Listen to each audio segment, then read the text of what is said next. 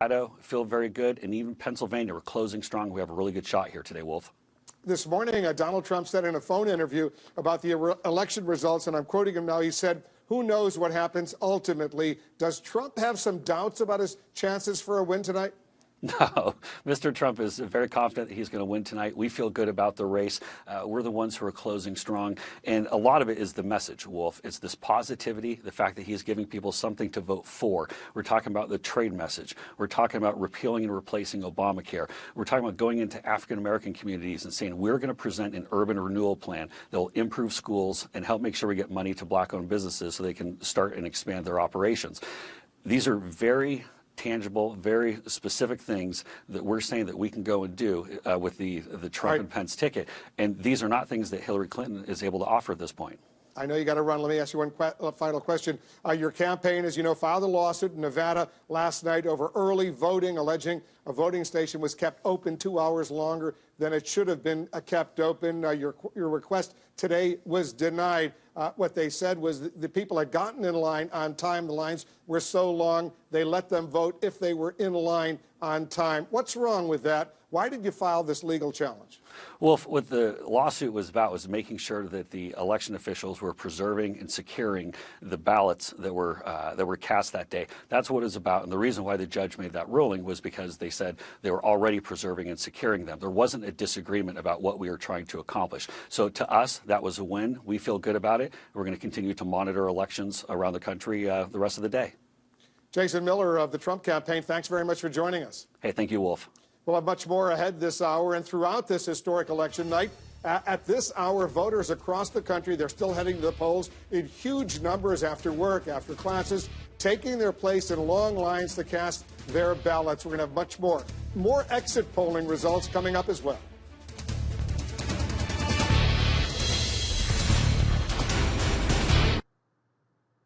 Their ballots. We're going to have much more. More exit polling results coming up as well.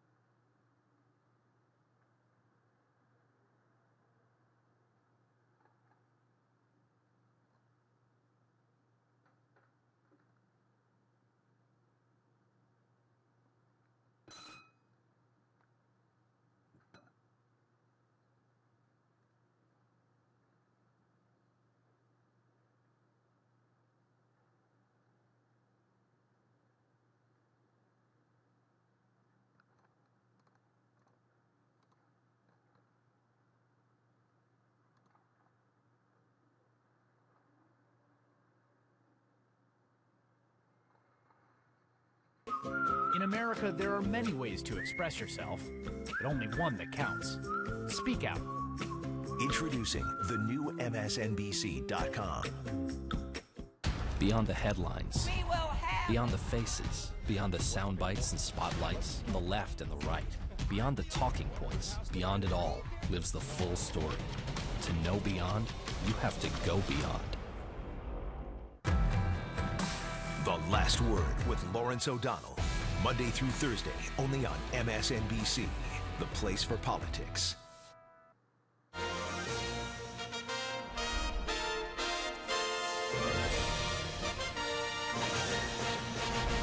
We are back right here at NBC Election Headquarters. We've got a quick look here at some more of the early exit numbers. According to the early NBC News exit poll, 44% of voters have a favorable opinion of Hillary Clinton, 54% have an unfavorable view. And in this same exit poll, 37% have a favorable view of Donald Trump, 61% have an unfavorable view. As you can tell, that basically matches what our final NBC Wall Street Journal poll showed, both unpopular, Trump slightly more unpopular than Clinton. So we are guaranteed to be electing a president that a majority of voters find unfavorable. Steve Kornacki is continuing to crunch more numbers. I gave him an assignment. Of course, he's going to be back with us shortly with that millennial senior issue. And the reason I care about it is it's not just how they each vote, but who has the larger percentage of the makeup. In midterms, it's always seniors. In the last two presidential elections, it was millennials. What will it be this time? All right. And turning back now to the campaigns, for the first time in more than half a century, both major party presidential nominees are in the heartland of America, New York City. I'm kidding. They're right here in New York City. I have to tell you, I never thought in my lifetime both presidential nominees would headquarter themselves in New York City and find that appealing to the rest of America. But hey, these times, they are a-changing. Final stretch takes us all the way right here. So Kristen Welker is at the Javits Center on the west side of Manhattan, where Hillary Clinton's campaign is watching the results. And yes, there is literally a glass ceiling at the Javits Center. And less than 2 miles away is where you're going to find Katie Tur at the New York Hilton, refurbished one, by the way, Midtown Manhattan, where Trump's team is headquartered tonight. So, Kristen, what you seeing there? How are they feeling? Tell me about it. Well, Chuck, I've been talking to a number of the Clinton campaign officials here. They are striking a note of measured confidence. One top official telling me, we feel good tonight. Secretary Clinton finished strong. She finished this race in the exact way that she wanted to.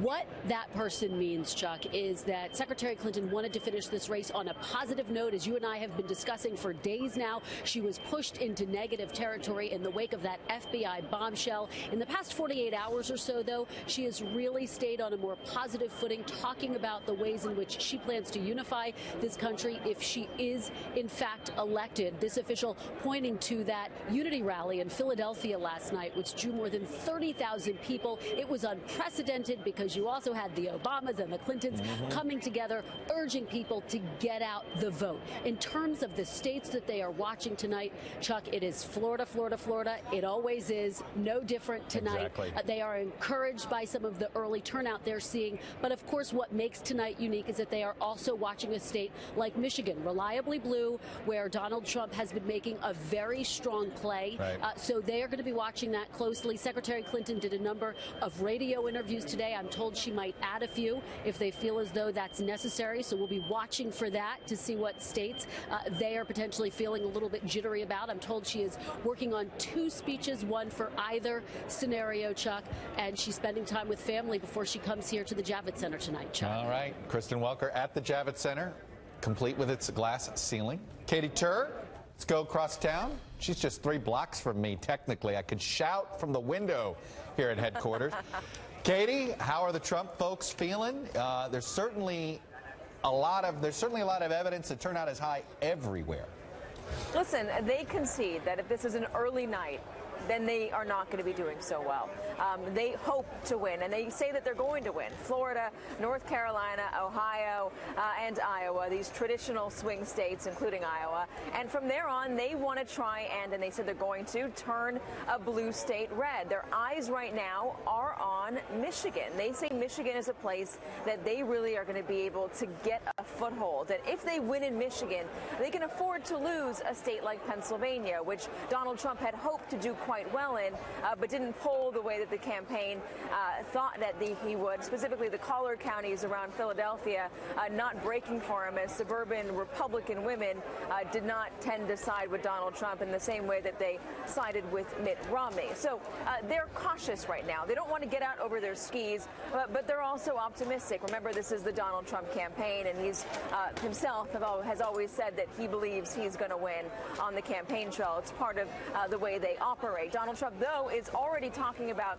what could be a rigged system. He's talking about voter irregularities in Utah. They're also talking about voter irregularities in Nevada. They filed a lawsuit for that. So that could be a glimpse of how we can expect the rest of this night to go, potentially. Katie Tur, Trump headquarters. Katie, thanks very much. Little breaking news here from our friends at the New York Times.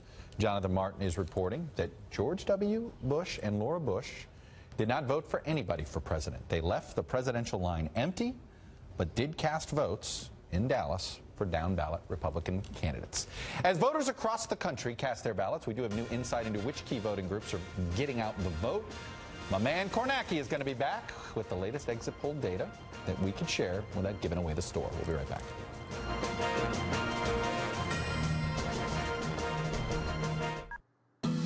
You're watching MSNBC International. Why? Because I love it when America works. We become great. Like the American president who forged peace between enemies. The president and the speaker who saved Social Security. The president who brought us health care. Because it's not the purists and the postures, the critics and complainers who get things done. It's the leaders. That's our pride. And they don't speak for us. No, they roar like lions. Those are the ones for me. They keep me going non-stop. When it comes to breaking news, people matter. We are back with our continuing breaking news coverage. The people at the center of the story. Police here in Istanbul have sealed off the roads leading to the international airport. And the people you rely on. We are following breaking news out of Orlando, Florida. Where do things stand? I feel like it's hour by hour. To guide you through it as it unfolds. We just got in some breaking news. Good evening, Brian Williams here with you from New York, and we come on the air at this hour. The human cost of all the people in our country who don't have access to health insurance, who through no fault of their own have a pre-existing condition, have a terrible illness, have been laid off, that human stake becomes abstract. But that's what it's about. That's why we want to have health care, right? Is because our individual fellow citizens are suffering needlessly without it.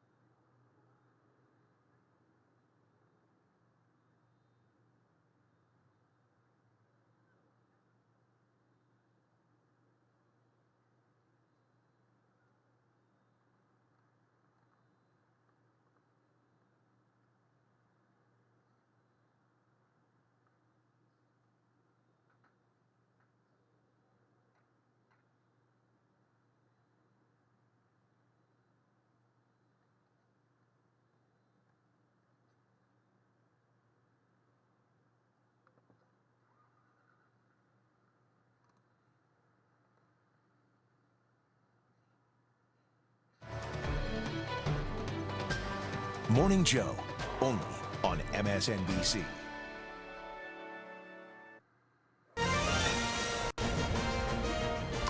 Welcome back to NBC's special election night coverage. Let's get right back to our own Steve Kornacki. He's been digging through the vast trove of brand new national exit polling data. And this is, Steve, I mean, I think we're up to 15,000 interviews. I mean, this is a national poll that you can take to the bank, bet more so than any other that you see before Election Day. What do you got? Yeah, so we'll take you through, and again, there's still more, sort of interviews coming in, but right now, take you through some of these groups. So obviously, we looked as well. Non-white voters, their share of the electorate's been growing. Look at black voters. Now, this is interesting. Obviously, this has been a group that's been overwhelmingly Democratic for at least half a century now. What you see is Clinton 87, Trump 8. To put this in a little bit of perspective, 4 years ago with Barack Obama, his margin with black voters was 93-6.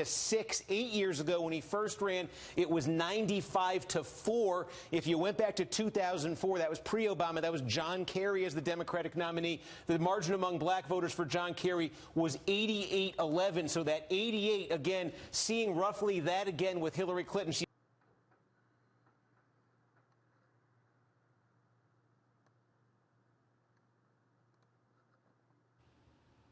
Hi, my name is Aaron Levy, and I'm a software engineer at CoreOS. I wanted to make a recording of a presentation that I gave at a Kubernetes meetup recently that went over self-hosted Kubernetes and then also a tool called BootKube that we've been developing here, which helps you to launch self-hosted Kubernetes clusters. So when I say self-hosted Kubernetes, what exactly do I mean?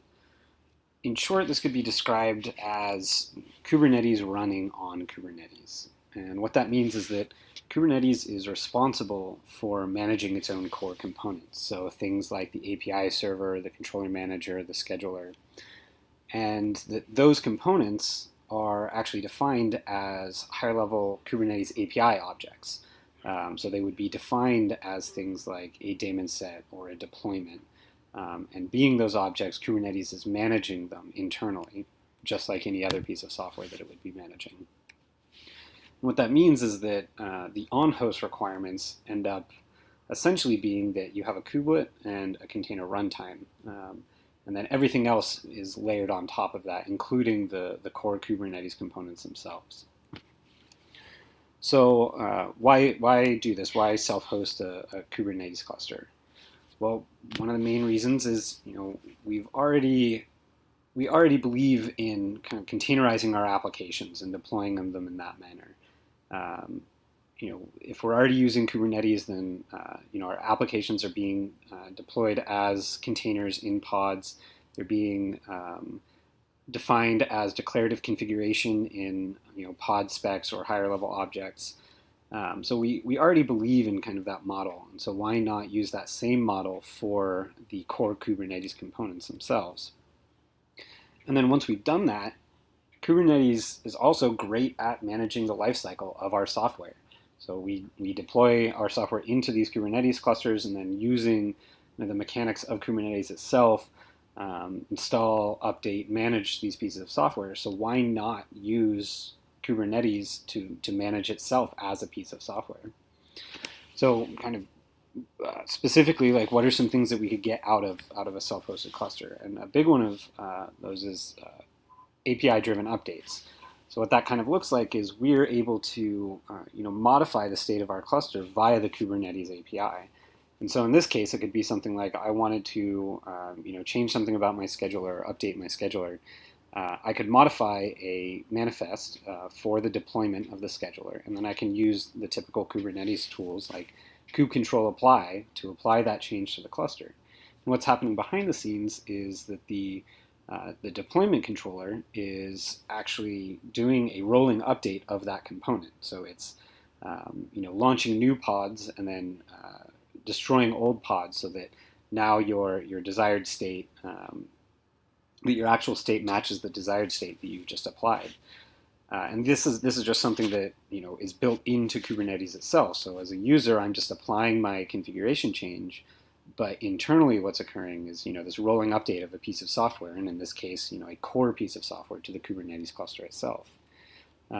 Another thing that we get is cluster introspection using the typical Kubernetes tools. So you could use something like kubectl logs to inspect pods and the logs of pods on your system, and that can include core components of Kubernetes. And so you get the same kind of entry point into debugging and introspection of your cluster for all of the typical components rather than having to kind of have two separate processes, one for your software and another for these core components. Or maybe something like secret rotation. Like let's say that we wanted to update some TLS assets for the API server. What we could do is we could put those new assets inside of a secret, and then we create those, kube control create, and inject them into the API. And then we update our API server manifest to use those new secrets. And so now, anytime an API server pod is scheduled to a node, it's also going to retrieve those secrets, and in this case, the newer set of secrets that we wish to have. So another really big reason that self-hosting can help us out is upgrading Kubernetes right now can oftentimes be a difficult process. Part of that is because if we say are deploying these components maybe as just static binaries on the host, or even as static pods on various hosts, it's our responsibility to go reach out to each of these nodes and essentially update files on disk. Maybe it's changing image version flags, or maybe it's just changing flags on the binary itself. But that means that now the responsibility of updating the Kubernetes components is using an external tool. So it's using something like configuration management, or maybe you're SSHing into your boxes and updating the pod manifest. In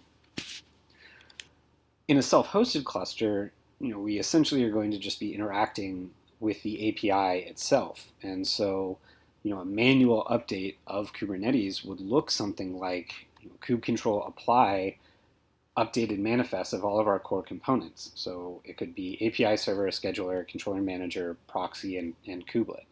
And then letting Kubernetes manage rolling these pods across the cluster, updating wherever they may exist in the cluster, rather than us saying, okay, I need to make sure to reach out to every node that may be running an API server or maybe running a scheduler and update these files on disk. We let Kubernetes and the mechanics that are built into it handle that for us. Now, when I describe an update this way, we're not quite there yet to just be able to run these 5 apply commands and have an updated cluster, but we're not that far away from it. So I actually want to demo upgrading a self-hosted cluster. So I already have a 2-node self-hosted cluster here. I used bootkube to launch this, and I'll go into a little bit about what bootkube is and how it works in a little bit. But just so we can get started quickly, it's already been launched. So we can see we have the 2 nodes as part of the cluster here.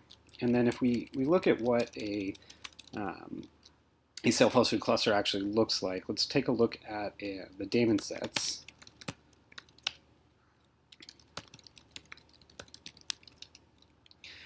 Okay, so we have 3 daemon sets in this case, one for an API server, one for a proxy, and one for a kubelet. The API server itself is a little bit special in this case because we've given it a node selector that says we only want the API server pods to end up running on nodes that have the label of master as true. So in this case, we can see it's only ended up on one node. And then in the case of the kubelet and the kube proxy, those are also both daemon sets with no node selector because we want to be running both the kubelet and the kube proxy pods on all nodes in the cluster. And then if we take a look at the deployments, you can see the other core components, which are the controller manager, the scheduler, and in this case the DNS add-on. And so we have 1 copy of those each running in the cluster itself. So what we want to do when we update a cluster is we first want to update the control plane, and then after that we want to update the kubelet and the kube proxy. So what we're going to do first is we're going to update the API server. Now, before we do actually, let's take a look at the version of the cluster. So my kube control binary locally is actually a bit old of a version, but the API server itself is running a 1.3.0 API server, and then the metadata at the end of this is CoreOS build specific, but in this case it's a 1.3.0 Kubernetes cluster. So we want to update the API server. So we need to modify that daemon set.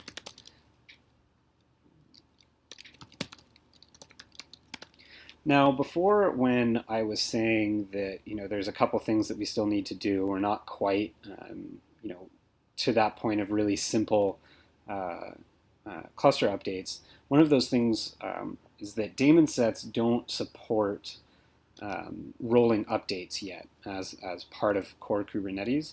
And so in this case, we're going to need to roll the update across the cluster. But so the first step of that is to, should be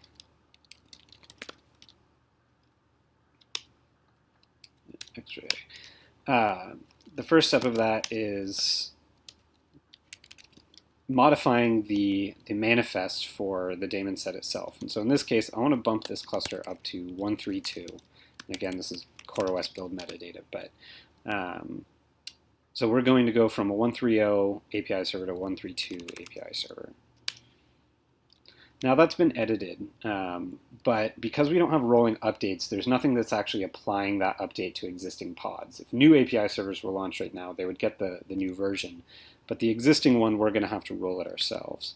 So if we take a look at the pods in the cluster, we can see that the API server, the name, kind of an oddly randomly generated name for this API server pod, PUTZZ.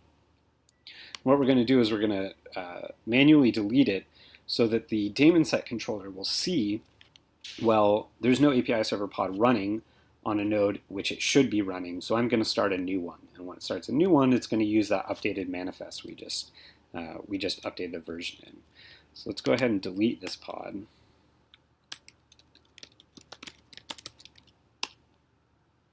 All right, now that I've deleted it, the API server is not going to work anymore because we just deleted, the thing that's running it. So we need to wait a second for that to come back up. So in the meantime, I can go over a little bit about bootkube itself. So if you want to look into bootkube, take a look at the GitHub page for it under CoreOS/bootkube. Documentation there, pre-built releases and such, reference implementations. So if you want to launch some local clusters and kick the tires, some good details there. But then we also wrote out a document kind of talking about self-hosting and the kind of design details behind it for all of the components, and where we kind of see this moving forward, some of the pieces that still have work to do. And so that you can get to via this link.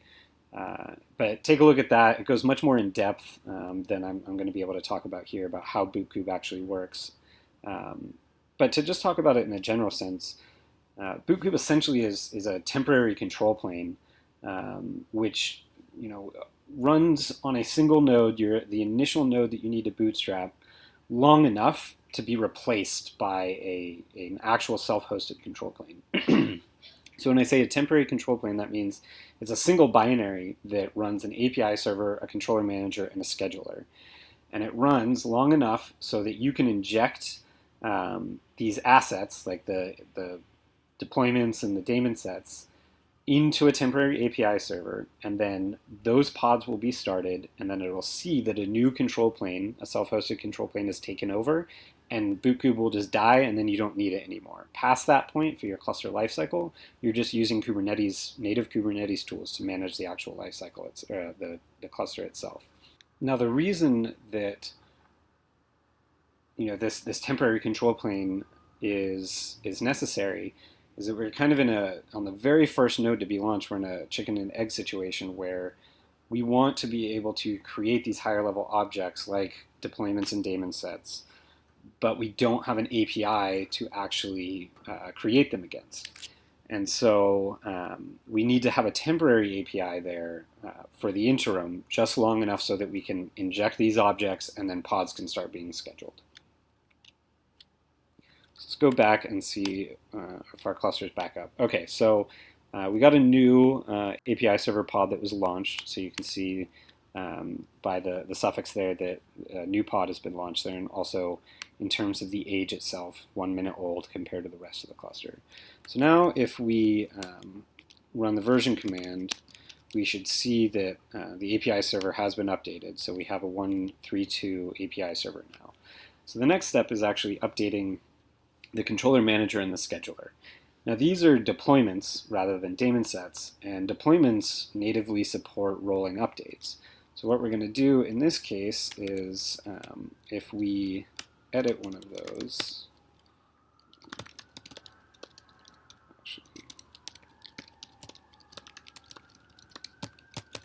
I'm going to do the controller manager first, and I'm going to do the same thing and just tick this image up.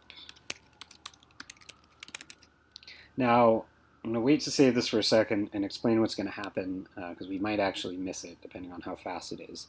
So when I save this, the deployment controller is going to see that my manifest has been modified, and it no longer matches what is actually deployed into the cluster. And so it's going to start a rolling update of existing pods that were managed by this deployment to match this new configuration. So I create it, and then we can just do get deployments.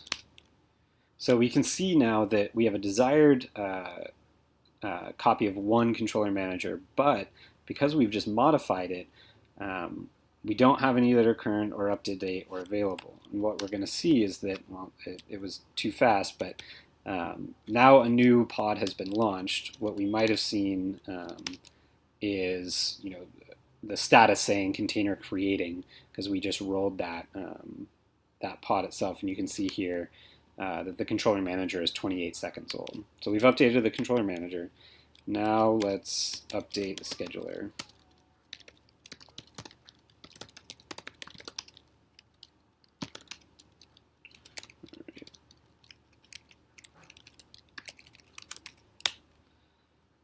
We can try and get pods and see if we can catch that one. No, it's already been updated. So the scheduler, 2 seconds old, because the image was already local to that machine, because we've updated these other components. So it was already downloaded by then. All right, so now essentially our control plane has been updated. We updated the API server, we updated the controller manager, we updated the scheduler. Let's update the kubelets and the kube proxy. So one of the things about, to just show the version change on the node side, is we can get more information about the nodes, and we'll output it in YAML. So one of the things we can see here is under node info, and this is just one of the nodes, I could scroll up and see the other, but that these are both running 1.3.0 for the proxy version and for the kubelet version. And this is part of the node object. The kubelet is always updating the status of the node object itself. So let's update these. And this again, both the kubelet and the kube proxy are daemon sets. So again, we'll have to update the daemon set, but then we need to kick each of the pods so that they get recreated.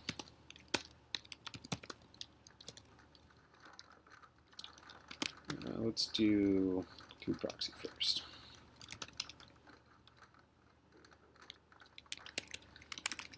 Right.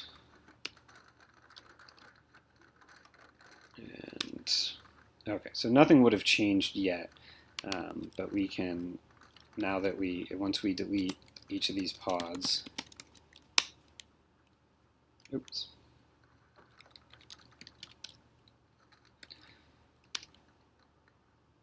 All right, and that switched over pretty quickly, so that's 2 seconds old. So let's update the other proxy.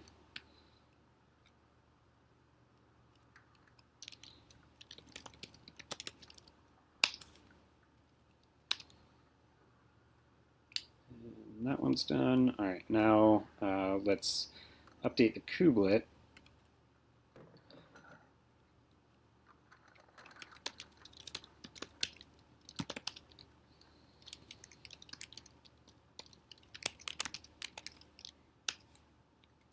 And then do the same. We'll kick each of those pods individually.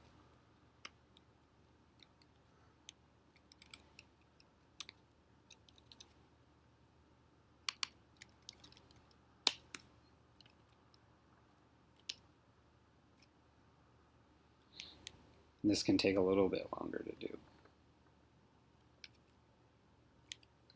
right, so we see that one's now pending. And we've got a running kubelet. And let's do the last one.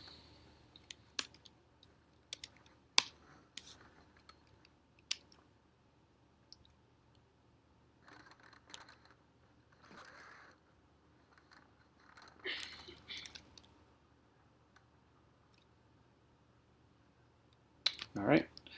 So now we have a fully updated cluster. So we did the entire control plane, and then we did each of our nodes by updating the kube proxies and the kubelet. If we were to inspect the nodes themselves now, the node objects, we can see that the node object is reporting that the kube proxy and the kubelet version have both been updated as well. So we were able to do this without having to SSH into host or change files statically on the host. We do this all just via kube control commands over the Kubernetes API. Let's say that we wanted to scale the schedulers.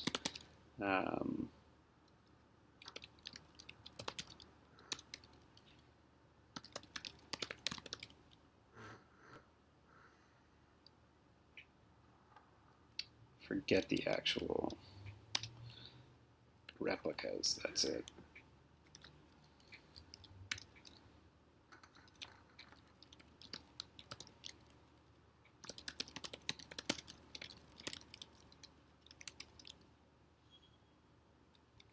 And then get the list of pods. We can see now we have 2 schedulers running in the cluster just by updating that just by using kube control. And if we were to inspect the deployments, we see that our desired matches the actual. So anyway, it's interacting with our Kubernetes cluster and modifying the core components of it in the same way that we would do this for our applications. And it gives us all of the really nice tooling of Kubernetes to do something like just upgrade your cluster really easily. And in this case, I was doing this a very, very manual way where I'm live editing the manifest using the edit command. And then in the cases where something like rolling updates aren't implemented, I'm going through and I'm kicking the pods. But that's something that very likely isn't too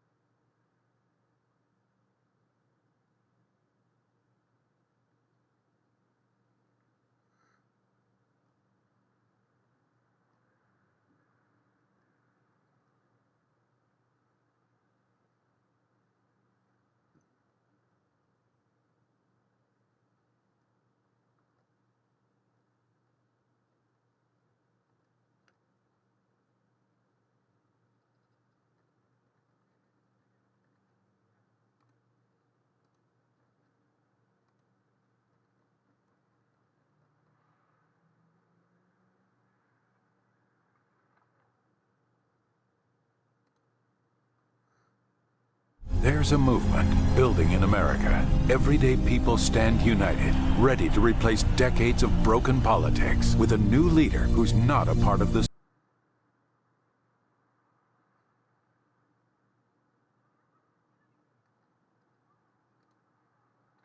There's a movement building in America.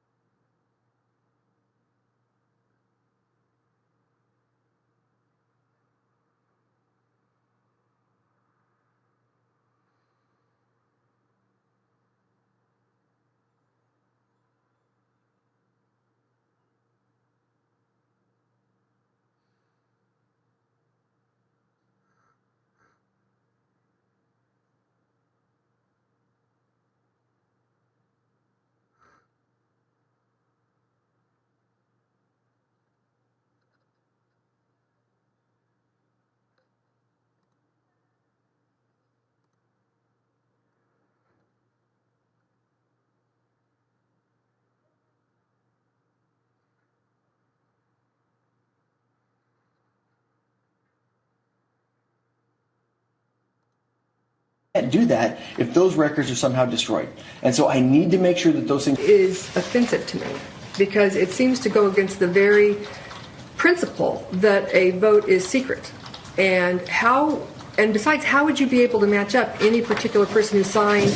Because when you sign in to vote, you don't put a timestamp. There's no timestamp next to your name saying this person signed in to get their card and go to the polling location. The polling machine at 8:01 versus 9:50. It doesn't. It's just your name is on there as having voted. How? I'm just really by these requests that you've asked. I'm trying to figure out how this is relevant to your integrity violation. I mean, I understand the thing that they were passing out food to people waiting in line. Okay. Allegedly, Catherine Cortez Masto violated the 100-foot rule. She's not here. Was she given notice? I just am really struggling with this. Your Honor, what we're specifically targeting is Clark County because they're the ones in possession of the evidence. That's it. That's what we're looking at right now. He is the one in possession of the critical evidence that's going to be able to. And there's a number of microphones up here. I'm sorry if they interfere with this, Your Honor. I don't. Okay, well, specifically, let's review it. Yeah. The ballots and voting machines from the following early voting polling places shall be set aside, sequestered, and it's 9:50. It doesn't. It's just your name is on there as having voted. Are they not to be counted? How? No, I'm just really by these obviously requests those you've votes asked. will I'm be trying to counted, figure Your out Honor, how and they'll be this is taken care of. But relevant we asked to those your votes, particular to those integrity machines, and violation. what we've I been understand able the to thing talk that with the county on is I've learned that there are actually tapes they or were some type passing of out food to backup people waiting in documentation that are actually pulled out of those, and so we want to make sure that those tapes. They're counted whenever they are, but then they're sequestered after that they are preserved. And there's an obligation to preserve that under NRS 293.391 anyways, that they have to preserve that. But we won't beyond that. It's not just that they have an obligation to preserve those tapes, which are something we do want to make sure that they're preserved and sequestered away from other things, but we want the identities of the poll workers. We want the hours in which they were working. We want to be able to identify all the other logs that were taken if they took any notes. Okay, well, none of that's in here. I'm going to review exactly what's in here that you specifically asked for. You asked for the 4 locations.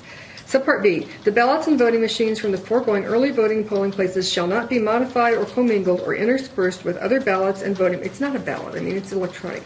Other ballots and voting machine pending any legal challenges to the result of the November 8th election. C, the registrar shall take all steps necessary to preserve the status quo and allow legal review of allegations in this petition after the completion of voting. This specifically includes identifying, preserving, and retaining all documents, records, logbooks, and evidence of any kind relating to the allegations of this petition. What? What is what? What are you asking for? Nowhere in here does it tell me you want names of people who are working. The registrar shall pay the petitioner's legal fees. What are you asking for?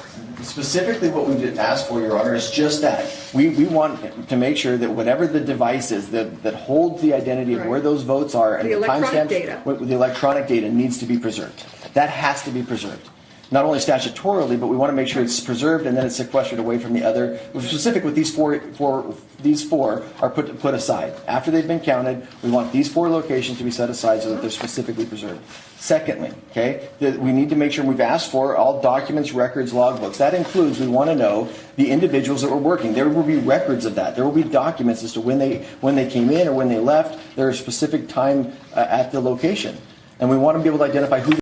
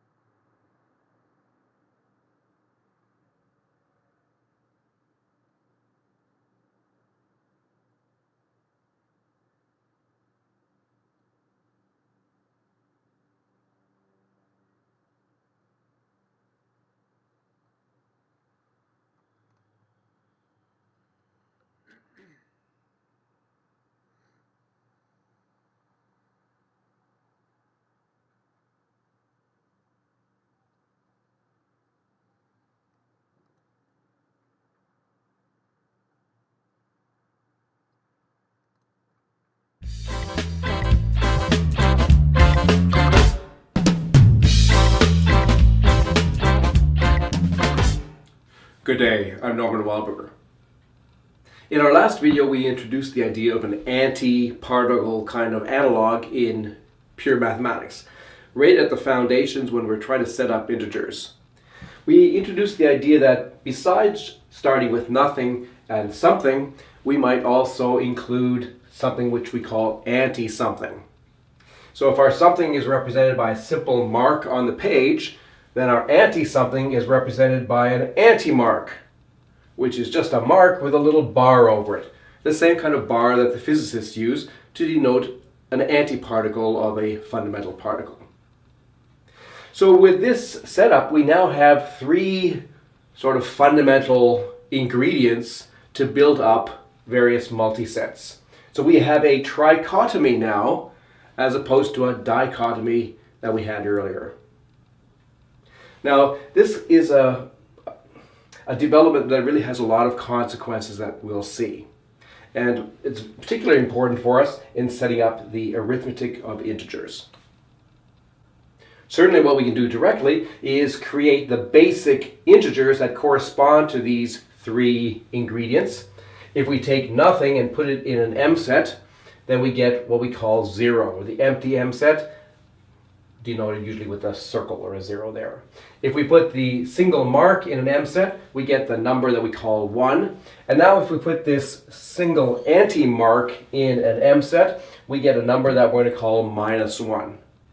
So then our -1, 0, and 1 are the fundamental integers that correspond to these three sort of elemental aspects of our fundamental mathematical reality. Now, it's important to note that we don't have to do this, that it might be that in some situations things are better modeled just by a dichotomy between nothing and something. If you're interested in a kind of a black and white situation, on and off, something binary, then it's perhaps more sensible to just restrict oneself to this story here. But when we're trying to do arithmetic, we'll see that it really is useful to have these three things around. So now we have three different types of numbers in this context. We have integers, represented by int, which consists of both natural numbers and negative numbers. So natural numbers include things like this that we're already very familiar with. These are primitive natural numbers. Now we have negative numbers, which are very much like these, except that they consist of anti-marks instead of marks. And we note prominently that the 0 or empty multiset is also an element of both neg and nat.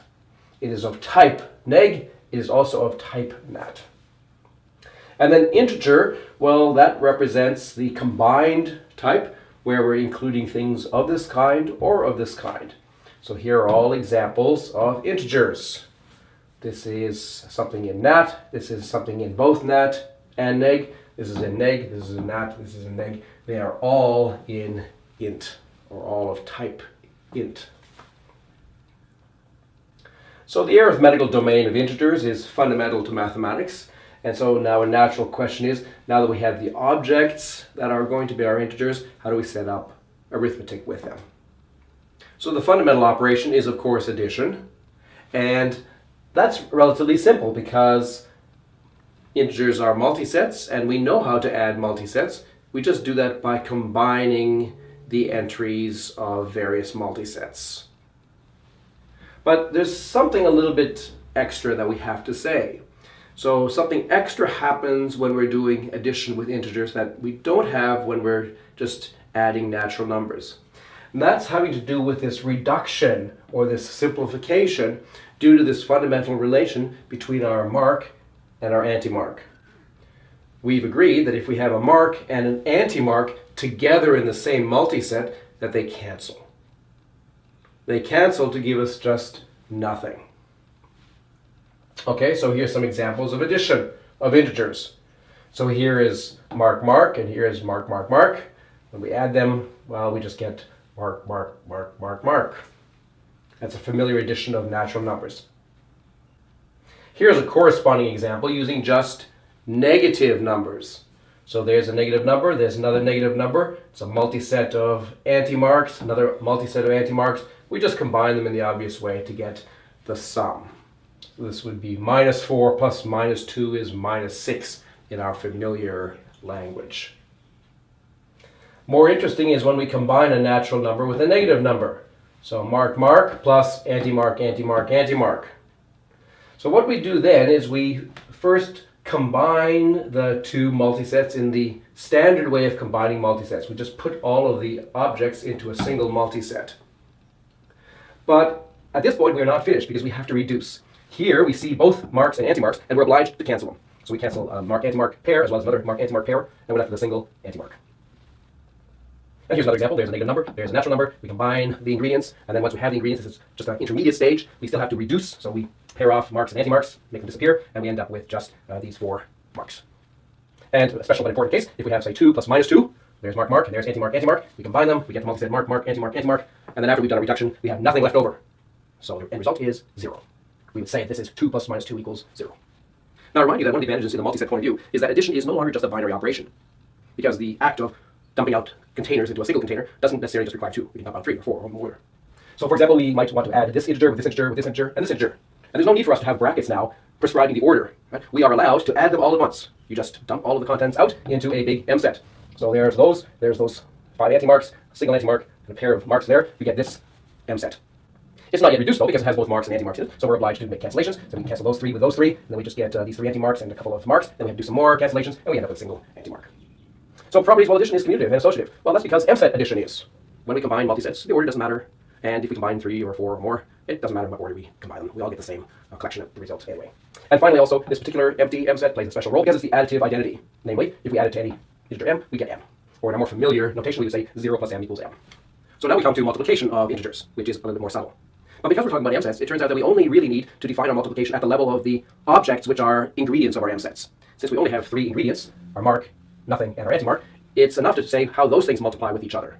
So here is now an extension of a multiplication table that we had in a previous video, where I told you how to multiply mark and nothing by mark and nothing. Now we have to also include the anti-mark. Okay, so this table will be, I think, relatively obvious. If we multiply mark times mark, we're going to define that to be mark, while mark times anti-mark is going to be anti-mark.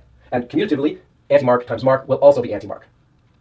The empty nothing times anything is going to be nothing. Right? That way there's blanks here and here.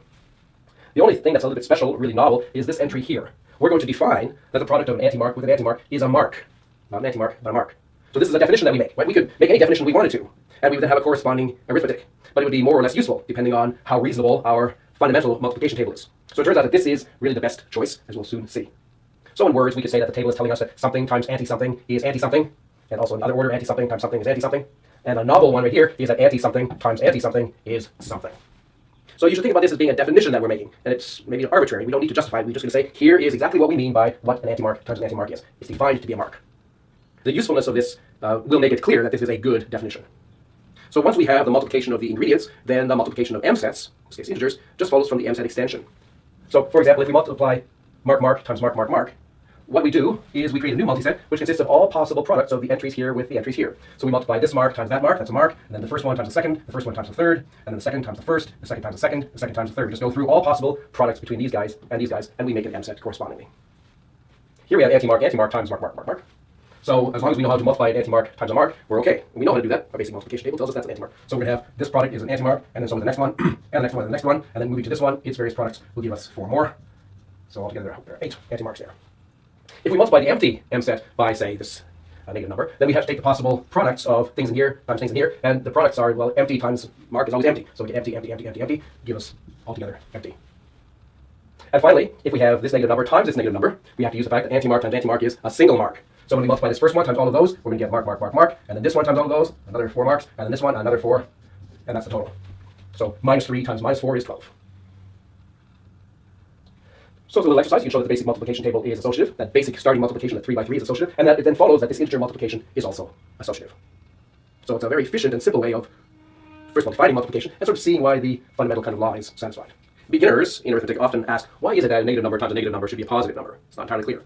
From our point of view, it's because we defined it that way. But that kind of begs the question, why have we defined it that way? So why is it that anti-mark times anti-mark equals mark and not something else? Well, one good answer is because it ensures that multiplication is actually consistent with our fundamental relation that a mark adjacent to an anti-mark should equal nothing. That we have cancellation or annihilation of the particle and the antiparticle. So let me explain why that is. So let's look at this example here. Suppose we look at 0 times minus 1. Okay, so here's 0, here's an anti-mark, we know that the product is 0. Suppose we reconsider this by replacing this 0 m-set with the m-set mark, mark bar. So in the course of calculation, if we got something like this, we would reduce that to this. So although this is not officially an integer, it is a kind of ingredient or an expression that evaluates to an integer. Let's work with it temporarily. Let's suppose that we try to do multiplication with this replacement of 0 times our minus 1. So we have 1 times 1 bar. Let's see, I should put 1 bar here. Okay, so the rule is definitely that 1 times 1 bar is 1 bar. But suppose that we didn't know what 1 bar times 1 bar is, so we're not sure about that. Well, what would it have to be in order that this be consistent with this? Well, we want this to be equal to this. So we require that what we're getting here instead of that question mark should be a 1, so that these two will then cancel to give us the 0 that we require. So consistency with our basic annihilation rule really forces the mark bar times mark bar to be the mark. And another example, or maybe an extension or more elaborate way of saying something similar, is because it ensures the distributive property of multiplication and addition. So if you have 3 integers, m, p, and q, then a basic property is that m times p plus q is equal to m times p plus m times q. And I'm going to let you convince yourself this is a true fact, and that it does really, involve this particular fact. This has to be the way it is in order for this kind of distributive law to work smoothly.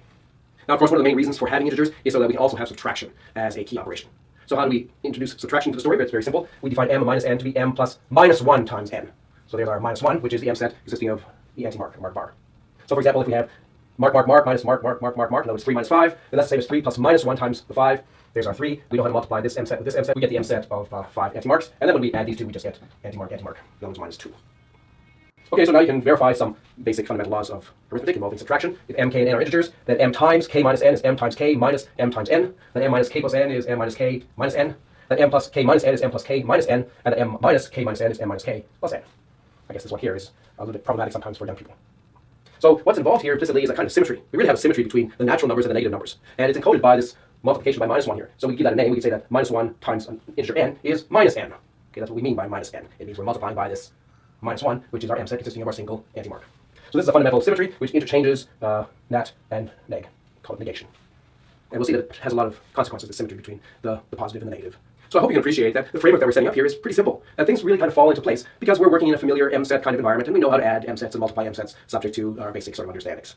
So it's quite a pleasant kind of situation, and it's nice that there's really only these 3 fundamental ingredients. The ingredients of the mark on the page, the empty page, and the mark with a little bar over it, the anti-mark. And of course the multiset framework, that's another key ingredient, this idea that we're able to organize our data by using the idea of a multiset, something which is unordered and in which repetitions are allowed. So we really have now quite a solid foundation for arithmetic, because integer arithmetic is absolutely a fundamental kind of building block for mathematics. And let me emphasize that there has not been any games with axioms or assumptions or religious belief systems or incantations. Right? We're not proclaiming that something out there exists that we can't get a hold of. We're being very concrete. This is what you write down. This is an example of that. This is exactly how you add or multiply or subtract things. We can illustrate what we're doing very explicitly and concretely in a way that everybody can follow and then end up answering the questions in the same way. But there's no religious assumptions here about things that are beyond our view and that may exist or not. There's not even any discussion about existence. We're just talking about things that we can write down, computations that we can make, and we can exhibit concretely and explicitly. We're going to see that this trichotomy really opens up all kinds of new doors for us in terms of understanding lots of things in mathematics. In particular, the linear algebra kind of ideas that we were working with, having to do with maxwells and pixels, and also vexels. We're going to see that we can now look at those things in a bigger, broader light with our view now of having integers as a tool for building up mathematics. It's very exciting, and it'll be kind of mind-opening for you, I hope. That's what we'll do next time. Hope you'll join me for that. I'm Norman Lauberger. Thanks for listening.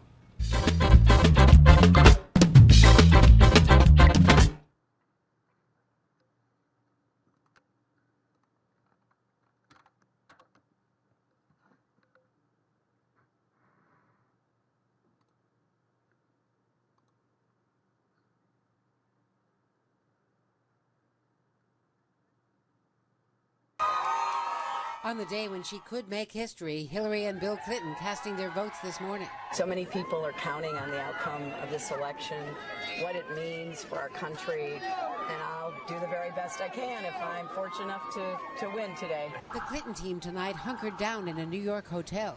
NBC News learning 2 speeches are being written, both appealing for unity, a theme Clinton's been previewing.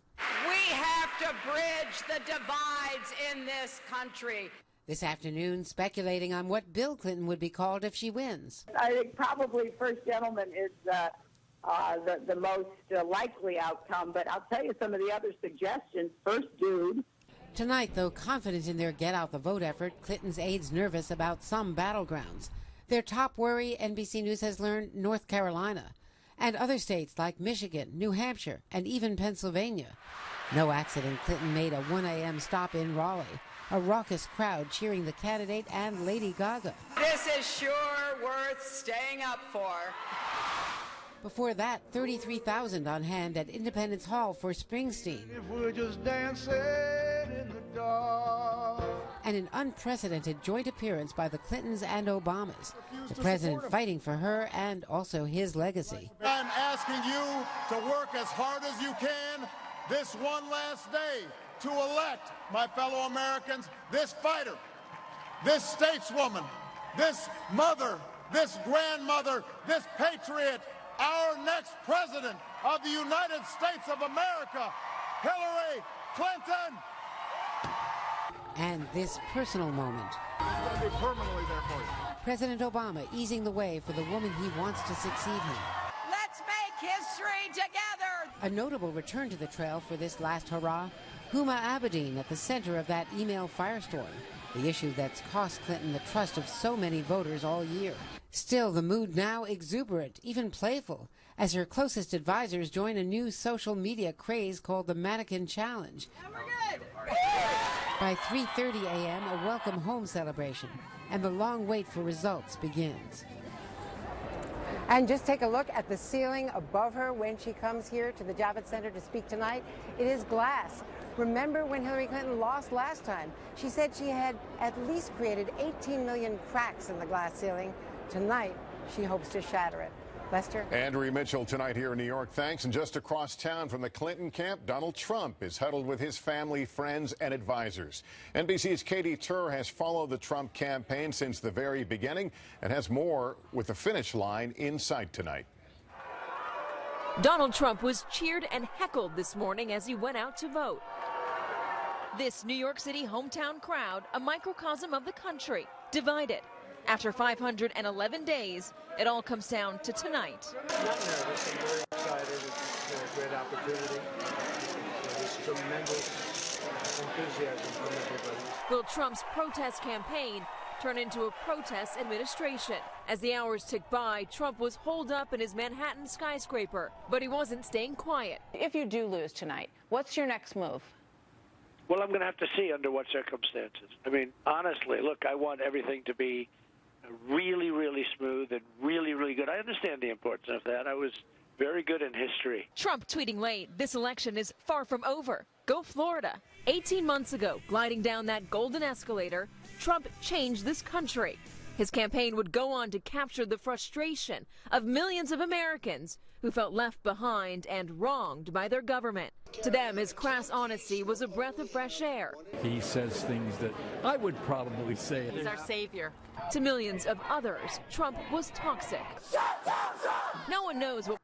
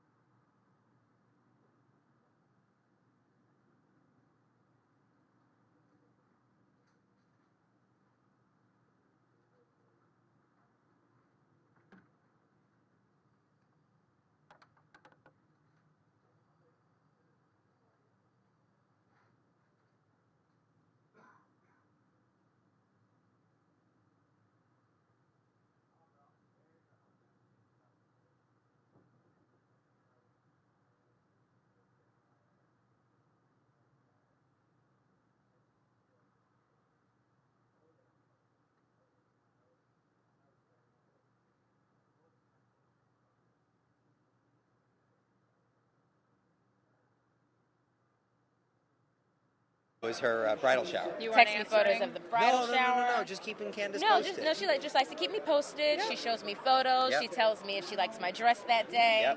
Yep. So what are you going to do when this is over? I mean, you know, we're not getting divorced, but we're going to have some time apart. Okay. We're going to get separated. Some we're gonna work get separation. A little bit, just a little bit. All And right. sleep. But I'm really looking forward to sleep. Serious talk here, John. You've been covering this campaign for how many days? Well, today's 512. It's from the beginning to the end. Candace was on Bush first, and then came and joined us. In March. In March, yeah. So when did you come exactly? I don't even remember. I came, my very first event was Radford, Virginia, which I believe was February 29th. Don't quote me on that. It was the end of February. There was a leap year this year, so you would be right. So, okay, so I mean, we've been together on this consistently for months. And I mean, early on, you know, Trump did not have a plane for the press to take us all on board. He got one eventually, but he chose not to be on it. So Candace and I would really divide and conquer, you know, if it was who got the morning, who got the night. And in between that, you know, we had this fun little routine of who was on Twitter duty. Yeah. Because that was Trump. So crucial. It you was. had to have it. And we would have these moments where it'd be like, okay, you take the morning, you take the night. We'd screw up, and we would both email each other at the same time, shifts. Yeah. Because we weren't good at keeping track of who was actually doing what. It was a very... It got better, though. Our process We screwed evolved. up this week, though. Yeah. Yeah. What did we do this week? What was it? Well, because there's two different things that can happen. One is that you can both shoot it out at the same time. You see something and you immediately want to get it out to the network. The other is you assume the other one has taken care of it, and then hours later But it's you guys are work married. I mean, there should be a little better communication here. Come on. There is. We're texting. The thing is, there's so many things always going on in Trump world. There's a plethora of things on a plethora of different fronts. So we may be talking about one thing and maybe forget about another thing, or focused on one thing for the day. Right. Or there's the rapid fire. You have a tweet, you have an interview, you have the event, and like it all kind of happens at once. The other problem is that it's always at all different hours. So like even today, you know, we made a pact. We were both in the office, and I think you said, "I'm gonna nap. Call me when you wake up." I screwed up. Staggering. I did not call her when Oh my gosh! Yeah, it wasn't It's breaking down already, Yeah, folks. wasn't It's the last day, though. Wasn't good. Okay, so but serious talk in a second, but most memorable moment on the campaign trail, Candace. Now, not just with Trump. Now, Candace covered Jeb Bush as well. I mean, the first one that comes to mind is actually back during the primaries when I covered Jeb Bush. He liked to joke around with the reporters who covered him, and he had just taken off his glasses, which in our world was a really big deal because he was always wearing his glasses, and he made a joke and called me by a colleague's name. And I was like, oh, I thought he knew my name by now. And then he's like, no, it's a joke. I don't have on my glasses. I can't see. And it's like, oh, okay, funny. And then at the end, after our media press availability is done, he's like, Candace, I just want you to know, I know who you are, wherever you are. And I was literally right in front of him. Right in front of him. That's nice. I like that joke. Yeah. So that was good old Jeb with an exclamation point. I mean, All right. I think with Trump, it's a little different. You know, I think one of the things that we've seen is that the access to Trump in the beginning was limited, and now it's gone to Zippo. And that's, you know, his choice, his prerogative. This is, as his staff has said multiple times, a very different campaign. But I think one of the fun memories I have is the Sunday before the Wisconsin primary, which he went on to lose. We're in a diner, and we had a lot of conversations. Talked about the playlist, talked about you know, the songs at his rallies, but also about the mood, the energy. And he leaned into me and said, pulled me over and said to me, you know, what do you think? How's it going? And I said, I don't know. It looks pretty good. Feels pretty good. He was getting big crowds. He was just going in there. People were worried about how he would do. And he said, I don't know. This feels like New Hampshire to me. I said, you know, this kind of feels like Iowa. And he said, yeah, but I lost Iowa. And I said, yeah, I know. And he started arguing with me, saying, no, I'm going to win this. This is going to be New Hampshire. I said, you know, I got to tell you, I don't think so. You got the energy. It's like Iowa, but I don't think so. And a week later, he lost. He saw me and just said, hey, John, Iowa. So So we have to wrap here in a second, but really, really quickly, we know that Trump is down in the polls. What is the mood inside the campaign tonight? I wouldn't say that Trump's down the polls. I think that Trump is doing better in states compared to 3 weeks ago, right? I would think that some states, we both would agree, have come much closer than what we would have thought. Florida is definitely within the margin of error for Trump. He has been down there a lot. I mean, how many times that we were in Florida the last few weeks that we saw Hill force one and Trump force one on the tarmac together? The state that everybody's talking about, I know, Candace, you were talking to some folks earlier, North Carolina. North Carolina has both Democrats and Republicans worried right now. It's interesting, even before these polls close, we're already seeing, though, that Trump's campaign manager, Kellyanne Conway, she said on NBC that she wished they would have had a better Republican infrastructure, which I think is going to be an interesting note to make sure we keep track of as this night goes on. This is really the first time, though, and we've pointed this out, that when you go to these rallies, you are not seeing someone mention down ballot candidates. That's a really big deal. That Trump in Florida did not mention Marco Rubio, who has been in a tough Senate race. Polls looking better for him. Could Rubio win the Senate? Trump lose the Sunshine State? Definitely plausible. We'll be watching North Carolina and Florida as well. Let's joined by John Santucci and Candace Smith, our intrepid campaign reporters. They will be joining us again live throughout the night. Please stay tuned to abcnews.com, and all of our Facebook pages. Our anchored coverage begins shortly.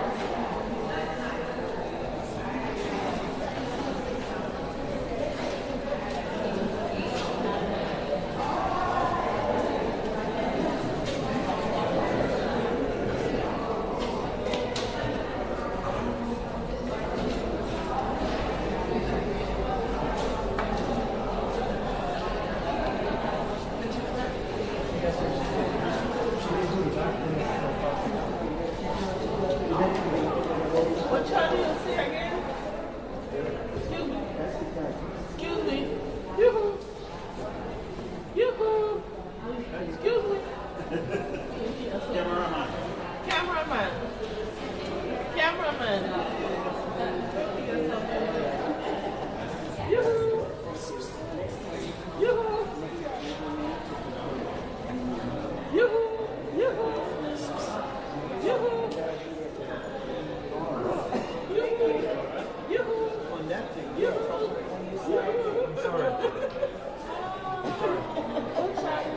That's the children that came over there.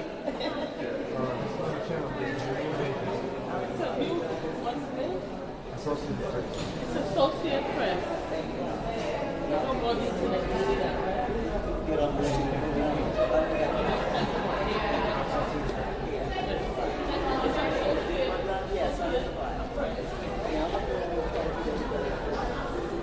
So you go to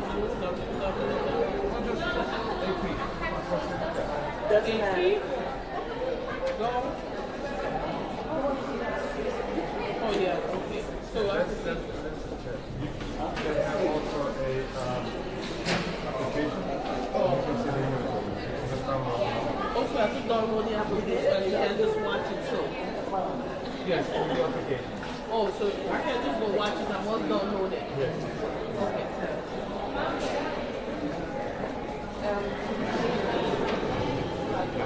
Did she do this?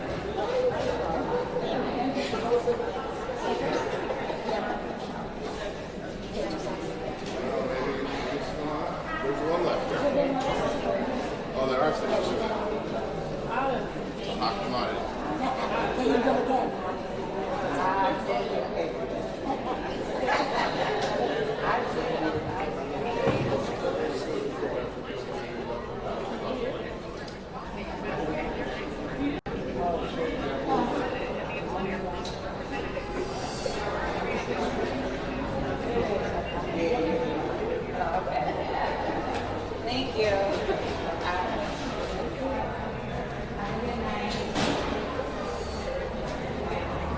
I'm finished.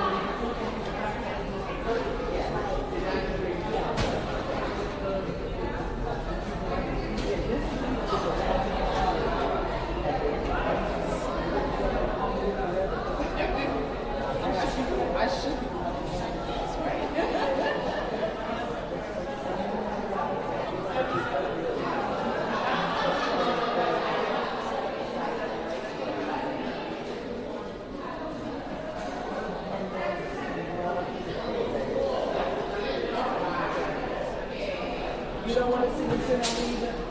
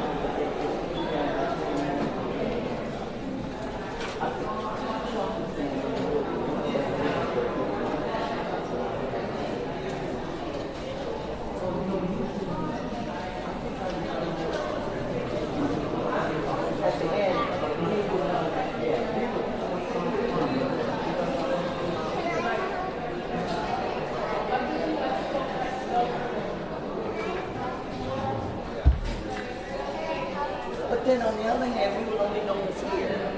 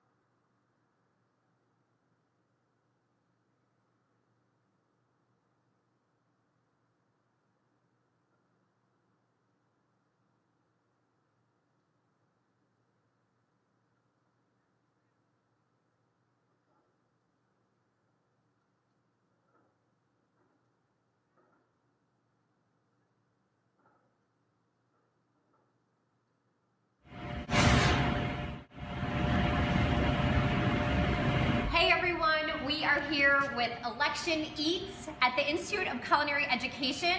We are going to be making an amazing meal, red, white, and blue themed. I am Chef Jenny McCoy, pastry chef here at the Institute of Culinary Education in New York. This is...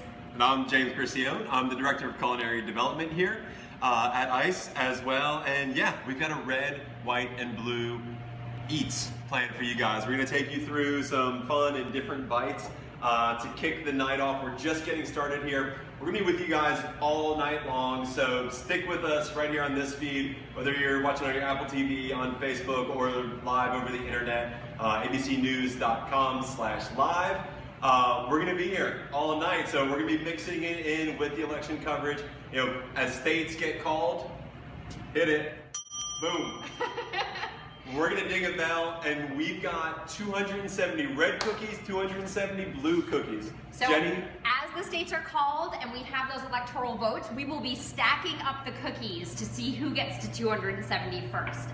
It should be pretty interesting because 270 cookies is a lot of cookies to stack on this platter, so hopefully we won't have any major catastrophes.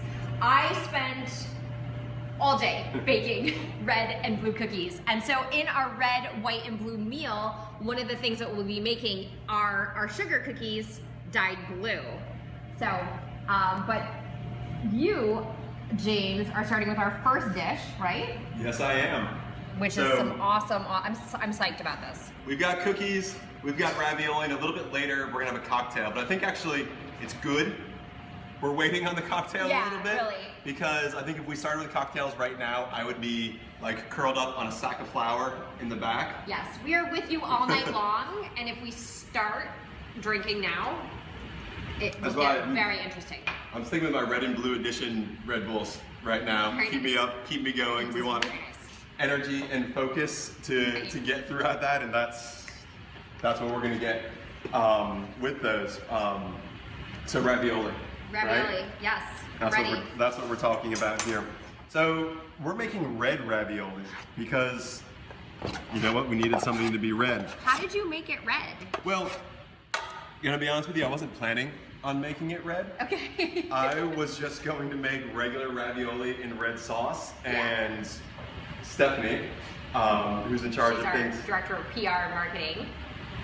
The look of disappointment on her face when I told her the pasta itself wasn't going to be red. She basically shamed me into making red pasta. I was gonna try to take the easy way out, but to make Stephanie happy, we're gonna do this. So we're starting out here with flour, all right? Just flour, that's it. And then we're gonna crack, this is about 2 cups, so around 10 ounces of flour is what it takes. Right, nice big hole, because we're gonna crack some eggs in there. Can we talk about how I'm a pastry chef and I do not know how to crack eggs like that? I have to do two-handed. It's because I'm always so concerned about the shells falling into the eggs. And I'm not a pastry chef, and I could care less about the shells falling in. It's good protein or something. Calcium? Yeah. Anyway, all right. You know, my 7-year-old daughter is working on this. This is one of her goals. Oh, nice, to learn. nice. Can you do it with both hands or just one? It's a good question. Okay, we'll get some eggs later. This will be a fun game. That'll be another one. How about how long does it take James to crack 270 eggs? That sounds like I mean, I could crack them fast. Done. No. Crack. Stomp them around. It's over. That's pretty easy to do. Okay.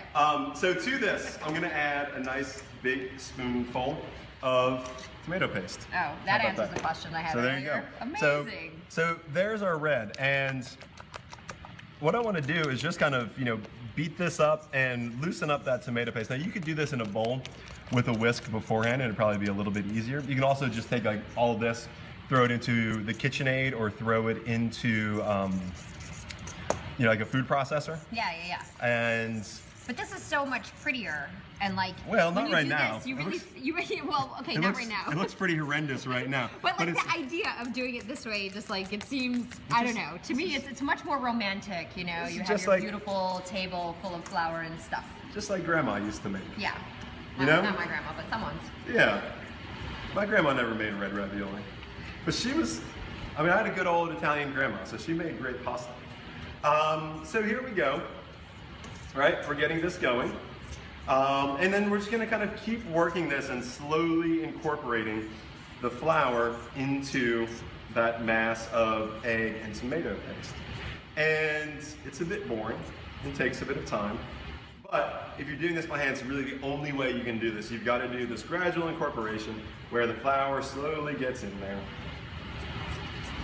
So it's cool because it's like, in some ways, you sort of think like, oh, I have this big pile of flour, I'm gonna crack a bunch of eggs, add liquid to it, like that could be a giant mess. But you start just mixing very carefully kind of in the center and slowly drawing the flour in. It's not like just, you know, get in there and then you've got liquid all over the place. If you dump this in a bowl with like a wooden spoon and just went at it, it would never come together. It would never really work properly. Got it. But as you see, you know, it all kind of stays together here and start pulling. And then when we get to, you know, basically this point here, you're just going to kind of bail on the fork because the fork's really not doing anything else for you. And then you are just going to kind of get in here with your hands and start kneading it. Start kneading it, but like with loads of flour here because it's still super wet and super sticky.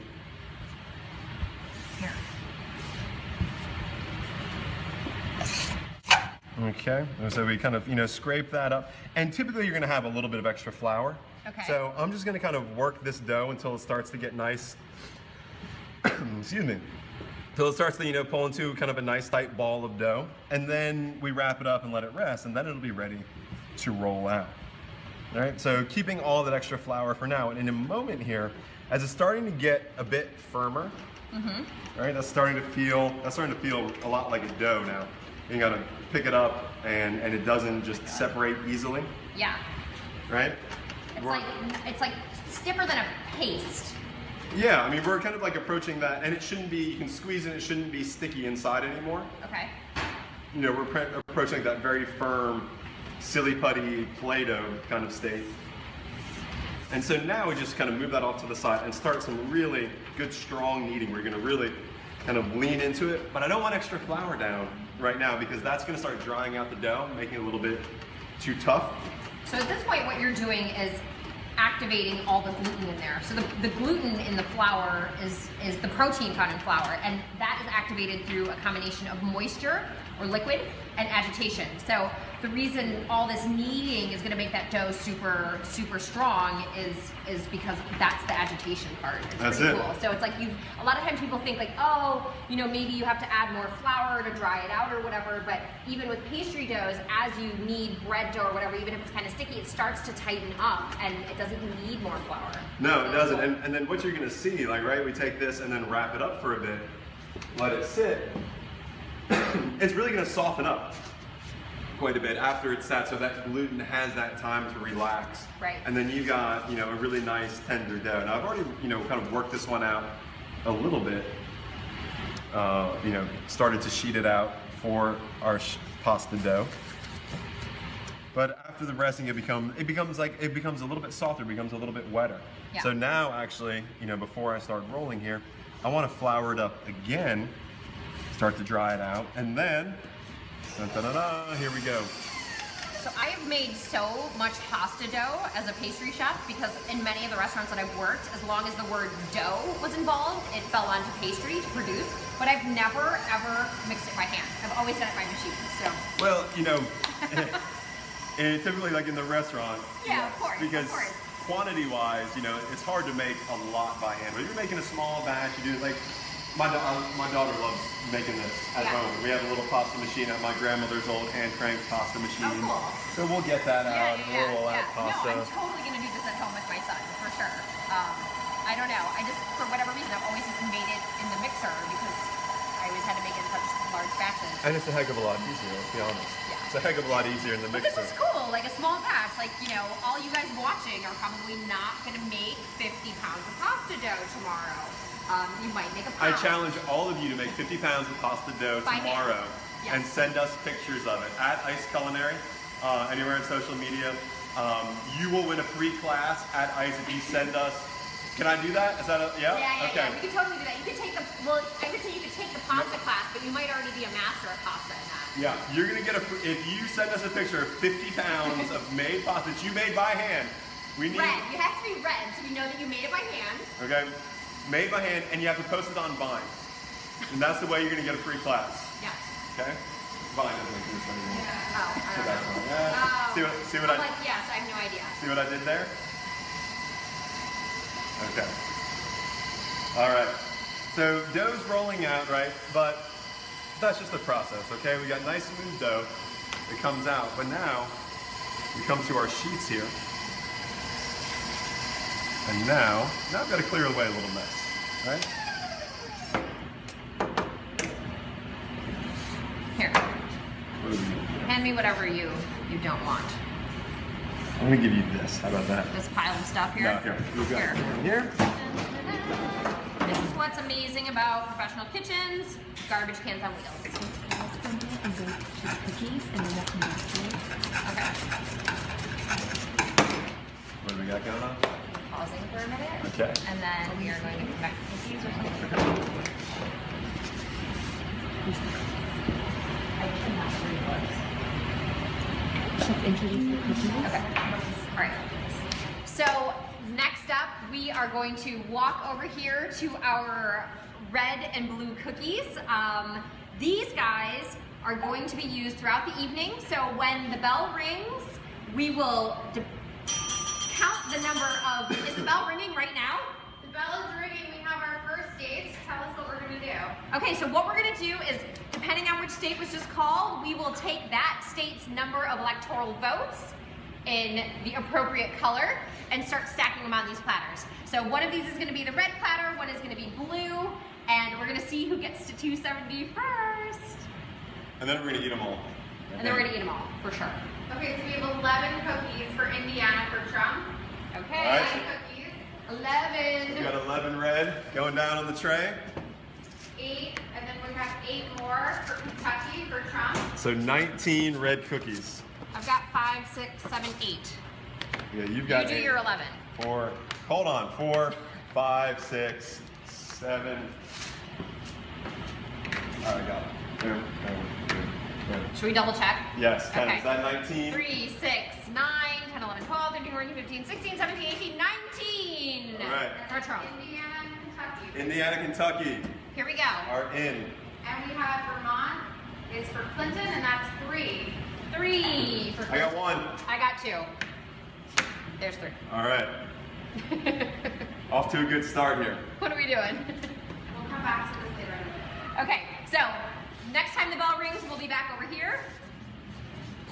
Let's go. Okay. And we're going to make some ravioli now. So we've got our pasta sheeted out. That's just a little bit of water to help the dough stick.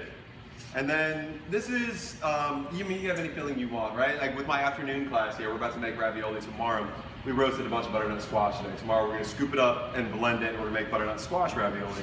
So when you make something like a butternut squash ravioli filling, do you need to add anything to it, or is it just straight butternut squash puree? It really could be. I like to just use a little bit of Parmesan cheese to season it. Yeah. And just let that kind of be in place of the salt. But you don't need like egg or anything to kind of bind it together. You don't have to. I guess it's enough starch in the squash to kind of hold it. And it's nice and soft. Okay. So boom, boom, boom, right? There we go. And whoa. Now we've got to just wet in between each one. So this is like your glue? Yeah, so this makes, makes the dough, and you gotta be careful not to over wet it, because it makes the dough just a little bit tacky. Perfect. Pull that over. So do you try to like not have a lot of air around the filling? You want to get it as tight, like I was, you like tucking them in. So I'm gonna kind of find that little pile of filling. Okay. And go right around the base like that, and really close it up, nice and tight. Sometimes you might see a little excess filling squeeze out. That's good. That's fine if that happens. That means we got really tight on it. So I like that. But yeah, you want to get that air out. What can happen is if you got too much air in there, it can expand while they're cooking in the water, and then they explode. So if someone didn't want to like make their own pasta dough, you can buy sheets of pasta dough and just like do the filling and stuff like that with fresh pasta. Totally. Right? So same deal. Buy sheets of pasta. Most grocery stores have them. Or some like a lot of like Italian markets and places like that are going to have them as well. Okay.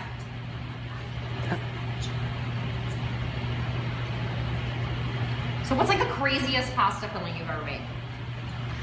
Maybe, or maybe not craziest, but like interesting pasta combination. Couple of moments just kind of even watching today. There wasn't so much fear and anger initially. There were some people who were saying, look, there have been, challenges of election fraud and claims of voter intimidation, and they said they were worried about that earlier. But actually things were pretty peaceful at the polls and even here at this polling station. But outside when we were waiting, we saw some of those voters who were actually waiting in line, and they were kind of butting heads around things. So it's definitely a tense moment, and people are excited to see who the winner's going to be. All right, Morgan Radford there in North Carolina. We will certainly check in with you again before this night is over. Thank you, Morgan. Let's bring in Jennifer Lawless now. She is a professor at American University. Let's just dig right in. Your take with what Morgan is seeing there. Well, this is a state that's going to tell us a lot. Once we know how North Carolina goes, we're going to know whether Donald Trump really has a path to 270. If Hillary Clinton wins North Carolina, it's likely going to be an earlier night than if Donald Trump does. Let's talk for just a moment about the influence of especially race there. There in North Carolina, race and politics are both tough issues there. They are, and in terms of African-American voters, Latino voters, and also female voters, this is where Hillary Clinton really needs to shore up quite a bit of support and ensure that she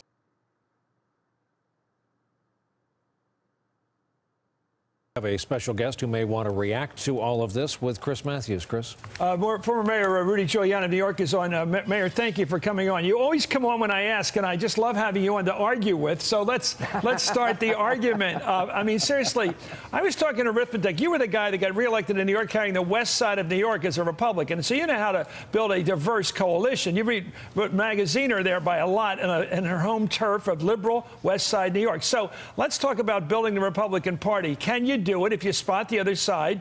African Americans, who, by the way, would be part of any nationalist movement on my part anyway. They're in part of the nationalism. And, of course, Hispanics and this growing number of Asian American voters where you have that other 10%. How can you beat the other side if you spot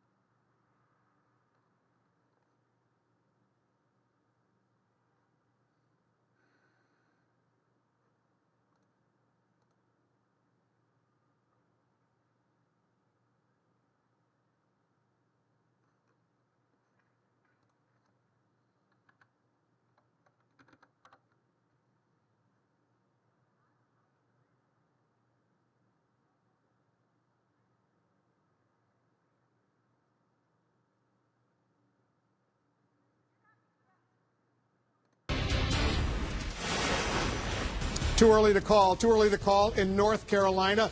As you can see right there, 15 electoral votes at stake, a critically important battleground state, and Ohio. Too early to call in Ohio right now. 18 electoral votes in Ohio. We are not able to make projections. Polls are closed in both of those states, cannot make projections yet. Let's take a look at the Electoral College map count, where it stands right now. You can see Donald Trump has a lead. He has 24 electoral votes right now compared to three for Hillary Clinton. You need 270 in order to win the White House. The blue state, that's Vermont. That's the state that Hillary Clinton, we've projected, will carry. The red states, those are states that Donald Trump has carried. Those yellow states, too early to call.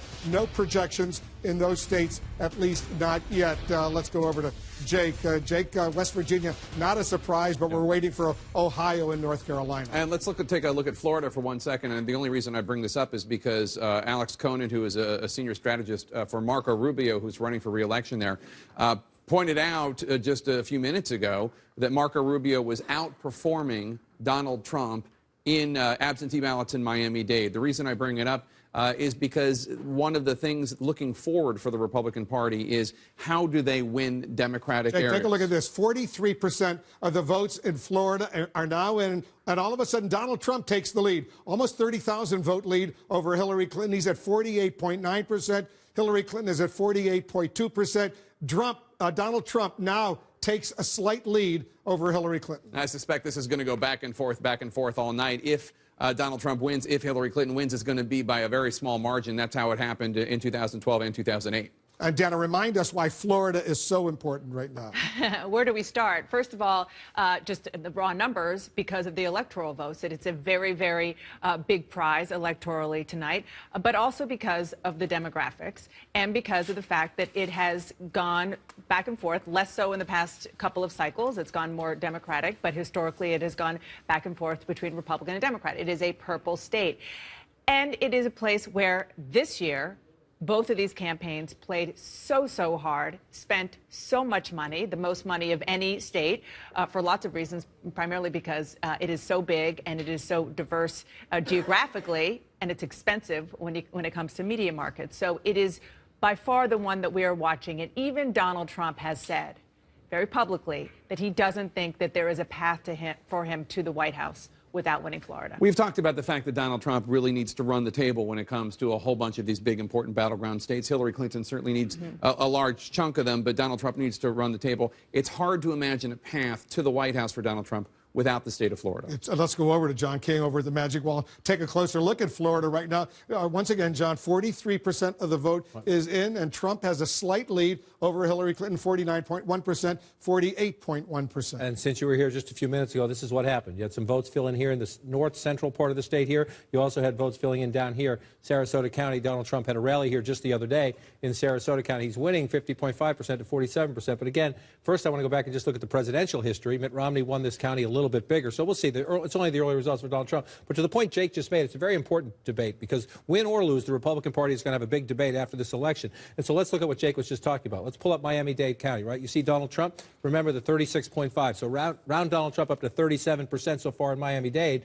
Look at the Marco Rubio performance, 47%. So he's running 10 points ahead of Donald Trump in Miami-Dade. Let's come back up here and look at Orange County, where Orlando is. Again, a swing area of the state. This part here is Democratic. You go across the I-4 corridor, it swings back and forth. But there's Rubio just shy of 40%.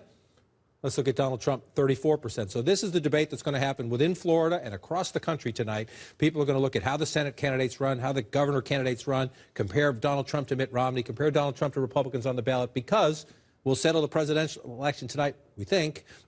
But the Republican Party is going to have this debate about who should lead it and what it should be about for a long time to come. Now, as we watch this, we're up to 45%. It's a pretty quick count so far, but that's mostly the early votes being reported. And so now we're going to wait for today's votes to be counted as well. And we went through this 4 years ago. We went to Jake's point. We went back and forth and back and forth and back and forth. And Florida ended up here, 50 to 49 4 years ago. And it sure looks like it's on track to be in that same ballpark tonight as we get to 46% of the vote so far. Because in the northern part of the state, pretty much Republican. Southern part of the state, very often Democratic. Yeah. In the east. The southwestern part of the state is a Republican area. This eastern part of the state, Broward, Miami-Dade, and Palm Beach County, this is your Democratic stronghold. Every election, it comes down to, do Democrats run up the vote total in these bottom three southeast counties to offset? You're going to see a lot of red on this side of the state and up here across the top of the state. We have no results from Broward County yet. That's where Fort Lauderdale is. Right, nothing yet at all there. And again, if you go back 4 years ago, this is a very important county for the Democrats, 67 to 32. You want to run it up in these counties in the southeast part of the state. Again, Palm Beach, Broward, Miami-Dade, you want to run it up there to offset some of this as we go forward, as you come forward here. You see we're missing these ones here just to offset all this. If you go back in 2012 and look, there's a whole lot of red. If you come up this way, the Democrats opt us, mostly here, but also right across in here. And we did get, as we come back, last time you were here, Hillsborough County is Tampa, Pinellas County is St. Pete. This is a swing. This is a swing area where the campaigns have had a fierce fight. This tells you a lot. Yeah. This one county tells you a lot about how tough this state is. You know what I want to do, John? Let's take a look at the United States, the national vote, as it's coming in right now. Let's take a look and see where Donald Trump is as opposed to Hillary Clinton. And take a look at this. Among the national vote, these are the votes that have already been counted. Trump is winning nationally, 52.7%, 44% for Hillary Clinton. He has 3,100,000. She has 2,600,000. Take a look at that. Well, we're going to go through this as we count. Look, we're only in this part of the country, and we all have very preliminary results. But one of the conversations tonight, and one of the conversations some political strategists have had, will we have something like 2000 again, where one candidate wins the popular vote and somebody else wins the electoral vote? If you're looking at the map now, Donald Trump is not winning all these states. He's just leading in these. We have called some of them. We've called Indiana, I believe, and Kentucky. But if you're looking at the map early in the night, just because it's shaded doesn't tell you who won. It tells you who's leading. These are live results. And as I'm talking, sometimes these results will change as we talk because live results are coming in. Let's look up at this state, another traditional battleground state that has been leaning more and more Democratic. But in Virginia at the moment, Donald Trump is leading, 54% to 41%. Most of the vote is coming in from Republican areas, so no surprise there. But here's one of the things we'll look at. We come out here, Fauquier County. This is a exurban area. Now it's a suburb. Used to be the exurbs, but outside of D.C. Is Donald Trump running well out here? And then the key issue will be when we get in closer. Loudoun County used to be Republican, has now become a Democratic leading suburb. 28% of the vote is in there. Is 55% about right for Secretary Clinton? 52% for President Obama when he won the state 4 years ago. One of the things we'll look at as we go through the night. And again, I come back out here. This is one of the counties I always watch. Prince William County, once Republican, now Democratic. In part because of college-educated women and in part because of the growing Latino population. 57% right now. We just got the first votes in Fairfax County. I'll skip over there in a second. 57% there. You go back in time, 57%. So it's running about what it takes for a Democratic victory, even though Donald Trump is ahead at the moment. Fairfax County, 60%.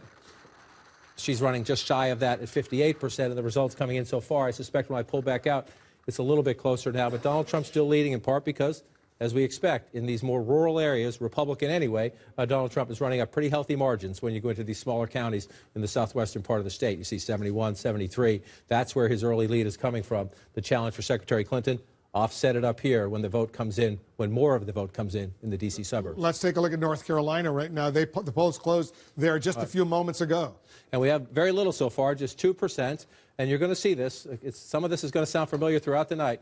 You're in these rural areas out here. Donald Trump has to run it up so far, 63% to 35%. Remember, the polls are closed except for here in Durham County. Some polling places have been left open for up to an hour, I believe. That was Mark Preston's reporting a bit ago. And this is a critical area for the Democrats. When you look, you pull out, you see where we have the cities marked. One of the clues throughout the night about how close are we getting is where you see these dots, where you see the cities. That's your population centers. Do we have any votes from the population centers? If the answer is no, then not that that's insignificant, but it's nothing to place a bet on because we have to wait for more of the votes to come in. Very, very early. 2% of the vote is in. Donald Trump has, about a 20,000 vote lead, but it's very, very early in North Carolina.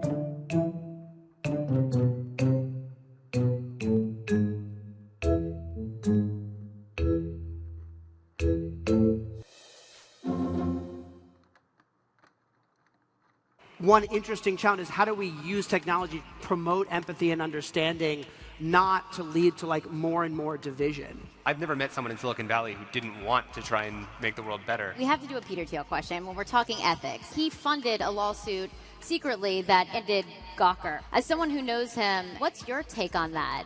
It raises a lot of interesting questions about First Amendment rights. I think he really believed that these people were doing damage overall and were not respecting what he believed was the line where privacy should be in our society. If he could get them in trouble for having crossed that line in a legal way, that was something he was proud to do, to discourage people from having that kind of business model where they did abuse privacy that way. So I think he has a very consistent position and he really believes in that. I can see how it's really scary to people that a billionaire would be able to throw around their weight. We were looking at Silicon Valley as kind of like a college, and one company needed to take Ethics 101. Which company needs Ethics 101?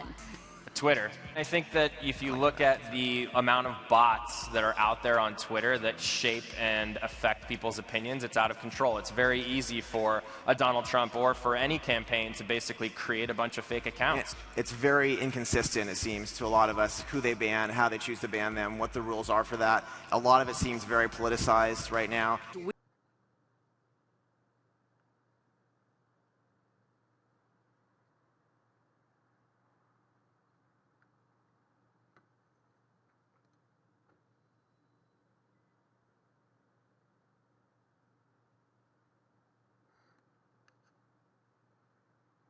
Some late word from Donald Trump. He's tweeting, and I'm not sure how accurate the tweet is. Here's the tweet. Just out, according to CNN, Utah officials report voting machine problems across entire country. In point of fact, CNN is not reporting that.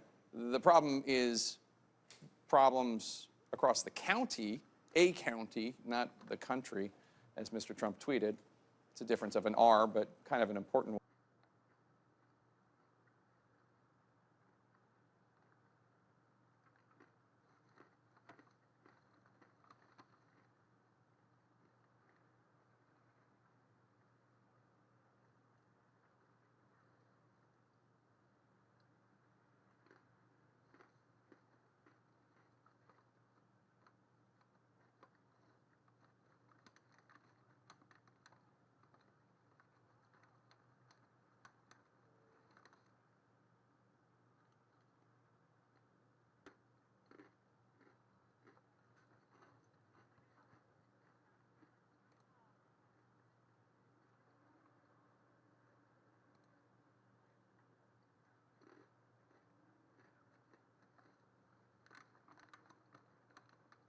Thank you. First of all, more than half of the vote in Florida is now in 55%. Look at this. Donald Trump has a significant lead of 118,422 votes over Hillary Clinton, 49.7% to 47.4%. Florida, 29 electoral votes at stake. All the polls in Florida will close at the top of the hour. North Carolina, 10% of the vote is now in. Trump has a lead of more than 52,000 votes over Hillary Clinton, 54.5% to 43.3%. 15 electoral votes at stake in North Carolina.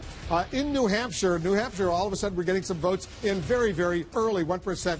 Only 1% of the vote is in. 337 vote lead for Hillary Clinton over Donald Trump in the state of New Hampshire with 4 electoral votes. We're counting down to another round of poll closings just moments from now. The mother of all battlegrounds, Florida. That's coming up along with the results from key races in Pennsylvania and New Hampshire. Stay with us.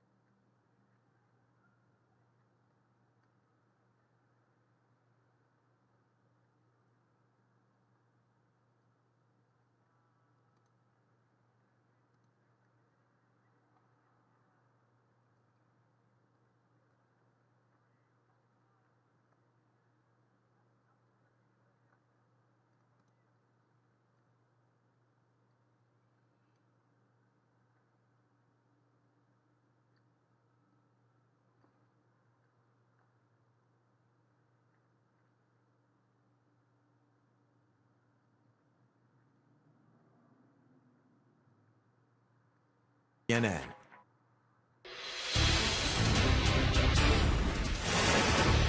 All right, look at this. We got a key race alert. Look at Florida right now. 65% of the vote is in. And all of a sudden, Hillary Clinton has taken the lead in the state of Florida. She's got a lead of 76,430 over Donald Trump. She's at 49.2%. Donald Trump is at 47.9%.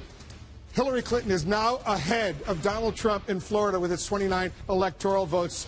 In North Carolina, 13% of the vote is now in. Trump is ahead with 74,969 votes over Hillary Clinton, 15 electoral votes in North Carolina. We're getting 3% of the vote in Ohio right now. Trump has a lead in Ohio, 96,000 plus to Hillary Clinton's 82,000 plus, 18 electoral votes in Ohio. We're getting more results coming in our key race alert. In Virginia now, 14% of the vote is in, and Trump has a 73,000 plus vote lead over Hillary Clinton, 54% to 41.2%, 13 electoral votes at stake in Virginia. And in Georgia, only 2% of the vote is in, but Trump has a lead of 31,977. Georgia, Trump has the lead with its 16 electoral votes at stake. Let's go over to John King. John, Florida has been going back and forth, back and forth. All of a sudden, Hillary Clinton is ahead by, what, a point and a half or so. And we're up to 65% of the vote, so two-thirds of the vote in. The big question is, how quickly does the rest of it come in? We've spent a lot of long nights in the state of Florida as it gets tight like this,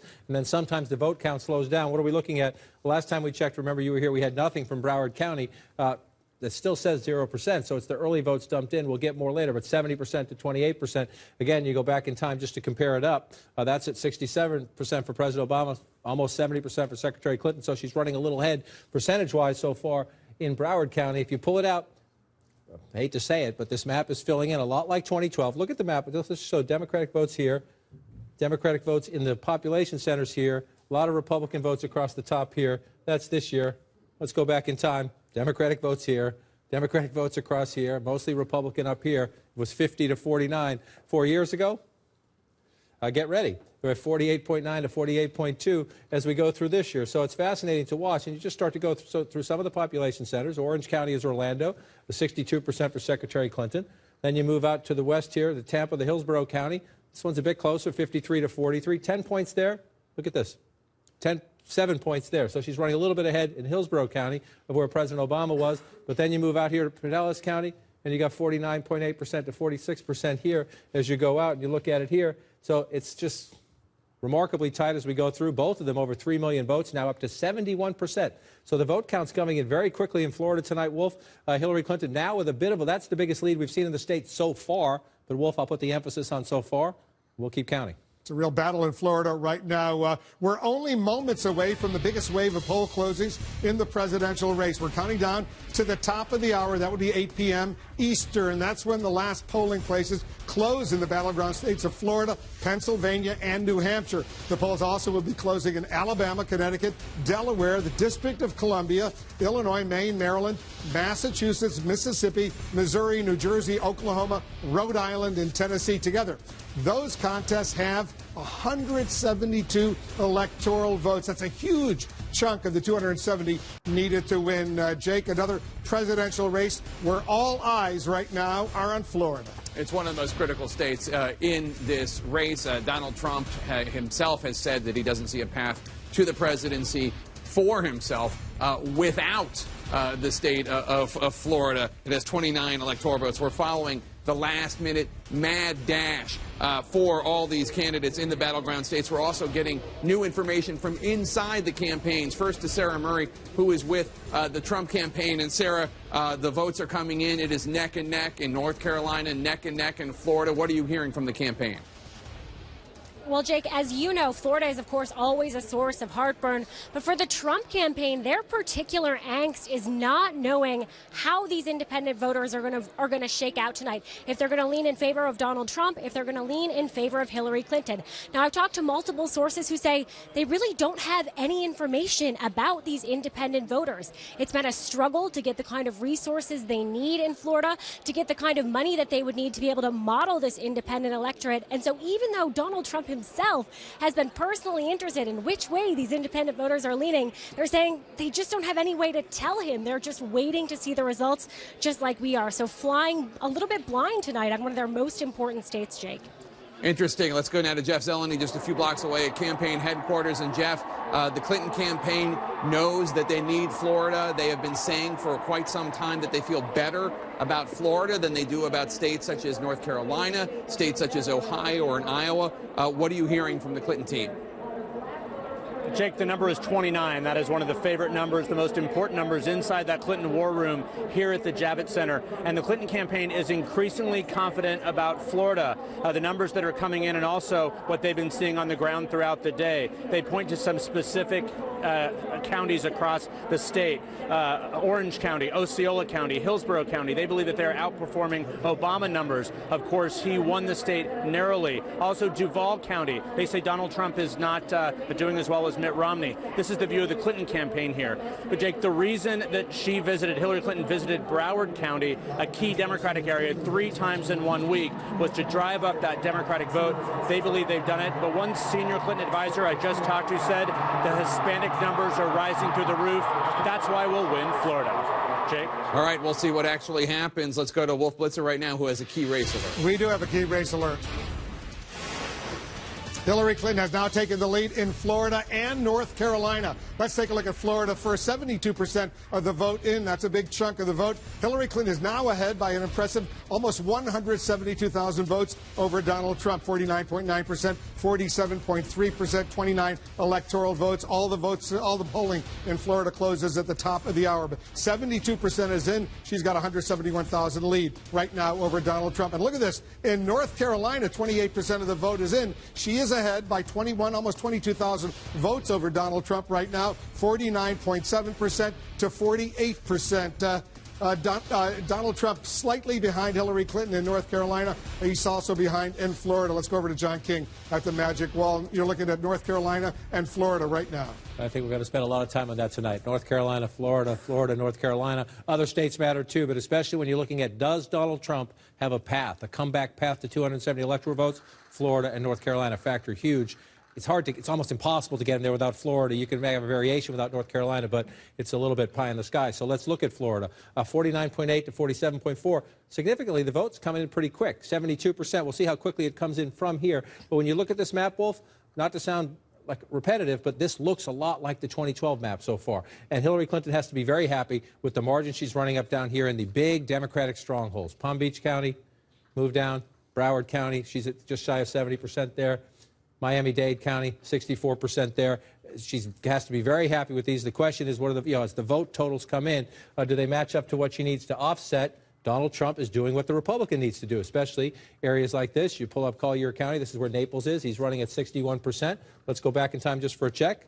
65%, so a little bit under Romney there. We still don't have a lot of the votes here, though. We'll keep an eye on these things as we go through. If you come up here, Jeff Zeleny was just talking about the Clinton campaign. These are the swing counties across here that they're looking at. What's their margin in the Tampa area? That's Hillsborough County. You see at 10 points right there. You go back in time, 7 points there. So she's overperforming the president there. This one has been closer. Let's see if it stayed that way. This one has been closer. That's where you have Who essentially speaks 2 for points the there. cats? So look, that's on one of our other live channels if you want to hop over and take a break with those cute little pups. Also happening right here in Times Square, caricature artist Kathy Nolan is hanging out there doing some caricatures of folks who are out there gathered to watch the results come in along with the candidates. So it looks like this gentleman is having his picture drawn with Mr. Trump. So if you're in Times Square, you can go. Is that a support? Is that a Trump supporter, or because it's a caricature, he wants a ridiculously drawn huge Trump to be funny? You don't know. We don't know. We can't speculate. We could, but then it would be inaccurate. I'm a fan of speculation, but again, that is just me and my lack of journalistic standards. But that's why we have all of you guys here with a little bit more integrity about things you say than I do, so it's fine. I'm glad you know your role here, Ben Gleave. That's nice. Nobody's coming to me for the exact electoral numbers. I'm aware of that. Speaking of exact electoral numbers. Yeah, let's get it out to North Carolina because Lindsay Davis is standing by. Lindsay, you can tell us a little bit, hopefully, about the extended voting hours that we're seeing in the state?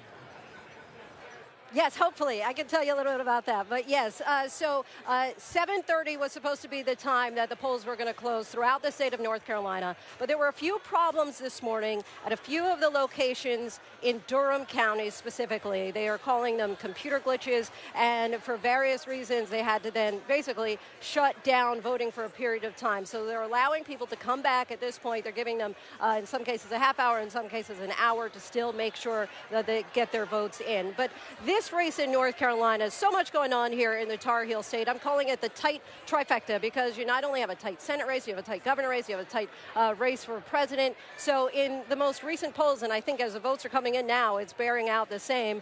There's a tie, essentially, so tight here between Clinton and Trump, and this really is the epitome of a swing state, right? Because you had North Carolina vote for Mitt Romney in 2012, then they voted for President Obama in 2008, and largely what helped President Obama in 2008 was that large black voter turnout. And the thought is that Hillary Clinton would need a repeat of the same in order to win the state of North Carolina. But based on early voting, just early voting alone, the black voter turnout down 9 points compared to where it was in 2012, again, a year that President Obama lost in North Carolina. Let's take a look at the Senate race. So this is considered one of the core four, right? Because as everybody knows, Democrats have to win at least 4 seats in order to take control of the majority in the Senate, and Democrats are certainly looking very closely at the state of North Carolina because they think that they have a very good chance of doing it here. Then let's look at the governor's race. So you have an incumbent Republican governor, and the thought is that there could be a referendum. Let's see some good news, apparently, for the Democrats coming in now. But the thought is there could be a referendum on the governor's, the notorious or controversial, polarizing bathroom bill that many say has cost the state billions of dollars. Some estimate as much as $5 billion. Of course, you had the NCAA pull out, NBA All-Star Weekend pulled out, PayPal, ACC, number of different tourism that's gone down, but there's just been a major backlash. Lindsay, thank you. It's 8 o'clock, and we have a bunch of polls closing in a bunch of states, and we want to run through for you the states in which ABC News can project a winner. And we're going to start with Delaware, where Hillary Clinton is, according to ABC News, the projected winner. Moving on now to the District of Columbia. Again, Hillary Clinton, the projected winner in that state. And in Maryland, with 10 electoral votes, Hillary Clinton projected the winner. No huge surprises thus far. As we move to Massachusetts, always a blue state, my home state, often referred to as the People's Republic of Massachusetts. Hillary Clinton, the projected winner in that state as well. Moving on to Mississippi, deep red, 6 electoral votes there. Donald Trump, according to ABC News, the projected winner in that state. We have a key race New alert Jersey, right now. Hillary Clinton, the projected winner there. And in Oklahoma, too close to call, too early to call, I should say. In votes, Florida right now, we cannot yet make a projection. 29 electoral votes at stake.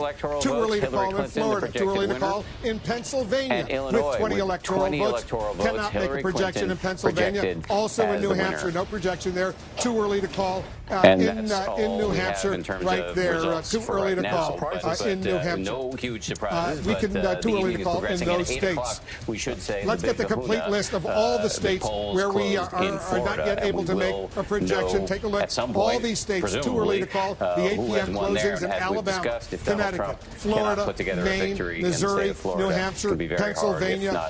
No projections there. Too early to call. Take a look at the electoral map where it stands right now. Hillary Clinton is taking the lead. She has 68 electoral votes compared to Donald Trump's 48 electoral votes. You see 270 are needed to win the White House. The blue states we projected go to Hillary Clinton. The red states go to Donald Trump. All those yellow states, too early to call. No projection in those states right now. That's where it stands. The electoral map right now. But Jake, these states like Florida and North Carolina and Pennsylvania and Ohio, they will decide presumably what's going on in your take. Well, Pennsylvania, we still haven't heard anything out of Pennsylvania. North Carolina, as Democrats were talking about, they were telling Jeff Zeleny the other minute that when it comes to North Carolina, let me circle it here on the board, North Carolina, that they think it's going to go down to the wire, and that it could be, they might not even have it called all night. And then, of course, we're looking at Florida, and that could be a race that's decided by 1 or 2 percentage points. And as we've been saying all night, the Trump campaign says, and the Republican National Committee says, there's really no path to the presidency for Donald Trump without the state of Florida. And that's why Clinton and Trump have been spending so many days and so many millions of dollars in that state. One of the things that's most important, and Don has been talking about this quite a bit, is not just southern Florida, which tends to be Democratic, especially in the southeast, or northern Florida, the Panhandle, which tends to be Republican, but that I-4 corridor in the center of the state, where there's so many college-educated voters. How are they going to vote? The trend has been for college-educated white women to go and support Hillary Clinton, at least in early polls. Jana, you spent a lot of time in Florida over these past 3 months. He was on a radio interview. And I just want to echo one thing that Jake was talking about with regard to how close Florida is always historically, and what Republicans think is a path. I was just talking to a Republican source who says that at this point, the way that they're seeing the modeling, it looks like Donald Trump is more likely than not to lose by a couple of points in Florida. That's what they're seeing. They could always be surprised. They don't have all the votes in, but that is the expectation from a Republican source that I'm talking to. And to your point earlier, Marco Rubio, who's running for re-election in Florida, is outperforming Donald Trump big time in key pockets of the state, but particularly in his home area in Miami-Dade. But it's very important, what Dana just said. There's modeling, there's polling, and then there's the vote. There's the science, and there's the methodology, and then there's an interesting split among Hispanics. And the do is what's happening traditionally Republican, voted for Donald Trump by a 53 to 41% margin. Other Hispanics, though, and they are now a larger voting bloc than Cubans, are dominated by Hillary Clinton, 70 to 25%. So she's doing really well with that. All right, let's take a look at Florida first. You see Hillary Clinton. She has almost 80,000 lead over Donald Trump with 77% of the vote in 29 electoral votes. That state's still close. Very sturdy limb, you're in very good shape. But they also say this, 59% of the Florida voters who we talked to today say immigrant. And without help in the United States, 27% say immigrant. A vote lead over Donald Trump, 52.8% for Hillary Clinton, 44.8% for Donald Trump, 172,000 votes lead. Now just say 15 electoral votes at stake in North Carolina. In Ohio, he talked about immigration. He is constantly talking about immigration. So this is a very important policy event for his base. But tonight it's all about the battle of the bases. And while on the one hand the base was turned out by Donald Trump and his talk of strong immigration controls, on the other hand the new coalition that Hillary Clinton may be creating was in part perhaps driven by a strong reaction to Donald Trump. I think many people won't forget where he talked about the wall. Forgive me, we're just going to make a quick call here. CBS News is projecting that Hillary Clinton is the winner in Illinois. Only 50,000 votes now. State that she It just grew up shrunk a in. bit. It just shrunk a bit as you're starting to She fill the learned her map in. Midwest Again, values. fill the She's map reminded in us on the with campaign respect to trail, Donald but not a Trump big to make surprise. it Not a surprise that she won. That would be a very bad sign if she did not win Illinois.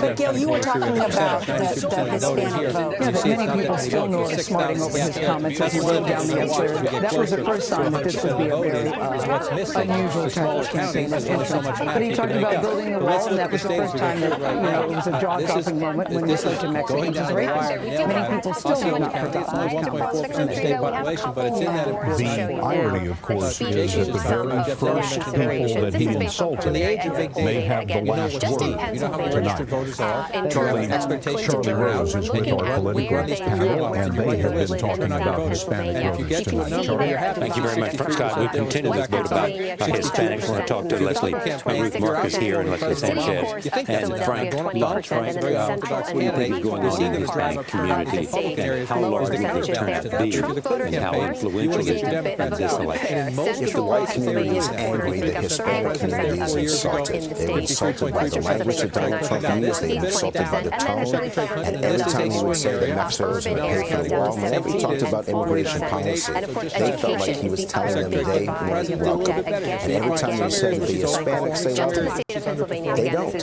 And I'm looking across the country, and it's not just on border states, it's also states like Colorado, Illinois. The Republican Party in general, Donald Trump in particular, cannot win when you are only getting 25 to 30% of the Hispanic vote. You cannot put together a majority, and they're the fastest growing segment of American society and the greatest switch away from the GOP over the last 10 years. Actually, one other thing to that, you use the word insulted. I would actually use the word insulted. Because I think that driven to the polls, but you know, if you're insulted, you might sit home and just receive. They're going to be getting in the car. And it's not just, I suspect it will be not just the Hispanic community. We saw this from years ago with Asian voters who would be typically Republican voters really deserting Mitt Romney. I think you may see that again, maybe in even greater numbers this year. So when you insult kind of one ethnic minority and a bunch of immigrants, you insult even more than the Hispanic population. I think you're talking about, I think the question tonight is this going to be the largest rejection of a GOP nominee in basically recent history. Republicans have earned about 31% of Hispanic support for the last 10 presidential elections. The question is he going to perform below that? Are we going to get involved in the territory at 21%? But one thing I would caution is that big way, what he has managed to do is unite a dormant Hispanic community that it doesn't vote in numbers that they can. It includes Hispanics. It's a larger coalition than even Obama. And I'd say it's way too early to see that. Barack Obama made the same declaration in 2008, and then Republicans won control of the House in 2010. He made the same declaration in 2012, and the GOP won Congress and the governorships in 2014. These things are temporary. I'll make no mistake, Charlie, but the Republicans and Democrats are looking at these numbers and saying that this group that is moving so fast, that is growing so fast, is going to be a nightmare for the GOP going forward unless they adopt a new message and new policies. The GOP knew that, right? 4 years ago, we had this famous autopsy. They diagnosed their problem. They set out the solution. Right. And specifically immigration reform. Where was it? What are they going to do now? We have to go back to the death penalty. All right, Charlie, thank you so much. And CBS News projects that Rhode Island, if you do not have a ghost Hillary, which is a smaller percentage of the electorate, one of the big stories of the night is control of the U.S. Senate. Juliana Goldman has been following Senate races tonight. Juliana? Well, Nora, we are ready to make the first call for a Democratic pickup in the Senate. In Illinois, it looks like Congresswoman Tammy Duckworth has beaten incumbent Republican Senator Mark Kirk. That is one of the first calls. Again, it's the first call that we are able to make for a Democratic pickup in the Senate. Remember, Democrats need to pick up 5 seats to take control of the Senate before Hillary Clinton wins, because Tim Kaine will be vice president and he would be the tie-breaking 50th. All right, that adds one more woman to the United States Senate. And, you know, Tammy Duckworth, the first member of Congress born in Thailand, also a Purple Heart winner. He is a double amputee, of course, lost both of his legs in the Iraq War, helicopter pilot, and had been a contentious Senate race there. But she's now, according to CBS News, heading to the United States Senate. The Democrats are winning. Republicans loses his seat tonight in the most vulnerable of all the Republicans. John Dickerson, will just tell us about the warning sign for the Trump campaign that you were noticing in the polls. One of the key questions is whether Donald Trump's strategy of really paying close attention to white voters is going to pay off. Now, Ronald Reagan won with 54% of white voters. Mitt Romney got 59% of white voters and lost. The difference, the share of white voters were more than Ronald Reagan's did. Well, right now, the exit polls suggest that only 70% of the electorate is white voters. In 2012, it was 72%. So Donald Trump is working with a smaller group. Within that, non-college white voters, in 2012, they were 36% of the electorate. Now they are 34% of the electorate. These are not huge numbers, but in a very close race, if your base is not turning out, the premise of the Donald Trump campaign was not just that he would match Mitt Romney's numbers, but that he would grow them. Right now, it does not look like he's talking. In fact, one Republican Senator Lindsey Graham said his own party is in a demographic death spiral. Tonight, we've seen that the share of the white electorate is getting smaller smaller and smaller. She's running And we have a projection in the state that Mississippi goes to Donald Trump, who is the winner. That's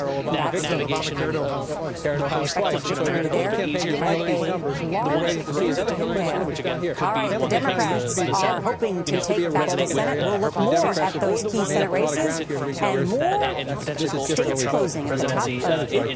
We're back here on CBS News. I just want to point out we called Rubio projected that Tammy Duckworth is going to win that Senate seat there.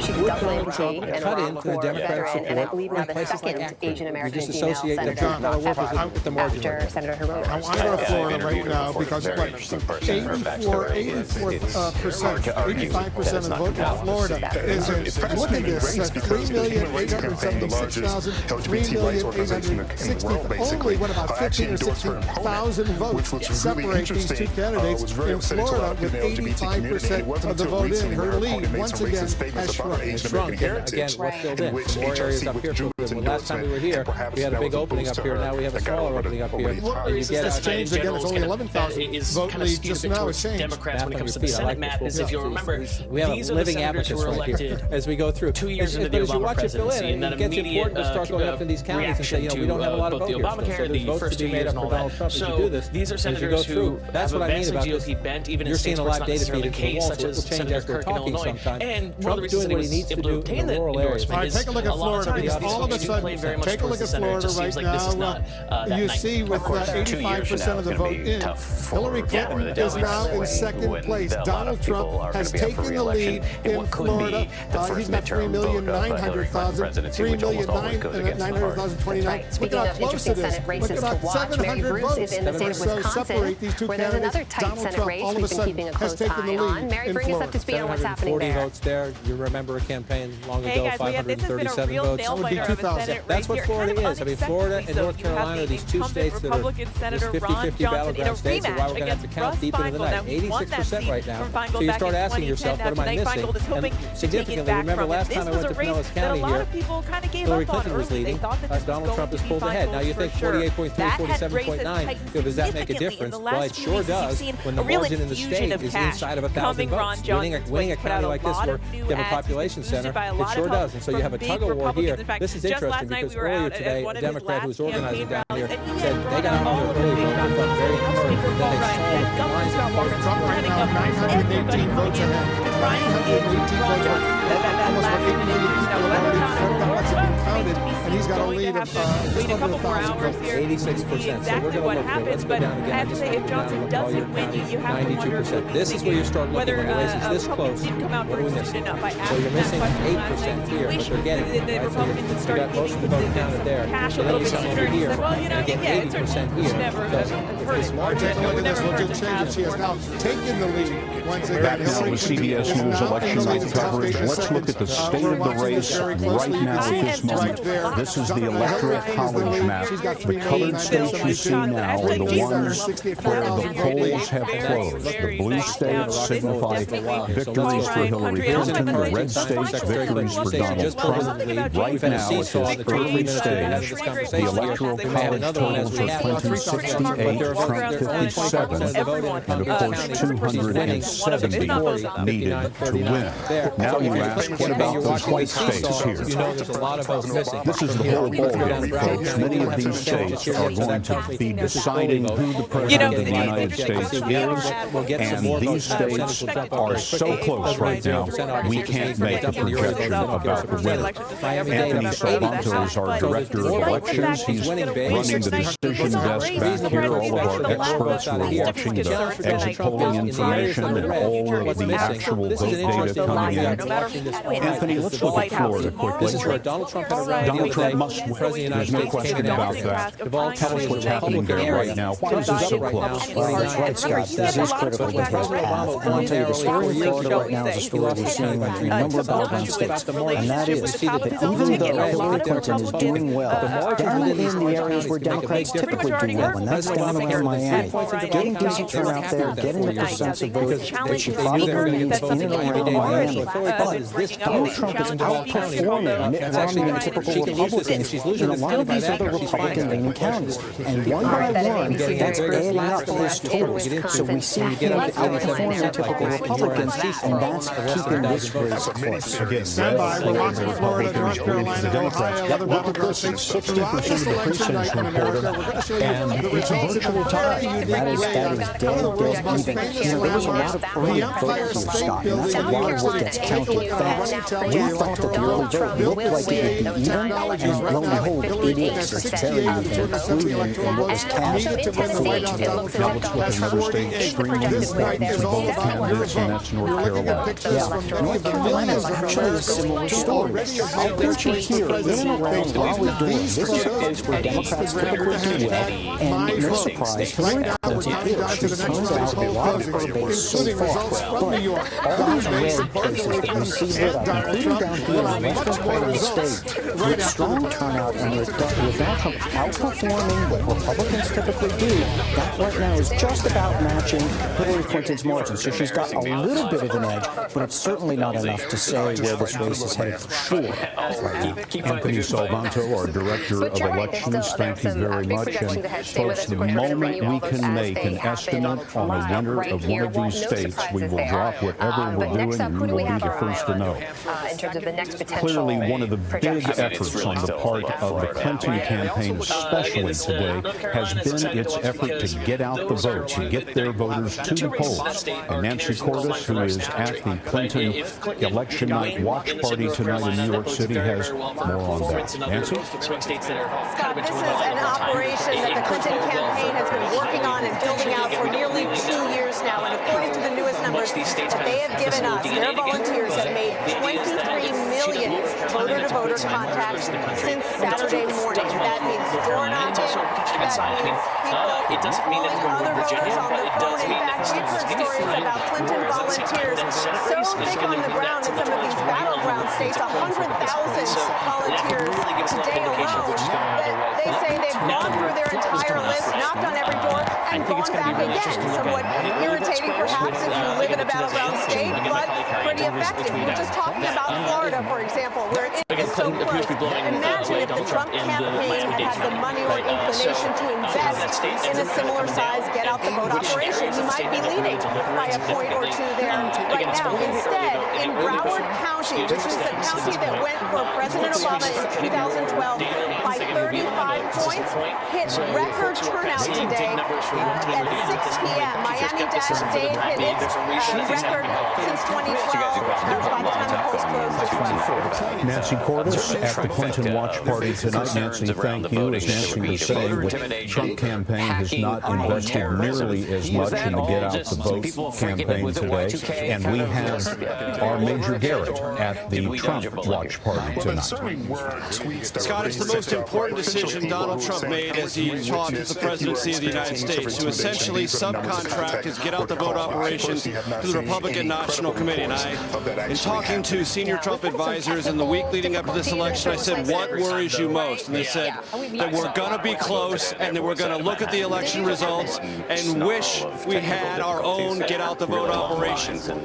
And we don't, which means in certain respects, in certain precincts, certain states, we don't know as much as we need to know.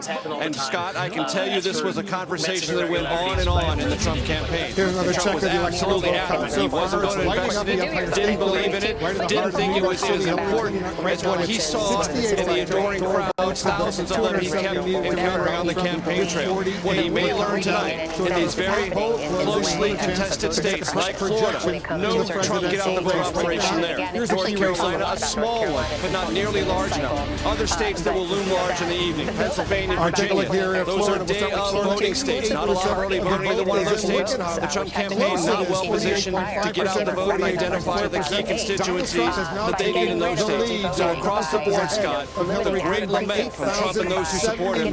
Come tomorrow, if he loses, maybe we should have invested where we did.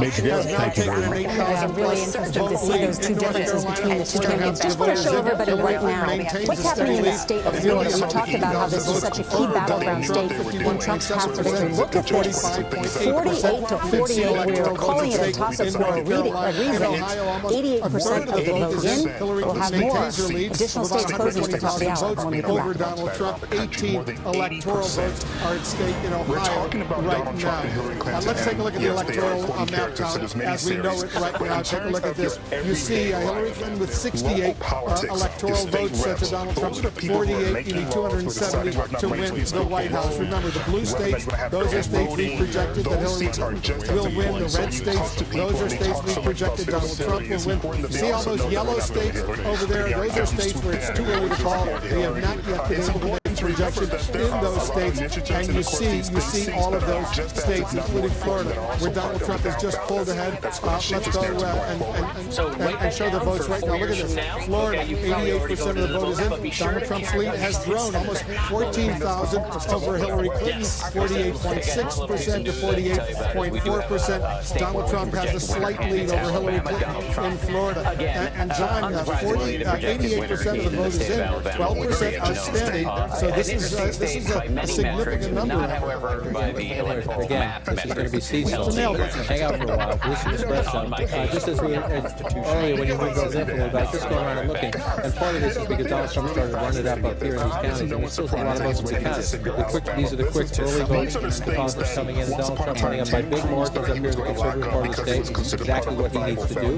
Down here in the southwest corner of the state, this is Republican territory. 76% of the vote, and that's one of the things you start to get into when you get close to 88, 90% statewide. You're going county by county and saying what's left for Donald Trump to get, what's left for Hillary Clinton to get. And each county gets left 100% as we're having this conversation. So it's a place where he's running up the score, but there's nothing more. And so that's when you're trying to get from 88 to 100, now we're at 89%. If you're in the Clinton campaign, you're down a little bit right now, but here's what's encouraging for you. If you look at Palm Beach County, he's running it up quite big right here, and they still have 75% of the vote. So if the margin stays anything like that, there's a lot more math to be added in the Hillary Clinton poll. Move down Broward County, if we come in here in the middle, we still posted zero here. It's obviously not zero. We have a lot of votes in here. You get the early vote count. Guys, we're going to come back in just a second. We've got some folks out there in TV land who are going to be joining us shortly. Let's give them a second to join in. We're going to pick up right now. Decision day. They're almost done. 20% more in a major population center. So that's a big chunk of votes. That margin stays the same. It was 20% comes those three counties alone, those three counties, Miami-Dade, Broward, Palm Beach County, they have what, more than 40% of the population of the entire state. That's right. Just go through right here and look. 7% in Palm Beach County. Coverage of election night 2016. Almost 10%. Now 16 plus. Miami-Dade 13 plus. So there you go. It's about 20%. 30%. Let's take another look at the Sunshine State, the state of Florida. It is a toss-up. I looked up here a little bit. The start more when we return on CBS Election. Orange County up here, 97% of the votes counted there. So as you go through mapping up these counties, what's left to count? You come in here. Stand by for a second. I want to quickly go to Dana. You've got two major projections in the balance of power in the U.S. Senate. That's right. Well, the first Democratic pickup in the Senate of the evening. You see there Tammy Duckworth, the Democratic challenger. CNN can project that she will beat the incumbent Republican Mark Hurst. This is a seat that Republicans, frankly, gave up on a while ago. They knew that Tammy Duckworth, especially in a presidential year in a blue state, was very likely to win, and CNN can project that has happened. Now let's go to the state of Florida. It's very close to the presidential level, but on the Senate level, CNN can project that Marco Rubio will go on to win another term in the U.S. Senate, defeating his Democratic challenger, Patrick Murphy. This was not a seat that Rubio wanted. He said he was going to retire until a lot of bigwigs came in and convinced him to reconsider. He did, and now he looks like he will go on to win re-election. Now let's look at some other pickups, the other wins that CNN can project this evening. Richard Blumenthal, the incumbent Democrat in Connecticut, CNN can project that he will win another term, defeating his Republican challenger, Dan Carter. Now in the state of Maryland, CNN can project that Chris Van Hollen will beat his Republican challenger, Kathy Schlega. This was an open Democratic seat, so he stays in the blue column. Then in Oklahoma, James Lankford, the incumbent Republican, CNN can project there he will win re-election, defeating his Democratic challenger, Mike Workman. Now let's look at some of the key races that we're watching that will determine the balance of power. New Hampshire polls closed there within the last hour. The Democratic challenger right now is ahead of the incumbent Republican, Maggie Hassan, just a little under 6,000 votes ahead of Kelly Ayotte. but not very many votes in, so we're going to be watching that closely. And then also North Carolina. Deborah Ross is the Democratic challenger. She has a significant lead right now against the incumbent Republican Richard Burr.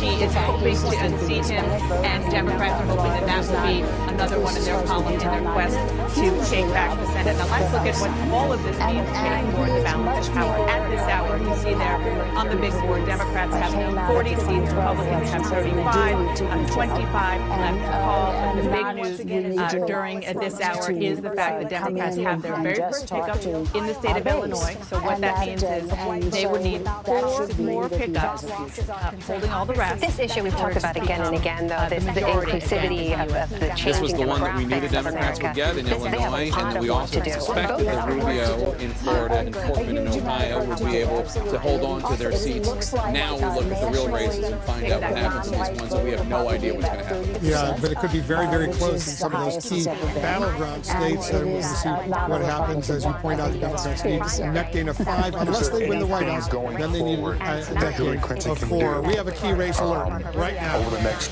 assuming she wins, over the next 3 years. All right, let's show you what's going on in Florida right now. 29 electoral votes are at stake. 91% of the vote is in, and Donald Trump is building up a sort of impressive lead, 63,297 votes. Donald Trump has a lead over Hillary Clinton in Florida with 91% of the vote and 48.8% to 48.1%. 56% of the vote in North Carolina is in. Hillary Clinton has an impressive lead of 131,000 over Donald Trump. 15 electoral votes at stake in North Carolina. In Ohio, 31% of the vote is in. Hillary Clinton has a lead of almost 100,000 votes over Donald Trump in Ohio. 18 electoral votes at stake in Ohio. And we're back here continuing coverage of election night 2016. This is a conversation almost half of the vote is in. Donald Trump has an impressive lead over Hillary Clinton in Virginia. 130,000 vote lead, in fact, over Hillary Clinton. 13 electoral votes are at stake in Virginia. More numbers coming in, more results coming in. 9% of the vote in Georgia is in. Donald Trump has an impressive lead of 169,000 plus over Hillary Clinton. In New Hampshire, only 7% of the vote is in, but Hillary Clinton's lead is 5,700 over Donald Trump, 53% to 41.8%. Michigan, we're going to be closing the polls, but we've got some numbers so far. Hillary Clinton has a 20,000 vote lead over Donald Trump. 6% of the vote is in Michigan, and in Texas, they'll be closing the polls soon, but 46% of the vote has been released. Hillary Clinton has a 56,000 vote lead over Donald Trump, with almost half of the vote in Texas right now. There you see right now. We have more projections to make right now. Have left them out. I don't think they're going to be. 2 more wins for Donald Trump. CNN projects Donald Trump will win the state of South Carolina with its 9 electoral votes. Another win for Donald Trump in South Carolina. Back now with election night coverage on CBS. Polls are closed in 26 states and the District of Columbia as America elects a president. No projected winners yet in any of the 13 battleground states that will tell the tale tonight. But in the race to 270 electoral votes and the presidency, Clinton has 68, Trump 66. Still have a very long way to go. We're going to get to some of those individual states in just a moment. Those battleground states are getting some really interesting numbers. But first, in the state of Florida, CBS News projects that Marco Rubio has won his Senate seat there in that state. I think it's fair to say that of the 16 Republicans that challenged Donald Trump for the nomination, Rubio may be the only one who's having a victory speech tonight. He wasn't going to run for the Senate. When he lost, he decided to get back to his country. And Republicans, people wonder if his career was over, his political career was over after he dropped out. There was a relative in Florida. That relative in Florida who said he talked so much about his dislike for Trump. Yes, until the Republican leaders came to him and said, we're in danger of losing the Senate. We need to hold on to a seat in Florida, and you need to go back and run in that seat. He is now, along with Senator Portman in Ohio, one of the 2 Republicans who was able to get out from under Donald Trump, even though Democrats tried to tie they were able to succeed. We don't know what the outcome in 4 days at the presidential level yet, but obviously Marco Rubio did better because we're able to make a projection here about Marco Rubio. Well, let's have a look at the battleground states now. These are the 13 states that could go either way and will therefore determine the election. As you see that graphic there, Georgia, Virginia, North Carolina, Ohio, New Hampshire, Pennsylvania, and Florida, the polls have closed in all of those states, and they are all so close that we are unable to make an estimate of who is ahead or who is projected to win in those states. The states that you see below there, those polls will be closing later as we go on into the evening. Scott, you and I were looking closely at the state of Florida must win for Donald Trump. We've now got 91% of the expected to vote in, and wow, the margin razor thin, isn't it, Scott? 8 million votes cast so far, and we are separated by 70. What's going on in Florida?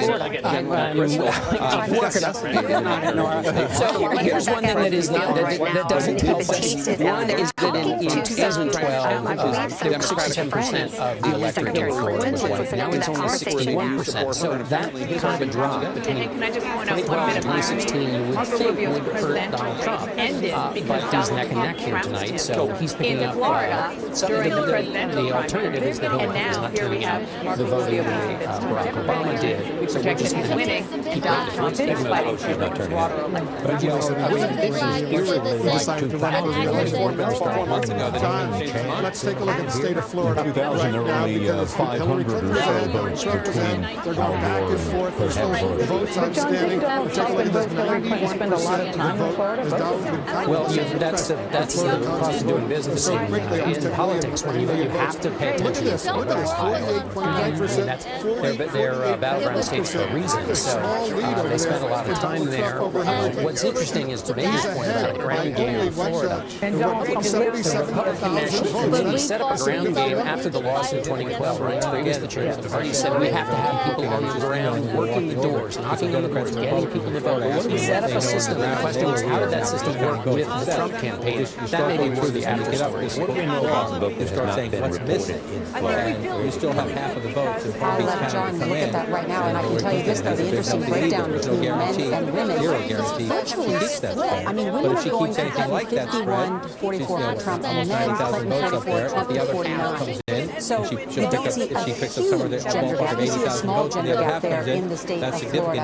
And independents almost breaking even. Clinton 44, Trump 45%. The Clinton campaign has been saying Miami-Dade would be key to their victory. They would be able to turn out the Hispanic vote and the African-American vote in large numbers, in part by the early vote and also on election day. If they don't do that, that means that Trump can win that state, and as of right now, with 90% the vote in, it's closing out the country. The expectation is we don't have Florida in order to have a reasonable path to the presidency. It's not essential for Hillary Clinton. She can put together other ways to get there. That's right, especially if she's Virginia is edging towards Hillary Clinton. Again, if she wins the traditional Democratic states plus Virginia and North Carolina, then she's very much on her way to getting that magic 270. If anybody was going into this nor wondering whether there was going to be a blowout tonight, we now have the answer. This is going to be a very close race. A very close race. I want to show you the state of Ohio, of course, because we've talked a lot about that state. Only about a third of the vote is in at this hour.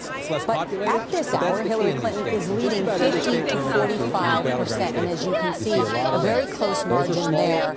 I don't think we can make any assumptions right now because so little of the vote is in. And this is a state that Donald Trump is expecting to do well in. Some of the early signs suggest that he might be edge in that state. But there's a Can I just say that we have, it appears that in Virginia we have it leaning down, not just edge, but leaning down, moving a little bit more, leaning towards Hillary Clinton. 100% still at edge, and 45%. So in some of these counties, very small. The question is, we see now, of course, the state of Virginia, which just has about half of the vote in, as John just mentioned, and Hillary there with about a 4-point lead, and that's why at CBS News we are estimating that Hillary Clinton has the edge in Virginia, and also that, Charlie, you just mentioned in the state of North Carolina. I think we should just back up because we just went through the words about what that means. That's right. What does edge mean? What does lean mean? What does all of this mean?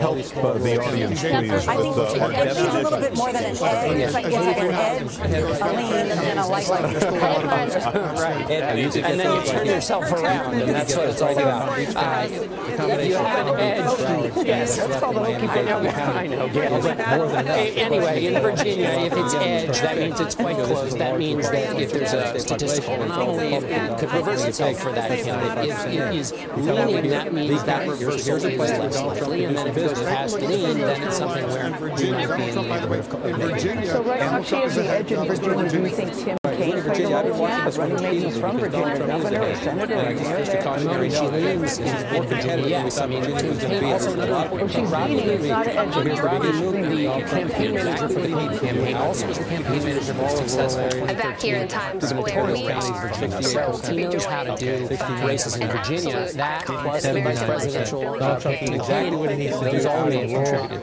But Tim Kaine is enormously popular politician in Virginia. You expected a lot of Sheridan Wilson. Yes, true enough, although it could be another piece of evidence in the idea that basically pulled that out of the top of the ticket.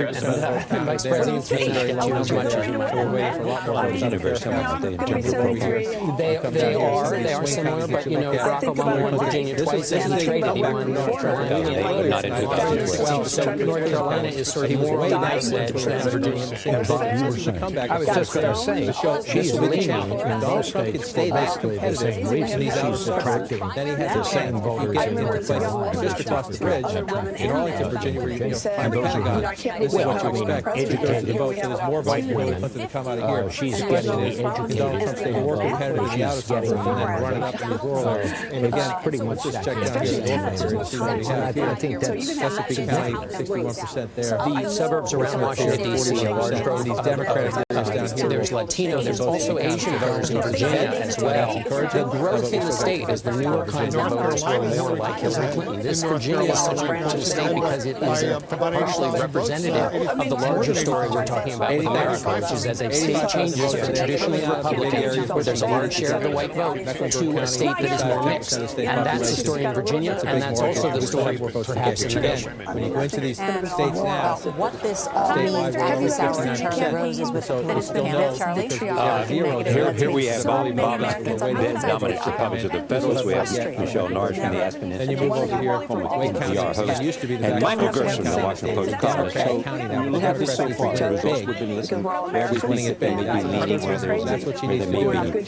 Here again, this is where we're waiting because the polls were kept open. I see the Republican Party tried again a white turnout strategy. And the question is, where's Donald Trump? Where can he get his votes? The places where he's winning. That's not possible anymore. You need to accommodate the multicultural America. We're running out. Even it didn't happen in this election. Everyone knows in 20 years that can't work. As you watch this pull out, it tells you the question is, can it work this time again? Performance-wise, we're seeing mixed messages. You think the lesson will be cannot work in the future, so therefore no realignment.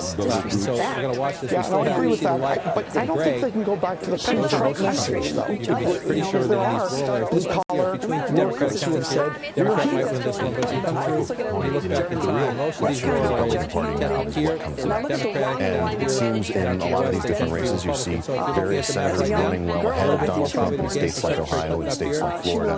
And they're going to be returned to the Senate and they're going to have to decide whether they're going to make a change in the policy approach, the agenda approach that they have in the past, and whether they're going to try to reach out to some of the groups where Hillary Clinton has lagged Barack Obama. She's lagging behind him in young voters in Ohio and Florida. The question sort of is, are you going to try to reach out to them? And that will probably require elevating newer, younger faces, people like Rubio himself. So derailed because of Donald Trump. Of course it got derailed because of Donald Trump. This was a process. The Republican Party was leaning in the direction of reforming its agenda for a while, trying to short-circuit that conversation. They're going to have to find a way to live with the coalition that includes some of his voters and reaches out to others. Again, if you're the Clinton campaign, the map is going out. I'm just going to show you. This is twice, and so yes, they are going to have to a lot of ability. Even if Donald Trump wins, the party will have to do a lot of able to reach out to voters who are obviously very angry at the party itself, even though they were voting for a Republican candidate, and to reach out to Hispanic voters and to reach out to college-educated women, for instance, who are voting for a certain way. Very large numbers. The bank here, and then you want to pull out and say, here's the issue. There are splits among the college-educated voters, and there are splits among economic issues that we see as well. And so the Democratic Party will probably have to do some rebuilding. 60% of the vote here, but still some votes If we have a President Clinton, she will have a decision to make to do outreach, whether she's precluded from doing that by a lot of places here that have not seen votes. And again, you're talking, it's not as big a margin, but if it's 2,000 here, 2,000 here, For me personally, 2,000 or so here, over time you can make it. There's still a lot to be counted in Ohio. We haven't worked at the They're going to have to reinsert themselves if you in a look what certain you're way. looking for, the Republican Just relying on the same old then if you the Trump campaign, you start to get worried. We have a lot of counts. Back to you, Scott. Charlie, thank you very much. We're going to be back in just a moment. We're going to have a closer look at the race in Florida. More than 8 million votes counted. That's nearly all of them, and it is neck and neck. We're back in a moment. 61% of the voters. 66,000 votes, and so you're seeing what's happening out here. The Democratic area is getting 57%. We start to watch and see where Donald Trump is starting to pull in. He's got votes to be counted out here too. 33% of the vote here. He's pulling pretty healthy margins in the small rural areas, and there's still votes to be counted. So as these counties come in, he's coming back. And they get the most attention. Because the big populations don't see it's getting any closer. We're still waiting for more votes out of Mecklenburg County. And the question is, you have the early vote that comes in. The Democrats, in a lot of places, the Democrats feel very happy with their early vote turnout. Sometimes when you get the day of voting, the Republicans will stage it. Even in a Democratic area, the Republicans will get closer because of the traditionalist turnout on election day. So we need to be careful when we look at these big places and we still have votes to be counted. But here in Wake County, we're now up to 88%. And so this is to the same point in a very competitive state.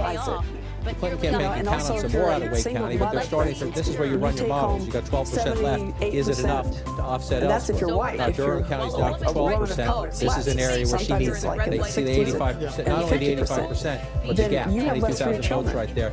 In your computer models of this race, you need 85% and big turnout in Durham. Let's just pull out for a second. Very close. We're going to be here a while. All right, we got another check of the electoral vote count in the Empire State Building right now. Hillary Clinton now with 68 electoral votes of the 270 needed to win. Donald Trump not far behind with 66 electoral votes. We're just minutes away from another big round of poll closings in 14 states, including delegate-rich New York State. That's the home to both of the presidential nominees. New Yorkers, by the way, they're watching the results on CNN.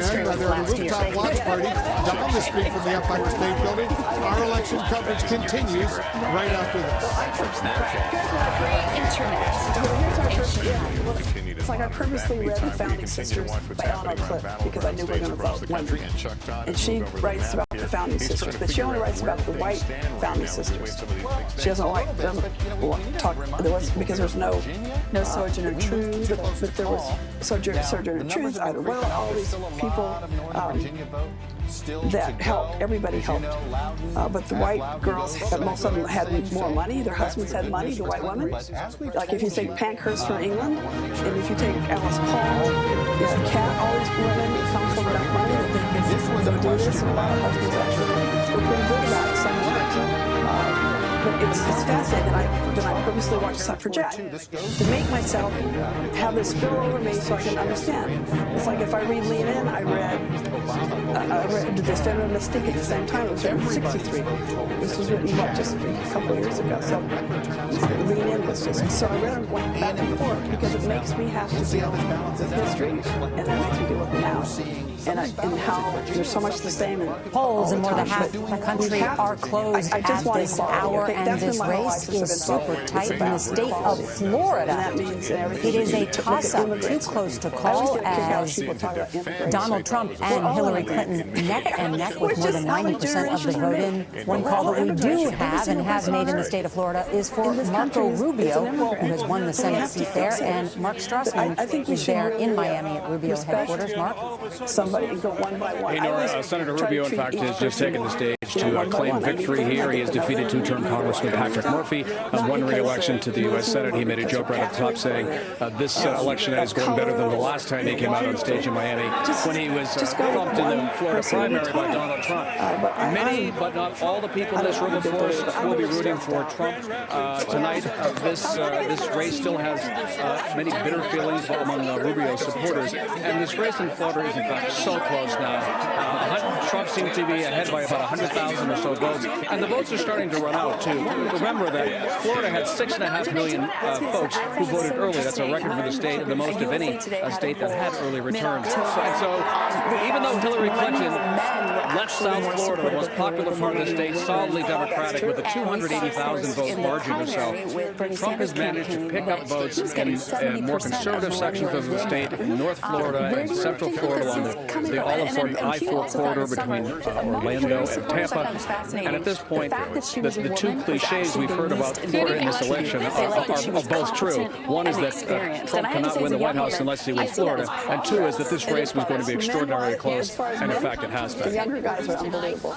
Also the ones that have daughters. All right, Mark, thank you so much. And they just Scott want Kelly the is same over at for the decision desk. sons and daughters. When I played, Nora, thanks. We're back. It's a close here race in 270 electoral votes right now. You can see our round tally on the Empire State Building. He's working with all of our experts at the decision desk, taking in the information he gets and the actual vote totals now. And Anthony, who helps us make these estimates about who's ahead and who may be winning. As we were just hearing Anthony, Florida, the entire ball game for Donald Trump, and my goodness, how close it is. How much of the vote has been counted so Donald far? Trump is ahead in two important states in Florida and Virginia. Florida right now, As the vote comes in, our expectations can actually move up. What we're seeing now is the bulk of that absentee vote has been counted. And we're telling you, Scott, one of the things, Hillary Clinton is actually doing well for a Democrat. Down here, you mentioned Broward County. She is performing about where Democrat typically does well. These counties here in South Florida, solidly Democratic. But here's the thing, Scott. Everywhere else in the state, she is just underperforming in typical Democrat. Donald Trump doing just a little bit better than typical Republicans do. Out here through the Orlando area, through Central Florida, and certainly up around near Jacksonville, you look at some of these counties, and he's doing better than Mitt Romney. That's adding up little by little to keep him even this time. Let's look at what this says. They are set more than 8 million votes counted so far. They're separated by about 100,000. Exactly. And that's on Trump slightly ahead. So very specific votes home. Not God's evil. And that's the part that we do in the model, Scott, is we account for the number of registered voters who have their votes counted, and we look at it that way. So if you do that, then you look at a much slightly more even race because not everything is in from some of these counties. But I will tell you, this is about as close as it gets. Anthony Salvanto, Director of Elections, thank you very much. So Donald Trump performing in Florida a little bit better than Republicans normally do. John Dickerson. That's right. Well, Scott, let's see. I was just looking at the vote that Donald Trump is doing with white college-educated women. We're talking a lot about them tonight. That's a group that's very strong for Hillary Clinton. Donald Trump is winning with white college-educated women 58-39 in Florida. That's better. Donald Trump is up with white college-educated women in Florida in a way that he is not anywhere else. Everything you need to know about why. Well, she had been. Anderson, this night is turning out to be a real labor electorate in Florida, so a lot of are typical Republicans.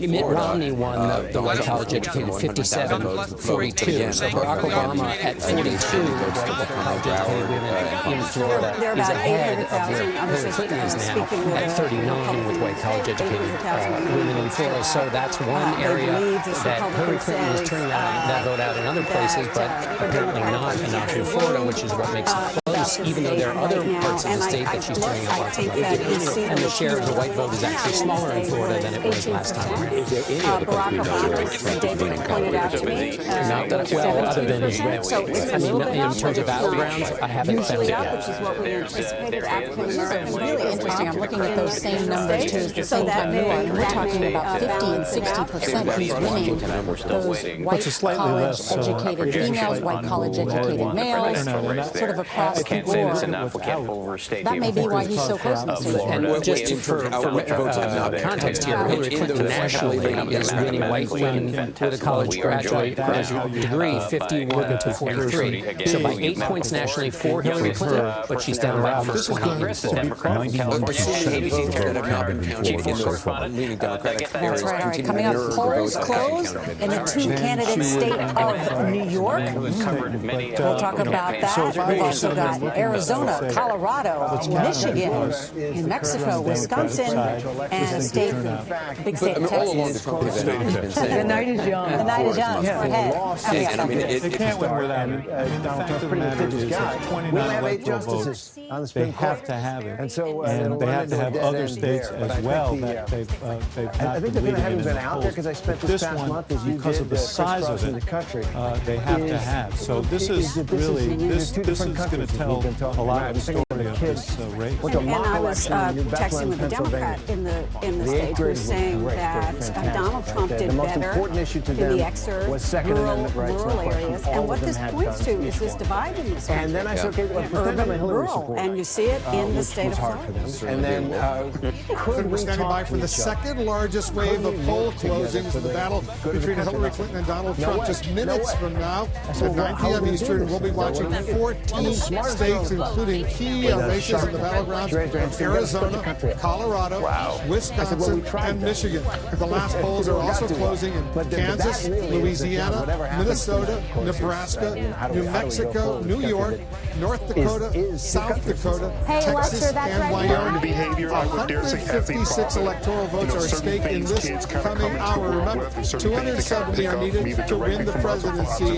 Jake, we're heading into battlegrounds where the candidates have tried to clearly shake up the electoral. That's right. As we move west, we're looking at some states now where they've been trying to change the color of states. We've seen Hillary Clinton trying to make a play to turn Arizona from red to blue, while Donald Trump would like to flip Democratic-leading Michigan or Wisconsin or Colorado from blue to red. Let's check in with our correspondents who are at the major presidential candidates campaign headquarters. They're both in New York City.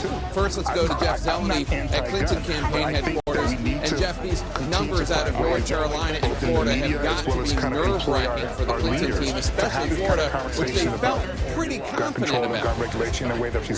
They did indeed, Jake. Really, for the last couple of days, the Clinton campaign's confidence has been rising about Florida. But what we're seeing here is seeing campaign strategy play out in real life. Keep an eye on Broward County, as John and you and everyone has been saying. Secretary Clinton visited there 3 times in the last week alone, and really bringing people to early vote. So that is still out.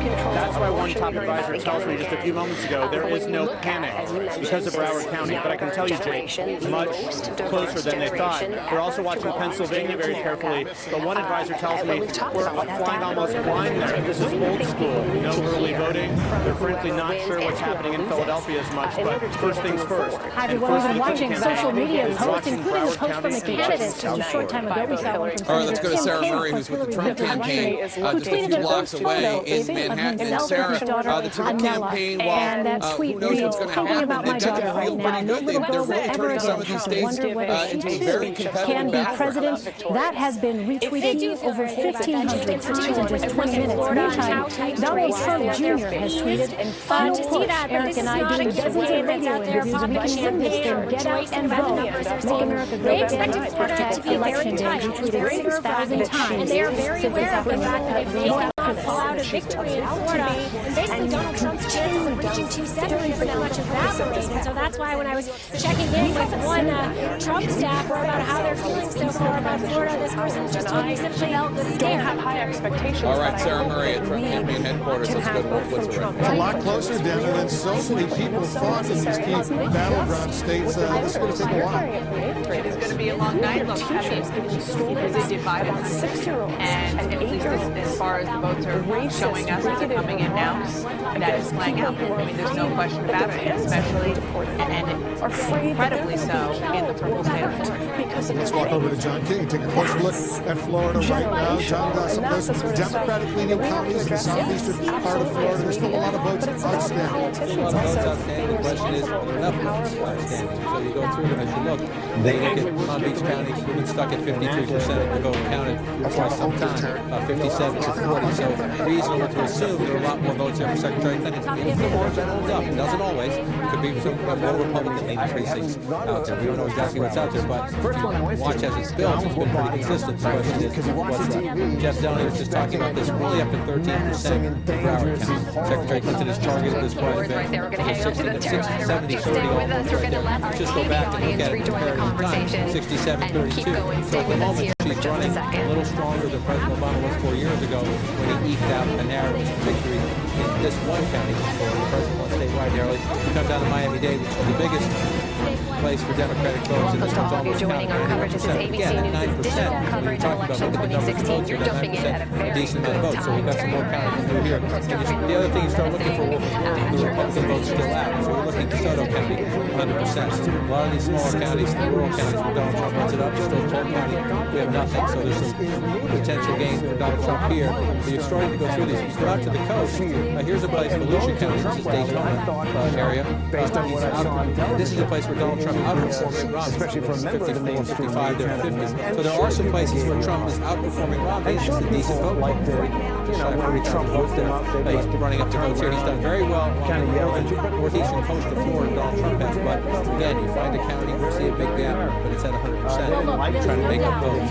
Move up here, a big gap, but it's at 100%. But you pull back out where the Democratic votes are, counted here in Orange County. And so we are. Mostly counted here.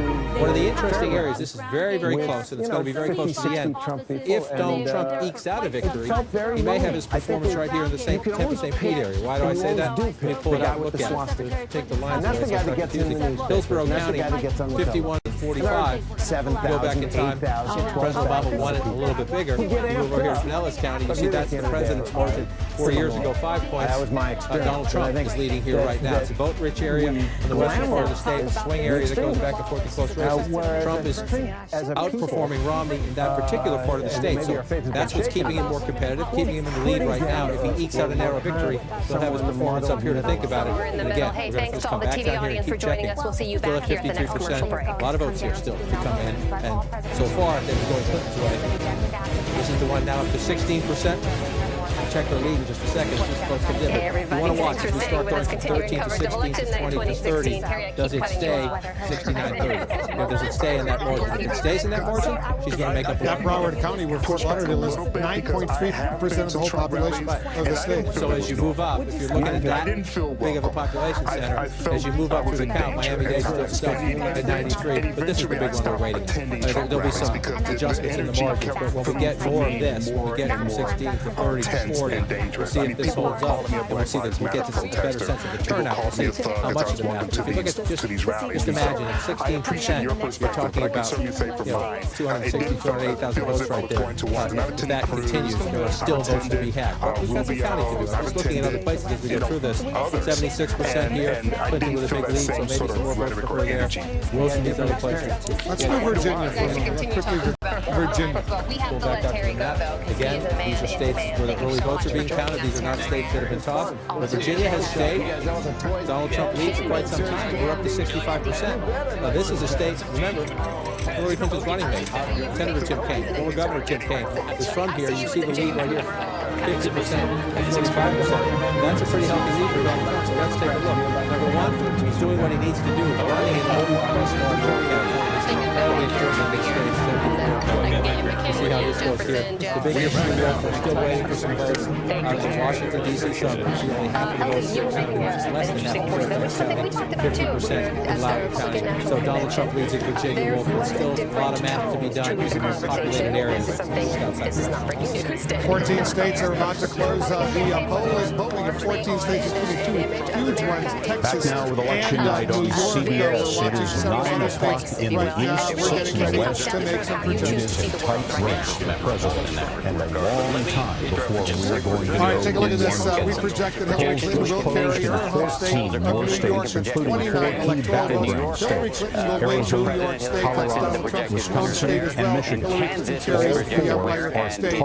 Donald Trump, we project will win Kansas with its 6 electoral votes, Nebraska with its 5 electoral votes, and Wyoming with its 3 electoral votes. 270 electoral votes, and the presidency, Donald Trump has 123.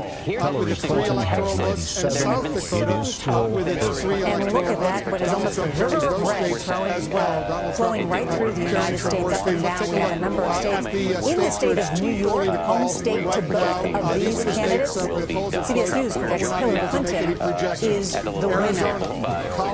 In the state of Texas, CBS News projects Donald Trump has won by a decisive margin. There is a large Hispanic population, but in Kansas, CBS News projects Donald Trump is the winner. In the state of Nebraska, another state close to Donald Trump with a large margin there, and in South Dakota, CBS News projects that Donald Trump will win that state with all the votes counted.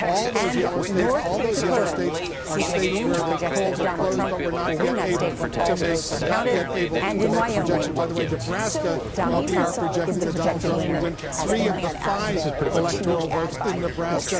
But the big headline of the hour is Florida. Almost all the votes, 91% of the votes have been counted in Florida. More than 8 million votes have been counted.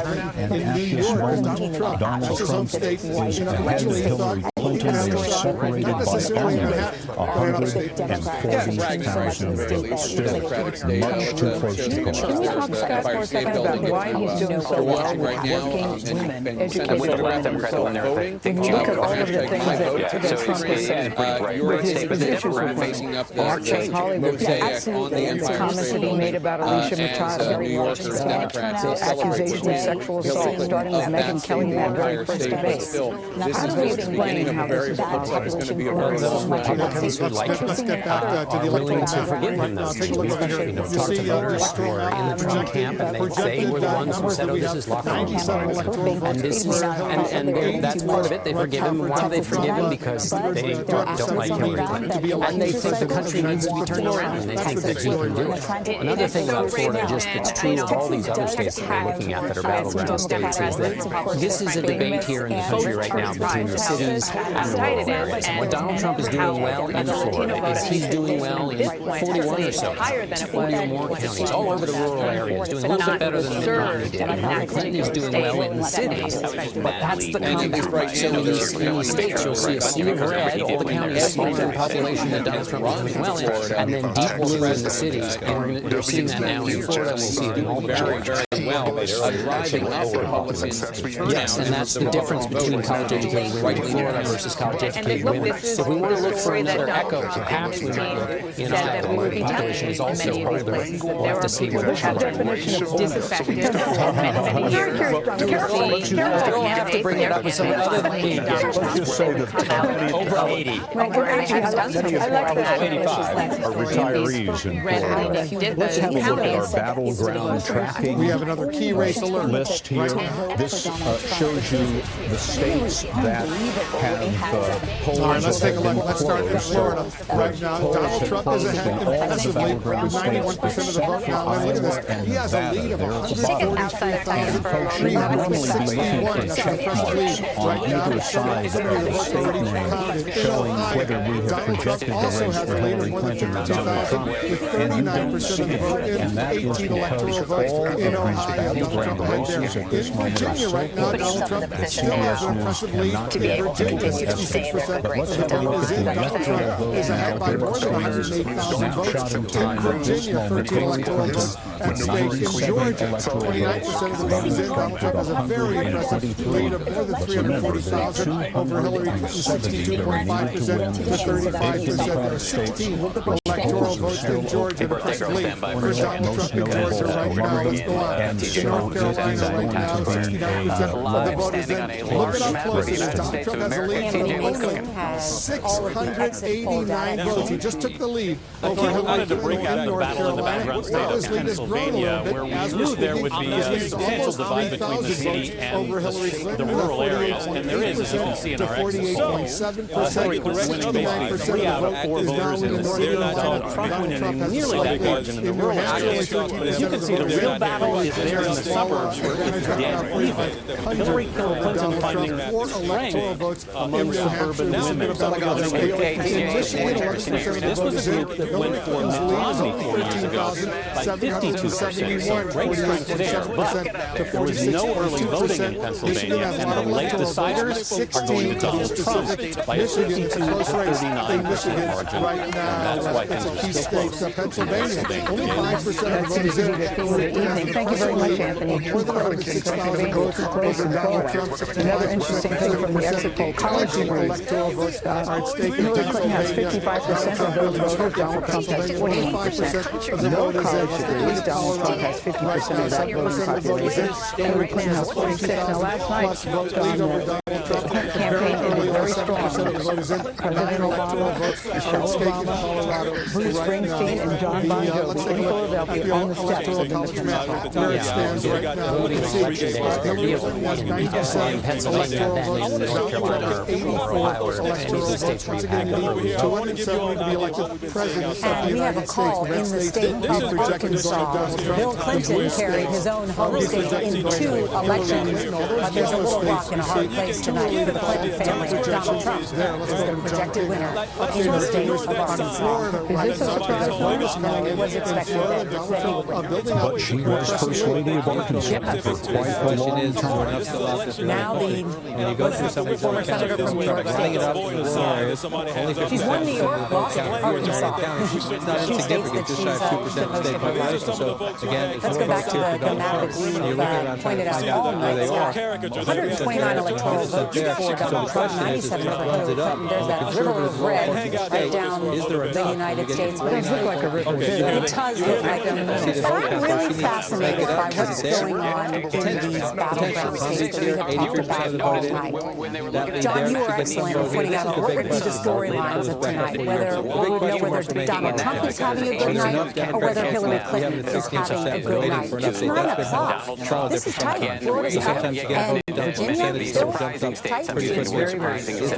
very tight. It's looking more like a map you would expect if you had a generic Republican in America. There's not a wild success by, or they're both having success at the same time. So, yeah, it's getting tighter. So it feels like a Let me ask it this way. If you are inside Trump Tower tonight, you are looking at this map, what are you nervous about? Well, you're nervous because nothing's getting better. If you're happy, it's a toss-up life. But remember, you've got to win more places. And so the probability of winning all of these that are very close, or winning one hand very close, is still tough. Getting from 92 to 99. Sometimes it takes a very long time. So we'll see if the votes are States wake up, we're going to go Democratic. As we go, we're going Republican. So far, it's going Republican. All of the battleground states are very close. The most, I guess if there is a surprise, it is that Florida is not very close. It's very close. I still don't know what's going on down there. Georgia. I think most people are going to go Republican, although some of us called it a battleground state. But I think you're right, John. And so you see the areas where they're still waiting. Right? They've got to start winning something more than they're supposed to win. If they're going to win tonight, that is a path to victory. So far, everything is going just about like we thought it was. Did we think it would be closer, John? Did we think that these battleground states would be closer to this time of the evening? Well, you know, it does take a little while for us to call them. Now, they seem to be getting tighter as the night goes on. Usually, you start to call one of these battleground states around 9-ish in the past 2 elections. So, you know, that's usually what happens. But we're just not there yet. But we know it's going to be close because of the way polls look. And now we're going to get into another state that we're going to talk about in a little while. Is Michigan. And that's another one of these great question marks because that's where Donald Trump made a last-ditch effort. And that's a traditional blue state. That's we spent a lot of time. Charlie Rhodes is standing by with our political panel. Charlie. Thank you, Scott. Republican strategist Frank Luntz taking on Wall Street Journal. Michael Gertler. Everybody here is having a good time. Nobody's being All 10 millions of dollars in advertising. Get out the vote efforts like you haven't seen. Phone calls, direct mail, emails, texts. These people have been watching politics 24/7 for the last 4 or 5 months. And so everyone's engaged, everyone's involved, everyone's voting, which is why it takes so long to count the votes, because the turnout's so high. 95 and beyond.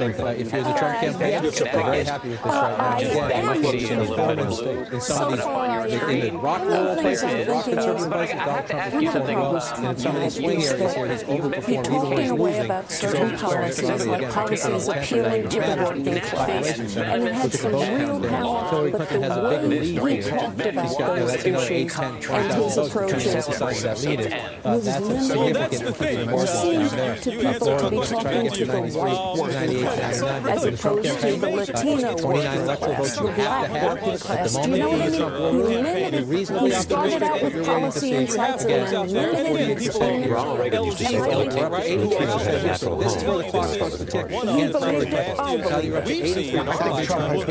From extreme partisanship in America. People never Hillary, He's coming in in favor by a lopsided margin. Trump in getting voters' minds. She's getting closer. We also see this reaction against the establishment, the globalization across the Western world. There's something going on having to do with populism and the reaction to populism is about ideas, but it's also a question of this election being about personality. We don't think so, but Ohio, In fact, I'm looking at the statistics from the exit polling. In terms of qualified, 53% said Hillary Clinton. She's been the United States Senator, Secretary of State, First Lady, and only 53% thought she was qualified. Donald Trump is just 37%. Having the right temperament, which is the biggest spread of any of them, 56% Hillary Clinton, only 34% Donald Trump. They did not vote on issues. They voted on candidate persona, and that's where Hillary Clinton had the advantage. It wasn't called an issue election. I think Donald Trump had human insights on issues and policies that might have a profound impact changing the Republican Party, but he showed at the same time as he spoke and acted out and did his 320 a.m. tweet. It was reasonable for you as a voter to doubt his temperament, to doubt sometimes his stability, to doubt his character. That was his trouble. There were issues, but he didn't see them well. This wasn't doubting, this was actually hatred. In the aftermath of this election, Americans going to heal with new skills to bring together the country. Neither of these candidates has shown that. Charlie, thank you very much. John Dickerson. They're talking about what these are live results leading in a lot of states, but also Senate Republicans already before this. We started to get results in tonight. We're talking about what Hillary Clinton would have to do to reach out if she were to win. It was a bit of an odd conversation to have because what had taken place, they were already assuming a bad night for Donald Trump. But they were already laying the markers that she had to meet, and they said she can't be kind of Elizabeth Warren type Democrat, very good. And so I guess the point is for whoever wins tonight, the traps are laid for them, and the score will already start being kept based on what they said in their victory speeches in terms of this question of whether a whole round of partisan battle begins once the new president, no honeymoon is there, and wins those partisan battles. Are we to believe, though, John, that temperament doesn't matter? I remember very vividly the debate that we covered. Hillary Clinton said in the middle of the debate, he is not fit to be president. And I've never heard an opponent take on another opponent. You may disagree with his issues, you may disagree with some of his policies, but I've never heard someone say you are not fit for this job. Well, that was his Achilles heel, and to the extent that voters felt that way and put that in front of mind about their worries about the candidate, that was when things were going well for him. They started to go better when people could focus on him as a change agent in Washington, and they want Washington to change. Looking at these battleground states, we have yet to call a battleground state. It's 9:15. Florida separated the two candidates by just about 20,000 votes this hour. We'll have the latest on there. You see down here in Norfolk area, down there, we'll pull it out. 3% of state population, Hillary Clinton is winning.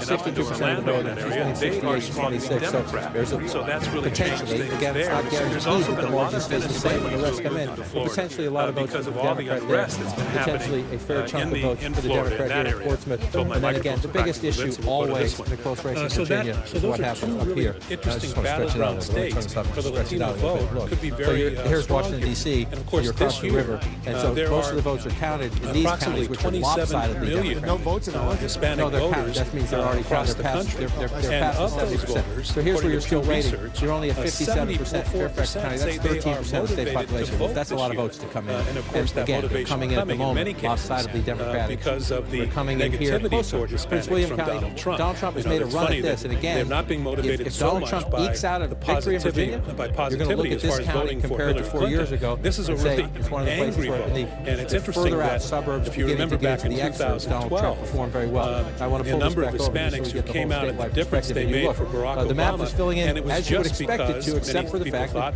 Donald Trump is Mitt running Romney more just competitive in said, some areas, but we're still waiting. I just want to check down here.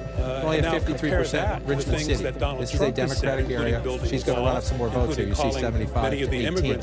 So there's more votes here. But you're up to 72%. Again, we've been through many elections where the Republican is ahead early on, and then this vote comes in, and it changes everything. But if you're the Trump campaign, Jim Adamno, we know even in historic elections, there's always been a Democratic advantage when it comes to the bloc we refer to as the Latino vote, right? That's very wildly from a 44-point advantage down to, I think it was like 18%, but it has been moving, especially because of the growth in these suburbs back in and the fast-growing Latino population. So the fact that Trump is so competitive, even if he narrowly loses this state, right now he's winning, and he's in position to potentially win it, even if he narrowly loses this state, it tells you he is performing in a way that is going to surprise some Democrats. That's why when you look at North Carolina, Mexican Americans versus Puerto Ricans. And so is it even fair moving forward to talk about this group as if they are a monolith, to talk about the Latino vote? So we move it back again to around 75%. And what are you missing? We got a long way to go. We got a long way to go here because you've got a lot of places where, as I said, these are largely Democratic areas. So this is, I'll show you the population strong here. Where the Democrats come down here, Cumberland County, Fayetteville, only this is the absentee vote. This means we don't have a big dump today. Election day votes this is a smaller county, but still a lot of that's more competitive. 5-point race there. That kind of. So you're looking at what's left out there. There are some Republican areas. Let's go through them as well. They tend to be a little bit smaller, but this one's not bad. Well, if they are watching CBS News inside the Trump Tower, they probably made a small cheer as we are watching this contest tonight. Not only is Florida a toss-up too close to call this hour, but we had the state of Virginia as lean Clinton. It's now in the toss-up category. What's going on? Well, it's getting Mecklenburg County. We have a difference in edge and lean. The idea was always that we're going back the other way, and so now Virginia is leaning down, leaning to back in the toss-up category. So while things are tight in Florida, they're also now tight in Virginia. So we don't know why. Maybe that's why Scott Pelley has gotten up. See, Scott Pelley is no longer here. He's all the way over at the decision desk. Not that I do not, but I bet Anthony Salvato, our director of elections, does. He's our numbers guy tonight. What's going on in Virginia? Okay, I'll tell you why. That's been part of the state going for Trump very heavily, more heavily than we would have expected, even for a Republican coalition. How many counties have yet to get this out here? Exactly. Coal country, all out, just the Rhone. 40% of the votes counted. Then, all over here in the D.C. suburbs, the place is so critical to Hillary Clinton. She's doing well. This is encouraging you. Just not well enough. It's tracking right now behind where she needs to be. A lot of them look at the Trump campaign, you're thinking, sure, it's only a couple hundred in this county, maybe 1,000 there, maybe 1,500 there, but that's a lot of counties. We want to remind the audience the question for the Democrats is, you make it up here, again, you're talking 10% of the state population, Franklin County, where you're from, only a third of the voters would. So what's going to happen is Trump will get 500 here, 200 here, 200 there, 2,000 there, can Clinton get 20,000, 50,000, many places like this, as the margin comes up. The Democrats have to make it up. All right, that is ABC's Jim Tell by looking, in a lot of areas, Thank you so much, Jim. Republican votes have to be counted. This is a pattern we've seen This is the biggest one of all up here. Back here in Florida, Hillary Clinton and Donald Trump both holding their breath and turning the vote over Florida right now. There's been a Democratic area, but Trump's running reasonably. Let's see, 51 to 44. And same Trump is running strong in the blue collar area. We've talked about this all along. Right? Ohio, you're talking about your trade business. You're talking about your immigration. In and around the Orlando area, everybody talks about the I-4 corridor as a swing area. But what Donald Trump is doing here is it's not just swinging it, it's that he's adding up relatively small numbers of votes in all of these relatively smaller counties, and that is actually at a Hillary Clinton candidate in the Democrat county. So there's 200,000 vote lead, and that's significant. You get the 200, 300,000 vote lead, and then you come into here and you say, okay, what have I got left? She might have 100,000 there, maybe a little bit more, but you have 200,000. That's the math you're doing now. And so far he's doing it. To call all your people and say, in this Democratic area, what's still missing? How much am I going to get? Precincts report, and you'll hear people say, oh, there's so many precincts reports. Those don't always come in as precincts, so you can sometimes see more votes than you see precincts, and that's what's going on here. Anthony Salvanto, thank you very much. We will remain on Battleground watch when we come back. 19% of the vote is noticing a trend? In a speech of that Florida, kind, North Carolina, Ohio, that is a good point. now New Hampshire, and these are the states that are going to decide anything to try to remedy the party. These are the states. You go Florida, Virginia, North Carolina, Ohio. Now New Hampshire's only 4. It's the smallest. We just went through, only 4 like we have there. We haven't gotten to Pennsylvania yet, which is 20. It's only 4, but it's key. It's key to the Trump map. It's the place that Clinton very much wants to win. We don't know much about it, to be perfectly honest, because if you look, it's 50% of the vote. Come down to Concord, this is a liberal area. That's 100% reporting already. So in a sense, I say we know nothing. In a sense, that is something. If that's 100%, there's not more votes to be gained for Hillary Clinton in one place where she would get them. It's not a giant population center. New Hampshire's more many small towns than you have in one big population center. But if you come down to Nashville, this is a place Secretary Clinton's going to have to run it up. You come over here to the Seacoast, Portsmouth. We have no votes from Portsmouth yet. This is where she's going to have to run it up. So look at this, but you've got a whole lot of this to still be done. I just want to show you, go back in history. It sprinkles back and forth. There's a Democratic area up here. This is where it's key for the Republicans to run it up. Manchester City, if you come down here, come down and go around, that's Goffstown, just outside of Manchester. Manchester City, we'll see what happens here.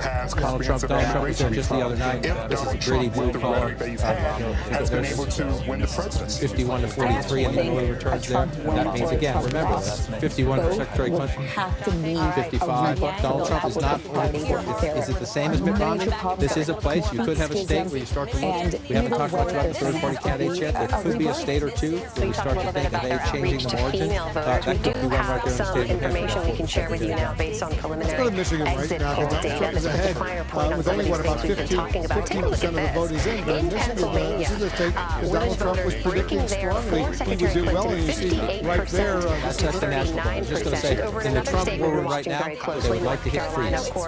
Minnesota, Wisconsin, Michigan, red at the moment, the early results. If they could just freeze the map right now, they'd be quite happy. I don't say that to be smart aleck. Just they're looking at themselves right now in the early returns. They're doing what they said they would do. They're crossing the Western very early returns. Take a breath, but they're proving that they can competitive.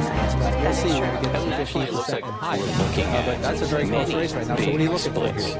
Number one, you're going to look here in Wayne County from Troy. You only have 5% of the vote. This is your biggest chunk of votes, and it's your biggest chunk of the Democrats now here in Wayne County. Now, so if Donald Trump keeps it that close in Wayne County, the battle for the battleground continues at this hour. CBS News has yet to call each of those key 13 battleground states. Why it's too tight. You move up here, Oakland County.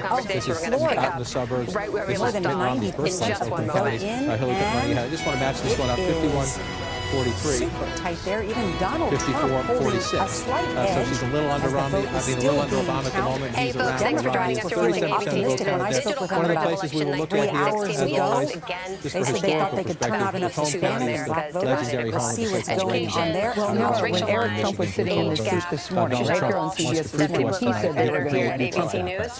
Maybe he knew Another divide. Virginia also, now the toss-up category. We'll go inside these states to find out what it may better need until for you get tonight results. will And be the Angela's victor. tonight. It's coming up right after this. So once votes come in, Trump will jump up and over the third party candidate. This is just very quickly early on. It's not new. These are conservative areas. Donald Trump's ahead right now.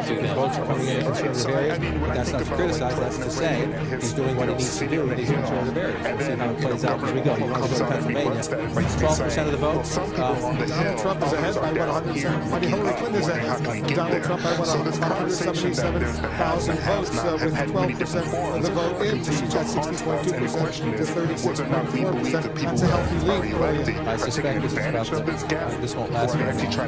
Gary Johnson It's also, I think, a matter of, it goes back to our two-party system, right? And how closely they're identifying and tracking how the country itself is changing. And the data shows that, the country is becoming less white. Both parties are actually becoming less white. But one party is sort of tracking with a much faster rate, keeping up with the rate of change in the country than the other. And so it does speak to representation. The party speaks for you if you're looking at what's available to you in terms of your elected I officials. suspect that's better than it was 4 years ago. And there you go, 57 to 41, 16 points in theory. If that holds up, 65%, that tells us something. This is, again, a blue-collar area, not unlike Buffalo, New York, my friend's hometown, a place where Donald Trump has tried to sell his immigration and his trade message, and that's a good number. So let's look down here in Allegheny County. This is more about where it should be, 60 to 35 if you're a Democrat. That's what you need there. Let's look back here, 57, 42, 15 points. So you come back in there. This one, only 9%. We'll see how it plays out. Both candidates are focusing on that area. But the key is over here. We have nothing from the suburbs yet. We have 37% in Center City, Philadelphia. Watch this number right here. Philadelphia County, for an hour or two. Counting Pennsylvania. We're still counting the votes here. Is this margin around 400,000? If it's not, Trump's in play. The thing that really bothers them the most is the fact that run it up they in know Philadelphia by 400,000 votes, even more than that, if she But can. what they And then don't after like is the fact that, that if when she there can do is a that, racist that white makes her person in competitive. the You see all these forefront, suburbs right that here. no one from This the place party will be won or takes that lost. person She's down. currently That leading they by a actually little try bit. to This is appease them significant. because they're Again, afraid of this is losing only that 1% of the vote. particular vote. Donald If Trump that running paints the about entire even party in as Bucks something County. that's not The being last Republican to win Pennsylvania in the presidential election was George H.W. Bush, who won Bucks County. No Republican has won it since, so it's going to be close. But Romney kept it close. You go back 50 to 49 in Bucks County 4 years ago. If Donald Trump can keep it there, if it keeps him in play, if this is red at the end of the night, that's a good sign for Donald Trump. And then you want to look at these other counties here. This is right here. This is where Melania Trump gave her speech when she went to Berwyn, Pennsylvania. Chester County, about 4% of the state population. This used to be rock solid Republican suburbs. But again, the Democrats have done more successful, especially with suburban women. We'll watch Chester County as we get. Let's check in Virginia right now, and then North Carolina. Statistics, I think it's 58% See the red? bothered by I mean, Trump it's just, tapes versus at the moment, it's 44 staying. bothered So you by keep thinking every time you look, so that these states going to change. We're up to 76% in Virginia. Racial, Okay, from 60,000 gender, votes, from right? age. 61,000 votes ahead in Virginia for Donald Trump right now. And so the question is, you start going, where are the Republican votes? So you check these smaller rural counties, and so you're going through these, and you see all the 100%. So if you're in the Trump campaign, you know that in this rock-solid conservative area, you've pretty much... Several more stories we need to cover. Senator Tim Kaine, the vice presidential running mate, he was once the governor of Virginia. This would be beyond embarrassing to the Democrats. Commercial break. For now, we're going to toss you back to network coverage of election 2016. Democratic state than North Carolina, so it's one of the things you watch. So we're not there yet. We're not there yet. We're only at 76% of the vote.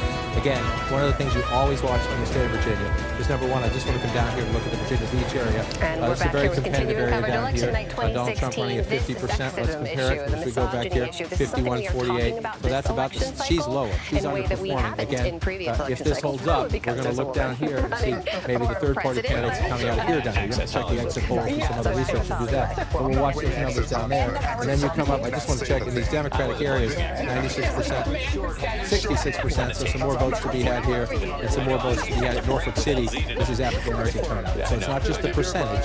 In the end, it's the math. How many did you, not just what percentage are you getting, but how many of your voters have you turned out in a place like Norfolk. But then again, well, this is going to sound repetitive and broken record, but this is where most of your votes are. Just across the Potomac River in the northern part of the state. 85% of the vote is down. 85%, 55 to 40, if you do that math, 52 to 47, so Secretary Teacher is running strong.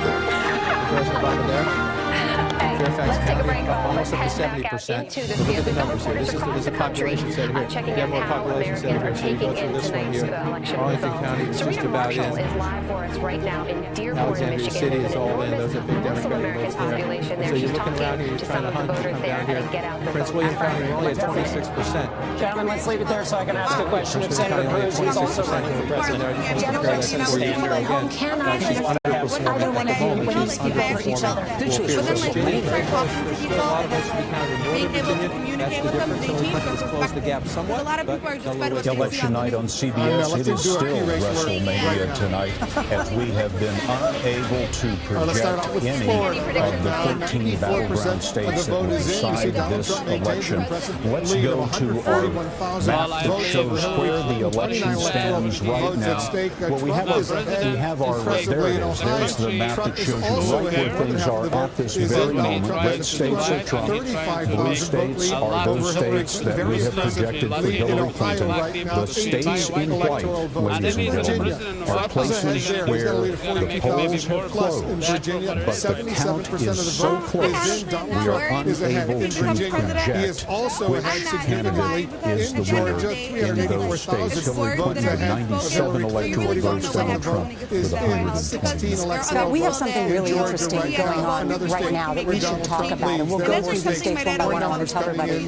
But a state like Michigan, that in the last election that we had called at 9 o'clock, it's now 9:30. We're not able to call that state. So let's go through, because I want to talk about a number of these states that we've not called at this point. We'll first start off with Pennsylvania. The current estimate there, CBS News estimate, that is a toss-up. Trump is ahead in Michigan right now as well, 28,000 we have just 16% of the vote, 49%. but again, this is based on actual votes and polls and others, but it is a toss-up. In Michigan right now, in New Hampshire, 22% of the vote is down in Trump is ahead in New Hampshire as well.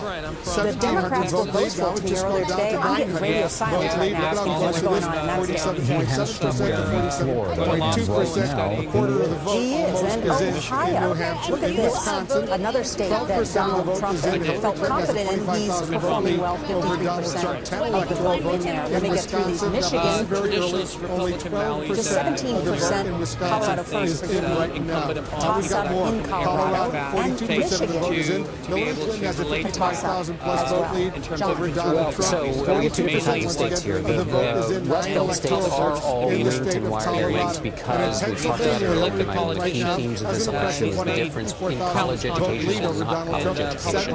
If you look at the states, they all group together in terms of having a large non-college educated electorate. Ohio, Michigan, Pennsylvania, they're all very close to each other. So the districts are the same. And so Donald Trump is obviously doing well with that electorate. What's interesting is that Florida is a different kind of state.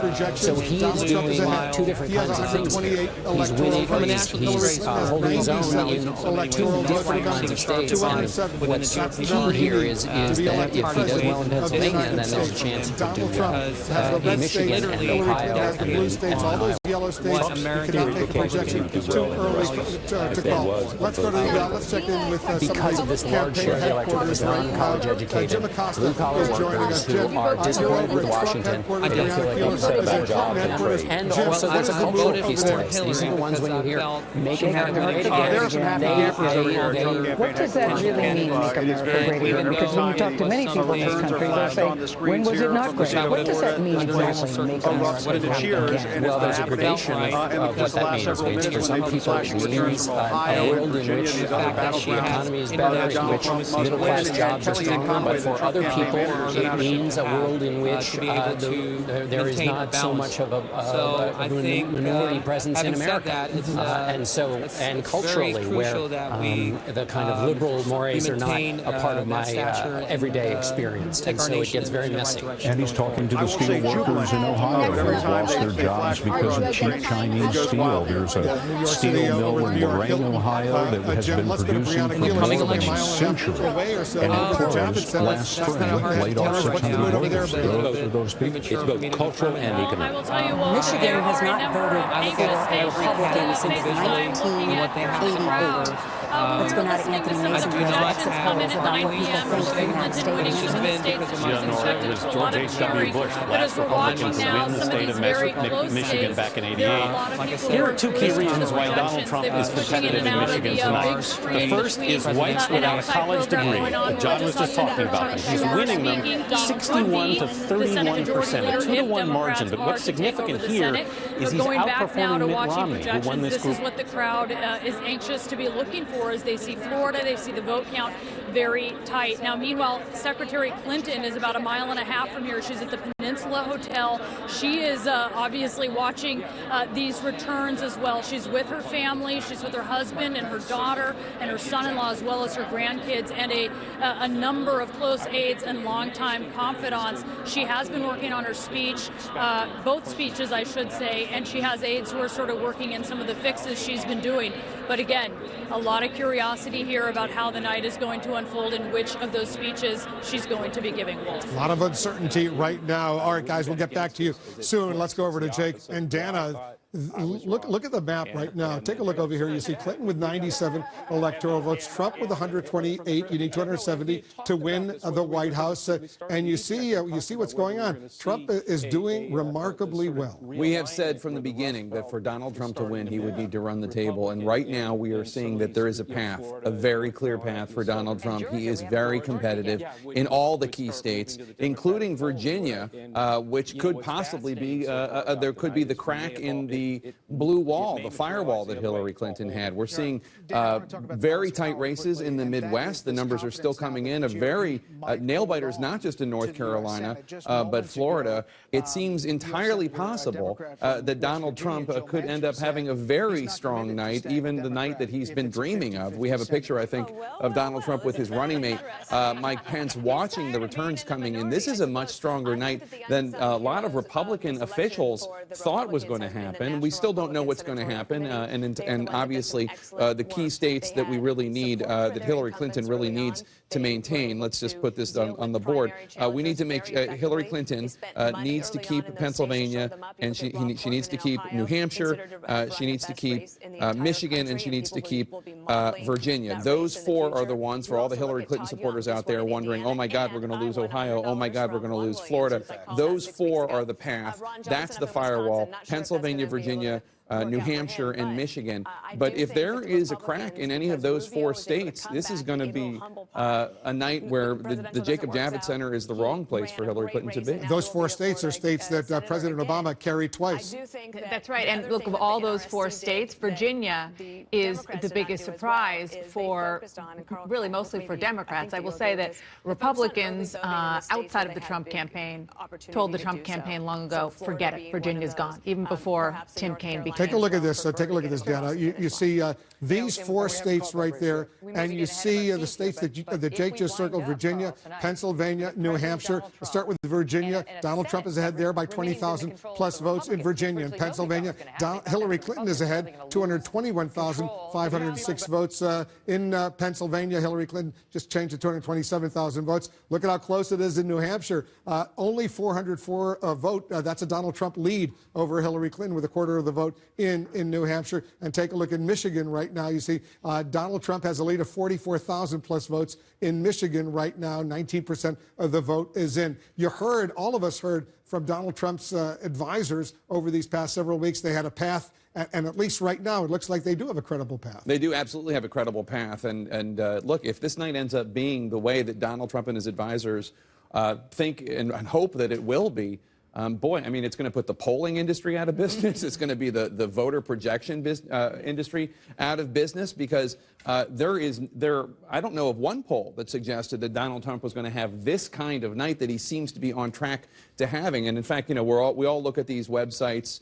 I don't need to name them, but that prognosticate the odds. Hillary Clinton has this percentage odds that she's going to win. And most of them had Hillary Clinton, the odds of her becoming the president, at over 65%. Well, I just logged on to one of them, and it has Donald Trump at 54%. Now, this is not science. This is prognostication based on data coming in and polls and the like.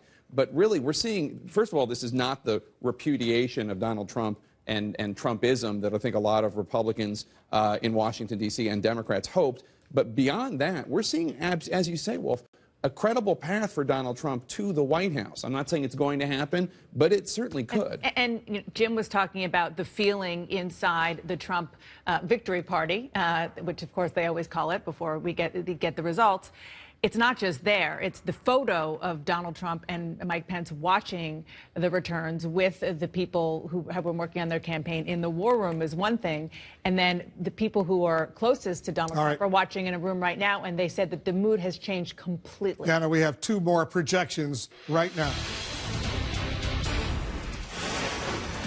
All right, CNN now projects that Hillary Clinton will carry the state of Connecticut with its 7 electoral votes. Hillary Clinton wins in Connecticut. CNN also projects Donald Trump will win Louisiana with its 8 electoral votes. Another win for Donald Trump in Louisiana. Let's take a look at the Electoral College map, see where it stands with these latest 2 projections. You can see right now Donald Trump's still ahead. He has 136 electoral votes to Hillary Clinton's 104 electoral votes. Remember, 270, that's what's needed to be elected president of the United States. The red states we've projected going to Donald Trump. The blue states we've projected going to Hillary Clinton. Let's go over to John King to watch what's going on. John, you're studying this at the Magic Wall so closely right now. Just going through, and you're trying to look. Let's just start down here in Florida. I was just emailing back and forth with a key Democrat and Republicans who know this state very well. The Republican is not a fan of Donald Trump, trust me, who thinks that Donald Trump has enough to hold on here. That doesn't mean he will, but we're up to 95% here now. And so every time we do this, we go back to the bank of what's left out there. And there's still some votes left in these Democratic areas, but 94%. First, let's just go back and do the statewide math. You see right there, 49, go ahead. I was going to say, I want to get back to Florida in a moment, but let me take a quick break. We're counting down to another round of poll closings right now at the top of the hour. We're going to get results from 3 more battleground states that will help decide this presidential election. We're talking about Nevada, Utah, and Iowa. In Miami Beach, people are watching CNN. They're following the close race unfolding in Florida, very close. That crucial battleground state still too early to call. More votes coming in right after this quick break.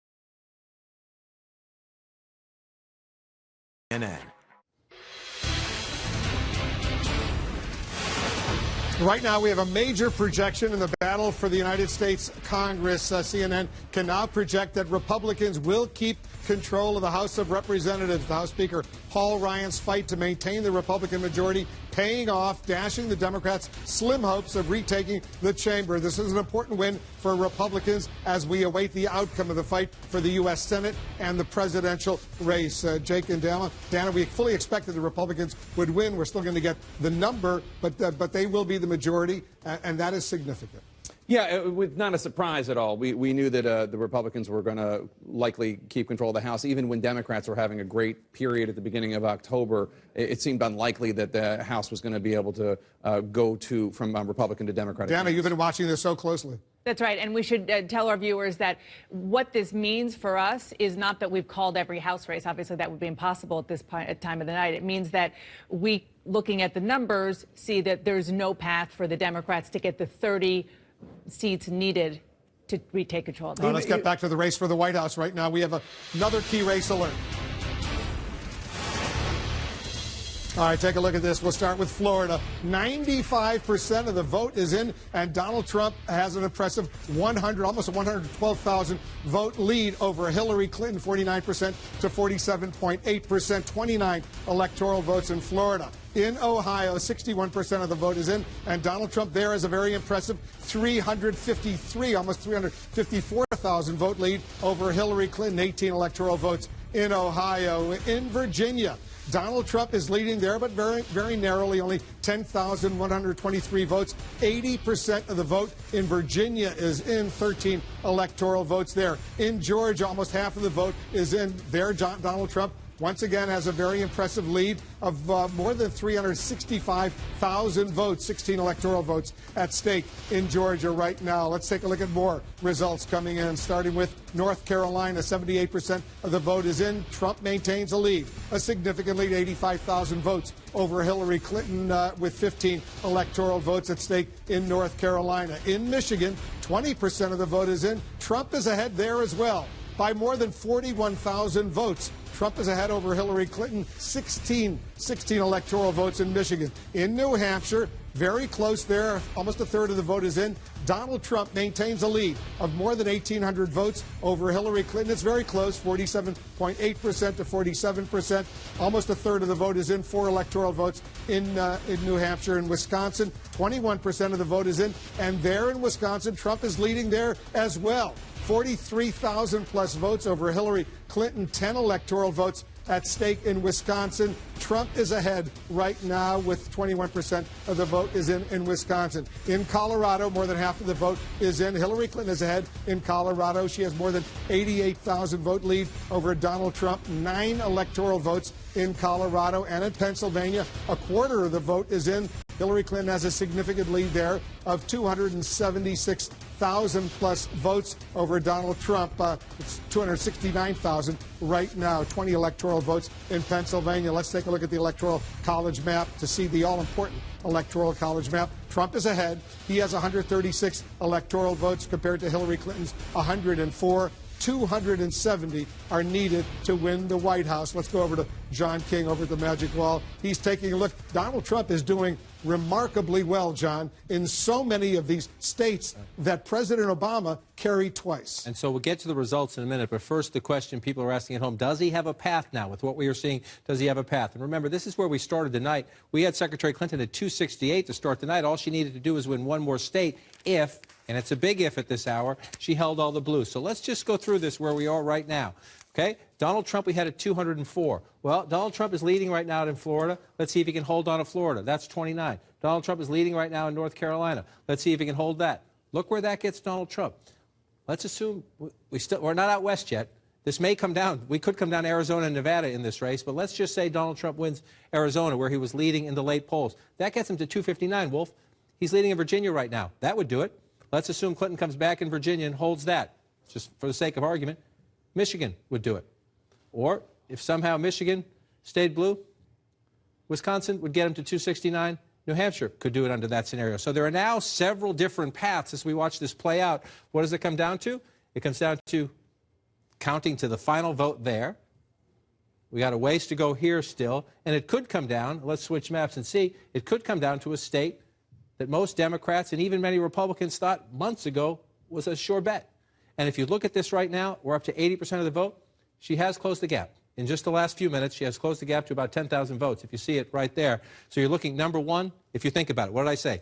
Michigan, Virginia, and then we'll look at Minnesota, Wisconsin, which are less likely, but they're still in play. So the question is, can Hillary Clinton come back? The answer is yes, but the clock is ticking. 95% in Loudoun County, 80% in Fairfax County. This is a big vote center. So that's here's where 13.5% of the population of the state. You remember the Senate race a few years ago. Everybody was stunned that Ed Gillespie, the Republican, was so close to Senator Mark Warner. And Ed Gillespie was leading at times in the night, and then these votes came in, and snap, it changed. That's not saying that is what's going to happen tonight, but we have to wait to see what happens in the Northern Virginia suburbs. Hillary Clinton now, that's, well, back up now to, what do we have there? 13,000. Yeah, a little over 12,000 in there. So the clock is starting to run at 80%. So Virginia's one place we'll watch. Trump wins that. Again, he's got to hold these ones, and let's just check on these as we go. Up to 79%. He's got a 100,000 vote lead. You're up to 80% now. You're talking about a pretty good lead, but what's out? So let's look, 94% there.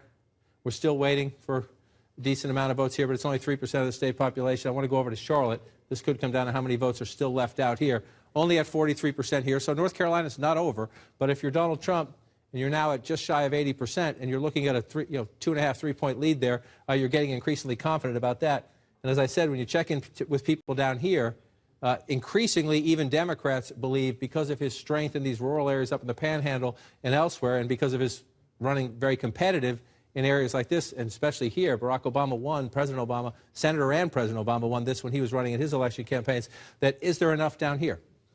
95% now in Palm Beach County, so there's more votes to be gained for Secretary Clinton. Is the math enough? Let's move down here to Broward County, 75%. Again, she's likely to pick up some votes, but is it enough? Miami-Dade is almost done at 94%. So there are still some votes in these southeastern counties. Hate to say this, to say the words Florida and lawyers in the same sentence, but we're going to wait for these votes to come in, and we're going to see. There's a chance that some of these states are going to carry over into the morning. If you get into, are there still other absentee ballot issues out there? But Florida, if you're Trump and you're looking at this one is key right now. Can you hold this lead? We're going to watch that and see as we get up there, and then we'll move out here. The count's a little slower as you move toward the west. We're only up to 21% in Michigan, but again, you're starting to build a healthy lead. Some people look at that and say, wow, the other way to look at it is that what we have so far. What about the Democratic areas like Detroit? Right.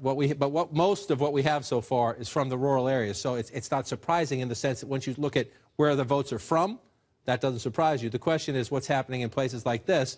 And again, this is going to come down to margins. If Donald Trump is running more competitive in these areas, so 51 to 44, 54 to 46. So you have a Donald Trump running closer in these outside, essentially the counties just outside of Detroit. Let's go down to Wayne County. One of the biggest concerns for the Democrats in this election cycle has been African-American turnout. Wayne County, Detroit, we're only at 11%. So if Wayne County ends the night 48-45, Donald Trump is going to win Michigan. We're only at 11%, so we'll see how this one plays out as we go John, through. I want to go to Virginia right now. The's been a dramatic development in Virginia. It just turned blue. There you go. There it is. You can see Hillary Clinton has now taken a slightly, less than 2,000 votes, 47.5% to 47.4%. You see her lead has just grown. This is Prince William County. It's grown because the vote count, we've gone from 16 to 26% here, and we've gone up to 89% when we were just talking moments ago in Fairfax County. We said we were waiting for a lot of votes. That's why it happened. These votes have come in Northern Virginia. And again, that's why this state has done this to us in the last couple of cycles. You see the Republican build an early lead, and then you see the Democrat bounce back when these votes come in. Doesn't mean we're done. She has a 2,000 votes. Tiny lead. So the key here is we know what's still left, right? Loudoun County, she's winning by a healthy margin. We still have 14% of the vote to count. Fairfax County, we're up to 89% now, but she's winning by a lopsided margin here. Let's just check Fairfax City. Up to 86%, some more votes to be counted. But you're looking at the blue is what's out. So then you say, are there Republican votes out there? So you just start to pick them. And you see 100% here, and 100% here, and 100% here. So if you're the Clinton campaign, you just let out a huge sigh of relief in one state. One state. They're still having... It's not over with in Virginia yet. It's not over. It's not over yet, but if you study this state, you think this one just started to move your way, and here's one of the places we're going to keep looking. This here, 5% of the state population. This again used to be. Well, she's 5,000 votes ahead now. It just changed, John. Right. So she's got a bigger lead right now. 1,559,000 to 1,553,000. Yeah, and that's here. That's here, and this is what again we've seen many races lately. It's very close. Still a swing state that leans blue.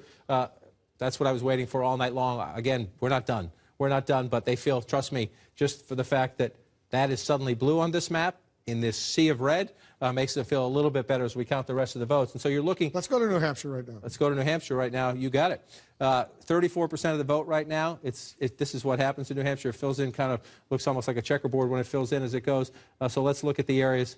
Manchester City, Hillary Clinton ahead, 6 points there. Just want to go back and check this. It was 11 points. 11 points 4 years ago. This is your biggest chunk of population in the state, one of the biggest chunks right here, 8% plus. Remember, Donald Trump had a very big rally here the other night. It was supposed to be the close of his campaign. Then he decided to go on to Grand Rapids, Michigan, and at an event.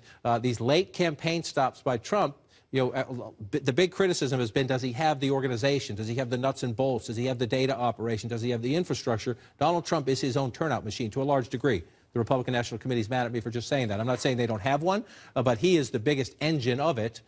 Let's see if he can keep, again, if he doesn't win Manchester, keep it close, and you run it up in the other areas. But I want to say but about New Hampshire because we're nowhere near done here. Hudson, along the Massachusetts border has become much more populated in recent years, people living right along the Massachusetts border. Hudson, Nashua, we have nothing. I just want to go back in time and check. These are areas where President Obama won quite handily. You move over here. This is a Republican area, but more of a swing area. Remember, Mitt Romney has a lot of connections in New Hampshire, so he ran stronger in some of these places than one would expect Donald Trump to, except Trump has a good organization there from the primaries. I want to come back to 2016 and come over to the Seacoast. This is largely a Democratic area over here by the Seacoast, and we have nothing yet.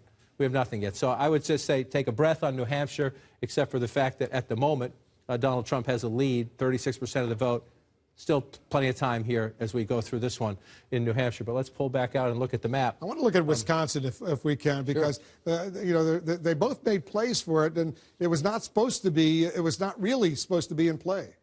It was not supposed to be in play, except the Trump campaign told us they could make a run at this late, and a lot of people didn't believe them. They had the dysfunction. Let me just tell our viewers, a quarter of the vote is in, 26%, and Trump is ahead 50% to 44%. He's got, more than 40,000 vote lead right now. And again, so you're looking at a lot of these small rural areas. You're going to see this in so many states tonight. They're filling in red. The question is, where are we percentage-wise? In Madison, Dane County, this is the University of Wisconsin. This is a big Democratic area. We're only at 23%. This is key as we go forward. You see the lopsided math here at 23%. As we get 50, 75, 100, Hillary Clinton, if she's going to make up Donald Trump's lead at the moment in Wisconsin, she needs to do it here. Let me pull out and look again as we come around here. Let's come over to Milwaukee and see what we have here. 45%. She's running up a lead pretty big. I just want to see 66 to 28. Let's go back in time and look 68 to 32. So it's comparable. It's comparable. We're at 45% there. The question is, we'll check the math. I'll go and check the math next time I get a chance versus 2012 turnout to see how that's going there. The percentages are about right. The question is, are you getting the turnout you need? We got a big block up here. We have absolutely nothing. We go back and look. This was a Romney area up here, 53, 46, about 2.5% of the state population. So we have a ways to go here as you start to watch. Let's just go back in time and look for your big areas of blue. You see all down in here, right? And so you come back up here, we got nothing. So if there's room here, if it comes in as it did in 2012, there's room here for Hillary Clinton to make it up. But again, if you're in the Trump campaign and you're looking at a 5+ point lead in the state of Wisconsin and you're at 27% of the vote, you start to think that late strategy pulled off. And let's just, since we're in the neighborhood, come over here and see where we are in Michigan, 23%. The idea for comparison is to look where the red is, go back in time. All this is in here is traditionally blue. So you've got some red down here that's traditionally blue, and we're at 47%. In places like that. Not huge population centers, but it matters if you're in a very close race. If you turn some of these small areas, that's how you make the difference. I just want to come back over here again and look. Oakland County. By the way, we're getting close to the top of the hour. We might be able to make some more projections, but go ahead. Great. Macomb County, again, this is one of my bellwether counties to look at. It's part of the auto industry. It's General Dynamics. This is where Michael Dukakis took the ride in the tank. It's where Ronald Reagan created the so-called legendary Reagan Democrats. If Donald Trump wins Macomb County, that puts him in good standing to be competitive throughout the state of Virginia. And I'm told to go out and check in on Colorado. 53% of the vote. Colorado vote by mail. They count the vote. And it's competitive out here as well. Again, she's ahead a little short of 5 points there, or just above 5 points there, excuse me.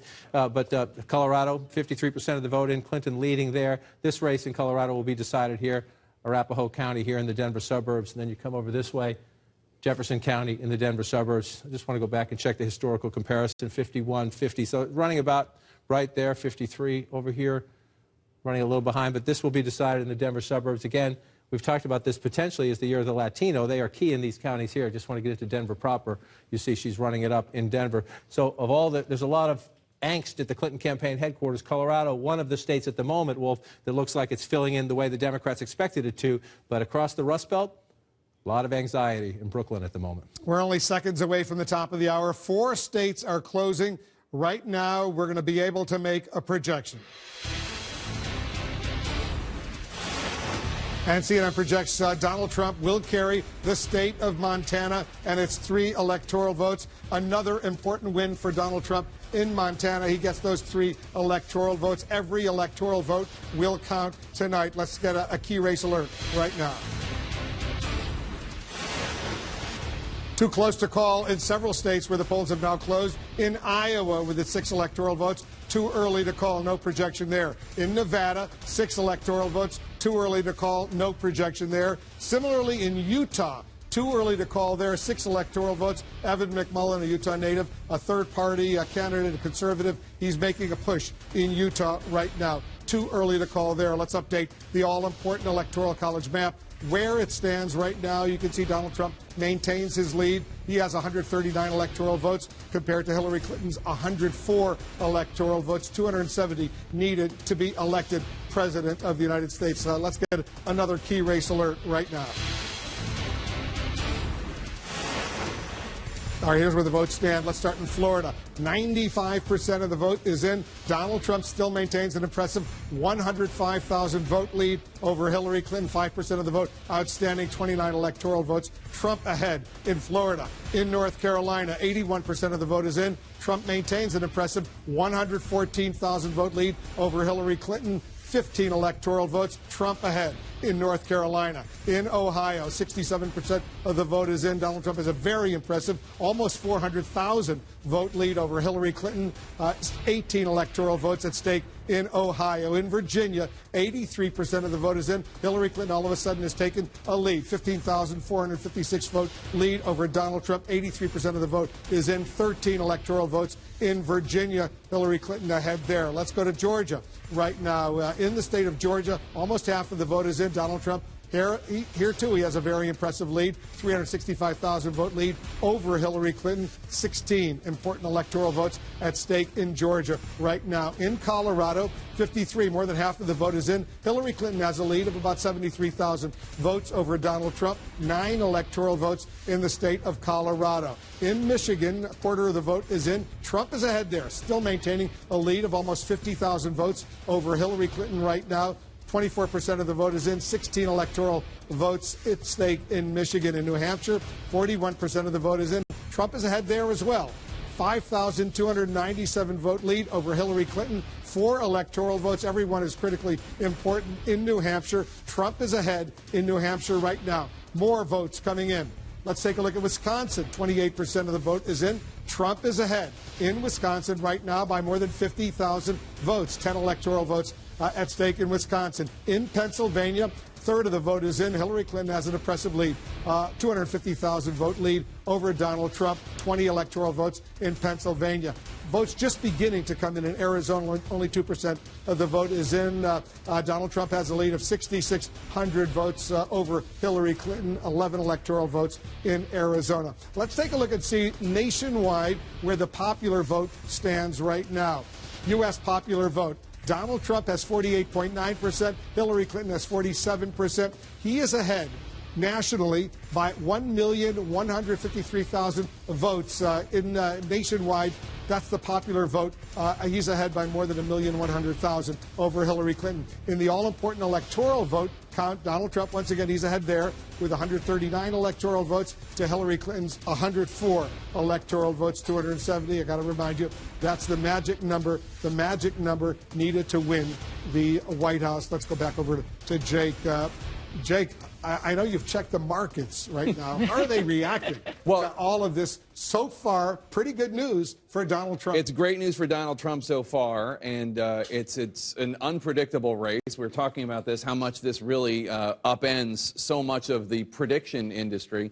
But the one thing that the markets don't like is uncertainty. And right now we've been told that U.S. stock futures are down nearly 500 points. That's 2.7%. Wall Street has consistently during this election season, whenever Trump took the lead or seemed to be doing well, investors have been worried about his unpredictability, his tough talk on global trade deals.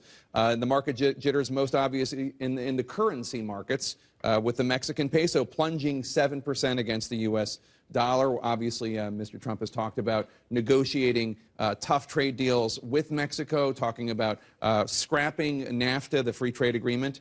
Gold, which tends to rise when investors are nervous, is up 3% and is up more than $1,300 an ounce. So right now, with all this news that seems to be excellent for Donald Trump, Wall Street and the markets are very, very jittery. A lot of jittery people out there right now, Dana. You know, I'm guessing that the people in Brooklyn, I can see their fingers That's probably. the Hillary Clinton headquarters. Yeah, fingers probably bleeding because there's no more nail to bite. I'm guessing that that's probably what's happening. And I think it's really, really important to point to the state of Virginia, because these other battleground states where the candidates, both of them, traveled heavily, okay, you know, we expected those to be close. But the story of Virginia tonight, even though she has pulled ahead here, in the polling, and frankly in some of the modeling, she was ahead by many, many points. Significantly, yeah. Significantly, Absolutely. and the fact that he is doing so well there tells you about the fervor out there. Whether it is for him, against her, or just against Washington, to me, that is a story that is really encapsulated in the Commonwealth of Virginia. And let me just say again, we are still waiting for the results from these 4 firewall states. But I don't know what we're going to. I mean, Hillary Clinton needs to hold on to these 4. We still don't know what's going to happen in Michigan, Pennsylvania, Virginia, or New Hampshire. But Donald Trump is competitive in all 4 of them. And it is entirely possible that there is a wave out there that the pollsters and the predictors and all the vote modelers did not see coming at all. The one thing that I will say about the modelers is I was just talking to somebody who said that with regard to the modeling that both parties do and both campaigns did, that they had it, there was sort of a 2% margin of error, for lack of a better way to say it. Having said that, you know, there is something that is out there that is hard to get with data. And Yeah. it's just clear that that's true. Those early exit polls showed there were a lot of angry voters out there in the United States. John, let's take a look at North Carolina right now, because that's really emerging as a critically important state. 82% of the vote in North Carolina is in. Donald Trump still maintains the lead, of about 120,000 votes. And so you start to get to that point, 120,000 votes, you're thinking, is it possible? Is it at all possible to make that up? So you start looking at the blue population centers. You look out here, they're at 100%, so there's nothing more to be gained for Secretary Clinton there. This is the biggest one here. You come into Mecklenburg County. Still some votes to be gained here. Is it possible? Yeah, sure. There's math there. It's possible to be done, but that's assuming, you know, that she runs it up at the margin she is there, and it also assumes that Donald Trump's not adding. Let's come over here. We're up to 99% in Wake County. Hillary Clinton's winning this county by just what they targeted. We wanted to win this big, 15 points or more. Very successful here. And yet they're getting swamped with turnout elsewhere is what's making this so race. They did exactly what they wanted to do here at 77%. The question is the numbers. We're going to match the numbers up to past campaigns and see if they're getting the percentages right. The question is, did they gin up the turnout? Can she come back here at 17%? You look around. Let's go back in time. I just want to look at some of these rural counties up top here. There's some small counties up here. You're looking, again, go back. This is the race before. You're going back here. Let's go back in 16 to see if we have anything here. 80%. So even if you keep going there, you're talking about a couple hundred votes at best when you look up here. So you look at this big population center. Again, this is where the votes are in these areas around here, or in the Raleigh-Durham Research Triangle and the areas around it, 80%. So there are some votes to be counted here, but if you look, come back, pull out to that statewide lead at 83%, that's a tough margin to make up. Doesn't make it impossible. If she's going to make it up, a lot of it's going to have to come from right here in Charlotte and in the suburbs. Again, if you do that math, you're at 43%. If she doubles that, there's 100,000 votes there. If you double it, so it's there. The question is, you start checking these Republican counties. There's a couple hundred votes here for Donald Trump to make up, maybe 1,000. There's still some votes here for Donald Trump to make up here. And so we got a ways to go before you can get into the exact nature of it. But if you're in Trump campaign headquarters right now, you think it might get closer. because your votes are in here and your votes are in here. And that's what happens in the war room. They start calling around to all these counties, who's left out, what's left out. And here, they're looking, they're asking here, are they close to Charlotte, or are they more up here where the Republicans run a little better? That's what they do in the war rooms right now. And this is... Let's take a look at two states, Michigan and Wisconsin. These are states that Hillary Clinton obviously has to win. Michigan first. Donald Trump is ahead right now in both of those states. And as you look at the map, before I go into the numbers, these are the two states, if the map stays like we see it right now, if Donald Trump holds on to Florida, if Donald Trump holds on to North Carolina, then these are the states that will decide the next president of the United States. That's a big if. That's a big if, but let's just go through. 26% of the vote right now, and you're just looking here, again, you're up here, Upper Peninsula, you're down through here. Donald Trump is winning. He's got a lead of about 60,000 votes. He's winning areas where the Republican, the conservative needs to win, and he's winning them.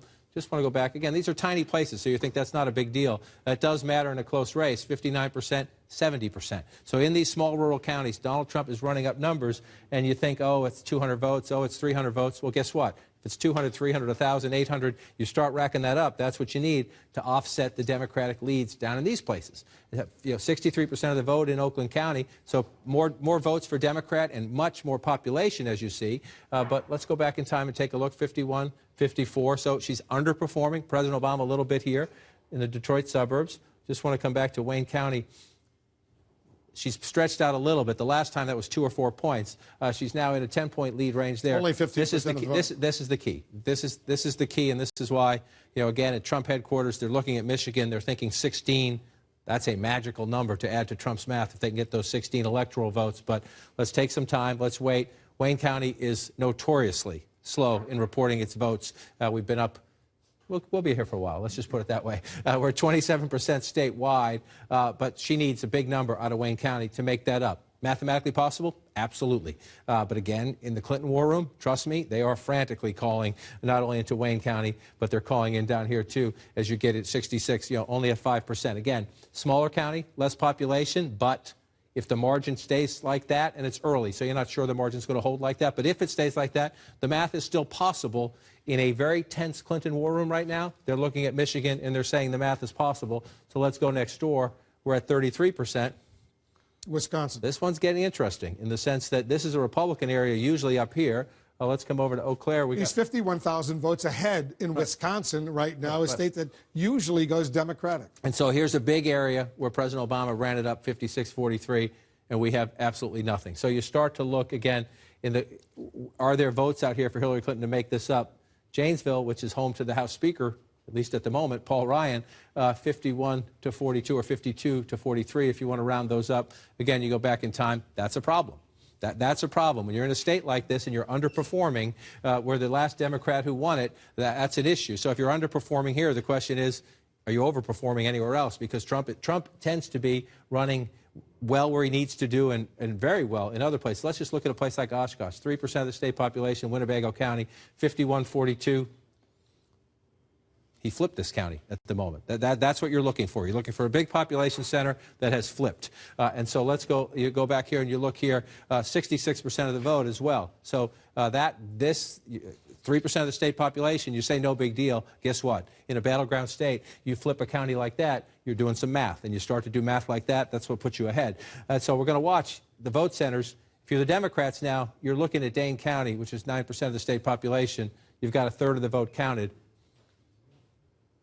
You better hope. You got almost 9% of the population of the state there. Yeah, so you have to hope that you've got more of that coming, and that margin stays like that, and you get more heavy vote as you come through. And again, you start looking through. This is it here. This is it. But she's again running up the percentages. We're only at 45%. Still a lot of votes left to be counted here. You presume most of them are going to go to Hillary Clinton. It just clicked up to 82%. So let's see what that did. We just jumped from 82% in Milwaukee County. So now we pull back out. It got her closer. She's now 48-47. So those votes come in. You see what happens. The big votes come in a Democratic area. It brings the votes up here. Let's just check back at Dane County, still at 32%. So as you watch these counties start making big jumps, it is possible. It is possible to come back. But I can tell you right now, in the Clinton war room and in the Trump war room, This is where the urgent phone calls are going, into Michigan, into Wisconsin, because at the moment, again, let's just check one more second right here. North Carolina is holding. Florida is holding. Looks like Virginia is trending Clinton's way, Wolf. We're going to look across the Rust Belt here. Michigan, Wisconsin, some vote counting to do. John, stand by. We have 2 more projections right now. CNN now projects that Hillary Clinton will win the state of New Mexico with its 5 electoral votes. Hillary Clinton wins New Mexico. CNN also now projects that Donald Trump will win Missouri with its 10 electoral votes. Another important win for Donald Trump in Missouri. Let's take a look at the Electoral College map right now, where it stands, the all-important map, I should say. Donald Trump is still ahead. He has 149 electoral votes to Hillary Clinton's 109 electoral votes, 270 needed to win the White House. You see the blue states, Hillary Clinton states, the red states, Donald Trump states, all those yellow states. Too early to call. We have not been able to make a projection in those yellow states. Let's go back to John over at the Magic Wall. John, you're looking at the national vote right now, and Donald Trump is ahead, by 2 points? Looking at the national vote, we still got some ways to go, and we're still early in the count in a lot of these states out here. So I just want to go back to this again for people at home who are thinking, is this possible? Is this possible? This is where we have it right now. Actually, we've moved a couple of other states since you did that. But this is the as we count map. I want to just go back to where we had this coming. Let's do New Mexico and Missouri first. Sure, you bet. Let's switch. We'll get there. Yeah, just highlight those. Okay. Yeah. So let's come out to New Mexico. Let's take a peek. Hillary Clinton running up 50 to 40 essentially at the moment.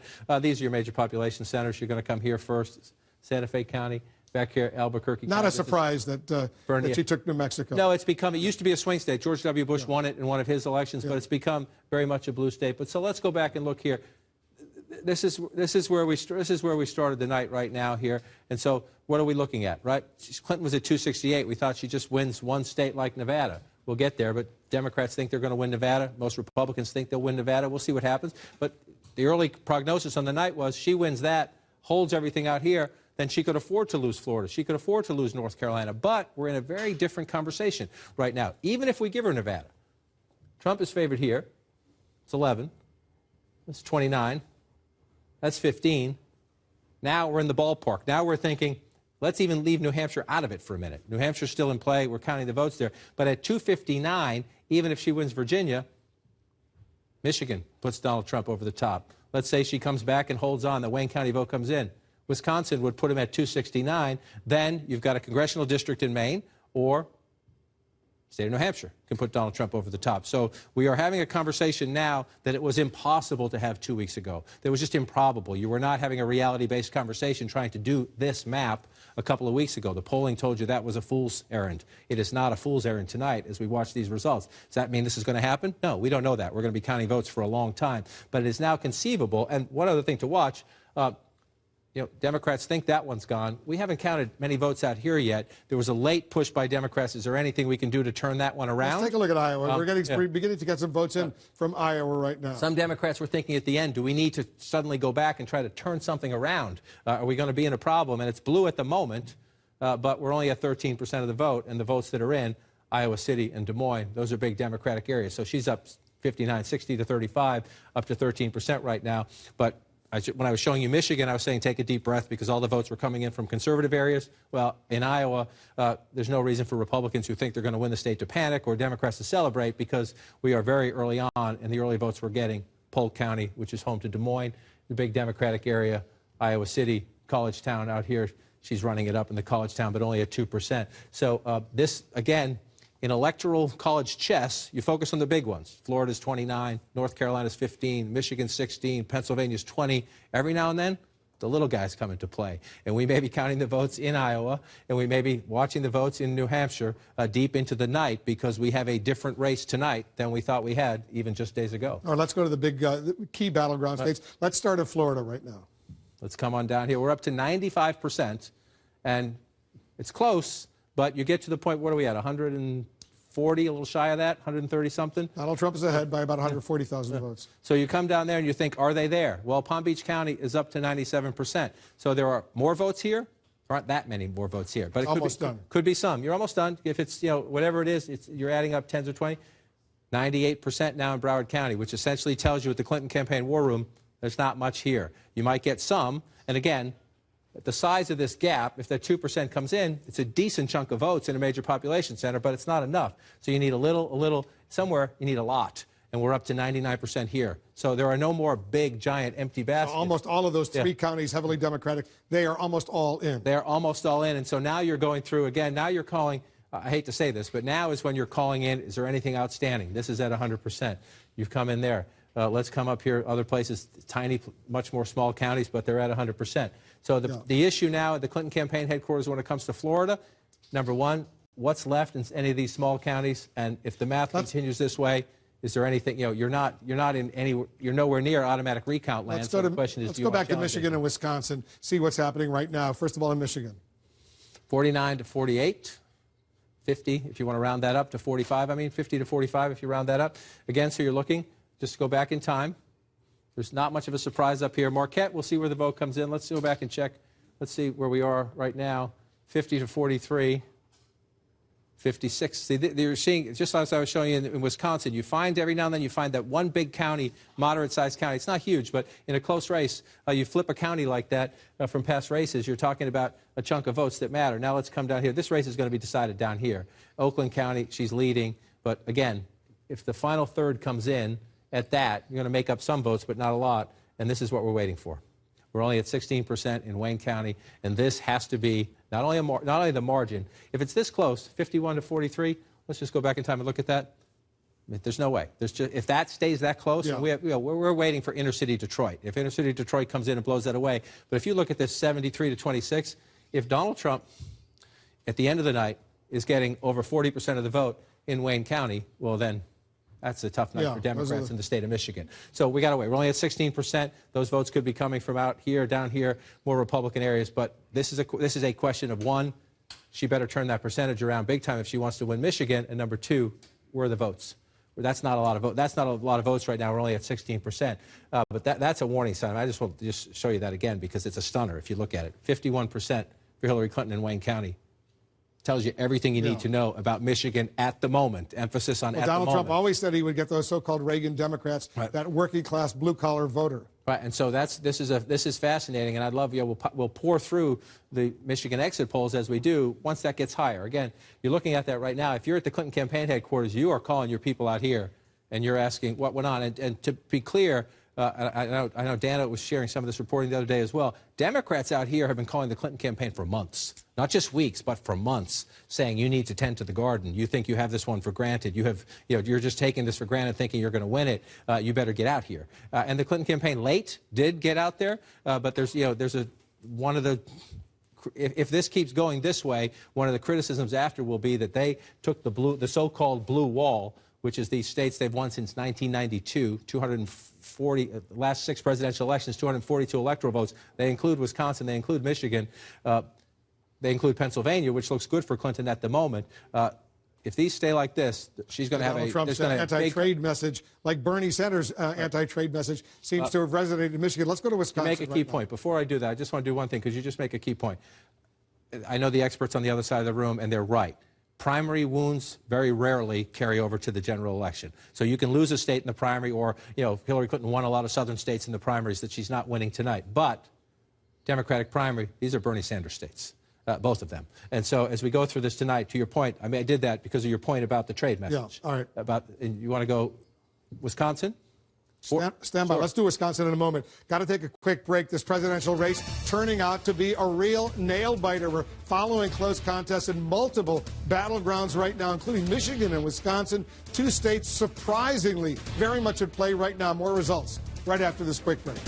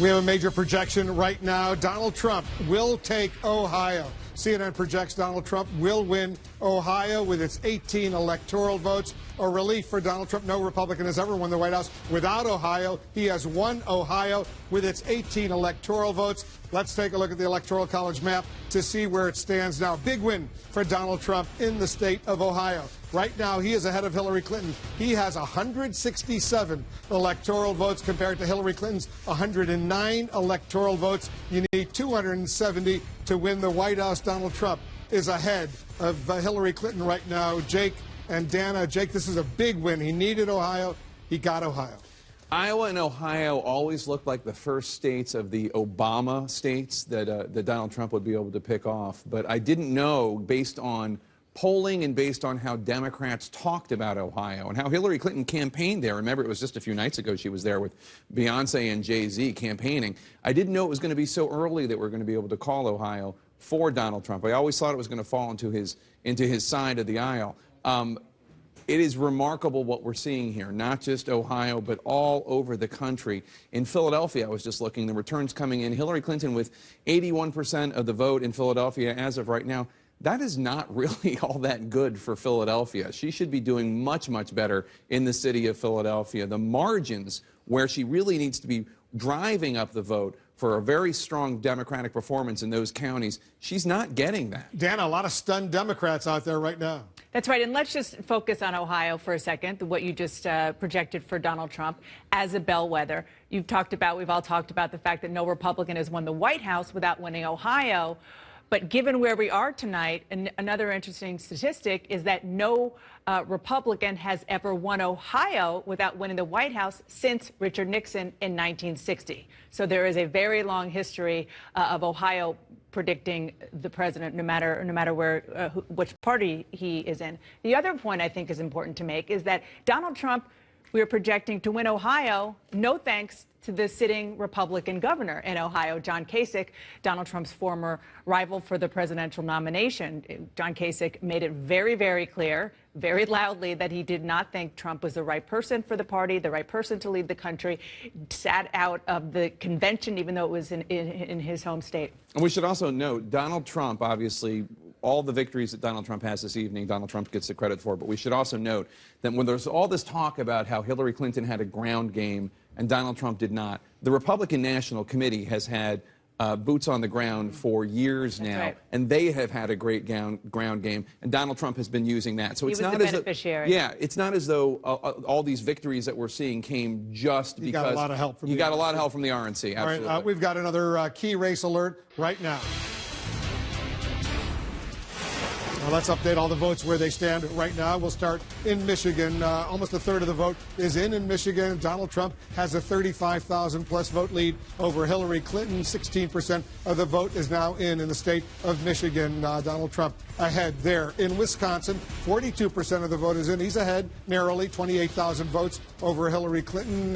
10 electoral votes at stake in Wisconsin. In Florida, 95% of the vote is in. Donald Trump has an impressive lead. In Florida, 135,000 plus vote lead over Hillary Clinton. 29 electoral votes are at stake in Florida. In Arizona, more than half of the vote is in. Trump has a lead, more than 33,000 vote lead over Hillary Clinton. 11 electoral votes at stake in the state of Arizona. Let's continue. Let's go to North Carolina.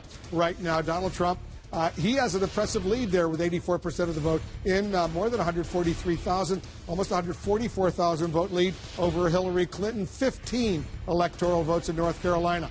Almost half of the vote is in Georgia. Very impressive lead for Donald Trump. 347,000 vote lead over Hillary Clinton. He's doing well, very well in Georgia with its 16 electoral votes. In New Hampshire, almost half of the vote is in. Trump is ahead there as well. More than 10,000 vote lead over Hillary Clinton.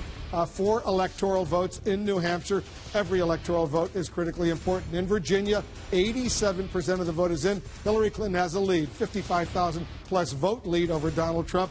She's certainly relieved at this stage. 87% of the vote is in Virginia. 13 electoral votes at stake there. We've got some more results coming in from Colorado. First, 65% of the vote is in. Hillary Clinton has a 92,000 vote lead over Donald Trump in Colorado with its 9 electoral votes.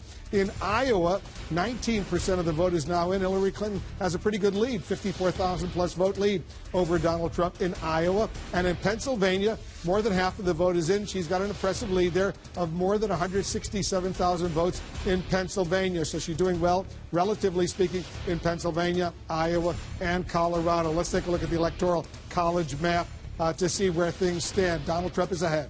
He right now, we've projected, he has 167 electoral votes compared to Hillary Clinton's 109 electoral votes, 270 needed to win the White House. Trump ahead right now. Let's go over to John King.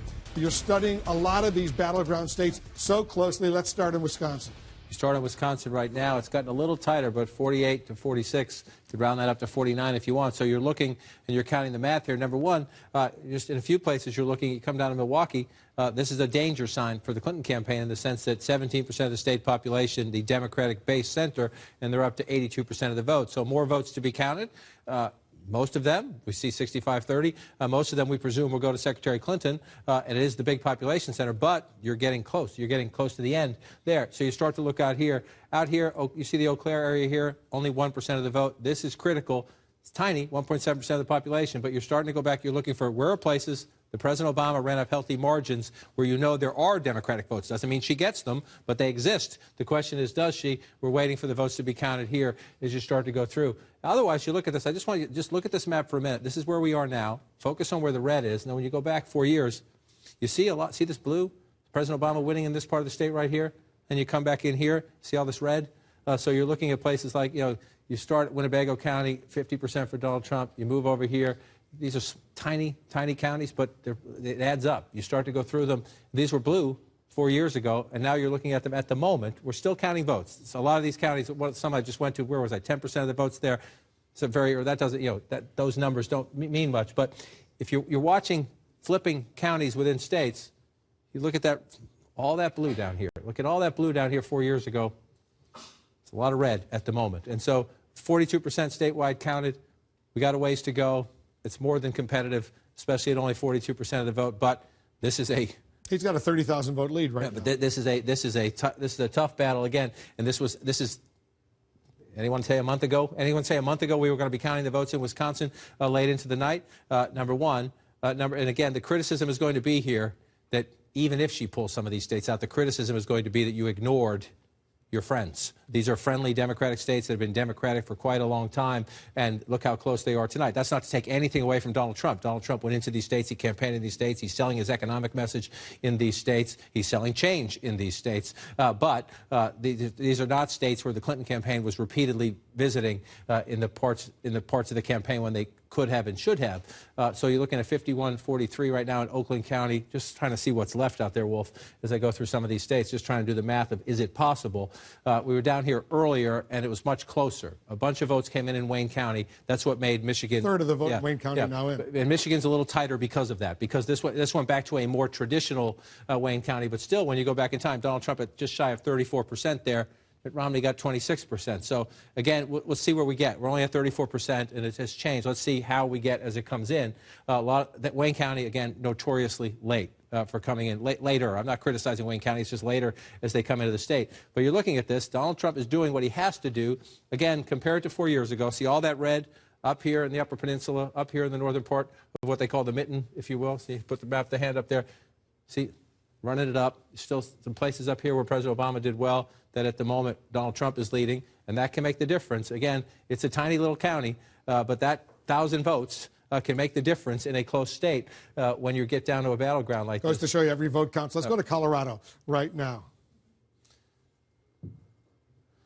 Colorado is close. 65% of the vote is in. Hillary Clinton is ahead by, about 89,000 votes. About 89,000 votes, and so you're looking at what are we missing. And so, again, most of this state is won here, unless this is very close. Then the smaller counties fill it in. So let's just check around here.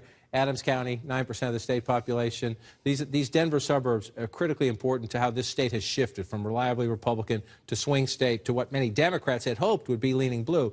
50% of the vote there. Just want to go back and check. 57% for President Obama. This is a pattern we're seeing now in a lot of places where Donald Trump is running more competitive. You move down here to Arapahoe County. Vibrant Tea Party here. It's a Democratic county, but there is a vibrant Tea Party as well. It's a tug-of-war county, a swing county. Hillary Clinton at 53%. That's more in line with the Obama performance. I just want to, Wolf, come over here. She's doing fine in Denver City. Check the math, the numbers of the turnout. Jefferson County, this is one of your classic swing counties in the United States. She's winning at 50% there. 51%. So this one, Colorado is filling in a way that, I'm not saying we haven't called this state yet. We've got a lot of votes to count, but this one is filling in a way. Colorado, you look at the 5-point margin there, right? She's built up her lead to about 91,000 votes right now. Let's go to Iowa. I just wanted to check. That's a 5-point state, and that one's filling in. We've got a ways to go, but it looks like it's filling in the way the Democrats expected it to. Iowa, we have Clinton ahead early, but I just want to be very cautious here. Number one, I don't know a lot of Democrats in Iowa who are confident they're going to pull Iowa out. Doesn't mean they won't. She has this lead here now. We're up at 21%. But remember, a lot of what you see empty here, especially out in the western part of the state, is going to fill in red. The question is, as we just went through to the east in Wisconsin and Michigan, these are blue for President Obama. When we get there later tonight, let's see what they are, because that could be the difference if this stays close. But right now, the votes that we do have are in Democratic population centers. So she's running it up big in the Iowa City area. She's running it up big in Cedar Rapids, but it's only 1% of the vote. And we have Polk County as your biggest center here, where Des Moines is. She's running it up big. So if you're the Democrats and you're looking at the map, you like what you see right now, but we're at 21%. We'll see. She's up by more than 50,000 votes right now. This could be, when you pull out and look at this, if you're looking at this, number one, if Donald Trump holds this and this, she can't afford to lose both of those. If she gets one of those back, then we could be in a game of chess. To 270. What's her path to 270? Well, her path to 270 was this. Let me switch maps here for you. This is where we started the night, but these were all lean. These were all lean Democratic. At the moment, Pennsylvania looks solid. We're still counting the votes. Change the states to reflect where the vote is now. But right now, Donald Trump leads here. Donald Trump leads here. We're not ready to, this one's still early, but Donald Trump leads, so let's just put it in the current state of play, okay? Donald Trump leads here. Oops, sorry. And Donald Trump leads here. So we were talking all in the last couple of weeks that Donald Trump had such a narrow path, like drawing to an inside straight flush. Take away Iowa. Tables have flipped. Take away Iowa right now. Hillary Clinton slightly ahead. And Arizona, give them Arizona. We'll make it a toss-up. If you give Trump this one, I think most people expect she'll get this one based on early voting. But even then, we took Iowa away. If Donald Trump holds these, and this gives her Virginia, this scenario gives her Virginia, which we're not done yet, but she has pulled ahead there in Virginia. But if Donald Trump holds Florida, where he leads, holds North Carolina, where he leads, we've called Ohio. And so this comes down, again, the Trump campaign said from day one, we are going to prove you all wrong, and we're going to win with a Rust Belt strategy. Early on, their anchor was Pennsylvania. That's the irony of this, in the sense that Pennsylvania at the moment, again, we haven't called it yet, Wolf, but Pennsylvania at the moment, Clinton has the healthy lead. Michigan and Wisconsin are the flashing red alerts at the Clinton War Room right now. John, we have another major projection right now. And CNN can project that Virginia, the Commonwealth of Virginia, will go to Hillary Clinton. 13 electoral votes in Virginia. An important win for Hillary Clinton in the state of Virginia, a state that President Barack Obama carried twice. She is ahead in Virginia. She will carry Virginia. Let's take a look at where the Electoral College map stands right now with her win in Virginia. Donald Trump is still ahead. He has 167 electoral votes compared to Hillary Clinton's 122 electoral votes, 270 needed to win the White House. You see the red states, the states that have gone for Donald Trump, the blue states that have gone for Hillary Clinton, the yellow states. No projection, too early to call. We have another key race alert right now. As John King said, it comes down to Michigan and Wisconsin. Let's take a look at Michigan first. 37% of the vote is in. Donald Trump still maintains a lead of almost 74,000 votes over Hillary Clinton, 49.5% to 45.5%, 16 electoral votes at stake in Michigan. In Wisconsin, almost half of the vote is in. Donald Trump is ahead there as well. He's ahead by almost 27,000 votes over Hillary Clinton, 48.3% to 46.5%, 10 electoral votes. 10 electoral votes in Wisconsin at stake. Let's go over to Jake. Jake, this is a moment that the markets are watching very closely right now, because few people thought Donald Trump would be doing as well at this stage as he's doing. The markets don't like instability, and they also are unsure of what Donald Trump is going to do when it comes to trade. And we mentioned earlier that the Dow futures were down 500. Now they're down more than 600. But we should really just take a moment here and look at this. Pollsters predicted that Hillary Clinton was going to have not just a victory, but that she was going to win an electoral landslide. Not only is that not happening, it is entirely possible that Donald Trump is truly redrawing the map the way that he said he was going to. He was going to redraw the map from Wisconsin and Michigan to Ohio and Iowa, and we're winning over those white working class voters that feel the Democratic Party and Republican elites in Washington have ignored them for too long. Right now, he seems on his way to actually doing that. And in a word, it was Donald Trump versus almost all the experts. And as of right now, it looks like Donald Trump was right. Yeah, he's doing something amazing right now. As he himself said, he said, don't believe all those polls. That's right. And let's just talk about the Midwest, upper Midwest, Michigan and Wisconsin. People initially thought when Donald Trump went into Michigan that it was a fool's errand because it was such a safely blue state. Then the numbers started to shrink. I started to hear, I'm sure you did too, from Democrats. There you go. Look at Michigan right now. He's up. Donald Trump is up by 57,420 votes, with just 38% of the vote in. But still, this is a blue state. This is the state that the Clinton campaign should have had in the bank a long time ago. And this is the other thing that is really stunning to Democrats. Wisconsin, I think we can put that up there as well. Wisconsin is a state that has not gone Republican in decades. They didn't spend a lot of time there. Donald Trump did do some trips there, canceled one that he was supposed to do last week, but he did certainly more than Republicans thought that he should have. People thought he was, frankly, bananas to go to Wisconsin as much as he did. Clearly, he wasn't. They knew that there was something possible to take there. He also has been traveling with the Republican National Committee chair, a Wisconsin native who also knows the state. But these are part of the Democrats' reliably blue states.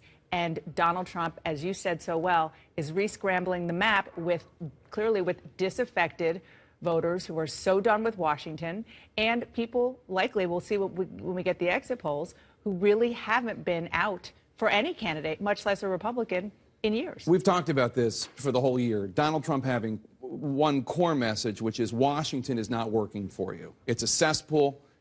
It's not protecting your jobs. It's not protecting you from terrorists. It's not protecting you when it comes to illegal immigration. It's not keeping the border safe. Now, there's a whole bunch of other stuff that's been wrapped around that core message. But apparently, to millions and millions of Americans, that message was more important than all the other stuff wrapped around it, even when that other stuff was perceived to be very offensive to millions of other Americans. He clearly has energized a lot of voters out there that may not have necessarily have voted, but he got to them and he energized them. John, you're taking a much closer look at Michigan. Let's take a look at Michigan right now. Taking a closer look at it and emailing people in both campaigns and people I know in these states who aren't affiliated, at least directly. They're not on the payrolls of any of these campaigns. The Democrats are obviously supporting Clinton. Most of the Republicans are backing Trump, although some of them are actually pretty agnostic about Trump when you think about it. So can she come back in Michigan is the question, right? We're at 38%. 49 to 46, you're looking at that 20 plus 40, so about 60,000 votes, just shy of 60,000 votes there. If you're looking, can she come back in Michigan? The answer is yes, she can. Not that she will. The answer is yes, she can. You look at all this red and you think, that's nuts. How is that possible? I just want to show you a couple things. Number one, you come down here. It's 3% of the state population. We're at 63% of the vote. So there's more votes to come here. This is the smaller basket of potential Democratic votes, but there are some votes here. The Clinton War Room says they're confident the rest of this is overwhelmingly Democratic. We'll see if they're right. You come down here. We're going to come over here to Detroit, Wayne County. This is still a stunner to me that this is that close. It was much closer earlier on. You're looking at 61 to 35 there. You go back here, 73-26. That's where this has to end up for Hillary Clinton to win the state of Michigan. Can it? What the Clinton War Room says, and I just checked with a labor activist I know out here just to be sure that we're not getting spun too much, and he said he generally agrees that most of this vote is from the outer parts of Wayne County. You're in the more suburban parts out of way, and that we have not gotten the large pocket of votes that we will get from Detroit. So everyone says that's the case. If that's the case, there's a lot of math to be done when these votes come in, if they turned out. If. It's a big if. So when you start doing the math, is it possible? We're only at 40% of the state vote, 39% statewide. And she is down, she just pulled a little bit closer there. Is that what? About 60,000 votes. 60,000 votes. So are there 60,000 votes in Detroit alone? Are there 60,000 votes in Detroit alone? Of course there are. And so we have a ways to go. It is stunning that we're having this conversation based on how we thought this campaign was going to go. And it could be equally stunning if you're sitting in the Trump campaign or the Clinton campaign headquarters. You're looking at these two long, deep blue states, red right now. It is possible they could both turn as we count the votes. Remember what happened in Virginia. Donald Trump led it all night long. He led, and then the Democratic areas came in and it flipped. Is that possible in these states? Yes, it is. Guess what? That will decide the presidency, whether that happens or not. Because if you look at the way this map is filling in right now, yes, Florida is very close, but Trump's lead is pretty healthy. You go down here and look at it. In Florida, the way 130,000. Right, the way we've gotten used to Florida, the closest state in 2012, 50-49, when you're looking at 2 points, or that's a little less than 2 points, I guess, but that's normal for Florida, and most people on the ground here, they're checking everywhere, trust me. They're checking everywhere, but even Republicans who don't like Trump in Florida think he's got this one. We'll see how it goes as we go forward. Let's check on North Carolina. That's a 3+ point lead there, 4-point lead. It's 4-point lead. We're at 90%, so you're starting to look, where are these votes? That's not good news for the Clinton campaign. When you look at North Carolina, 100% is in here. 77% here, but it's a much smaller piece of the population. But there are some Democratic votes still out there. Let's come over here. There are Democratic votes out here. If they're in here, the central city part, where you're predominantly, I mean, she's winning this by a lopsided margin anyway. There are parts of this county where she's probably winning at 70% plus. If they're out there, is it possible? So that's a lot of math to make up. If you look at the margin so far, at 87%, her margin is what, 130,000 votes. You're not going to get, you only got 13% to go. So you're not going to get that many there. So you're looking at this and you're thinking, again, we're not ready to call this state by any means. We're going to be counting for a long time. But if you're the Trump campaign headquarters, you're thinking, we think we got Florida. We think we got North Carolina. We know we have Ohio. This is what you're going to look at right here. If Clinton can turn them back, and I'm going to keep checking to see if the vote count goes up to 44% in Michigan, you still see this lead. We're going to wait for this a while. And again, we could be counting votes in California, Wolf, when this comes in. This is how it goes sometimes. We're going to wait on this. We're only at 39%, but 39% is significant. In Wayne County. Yeah, in the sense that, are they here? If they're in here, this is 18% of the state. 18% of the state. That's what I'm saying. So if the votes that we have are from here out here, it's less Democratic. I don't want to call it Republican. It's less Democratic. But you see this here. So we're going to wait on this. And again, the Clinton campaign says they're not panicking. Trust me, they're concerned. They say they're not panicking because they're told that's where the votes are. I checked in with a labor activist who says they're generally right, although he's a little skeptical. There are enough of them. We'll see how that plays out. I just want to peek at this, and then I want to go up. Wolf will come back to me in a second. We got to go to you for projection. We have another major projection right now. CNN can now project that the state of Colorado will go to Hillary Clinton with its 9 electoral votes. Hillary Clinton wins Colorado. She's ahead in the popular vote right now. You see 67% of the vote in. She's winning by more than 86,000 votes. 9 electoral votes in Colorado. Another important win for Hillary Clinton. She needs all of these wins right now. Let's take a look at the electoral college map. Donald Trump has 167 electoral votes compared to Hillary Clinton's 131 electoral votes. Remember, you need 270 to win the White House. I keep saying that, but that's the magic number, 270. Another important win for Hillary Clinton in Colorado. Let's go back to John and talk about New Hampshire right now. More than half of the vote, John, in New Hampshire is now in. 54% of the vote in. You see Donald Trump with this lead, 3-point lead, just switched up 54. We're still at 3, just a little slight change in the math there. So what's that, 11,000 votes right in that ballpark there? So Trump is in the lead. He's got a lead there. Are there any encouraging signs outstanding for Hillary Clinton in New Hampshire? I wouldn't call anything encouraging for Hillary Clinton at the moment, to be honest with you, my friend. But yes, are there places when you look at New Hampshire that tells you this was a Republican county 4 years ago, but this is where I meant to tap Nashua City. Nashua City is just shy of 7% of the population. This is a Democratic area if she wins it. We've seen Donald Trump flipping some areas tonight. If you go back in time to 2012, 56 to 42, 6% of the state population. So if you look at what the margin is right now, there are enough votes even just right here if she performs. That's been the question, and we've gone state by state to see, is she performing in these Democratic areas? That's one of them. I want to come over here to the seacoast. Sorry, I touched Maine. When you get right out here to the edge, let me stretch it out a little bit and make it easier for me. Portsmouth, another area here, just shy of 2% of the state population, an overwhelmingly Democratic area. We have no votes counted here yet. So let me just keep it on 2016 so I don't make a mistake. And so you come back. Are there places? Yes. Our friend Mr. Tapper can tell us about Hanover, New Hampshire. There's a famous university there.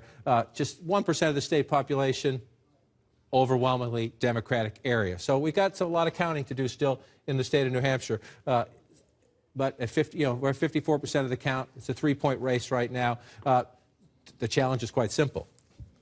In these Democratic areas, Portsmouth, Nashua, smaller population up in Hanover. I just want to see what's happening here. She's at 6 points now. We're at 92% in Manchester. So this is 8% of the state population here. 50% for Secretary Clinton. This is an issue we're seeing consistently. Donald Trump's appeal to blue-collar voters in gritty Manchester, New Hampshire, 55-44, 11 points for the president 4 years ago, 6 points for Secretary Clinton right now. That's what gets you the tighter race. You move into the traditionally Democratic areas. If you go back to 2008, remember we thought Obama was going to win the New Hampshire primary? This is where she pulled it out, right here in Manchester. At the last minute, her team, her organization pulled it out in Manchester. They know this state very well, and they're not doing what they need to do in Manchester City right now. There's still room for her to come back. Don't get me wrong. A 3-point race. There's a lot of Democratic areas. Just look at what's left on the map. If you see it, it's kind of scattershot. It's hard to follow. It kind of looks like a tablecloth in a diner, if you will. But you see a lot of blue. See all this blue down here? This is 2012. You see all the blue down here in the corner. We don't have those votes yet. So she might still be able to overcome that 12,000 vote or so disadvantage she has. Yes, she can, and we'll know. We will know when we see results come in from Nashua and Portsmouth. These are smaller communities. You're going to get 50 votes in this town, 100 or 200 in the next town. And Donald Trump's, there's a lot of Donald Trump territory still here to fill in the map. Don't get me wrong. Well, there's a lot, if you want to go back, there's a lot of red still to be filled in, from 4 years ago. So there's more votes for Trump. But the big population centers that we don't have yet are Nashua and Portsmouth, big relative in the context of New Hampshire. But there's room. No question there's room. Oops, sorry, I hit the wrong button there. There's room for her to come back without a doubt. Let's go to Pennsylvania right now. She's ahead in Pennsylvania. Take a look. She's ahead by only, less than 100,000 votes in Pennsylvania, with 66% of the vote counted. The way the rest of this night is going, she's happy, Wolf, in the sense that, no, it's odd in the sense that we thought, if we were talking about this, and our good friend Jeffrey Lord is from Pennsylvania, consistently we have thought that this would be the test. This is where the Trump campaign told us would be the big test. We're not done. We're not done here, but this one has been blue. She has led consistently throughout the night. So you look at where we're talking about here, and this is, so she has to come out of Philadelphia County with about 400,000. She'd prefer 400. She's got 400,000. Yeah, she'd prefer 440,000, 450,000. She's ahead by 418,000 that's the votes cushion right you want. now. So you can win Pennsylvania with that in a presidential election. That's almost the minimum. I hate, it looks so lopsided, but that's almost the minimum. She's at 82%. You come back here again. You go back 4 years ago, 85%. And so I just want to see it's at below 1%. So so there's not much of a drain from the third-party candidates there at all. That's okay. She would like that to be stronger. The question is, how's she doing out here in the suburbs? And when you match this up right now, this one looks, if you're a Democrat, this one looks right. Pennsylvania. Yeah, it looks right, if you will. If you look, 57% in Montgomery County, 57% in Montgomery County. The president was 50-49 in Bucks County.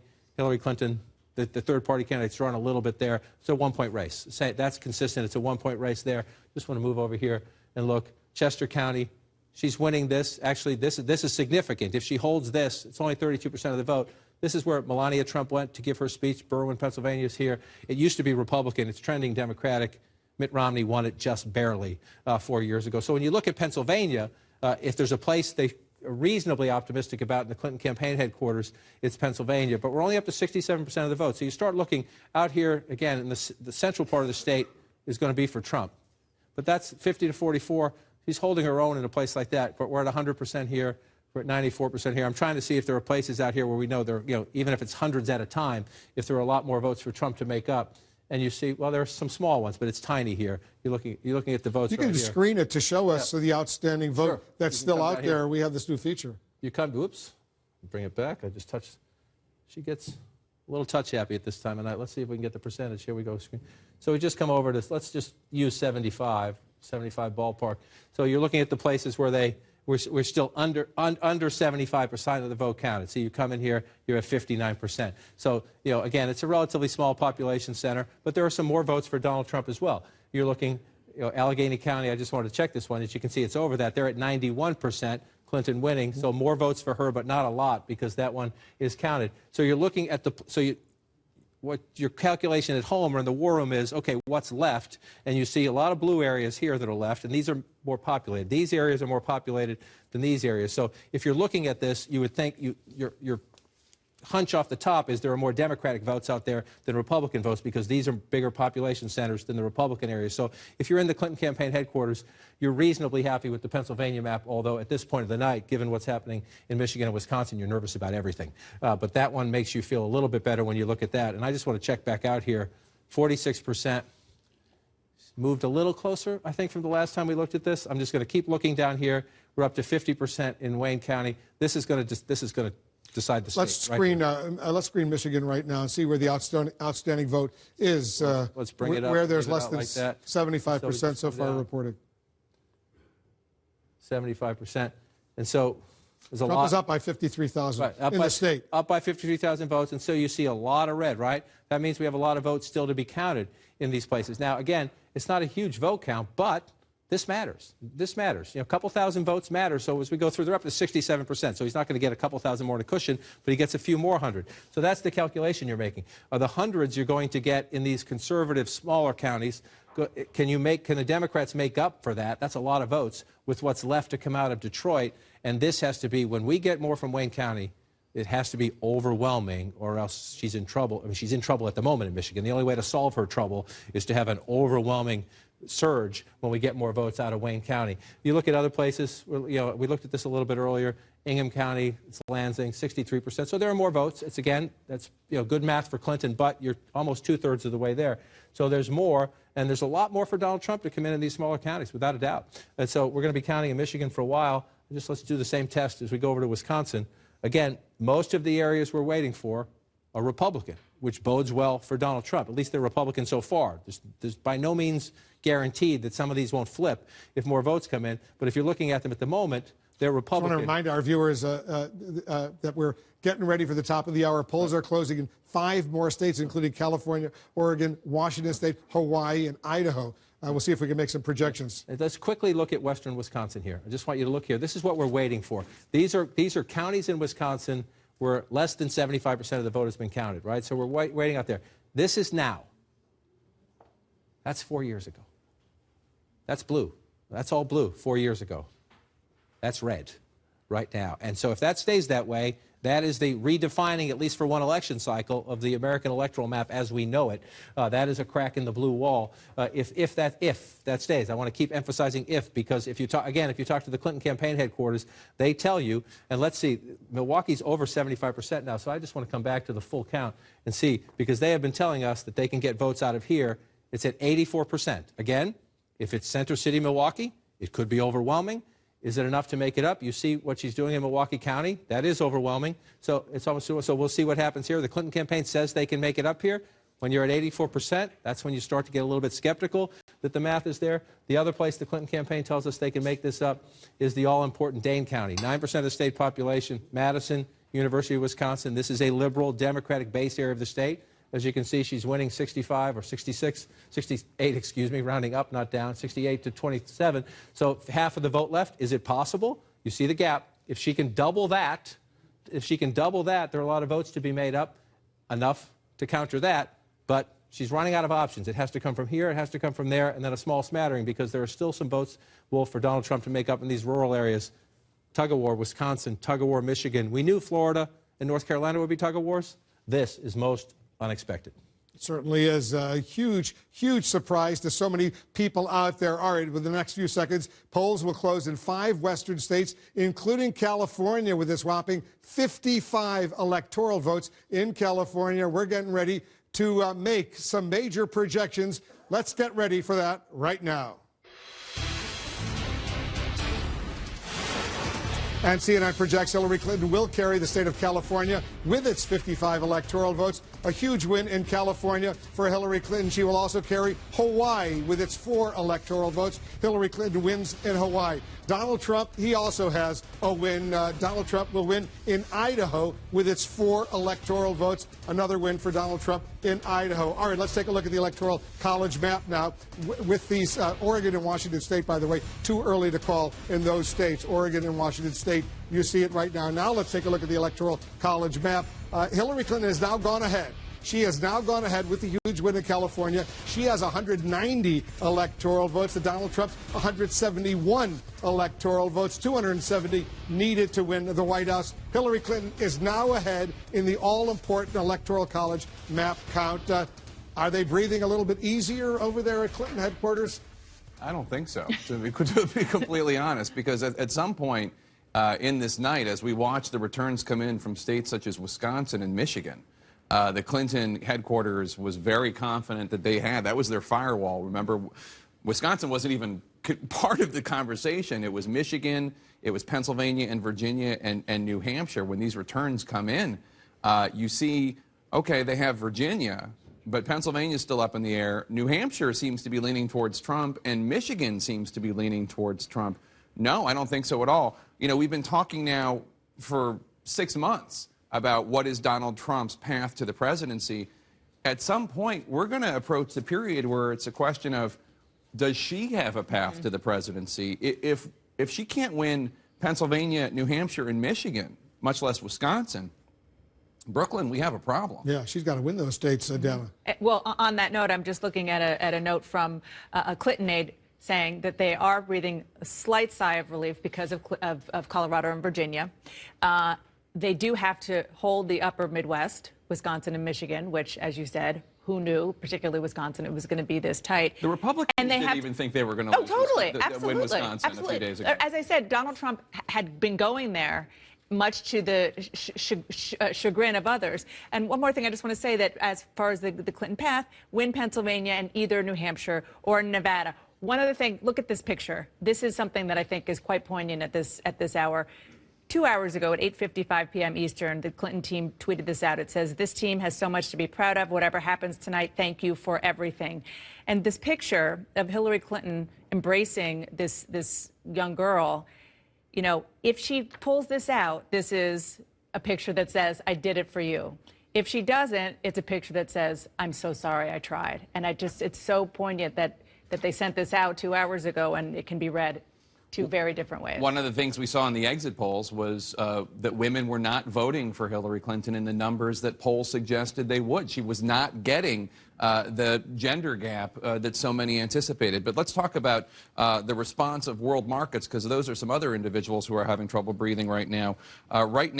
You see the world markets in Tokyo, Shanghai, Hong Kong are down. And the last I saw, it was more than 600 points that Dow futures were down.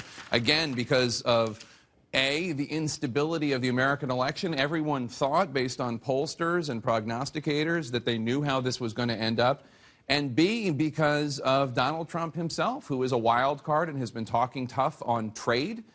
There's a reason why Wall Street supported Hillary Clinton much more strongly than they supported Donald Trump.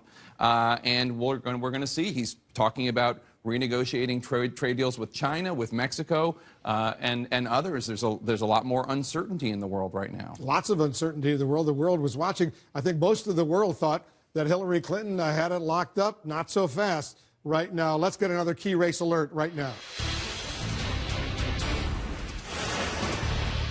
All right now it's all about Michigan and Wisconsin. Right now, let's update you in Michigan first. For almost half of the vote is now in. Donald Trump still has a lead, 30,451. Donald Trump's lead in Michigan right now, 30,400 plus, 48.1% to 46.8% for Hillary Clinton. 16 electoral votes, very important electoral states votes at stake in Michigan. In Wisconsin, 58% of the vote is in. Trump has a lead there, almost 60,000 vote lead over Hillary Clinton, 49.1% to 45.7%. 10 electoral votes at stake in Wisconsin. Both of these campaigns desperately anxious to win both of these states. John, who would have thought that at this late hour we'd be talking about Wisconsin and Michigan? And I'm looking at Wayne County again. This is where Detroit is. And you see Secretary Clinton's lead here. That's what, 136 plus 3, so 139.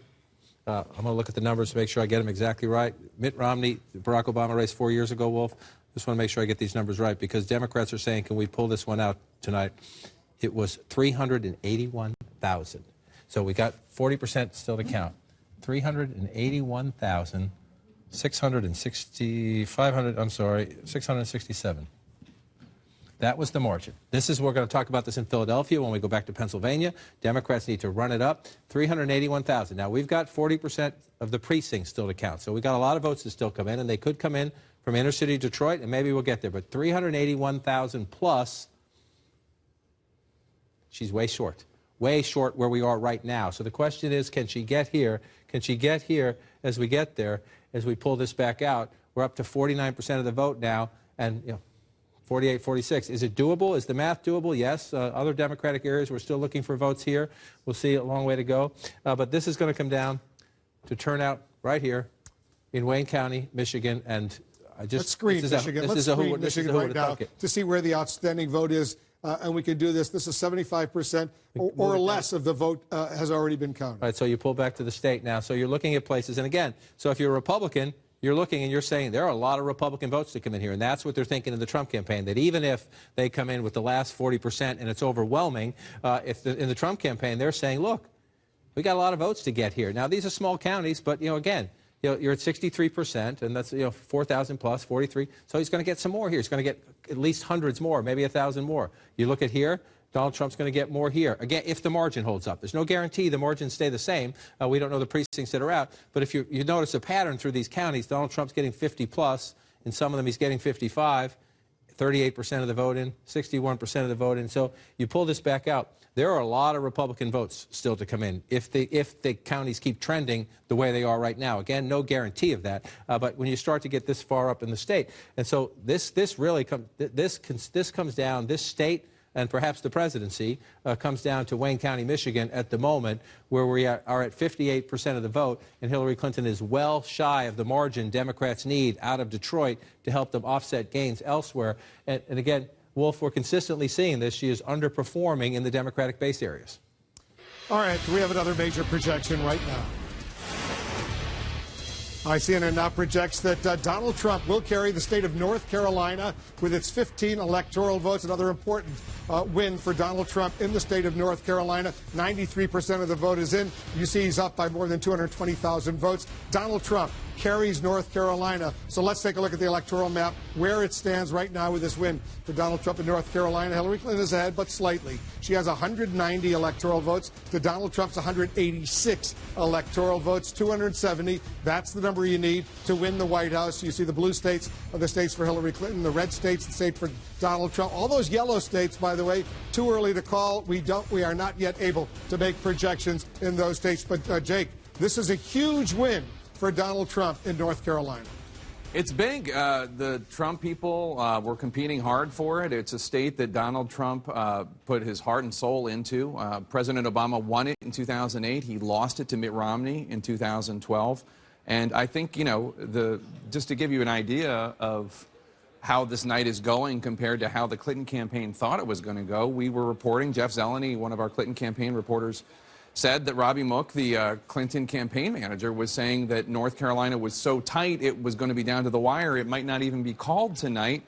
Well, it's 11:09 and we just called it. That says to me that their projections were off and their voter data file was wrong. And people came out to vote and vote for Donald Trump that they didn't think were going to.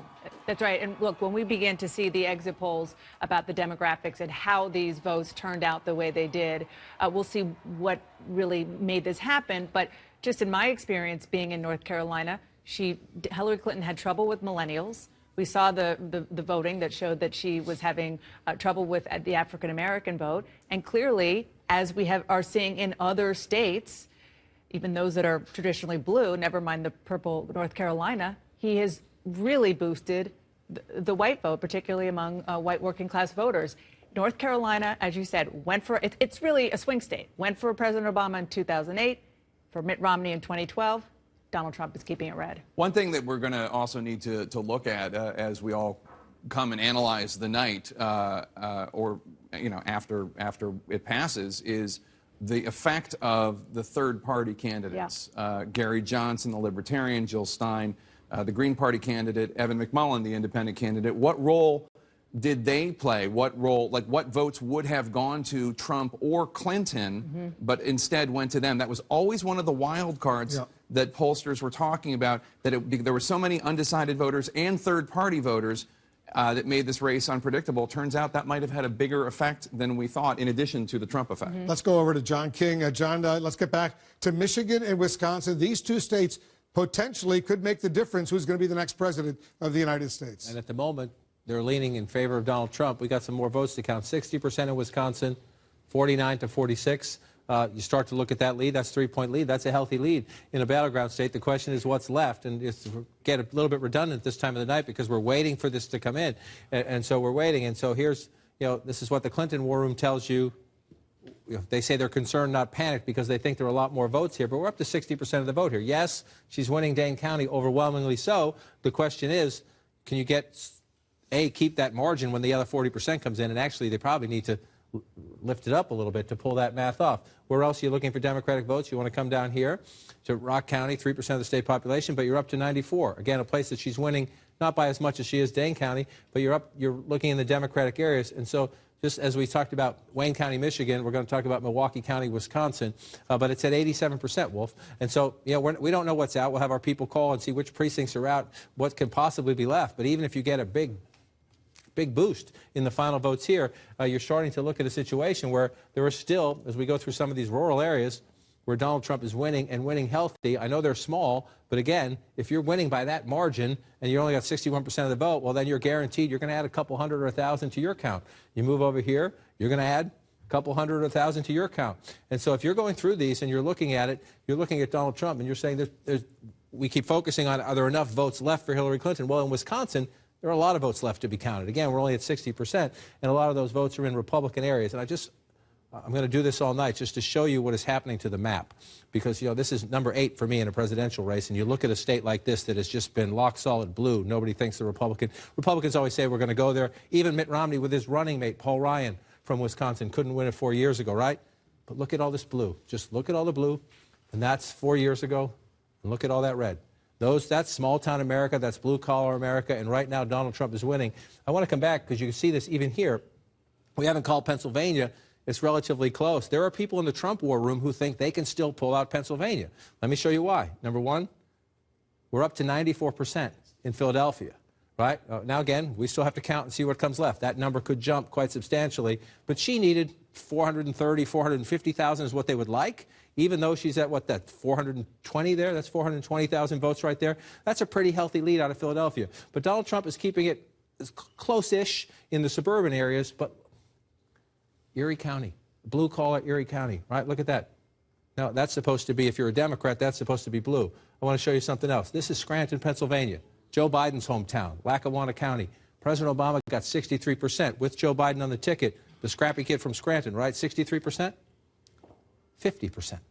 Donald Trump's getting... And 100% of the vote is in. 100% of the vote is in, and Donald Trump is getting 47% in this part of the state. Give props to the guy across the room, Jeffrey Lord. He talked about this. He thought that the margins in these places would be smaller than normal. And you start coming into these areas and looking, 51%, Lehigh County, 51 to 44. Go back 4 years ago.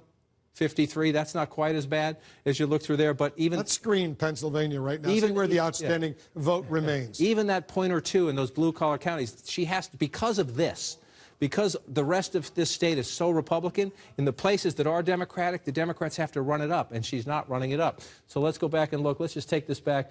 Let's just put it at around 80% there. That's 81%. So you're looking at the places that have not reached 81% of the vote counted. And so let me just move it over a little bit so you can see it. A lot of them are Republican. Now, we're still looking at this. There's some votes here, and we're, some more out of, even though Philadelphia is above 90%, you'll get more votes because it's the big city. But again, these smaller places, you're not going to come in with a ton of votes, but you're going to come in with, at 59%, you got a 2,000 vote cushion there. So it's reasonable to assume if the margins continue that the Trump campaign, they're sitting in their war room saying, we're going to pull in a lot more votes here, and we don't think her cushion in Philadelphia, and we don't think her margin in places like Scranton and Allentown are enough. There's logic to that. We'll see. We still have to count the votes. But as we focus on what is the emergency in the Clinton campaign right now, which is Michigan and Wisconsin, let's keep an eye on Pennsylvania as the late votes come in. This is Michigan on what's left. And again, most of the outstanding vote in Michigan is in areas that at the moment is coming in Republican. He's ahead by 58,000 votes with 52% of the vote in. 58,000 votes. So we come in here. Again, this is only 58%, which sounds like a lot, but this is your biggest area. We're going to wait. We're going to wait and see. The Clinton campaign says our people are telling us we have some votes here. You start to get skeptical when you get up around 60%, but let's see what happens. I've seen this happen.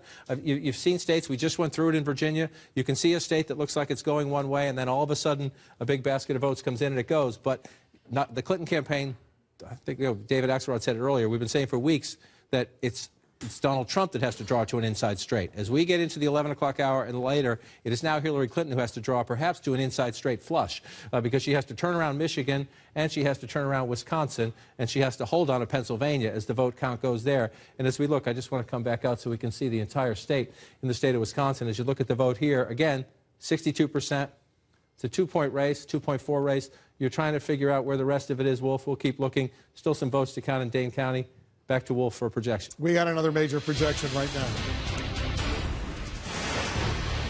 And CNN projects Hillary Clinton will carry the state of Oregon with its 7 electoral votes. Another win for Hillary Clinton in Oregon. In Nebraska, earlier we projected Donald Trump would get 3 of the 5 electoral votes in Nebraska. They divide up their electoral votes according to the congressional districts. Now we're going to give them 4 out of those 5 electoral votes in the state of Nebraska. As a result, let's take a look at the map, the Electoral College map, to see where things stand right now. Hillary Clinton's still ahead. She has 197 electoral votes to Donald Trump's 187 electoral votes. 270 needed to win the White House. All those yellow states, still too early to call in those states. No projections yet. Hillary Clinton wins Oregon. Donald Trump gets another electoral vote in Nebraska. Jake. And so far, he's racking up almost all the states he needs. I mean, he's won Ohio and North Carolina. I don't know what's going to happen with Florida, but he was leading last time I saw there. You know, the path for Hillary Clinton to win is still there, but it's problematic. If I can bring up my screen here just to show. She still needs Pennsylvania, she still needs New Hampshire, and she still needs Michigan. But even with those states, we still have the question of Wisconsin. And what's going to happen with Wisconsin? They are now subtracting votes that were given to her automatically in all of the Electoral College projections. Nobody anticipated, including, as we were just talking about, that Donald Trump had a very specific including the Trump campaign. They were going to have a rally, I think it was Saturday or Sunday, in Wisconsin, and they pulled out because they thought they were down 5 or 6 points. We still don't know what's going to happen in Wisconsin, but they are exceeding their own expectations. And she never stepped foot in the state of Wisconsin. One of the most important elections in history. Find out about real people solving problems. In the state of Wisconsin. I'm just looking at an email from a Hillary Clinton aide insisting on Wisconsin. All of Madison, which is very, very liberal, is out. They say all of Milwaukee. And John was just showing in Michigan, they still think that they have a chance of boosting the numbers in Detroit, so that those 2 states are very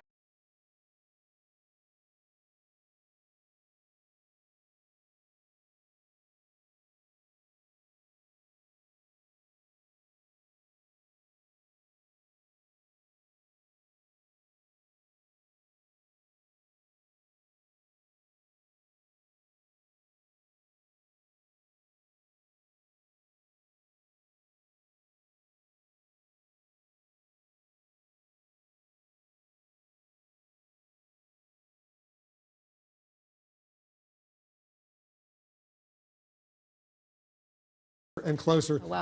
Take a look at that. So it's still a race. It's still very much of a race. Yeah, she needs to win Michigan, Wisconsin, Pennsylvania, and New Hampshire. It's still possible. It's just much closer than anyone thought it was going to be. Yeah, but what I was, and my point in there was that there's a ground game that Republicans have built even before there was any nominee, and it seems to be coming. Cliffhangers in Michigan and Wisconsin. These 2 states could decide who's going to be the next president of the United States. We'll be right back.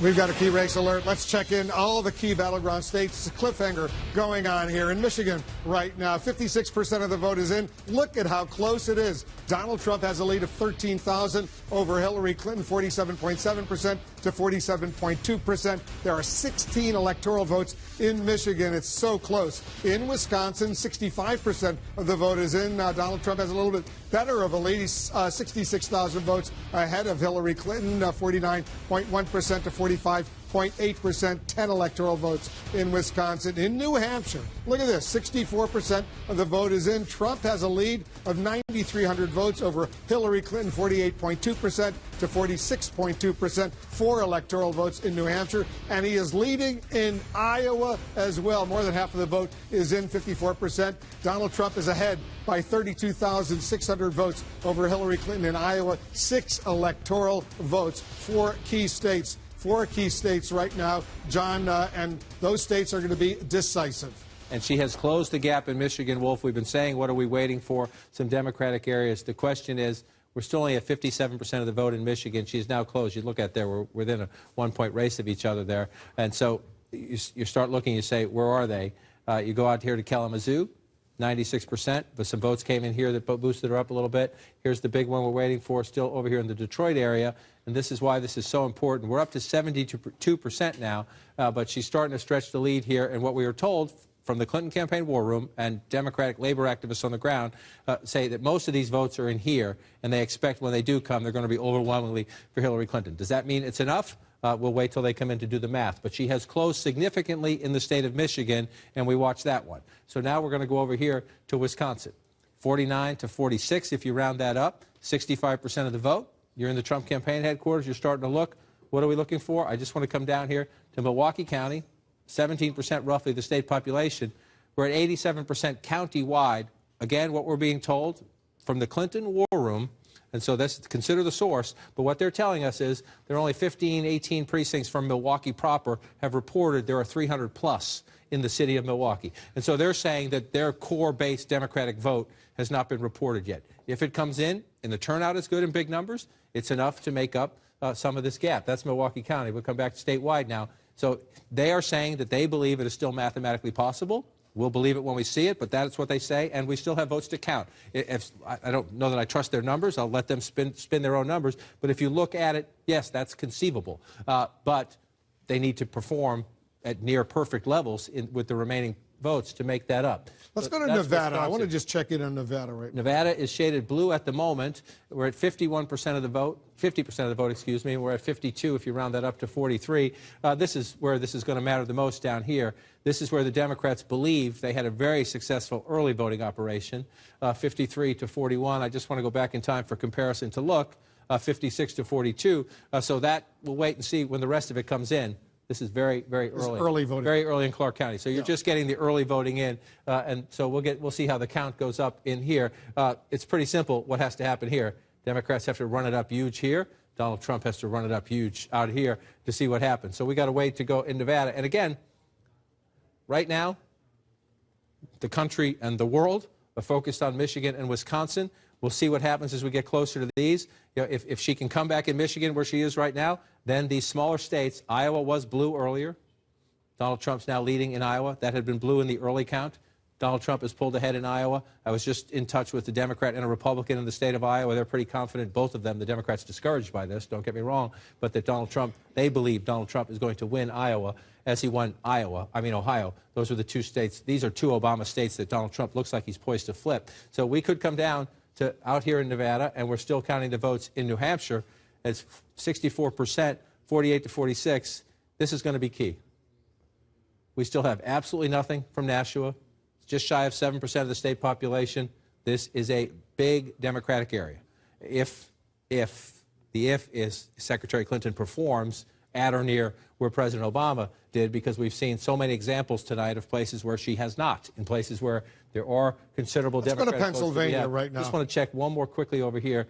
Out along the coast here, we have nothing. This is a Democratic area of New Hampshire, and we still have nothing. Closer to Boston. Right, and yes, closer to Boston, a liberal tradition out there. And so as you watch this right now in Trump War Room, you're happy with what you see, but we're not done in New Hampshire yet. Where to?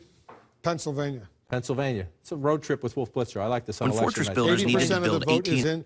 Hillary Clinton has a lead, 48.9% to Donald Trump's 47.6%. 73,000 vote lead for Hillary Clinton in Pennsylvania with 81% of the vote counted. It has closed of late. It has closed of late. There was a little time earlier tonight. I go back and forth in the map, pulled out national. There was a time where it flipped red and then went back blue within a matter of seconds as some votes get adjusted through the system. So what are you looking at here in Pennsylvania? Number one, again, here, we're up to 96% now. And she's up in that area. I told you, you want to get 430, 440, 450. Right, that's critical. That's the figure that they needed. You got to be over 400,000 for the Democrat. You'd prefer to be closer to 450,000. So that's quote unquote the right number if you're a Democrat. So you get that out of Philadelphia. Then the question is, how do you perform in the populous suburbs in the collar counties? 59% there to 57%. So she's doing it percentage-wise. The question is, you look at the turnout, 90% of the vote is in there. Let's move over to Bucks County. This is always the close one. This was 49-48 is my memory, 50 to 49, I'm sorry, a one-point race 4 years ago. This is the closer, the more blue-collar of the suburbs, and so that is getting tough. The question then is, do Democrats make it up? This used to be the more Republican, more affluent county, and you go out there and Hillary Clinton's doing well with 70% of the vote in here. So we have a ways to go here. The reason this is so close, in what has been a rock-solid Democratic state for so long, number one, Erie County. That should be a Democratic county, Donald Trump winning there. Allegheny County, let's see, this one is about where it's supposed to be if you're a Democrat, 56, 57, 42. So Hillary Clinton did well there. She was there just the other day. She was there twice, I think, in the last week of the campaign. This one's going to be embarrassing personally to the Vice President of the United States. He was there many times, and you see 50 to 46. That's actually pretty stunning. It's not a huge vote center, the Scranton area, but this is a traditional, big Democratic area, Wolf. And again, in a close state like this, if you underperform in the places where you know you have your votes, that's what happens. And so we're going to pull this out right now. We're at 81%. This is a squeaker. We're still going to have to go here and count. And I just want to check. She's winning by about 75,000 votes. About 75,000 votes. I just want to check. So you look at these smaller counties as you go through the state. Most of them are in. So most of the Republican vote is counted, but not all. And we have a ways to go yet here as well. And so if you're the Clinton campaign, this was supposed to be locked up like that. You're thinking, this is supposed to be a big 5-point lead. This is supposed to be locked up, and they are not. I just want to check back to see. Constantly checking to see if the percentage goes up. We're still at 57%. Again, this is a very close race. At the moment, it looks a lot like Virginia, where she was able to come back. The question now is she's pulled into position where she's on the same lap of the track now, where she was a couple laps behind most of the evening. We'll see if she can close the rest of the gap. And again, if she's going to do it, it's going to be in places like this. Oakland County, most of the vote is in. This is an area, that's a good sign. If you're Secretary Clinton, one quick second. This is Flint. Genesee County is where Flint is, big African-American community. Remember, during the primary campaign, she broke out and went out here to campaign. This is a good sign if you're in the Clinton war room. Only 37% of the vote counted here. She thinks she's going to do better in Genesee County. All right, so let's say they split these two states. Hillary Clinton wins Michigan. Donald Trump wins Wisconsin. What's their respective road to 270? Well, here's the map where we started the night, right? And so let's see, you just said you want her winning Michigan. Let me make that blue again. And you think Donald Trump wins Wisconsin. For the sake of argument, what happens there? It takes her down from where she started the night, number one. Give her North Carolina, too. Yeah, North Carolina. Donald Trump. That one has to go to Trump. Yeah. Give him North Carolina, He gets North Carolina. He gets Florida. Then we're a tie with these states that we're still looking at. The expectation is that Donald Trump will win here and that she will win here. We're not there yet, but doesn't that look sweet? 260, yeah, exactly. 269 to 264. Give her New Hampshire. How are we doing in New Hampshire? Yeah, give her New Hampshire. Now, we're missing two votes. Yeah. We're missing the Congressional District in Nebraska. One vote there. And the Congressional District in Maine, the second Congressional District in Maine. The one up here, we were thinking, leans Donald Trump. We'll count the votes as they come in. The one in Nebraska, I haven't seen the latest projections on that one. But this is not the race that I think most people thought we were going to have tonight. It's not the race we have at the moment, but it is a perfectly reasonable calculation that as we brew a little bit more coffee past the midnight hour and the 1 o'clock hour, the 2 o'clock hour, this is a remarkably competitive race. So let's go back and let's take a look at some of these states. Just the fun part about this, counting the live votes, is while you're having a conversation about one thing, often you get a change in the map. So let's look up here. 68% now in the state of Wisconsin. Was leading right there, so we'll keep counting them, Wolf, in Wisconsin, Michigan, and New Hampshire. as we have, shall we say, a cliffhanger, to say the least. All right, we have another major projection right now. Take a look at this. And CNN projects Donald Trump will carry the state of Florida. With its 29 electoral votes, Donald Trump wins Florida. A huge win for Donald Trump. That's his second home in Florida. Donald Trump will carry those 29 electoral votes. He's ahead right now with 98% of the vote in by more than 131,000 votes. A big win for Donald Trump in Florida. He predicted he would win Florida. He has won Florida. Let's take a look at the Electoral College map right now. You see Donald Trump has taken the lead. He has 216 electoral votes compared to Hillary Clinton's 197 electoral votes, 270 needed to win the White House. But it's a big, big win for Donald Trump in Florida. Jake and Dan, a lot of people didn't think that Donald Trump would be able to do it. He did it in Florida. He did. A huge prize, 29 electoral votes, where his second home is at Mar-a-Lago.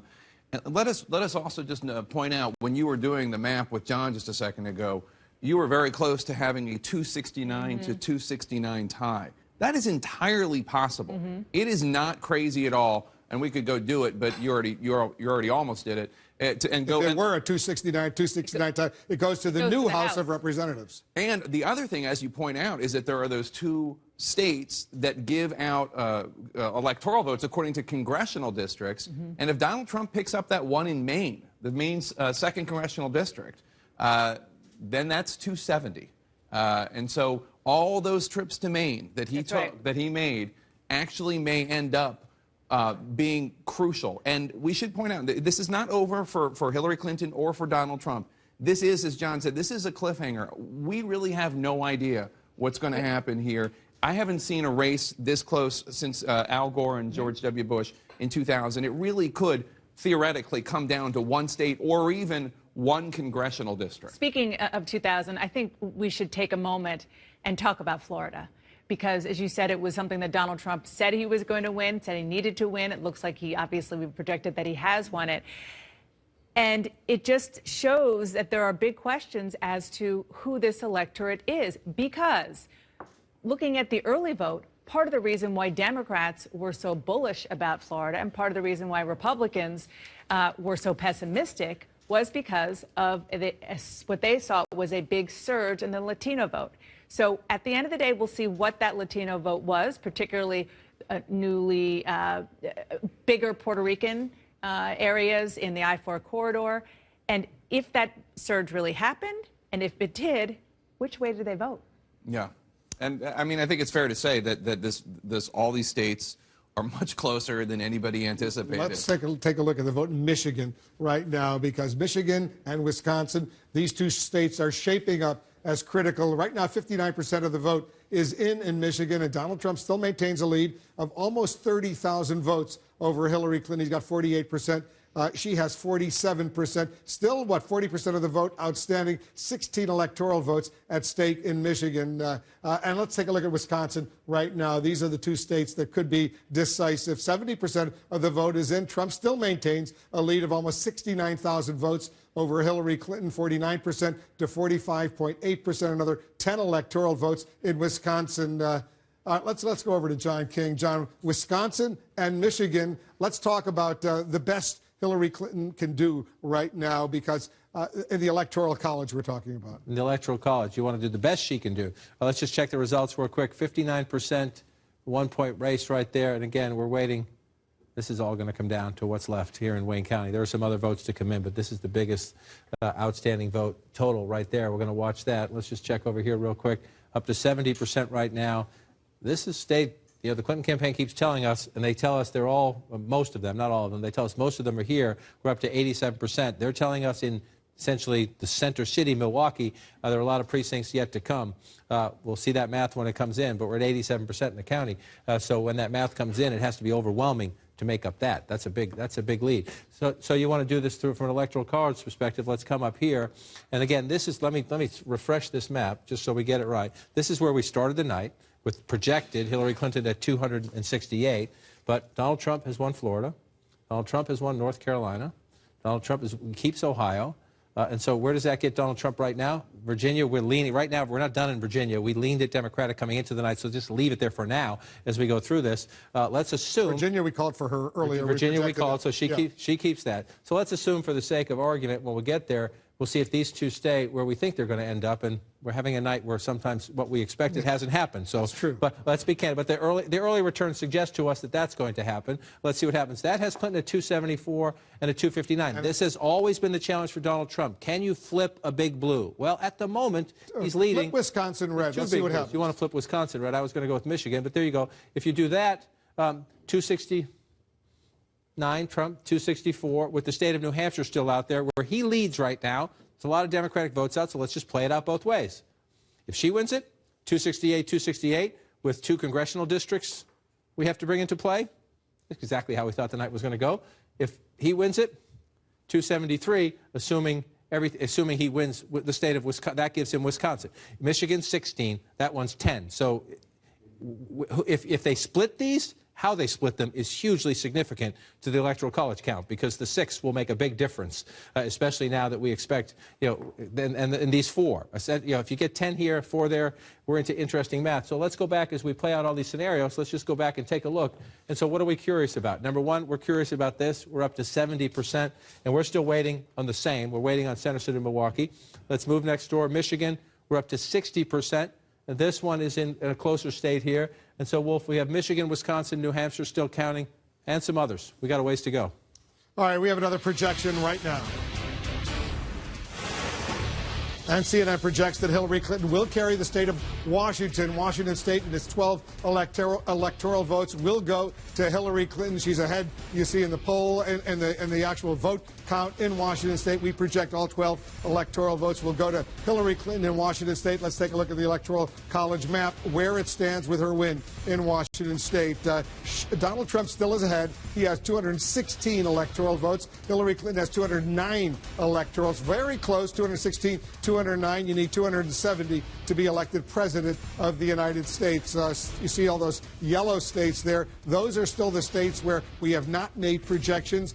Too early to call in those states. We're counting the numbers, watching the numbers very, very closely in those states. This is a real nail biter that's going on right now in this race for the White House. Let's go over to John King. Take a close, we have about 12 states to go, John, where we have not yet been able to make projections. And so what I do sometimes when you walk away is to try to have a little just looking ahead. This is Maine's 2nd congressional district. It's the largest portion of the state, north of my little squiggly line. That's not exact, but I looked at the House district. If you look, see, this is the House district here. It's a Republican House district. Maine splits its electoral votes by congressional district. It's a Republican district. That doesn't mean it goes Republican for president, but that's the way we thought it was going to go. And so we're looking right now as the votes. We don't know yet. We still got a lot of votes to count up here. 58% of the vote is in, and she is ahead, 48.9% to 44%. Statewide, but it's heavily Democratic in the smaller southern portion of the state. It's more conservative up here. That doesn't mean it'll go that way, but as we watch this one play out. That's one electoral vote that's at stake in Maine, where they divide up their electoral votes according to congressional districts. Nebraska, there's one a congressional district that's still up in the air in Omaha, Nebraska right now. Correct. And so this is where these are usually the quirks of the night, where you're saying somebody gets one. You're having a debate about if somebody get one more or somebody can get one less. They may not be quirks tonight. They may be absolutely essential. This is the Nebraska congressional district. It's essentially these 2 counties, Omaha, which is Democratic, which she's leading right now, and then just to the south, in Sarpy County, where he's leading right now. And this is, so we'll have to do the math, and we have people out on our decision desk who are drawing. I drew a general line around the congressional district. We have people on our decision desk who are honing in on this very closely. If you just do the rough math of her leading here by, that's a little shy of 9,000 votes there. He's leading here by more than that. So if you're looking at it right now, ballpark, it looks like he's a little ahead in this district, but we're not there yet. So that's our decision desk people will be going deep into that. But this is where we are in this race. This race is now surprisingly tight, incredibly tight, where we could be looking at these congressional districts in the states that divvy up their electoral votes that way. We'll get to that. We're doing a little advanced work on that now. We'll get to that depending on what happens here. Let's clear this so the squiggly lines don't distract people. I'm going to start with the smaller one first. We're up to 66% now in New Hampshire. Donald Trump's lead has been holding steady, but that's not a huge lead. What do we got, 12,000 votes there? A little shy of 12,000 votes there. And again, if you've been with us all night, Rye, right along the ocean, it's beautiful if you've never been to that part of New Hampshire. Portsmouth, this is a bigger area here. It's a big Democratic area. Just to remind you, President Obama ran it up really big here. And so there are, if she gets them, and that's become a recurring theme, that's a Democratic area. I want to come over here. We also have nothing out of Nashua City, which is 6.6, close to 7% of the state population. What did President This Obama is a big carry turnout. by? This is another big area for President Obama, 56% of the vote. So when you look at the statewide vote total in New Hampshire, let's come back to 2016, there are places where there is more than enough room. We did get some Hanover. Hanover came in 100% of the vote. See, you see a place like that where she's getting 85% of the vote. President Obama got 75% of the vote. So if she performed how she had to perform up there. If she does that in these outstanding Democratic areas, now we still have a lot of small towns. You see there's a lot of small towns. So let's just go, but a lot of them are blue. See, you see all down here is empty right now. So there's a lot of Democrat on the map in New Hampshire if it performs like it did 4 years ago. And we've seen a problem for Secretary Clinton. So we'll watch this one. But you have a narrow Trump lead, but there's more than enough opportunity if she delivers for Clinton to get New Hampshire. And those four could become absolutely critical. Every time I pull back to the national map, I'm looking to see if one of these flips, because that is the story of the night. This tug-of-war we are in, this cliffhanger we are in, will be decided by whether or not one or both of these flips back to blue as we get closer in the count. So let's again go back to Michigan. And this is an inchworm here. We've gone from 57 to 60 in 35, 45 minutes. So we're inching up very slowly.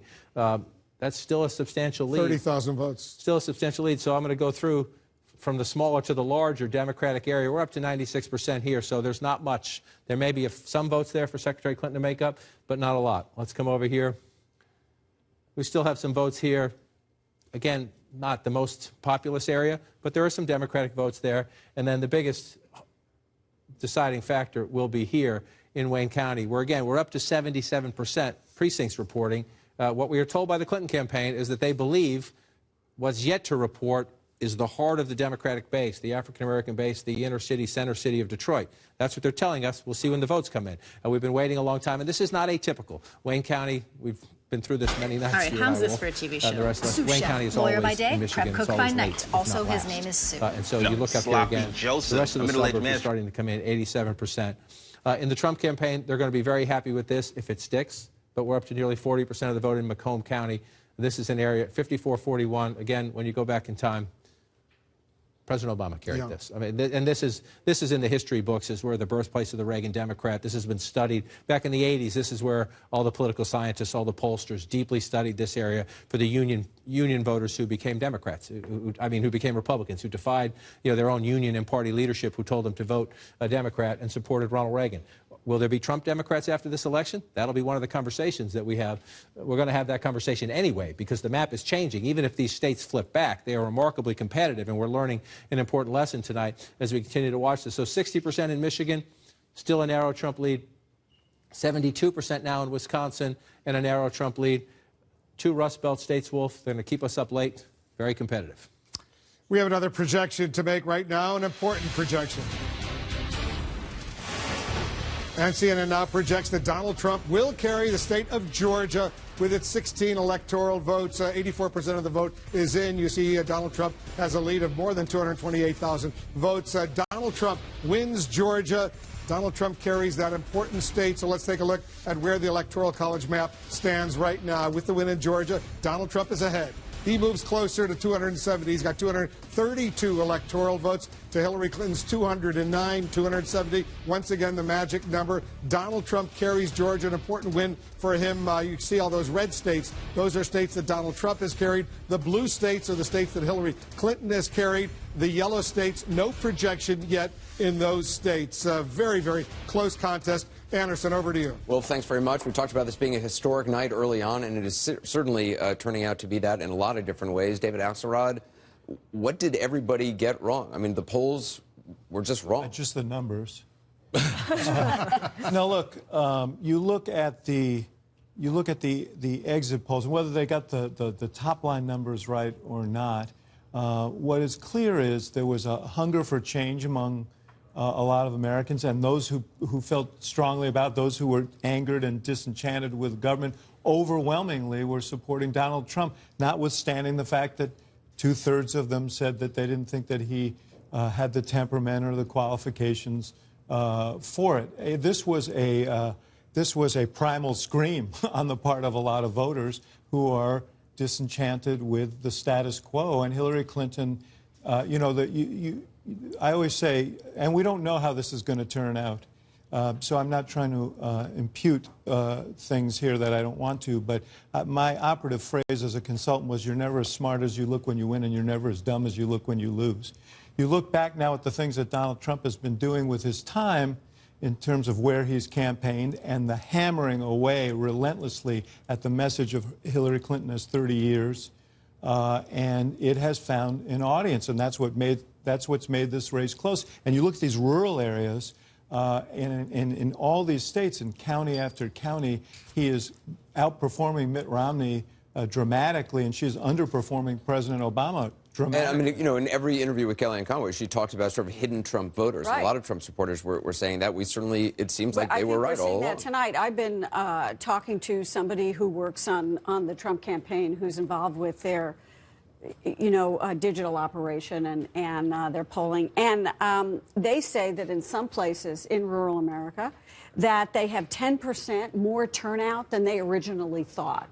That they were saying he was going to get more, but it's even more than that. And that when you look at the exit polls and you look at the white working class voters, who are about 4 in 10 voters, and you look at voters in this country, 39% were voting for change. And you see that half of the electorate in the state of Michigan felt that trade takes away jobs. And you say, as Dana was saying earlier, that Hillary Clinton didn't even visit the state of Wisconsin in the general. You put that all together, and what we see is a massive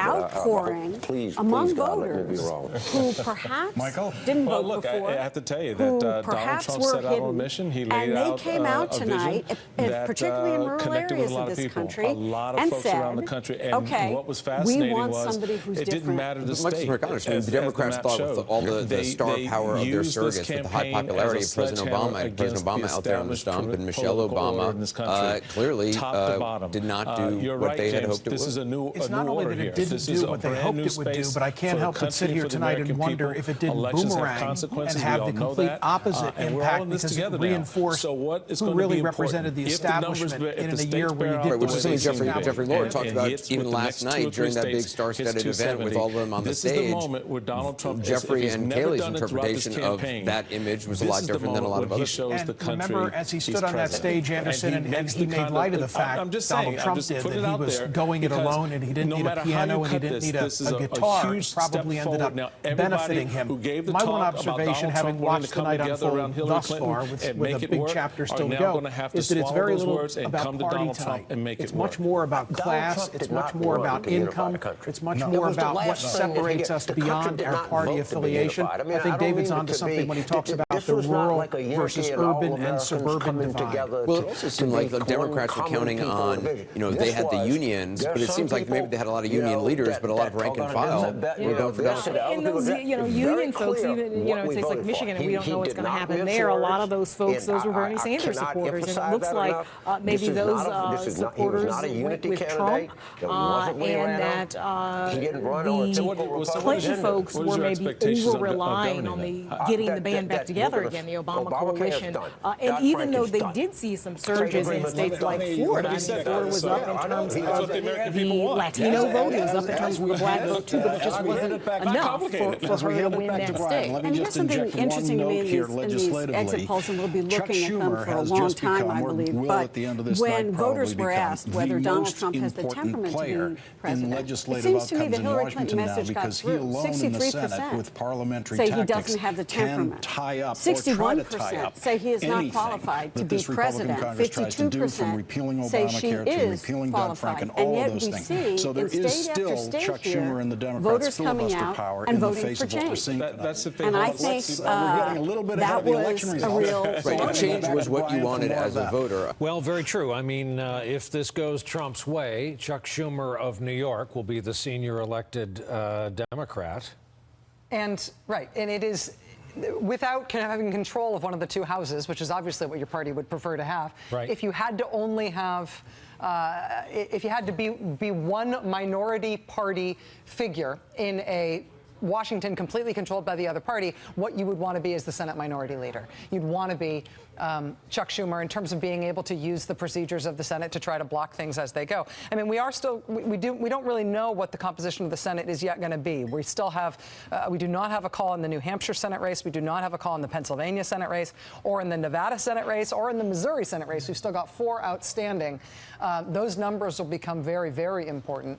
But we do know that the House will go to the Republicans, that Paul Ryan will at least start this next Congress as Speaker of the House. We haven't yet seen what revenge Donald Trump, if he is elected president, he will take on Paul Ryan. But Democrats right now, looking ahead to a potential Donald Trump presidency, are trying to figure out what levers of power might exist, full stop. I'm also thinking of John Roberts. Does he look around and say, how few justices really, how many do we need to do this? Let's go to Andrea Mitchell over at Clinton headquarters at the Javits Center. Andrea, I imagine that is the biggest shift in mood that you've ever seen in a large ballroom. You could say that again. It is just palpable. When those states started turning and they began to see these numbers, people just standing shell-shocked. And there's no live entertainment here. They've got the network projections up. They've been piping in speeches like Andrew Cuomo's from outside. Chuck Schumer also, when he declared victory in his own Senate race. So there's no one here to rally this crowd. There's been radio silence except for a few communications that were received without any quotations possible on what they still believe their path to victory would be to my colleague Kristen Welker and me and our other colleagues here. But other than that, we have heard nothing from the Clinton family. Earlier in the night, they were so optimistic they were giving us color details about what little Charlotte, the older grandchild, was wearing. And at that point, they were talking about a victory speech, very frankly. So this is putting an enormous damper, obviously, on this, and it's a very narrow path now. She has to, you know, draw a royal straight on those remaining states. Andrea Mitchell, thanks. Nicole Wallace has rejoined us with some reporting from inside what has been going on in Trump Tower. Yeah, I mean, Chris, you put it to Kellyanne at the beginning of the night about whether he was prepared to speak to both outcomes. I'm told that he just headed back to the residence to work on a victory speech. And he had the other one ready? I don't know that he did. I mean, I'll let her answer, speak to that. But he had a transition, a traditional transition, run by Chris Christie and some folks with knowledge of how the government works. And he was so superstitious about his own long odds that he's really not paid much attention at all. I think the transition period is 78 days. Does that sound about right? Yeah. Mitt Romney, as you might expect, as a business guy, had a really well-executed transition plan. Donald Trump also has had a team that's been working in vetting potential nominees for many, many months for a transition. So all these things that no one talked about because we accepted the polls. When someone's ahead by 3.5 points, maybe you should be asking more questions. But the work of a transition has been underway, and I imagine we'll start hearing information tomorrow. He'll probably get briefed on that for the first time, I would guess. Let me ask you this, and include your circle of friends, you and Steve. If it were drawn from the usual folks, you would say, what a strong bench they have. Right. But we can't assume anything. Well, listen, 3 years ago, he was a Democrat, so I wouldn't assume that you can't assume anything. I mean, who knows? I mean, who knows who we'll pick from? And a guy that without 15 minutes in government just I think is on his way to winning tonight. So who knows what he values in an appointee? I have no idea. But I know that the transition was done by people from inside the GOP establishment, and the people were vetted in a very traditional way. So I think when you start hearing names, they won't be the kind of names that have been floated on the campaign side. That information that's been out in the last 48 hours has come from the campaign. There was a separate entity, a transition, with a transition staff that was doing the actual vetting of potential nominees. Steve Schmidt, someone getting off a transcontinental flight and walking through the airport and pausing to listen to us right now would see that our talking points don't match up with the known knowns of the graphics. No one's been elected here. What's your view as to what's happening here? Well, look, I think the body language at the Clinton campaign victory party says it all, is that Donald Trump is on the precipice of becoming the president-elect of the United States, of being the commander-in-chief of the world's most powerful military with its most potent nuclear arsenal. And I do think we should spend just a second talking about one of the history-making aspects of tonight, which would be the execution of probably the most successful intelligence operation since the code breaking in the Second World War, where you had a hostile foreign power intervening in an American election, trying to influence its outcome with the WikiLeaks attacks and the hacking of the Democratic Party and in the Clinton emails. And certainly it's had an impact on the election, on her reputation. And maybe an obvious question is, why are the Russians so keen on having a candidate of their preference be elected? But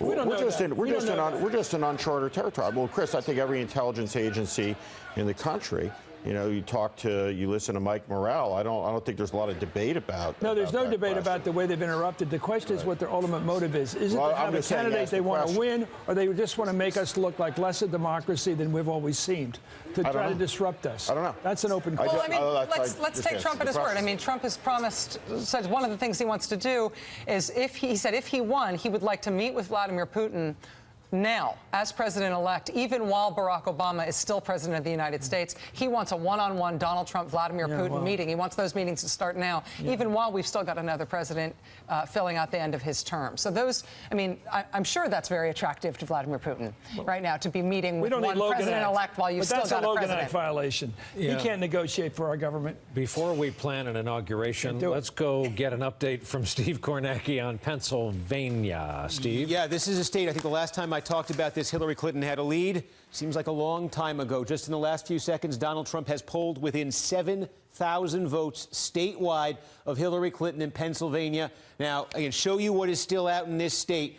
Democrats talked a lot about Philadelphia. Chris Matthews has been talking about, he's been getting some info there. His info's good. The Clinton margin's gone up. The Democrats did get their margin out of Philadelphia. This is sitting at about 450, a little north of 450. That's what they needed. Look in the suburbs, though. This is not what they expected. Look at Bucks County. Donald Trump doing as well as Mitt Romney did. In fact, a little better than Mitt Romney did in this county. Remember, we talked so much about the struggles he was supposed to have. But here's the thing. If you look at where the vote is still to come, there's still a little bit of a scattering in the Philadelphia suburbs. Clinton will still get some bounce from there. There might be a little bit left in Philadelphia. The biggest single source, let's see if this is what changed. No, the biggest single source of outstanding votes in Pennsylvania appears to be Butler County, which is this just north of Pittsburgh. Give you a sense, 4 years ago, nearly 100,000 votes were cast in this county. You can see they are just starting to count. This is a red county, and Donald Trump, I should say, the red counties you're seeing around Pittsburgh here and really all across Pennsylvania tonight, they're a lot redder than they were 4 years ago. So Donald Trump's going to get a lot of vote here.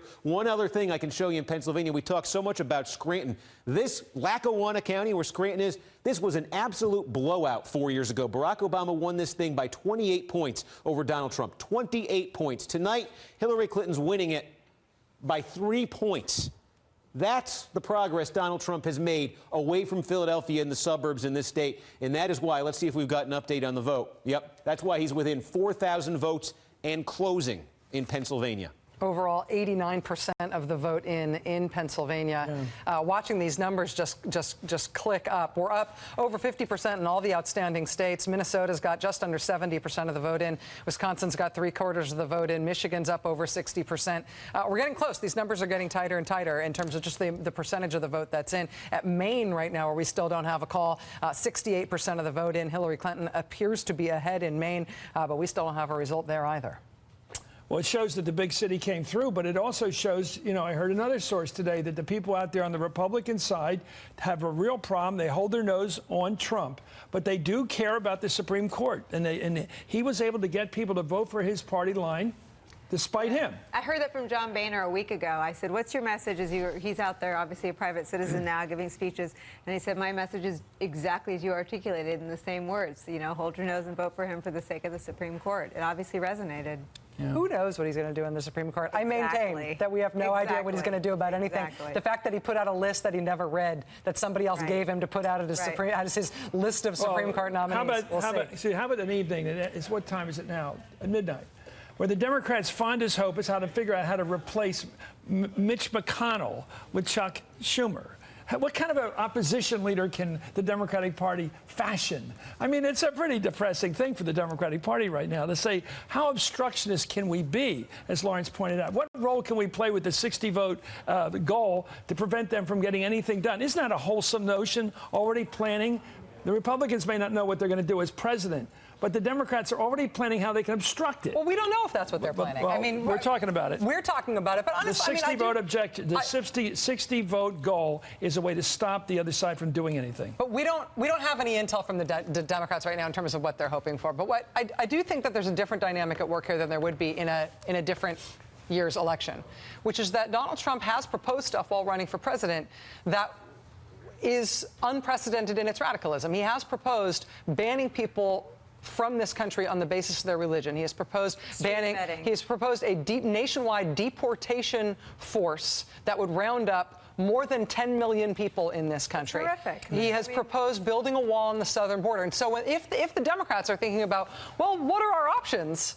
I mean, when you're talking about somebody who's brought forward a policy menu that's completely off the chart in terms of what anybody else has proposed, you do start thinking about what your options are within the realm of the democracy that we've got. But that's not just Democrats. I mean, listen, the policies you mentioned are appalling. I mean, and I think a lot of Republicans, I mean, that was where some of the divide with Paul Ryan came from after the Muslim ban. I mean, the two that you named, the mass deportation force and the banning of Muslims, most Republicans said were not only not in line with Republican values, they were un-American. So I think in terms of obstructing those two policies, there might be a bipartisan effort to say, well, maybe. So, you know, I don't know. Hope springs eternal. We're in the shank of the night. But those two policies are appalling. And I don't think he won because of those two policies. You and I had this argument 10 months ago. I think he won despite those appalling, probably un-American and unconstitutional After he proposed the Muslim ban, nationwide opinion polling of Republican voters showed 2/3 of them were in favor of the Muslim ban. We don't see it in the exit poll. I don't think that animated his vote today. I think it was economic despair. Here's another unusual aspect of this, too, is that, so typically, candidate is elected president, and we say, well, the other party was defeated. And the reality here is if he becomes president-elect within the next couple of hours, two parties were defeated. The establishment of the Republican Party went down in flames with the Democratic Party as well. The party of Ronald Reagan, party of George Bush, 41, George W. Bush, President 43, who we worked for. The party doesn't exist anymore. And I'm not sure what the new Republican Party is and what it looks like and what it stands for and how it works with President Trump. I'm not sure what the opposition coalition looks like from a national security perspective. I know one thing.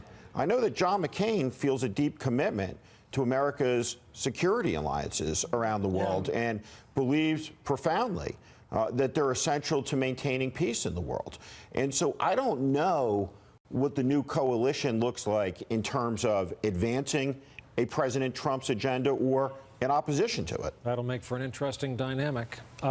Steve Kornacki, you're in Wisconsin right now. Let's take a look. We were looking at a Clinton lead of about, a Trump lead of about 60,000 the last time we checked in. That lead has increased. Trump's lead is now closing in on 100,000 votes in Wisconsin. Again, this is the product largely of these rural counties, just bit by bit coming in. Surprised Trump's strength in Green Bay. The thing here for Trump, also La Crosse County, by the way, still a lot of vote to come in there. Donald Trump with the advantage. Meanwhile, more vote has come in from the two Democratic bastions. This is Dane County, University of Wisconsin-Madison, not all in yet. But again, think of it this way. 4 years ago, 300,000 votes were cast here. We are seeing higher turnout this year. But you can see a big chunk of the vote is now in there. Also, Milwaukee County, still vote to come in. So Clinton can still make up ground. But Trump can, too, and Trump is now sitting on an advantage in Wisconsin that is approaching 100,000 votes. One other thing I want to flag nationally right now. I don't believe I have this graphic I can pull up, but keep this in mind. Yes, we elect the president by the Electoral College. We're looking at the paths there right now. We are also tracking the popular vote. Right now, the popular vote in this race is sitting at about 50.8 million for Donald Trump, 49.7 for Hillary Clinton. there it is. It's up on the screen right there. Oh, there you go. Donald Trump over 51 million. One thing to keep in mind, the single biggest source of votes, raw popular votes that's left on the map is California. It is only started to report right now. Hillary Clinton north of 60% of the vote there. She's going to get an enormous popular vote advantage. It is just a seed to plant right now as we talk about Donald Trump moving along this path to 270. There is simultaneously a path for Hillary Clinton to win the popular vote, even if she does not win 270 electoral votes tonight. Wow. You also put the Gary Johnson photo up there in terms of that popular vote. We've been trying to keep just an informal eye. This is not something that's being tracked from our election desk, but just keeping an informal eye on Gary Johnson's numbers and where third-party candidates conceivably might have made a difference. It appears that the third-party votes more than account for the margin of victory in Trump states, including Florida, in outstanding states where we don't yet have a call, including New Hampshire, Michigan, Wisconsin, Pennsylvania. Again, we can't tell you where that third-party vote might otherwise have gone, but it looks like, particularly in Florida, which is a state that we've called, that third-party margin more than accounts for the difference between these two candidates in that state. Can I offer a calming note on the issue of immigration, which is the most hottest issue? We're talking about banning people because of their religion, which is totally unconstitutional. In the end, if there's going to be a new immigration policy in this country, it's going to have a fulcrum of people that really are responsible people. It's going to be Rubio, and it's going to be Lindsey Graham. It's going to be Chuck Schumer. It's going to be, and of course, your guy, John McCain. It is going to be a people in the relative center on this question who are relatively pro-immigration. And they are good people about this one issue. I think they are. Yeah. So whoever, left or right, has to cut their deal to win in the center and to get the 60 votes, they're going to have to deal with these people. So the good thing, if you're concerned about immigration, you want a solution to it. You want a true comprehensive solution, which includes some kind of restraint on illegal hiring, opportunities for people to become certainly green card people and maybe citizens. There is a route. And it only goes through those guys in the middle. So I know you think Donald Trump is going to sign immigration reform? I'm just saying if there's going to be any change in the immigration law, it's going to have to go through these guys. I can't imagine. I mean, Donald Trump. They're not going to build a wall. Donald Trump campaigned on building a wall. Donald Trump campaigned on deporting more than 10 million people. He campaigned on Mexican immigrants being rapists. This is not a guy who's going to feels like they're struggling and not doing better, and they see change in Donald Trump.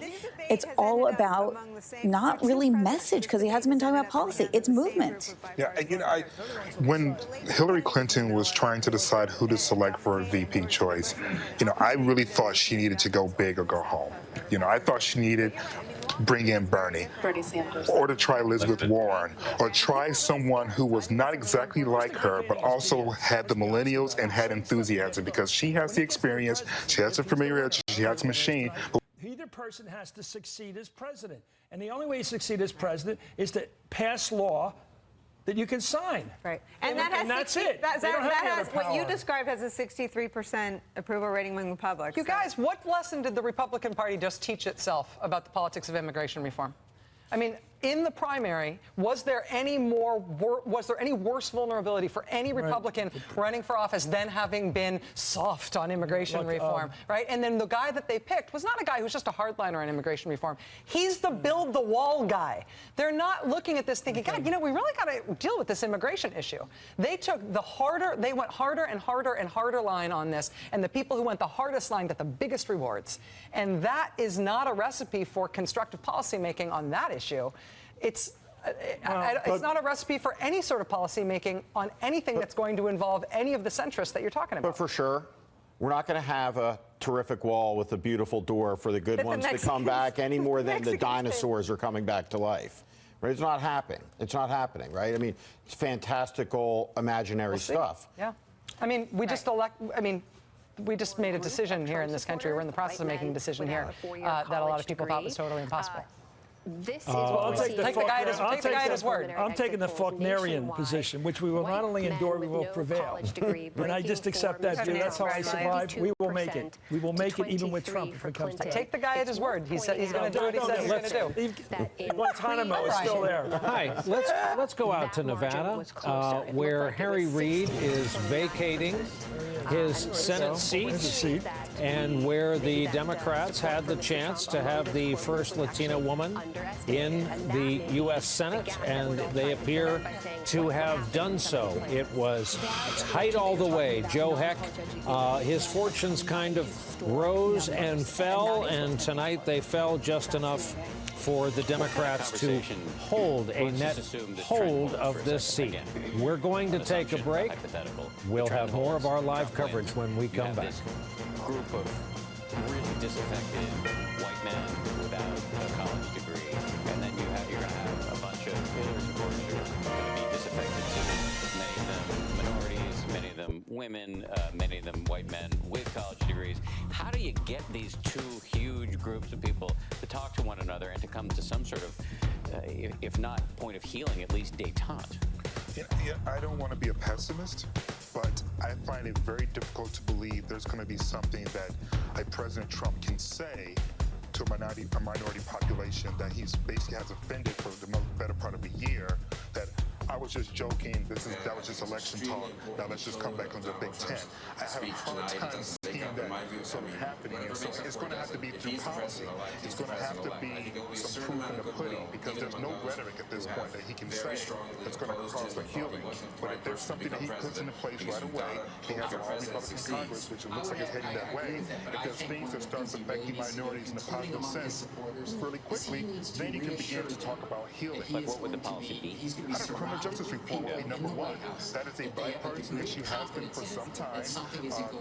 Cory Booker, as well as Senator Rand Paul, have been working on this quietly together for about 2 years now. The Koch brothers back to the yeah, I've had a conversation with Grover Norquist of all people about it. So this is something that a lot of people from a lot of different pockets have been talking about for different reasons. Nonetheless, it negatively impacts minorities the greatest. And so if he were to go into that, make significant changes, then you can begin talking about, all right, let's come together.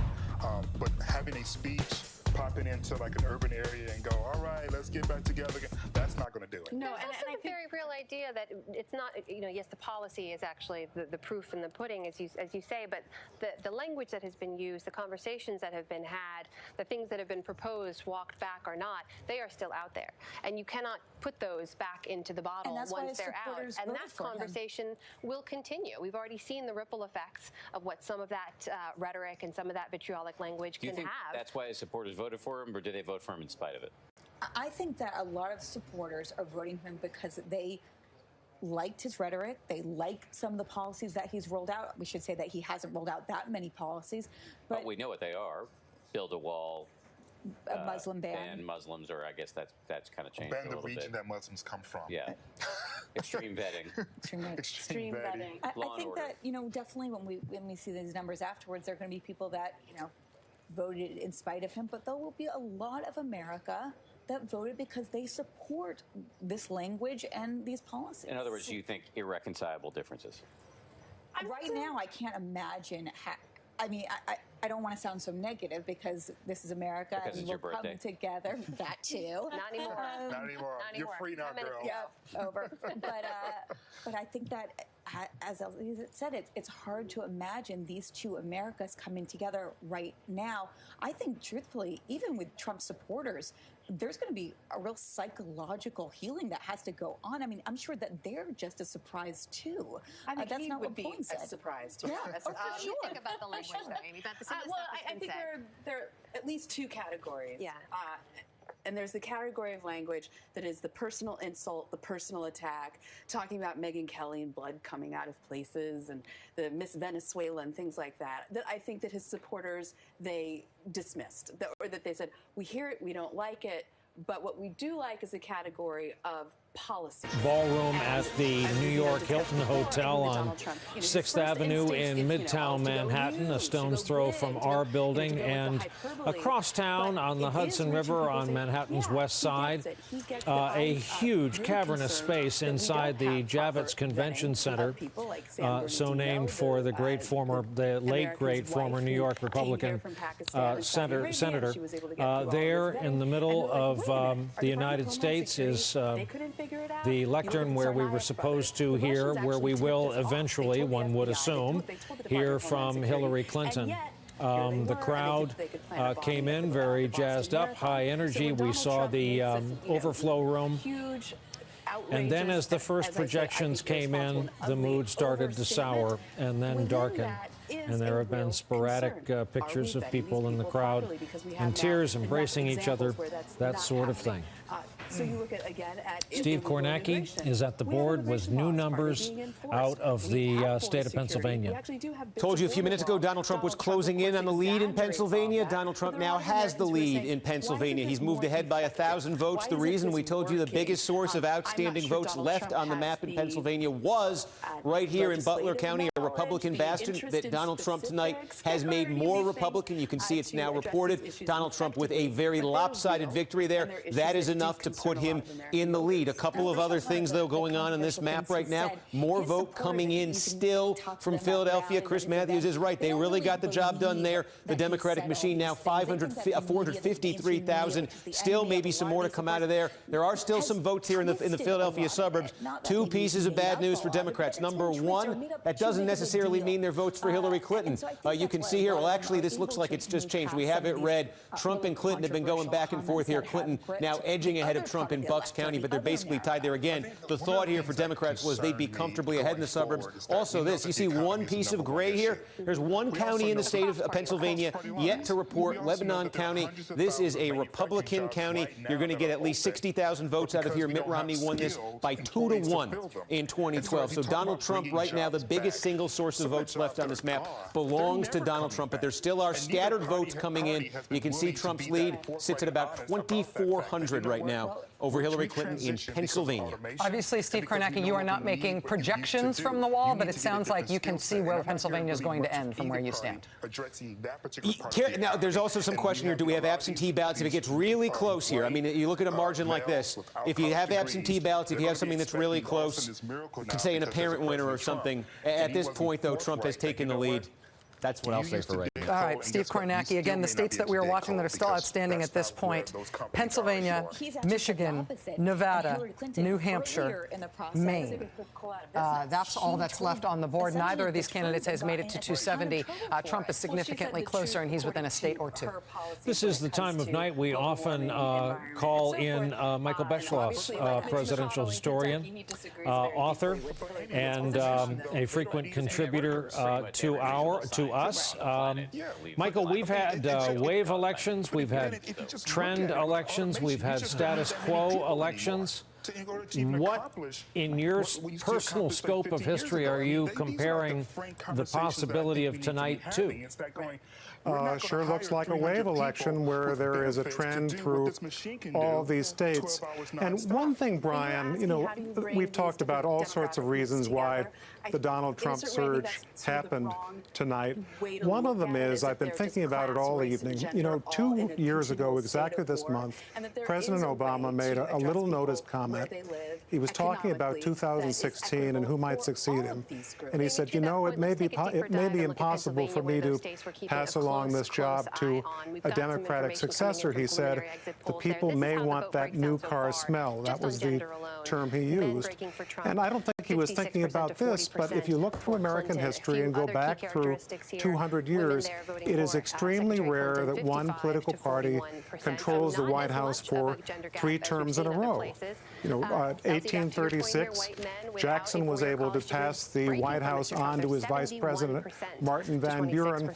The next time that happened, you have to go all the way up to 1988 when Ronald Reagan was able to do that for George H.W. Bush.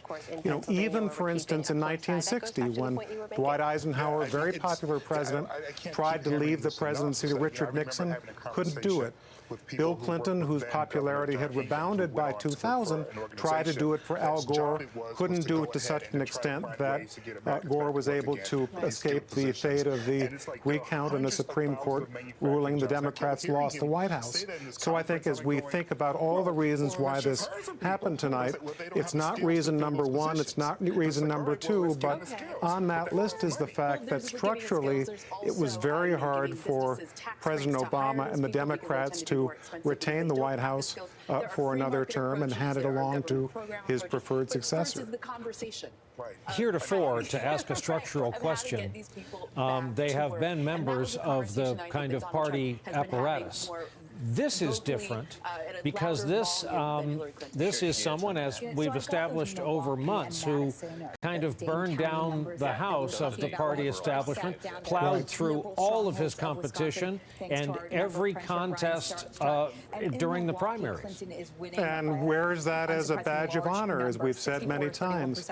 This will be, if Donald Trump is elected tonight, this will be the first president we've ever had with zero military experience, zero public service experience, and also probably the smallest relationship with the leaders of his party of any president that I can think of.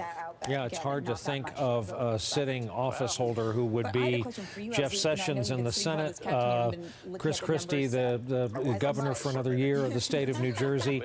It's difficult when you look at allies, people he could hit the ground working with. And not only that, if you're thinking of things that we've never seen before, the talk both from Mr. Trump and the people around him that he may undermine the sitting Republican Speaker of the House, Paul Ryan, and try to look for someone else and throw Ryan out. Michael, on that point, I was just about to ask you about that. Are there historical allegories to that sort of thing? I mean, there's been so much interpersonal drama even within parties over the years. I have to believe something like that has happened before, but I don't know about it. Has that happened before?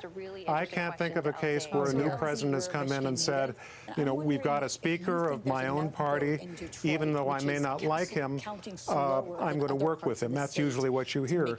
I can't think of a case where a new president said, concurrent with my inauguration, I'm going to commit a coup d'etat against the Speaker of the House. Oh, Michael Beschloss, I take such comfort in thinking it's my own ignorance when I think something is unprecedented. I always think you're going to tell me, oh, no, it happened in the 1880s and everything was fine. Sorry, I can't find any reassurance on that one, Rachel. Oh, great. NBC News presidential historian Michael Beschloss, thank you. A comfort to have you here, if not a comfort in the comments. I want to also bring back into our conversation now the good and great Chris Hayes, who's been at the news desk for us tonight. Chris, what do you got? So we've been following some of the first kind of reverberations of what appears to possibly be, obviously it's not been called at this point, but the market's beginning to price in the possibility of a Donald Trump presidency. The Dow is down 800. Now here's an interesting data point. NASDAQ and the S&P 500 have halted trading on the futures market until the opening of equities markets tomorrow because they hit the 5% loss break, which essentially is an automatic emergency brake that happens when crashes happen. So that trading's been halted. That gives you a sense of how global financial markets are most likely going to respond if it is the case that Donald Trump pulls out a victory tonight and is declared the President of the United States tomorrow when those markets open. Also, something else that's crashed, the Canadian immigration website. This is not like some joke. It actually is crashed from apparently people's interest there. So we're just now, again, beginning to see how some of this is going to reverberate out across the world. There will be a lot more of that if this night continues in its current trajectory. Again, just to be clear on that market data, Chris, it's the NASDAQ and the S&P 500. They have halted trading in futures because they've triggered the crash warning. That's right. So all those markets obviously trade during the day, during business hours. There's a futures market for off business hours. The futures market, if things are moving in the market while the market's closed, people will try to essentially get ahead of that for tomorrow. Those future markets hit their essentially bottom, their automatic brake switch. They've now opened back up again for trading, so we'll continue to monitor those. Wow. While the Dow futures are down up over 750. Chris Hayes, thank you. While a lot has happened, we're also watching a lot yet to happen. We're going to fit a break in here. Our live coverage continues right after this.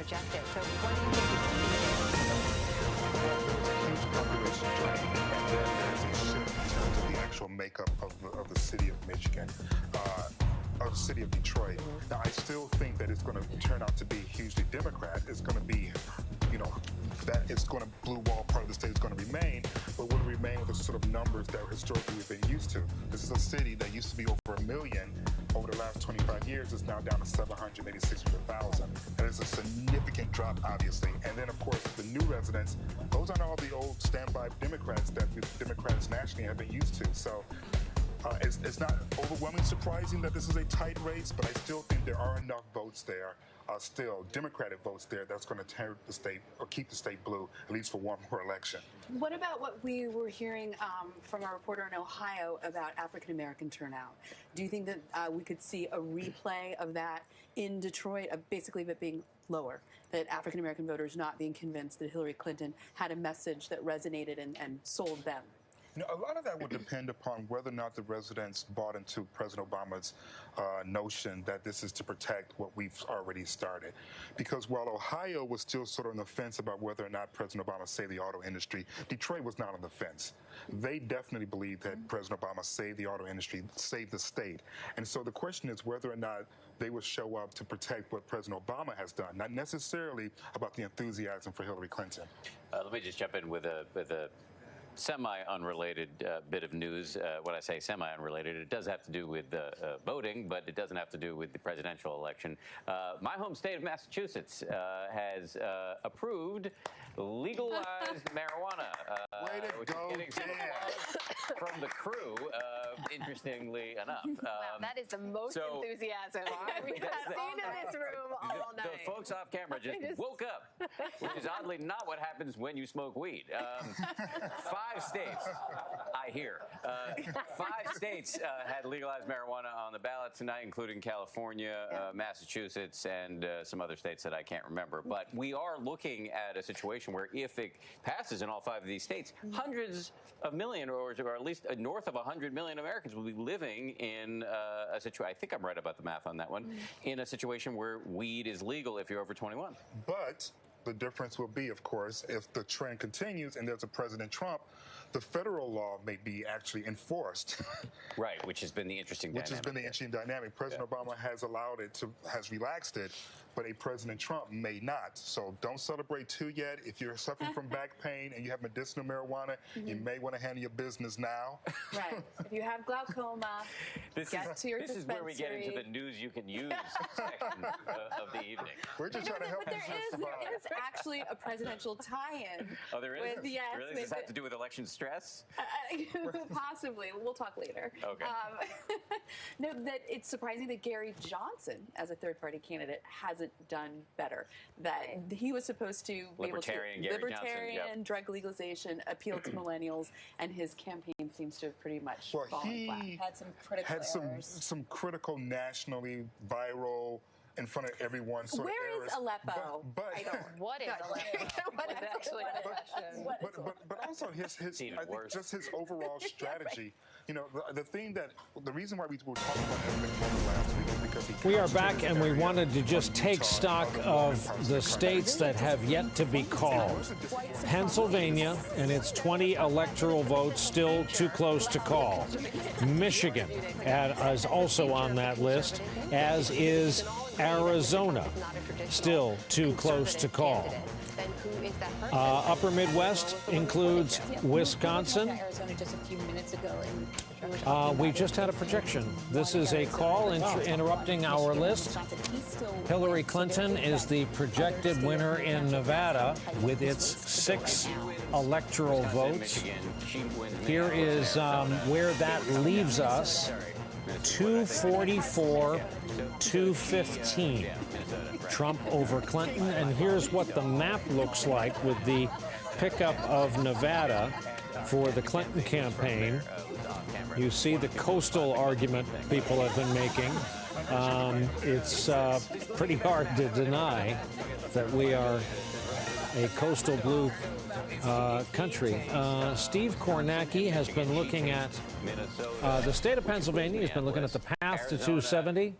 You name it, he's got it. Let's take a look in Pennsylvania right now in terms of, oh, that's the wrong thing. Let's try to get Pennsylvania up here. I'm sorry, this thing is about to collapse, I think. Let's see if we can get in Pennsylvania. Come on, Pennsylvania. Come on. Come on. See? Will it? Click on. There it is. We got everything but the results. Let's see if those come up. If she were to win New Oh, Hampshire, for God's sake. then she is.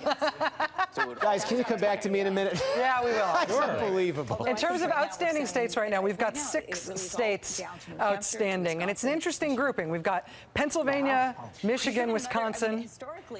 We've got New Hampshire and Maine in the Northeast, and then we've got Arizona in the Southwest. So 6 states outstanding altogether, with Nevada now off the map and in the Democratic side. What was that for, Chris? Do you guys remember when we were No, talking I'm just about it being an amazed early at night? the ethnic breakout of the country, the way it's going.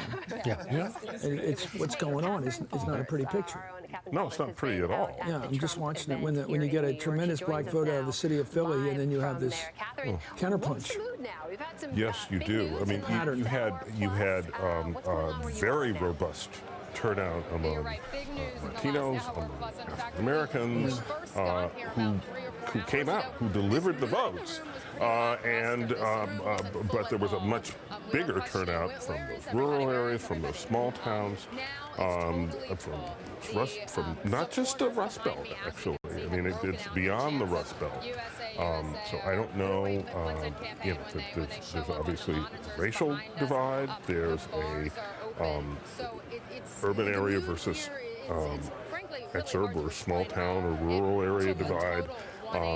There are lots of ways to split this up, and we're gonna spend a lot of time figuring it out. It's not the usual result in American history. It's center left and a center right party sort of splitting somewhere in the middle. This is a different kind of division. No, this is, and it's it's troubling. In some ways, it's the America of yesterday versus the America of tomorrow. I mean, the America of yesterday appears to be winning tonight. The America of tomorrow, the America of our demographic future, the America that's more cosmopolitan, more connected with the globalized economy, it's doing better from it, seems on the verge of losing. At this point, though, we don't have the final result. We don't have the final demographic splits, and we don't know how the country is going to evolve in the future. Like, I don't think that we can say that all the people who gave Donald Trump these majorities tonight are going to be dead in 10 years, right? It's not a waning demographic. I don't think that the country is shifting away from the groups that are giving him these majorities. If they were, he wouldn't be winning in such big majorities. Right now he's put together a list of wins that's impressive by any Republican standard. He hasn't taken any deep blue Democratic states. He's just taken every state that was within reach. Yeah, but what I'm arguing is that the sorting out that's been going on in American life is really advancing. Where you have big cities which are overwhelmingly liberal, progressive, if you will, black and white and brown liberals, and then you go right outside and you find another part of the country which is just the opposite. This is a divided country. Sorting itself out. I would just like to point out how badly everyone in Washington, D.C. has been disconnected from all of this. Because I got to tell you, it's not just Democrats shocked, surprised, stunned, probably saddened by this. It's also all of the Republicans who worked for those 16 other people who ran for president, who I've been, kind of talking to all, and they were waiting for Donald Trump to lose so that they could move on to the next thing. And I have to say, I just got off the phone with Senator Lindsey Graham, who is one of those people who obviously ran against Donald Trump and who called some of his comments un-American. He didn't vote for him tonight. And now he's saying, okay, well, if Donald Trump is the winner, he's going to be my president. I'm going to have to try to find consensus. He says he will work with Donald Trump to try to repeal Obamacare, do some of these other Republican priorities. He says that he will not, and the quote is, when it comes to being a friend to Putin, count me out. So some early indications from Graham that he wants to be a little bit of a thorn in the side. He also said, for example, that deporting 11 million people who are already here in an undocumented status isn't something that could pass the Senate. That, of course, is a policy that Trump has put forward. But I think you're starting to see people in Washington grapple with this idea of Donald Trump being in charge that just seemed completely like it was from another planet, even 4 hours ago. Well, it is. I mean, to the people in Washington, it is from another planet, right? They never see anything like Donald Trump, and it will be an amazing thing to watch as he comes to Washington, if indeed he does come to Washington. We don't know yet that he will, but if he does, that's going to be an incredible thing. I do think, though, that we shouldn't avert our eyes from the fact that, you know, this big vote for Trump, this is not a rainbow coalition out there voting for I mean, it's not. It's just not. And you look at where these votes are coming from, and you look at who lives in this area. These are overwhelmingly white areas of the country. And he did not expand his appeal to encompass people of color. Well, and you know, I spent 4 months on the road with Bernie Sanders, and that should have also been another earlier indicator to the Clinton campaign of just how, you know, wrong that they may have had some of these things. And those crowds, often overwhelmingly white as well, overwhelmingly often. I came away from that feeling almost as though, and ideologically very different, obviously, but Bernie Sanders and Donald Trump in many ways had more in common with each other, and Hillary Clinton and Paul Ryan in many ways have more in common with each other than those respective party labels. Doris Kearns Goodwin is the latest guest to join us. She's been listening to the coverage, keeping one eye on her television. Hey, Doris? Oh, boy. That was a necessary evil for all of us. Let me correct something that in this moment, let me correct something that I said wrong the other day. Yes. Or said just a few moments ago. I said that there were 6 states outstanding. I forgot Minnesota. To my many friends in Minnesota, I'm sorry. Minnesota also still outstanding at this point, and leading and adding to the number of those upper Midwest states and that cluster, that one cluster of the country where we don't yet have an answer. Minnesota, Wisconsin, Michigan, Pennsylvania, all outstanding, as well as New Hampshire and Maine in the Northeast and Arizona in the Southwest. Sorry, 7 states outstanding. Steve has wrestled his technology to the ground. Yeah. Let's see. It's going to probably turn on me again here in the next few minutes, but let's see if I can squeeze this in. Big development in Pennsylvania. Donald Trump's lead here just jumped up in the last minute. He now leads Hillary Clinton in Pennsylvania. Look at this, by 26,000 votes. Remember, we said this has been the white whale for Republicans since 1988. Every Republican candidate says they can flip it. None of them have led this late into the night in Pennsylvania. Now, the question in terms of can Trump hold on to that again, we're saying still a little bit, some scattering of precincts in Philadelphia County and a couple of these suburbs, so there could be more Clinton vote coming out of here. You also still have precincts left here. This is where Harrisburg is. This is where Hershey is. Still have votes there. But that is countered from Donald Trump's standpoint by this one. Lebanon County. It's produced 60,000 votes 4 years ago. This was a 2-to-1 Romney County. We don't have a single vote in from here yet. So Donald Trump stands to pick up ground there as well. His lead, 26,000 votes in Pennsylvania. Wow. 0 vote in from that one county. Do we have any? We don't have any intel as to why that's. Well, there's a lot of good movies just coming out. You know, that's true. It's been a nice day. Nice day for a late walk. Well, I suppose we're going to get a huge parcel of votes out of Lebanon County, PA at some point here. Yeah. At this point, what we're looking for also is we don't have a lot of reporting on the sources of the delays from these states in terms of why we don't have vote that we don't have. Nobody is more than less than 50% out at this point. Arizona, 65% of the vote is in. In Maine, 76% of the vote is in. That's still considered too close to call. Hillary Clinton appears to be leading in Maine. So it's 4 electoral votes. Arizona, 11 electoral votes. New Hampshire, 4 electoral votes. And then the bigger ones, the big prizes, the double-digit EVs are Minnesota, Wisconsin, Michigan, Pennsylvania, with Pennsylvania being the biggest one of those. Steve just giving us very good prospects there in terms of what's likely to happen with that last Pennsylvania vote. And how interesting. You look at the map, with the exception of Arizona, longitudinally, it's longitudinally. Got it. I cheated myself on a syllable that first time. You could make an argument that it's all up there in the same area. Let's take a break, see if we can get any finer reporting on either headquarters. The map has not changed since our call of Nevada for Hillary Clinton. There is Trump headquarters, 6th Avenue, New York City, the New York Hilton Hotel. Across town, kind of a different picture, different energy at the Javits Center at Clinton headquarters. We're back with more right after this. In 2004, I believe, W. Bush was reelected. He started talking about having a mandate, and a lot of people took umbrage at that, but it was a really close election. A lot of things he was calling for. I mean, correct me if I'm wrong on the math here, though. Looking at the board the way it is now, I don't think either candidate comes out of this with a mandate of any kind, right?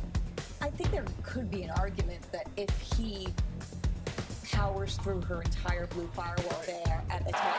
So there's Yeah, actually, I mean, not just in terms of the popular vote, but just the number of overall states that he won, where he won. I mean, it will be very difficult, I think, for Democrats to suggest that somehow the things that he's suggesting that they do in terms of trade, for instance, that they don't follow suit, because this, again, when you have this many states and where these states are located, agreeing with those policies or voting with him, it's very hard for him to say that he's off with the American people. A mandate is going to be something that is litigated in January, right? What we're very interested in right now is a realignment potentially. We may have could potentially be a fundamental realignment of how this country works electorally. Again, when he came into this election, he was able to obtain the Republican nomination by targeting a group of people who had not traditionally voted Republican, who were a member of the party but were not part of the elite, by galvanizing Democrats in states that normally went for Democrats or normally went in the South. He found a group of people, he galvanized them into a party, and there's a strong potential that he's going to march that party into the White House. And so moving forward, we could be talking about a solid realignment of how we construe American politics. And this is a candidate who said that he was going to change the map, right? Yeah. That he was going to redraw the map. We talked about this earlier too. Just comes to traditional campaigning, ad spending, all those kinds of things. He has done none of this. He has quite literally changed the way that you can run for president. Absolutely. He has not released his taxes. Like Alex Castellanos was here before, a longtime Republican operative. He argued even if Trump wins, he's not the future of the party. If Trump wins, he's winning with a pretty focused part of the American electorate that is mathematically declining. So isn't that an issue? I mean, we have a country that is, as you have said, LZ, getting browner. And at least if you look at the preliminary exit polls, it's predominantly white. Well, when you look throughout the course of history, and whenever there's been any sort of significant social change, there has been a response to that significant social change. I don't know if you noticed, but we just elected a black guy as president. A lot of people were not thrilled about that. Yeah, we re-elected him. Yeah, but not with the same level of enthusiasm. And when you looked at what's happening with the premiums with Obamacare, and you look at what's happening in terms of foreign policy, even though he has a high approval rating, there's still a lot of Americans who are feeling the recession has fully recovered.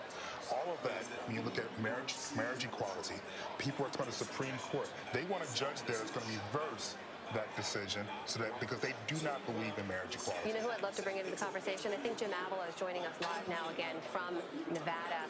Jim, I'm not sure if you could hear this conversation we've been having, but this redrawing of the national map, this resurgence of a vote, these voters who hadn't been really targeted before are giving Mr. Trump a very real shot at the White House here. I'd love to get your take on what we're seeing so far. Well, I think there's been a lot of talk tonight about anger, the anger of the white working class, especially males who feel they've been left behind. There's another group that's been very angry during this entire election process, and that's the Latino The vote. ceiling is glass, made of glass panels, and certainly everyone had theorized, everyone had guessed that would be a central part of what they expected to be a victory speech tonight. As we mentioned, there was a plan that leaked for Victory Night fireworks over the Hudson River on Manhattan's west side. Those were canceled before they occurred. Kristen Welker is there for us. Kristen, what have you been able to gather there? Brian, the mood is somber here inside the Javits Center. A number of supporters have left in tears. I've been walking around. People have stunned expressions on their faces. One person described it as grief setting in. Now, of course, this race is not over yet, but these supporters are just shocked by what they are seeing. One of Secretary Clinton's supporters and volunteers, Annabelle Evora, joining me right now. She is Cuban. She was born in Puerto Rico. She lived in New York, recently moved, but you just came back so that you could vote and volunteer for Secretary Clinton. Your reaction right now as you await these returns? I came here today to cast my vote and to celebrate and to make history and to break the ceiling. All I want to do right now is just go underground. That's all I want to do. I'm sad, I'm disappointed, and I know it's not over yet, but it really feels like it's almost over. There were so many issues that you were voting for, and that's why you voted for Secretary Clinton. What are your concerns if Donald Trump does in fact win tonight? What's your top concern? One of the biggest concerns is that I'm a two-time breast cancer survivor, and I know what it's like not to have access to a doctor or to suffer from pain. And considering what's going to go on with the deductibles and the rise in the deductibles, I'm afraid that people are actually going to be without access to health care, and that the numbers are going to rise, and it's going to get worse in this country. All right, Annabella Vora, thank you so much for sharing your perspective with us. This crowd continues to watch these returns, but again, Brian, it is quiet here tonight, shocked, stunned disbelief as they watch these returns come in. This was not the celebration they were anticipating. They thought they were here to make history, and it is not turning out that way, Brian. Kristen Welker at the Javits Center in New York. Soon, no doubt, we will get reporting as to what's been going on. Clinton headquarters in Brooklyn, the kind of traveling Clinton headquarters in Manhattan, where this was obviously supposed to be a celebration with former president and extended family. Steve Kornacki is at the board. Steve, do you have any new math? We do. Pennsylvania, we've been monitoring this. Donald Trump's lead has grown. Why has it grown? We said one county was outstanding. That county, let's get it here. That county has now come in, Lebanon County. You see Donald Trump adding 20,000 votes to his lead. We really are only looking at a scattering of precincts, maybe some absentees left somewhere around the state right now, but Donald Trump sitting there now at a 35,000 vote lead in Pennsylvania. If we zoom out, that bottom line question here, if Hillary Clinton is trying to get to 270 electoral votes at this hour, how could she do it? She would need a couple of things here. First of all, if she somehow got a win in Pennsylvania, that would be, she would get 20 electoral votes. If she could get Michigan, she trails in Michigan right now, that'd be 16, 36 to 215. You're sitting at 251. If she could then pick up Minnesota, if she could get 10 there, she'd be sitting at 261. Then the best thing for her would be Wisconsin. The problem, she's trailing in Wisconsin. We've been showing you all night. That hasn't changed. She continues to trail. But if she were to pick up Wisconsin, that's 271. That kind of looks like the most viable path, maybe the only viable path here. And I'm not even sure how viable it is because, again, we just showed you she's 35,000 votes behind in Pennsylvania. She's behind in all these states right now. You look in Michigan right now, look at this. She's running 42,000 votes behind Donald Trump. Now, there still is vote to come out of Wayne County here. There's also vote coming out of these Republican areas. She's still behind in Wisconsin. This has been stubborn. She's 90,000 votes behind out there. She'd have to find a way to string all three of those states together. It's pretty much her path right now because Arizona, I can tell you, is not looking good from the Clinton standpoint. Steve Kornacki at the board. So, Steve, in terms of those states that we've got out, obviously, Steve, we've got Alaska coming at the top of this next hour. That is the state that has yet to close, the only state where polls are still open in the country. At this point, the Trump campaign is just waiting basically for the numbers to fall in place. But we're not, in terms of anything outstanding right now, there's not really a potential for a surprise here at this point, is there? A lot of Democrats, I certainly online I see are talking about Arizona. You look at 11 electoral votes. Here's the reality in Arizona. 2 counties are sort of the story of the state, one where Phoenix is, one where Tucson is. And what you see here is it's not what Democrats need. They've tightened the margin from 2012. You see Trump is leading by 3 points, but I can show you Maricopa County here. Bottom line, the margin shrunk. Romney won this thing by a bigger spread, but Trump is still winning it. This is by far the biggest county in the state. So you see Donald Trump, even by winning with a narrow margin, it's almost 40,000 votes, his lead there. And you see, what's the Clinton margin here in the second biggest county? This is where Tucson is. It's just over 40,000 votes. This is an improvement for Democrats in what they saw in this state 4 years ago. It's why this was a fringe target for them. But right now, it's not enough. When Maricopa and Tucson are just sort of canceling each other out, not going to be enough. And then you see a lot of these areas around the rest of the state are Trump areas. So this one is not looking good for Clinton. If she can't pull a rabbit out of her hat here in Arizona, I can also tell you we have not called it. There's this congressional district, this second congressional district up here in Maine, a rural one. Donald Trump is out to a pretty sizable lead in that district. Again, stressing we haven't called it. There is also, you wouldn't know it from looking at this map, there's one congressional district here in Omaha. Again, Nebraska, like Maine, gives it out by congressional district. That's been close. The Trump lead, though, in that district currently sits at 5,000 votes. So if there was some scenario here where Clinton could pick off that district, sweep Maine, get New Hampshire, the problem is she's running into a hurdle there in Omaha. She's running into a hurdle there in rural Maine as well. So again, it really seems like for Hillary Clinton, if there's any kind of a path here, it's some sort of Rust Belt miracle. Down in PA, down in Michigan, down in Wisconsin, somehow with very few votes left. Got to win all three of them. Steve Kornacki, thank you. Incredible. The number of numbers that Steve is able to keep in his head while he goes through those things is stunning. I have to say, I keep flashing back to my conversation a week ago, I guess it was, with Bill Weld, with the former Massachusetts Republican governor who's running as the vice presidential nominee of the Libertarian Party. And he came on my show and he gave an impassioned criticism, just a litany of criticism against Donald Trump. And then he said he was there to vouch for Hillary Clinton.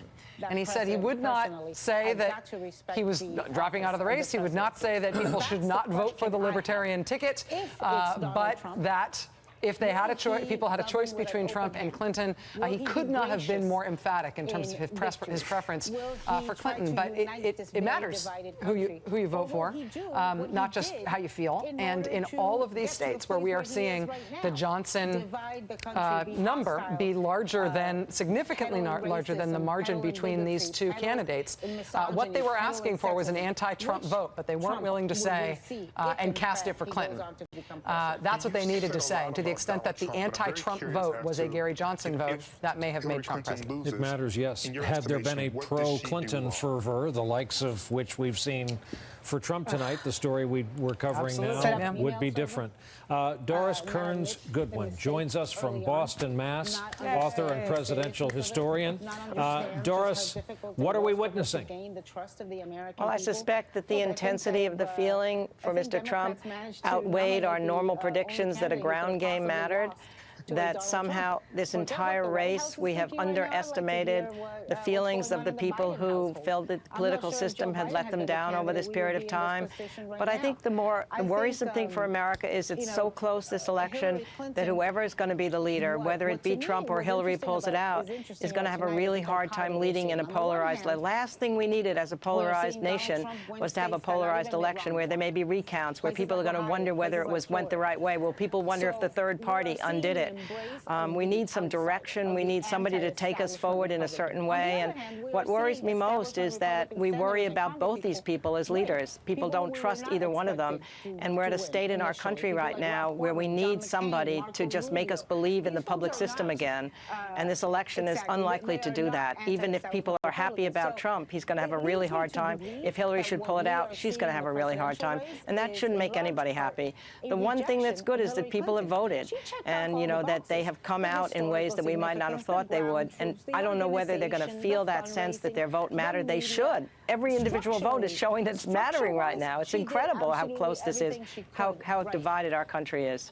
Doris, you and I had a conversation a couple of weeks ago in a different context about historical parallels for what we are looking at this year and for the kind of choice that the country had to make. We are still absorbing what's going on tonight, and we obviously still do not have a call in the presidential race and in a number of states.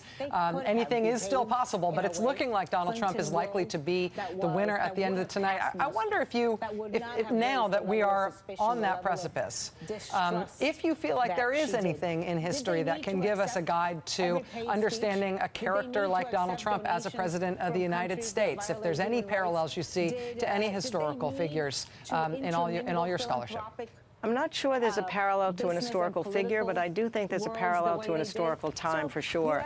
When you look at the feelings that people had in the Industrial Revolution at the turn of the 20th century, they felt the country was changing in ways that they were frightened about. People were moving from farms to cities. There were big monopolies taking over small monopolies.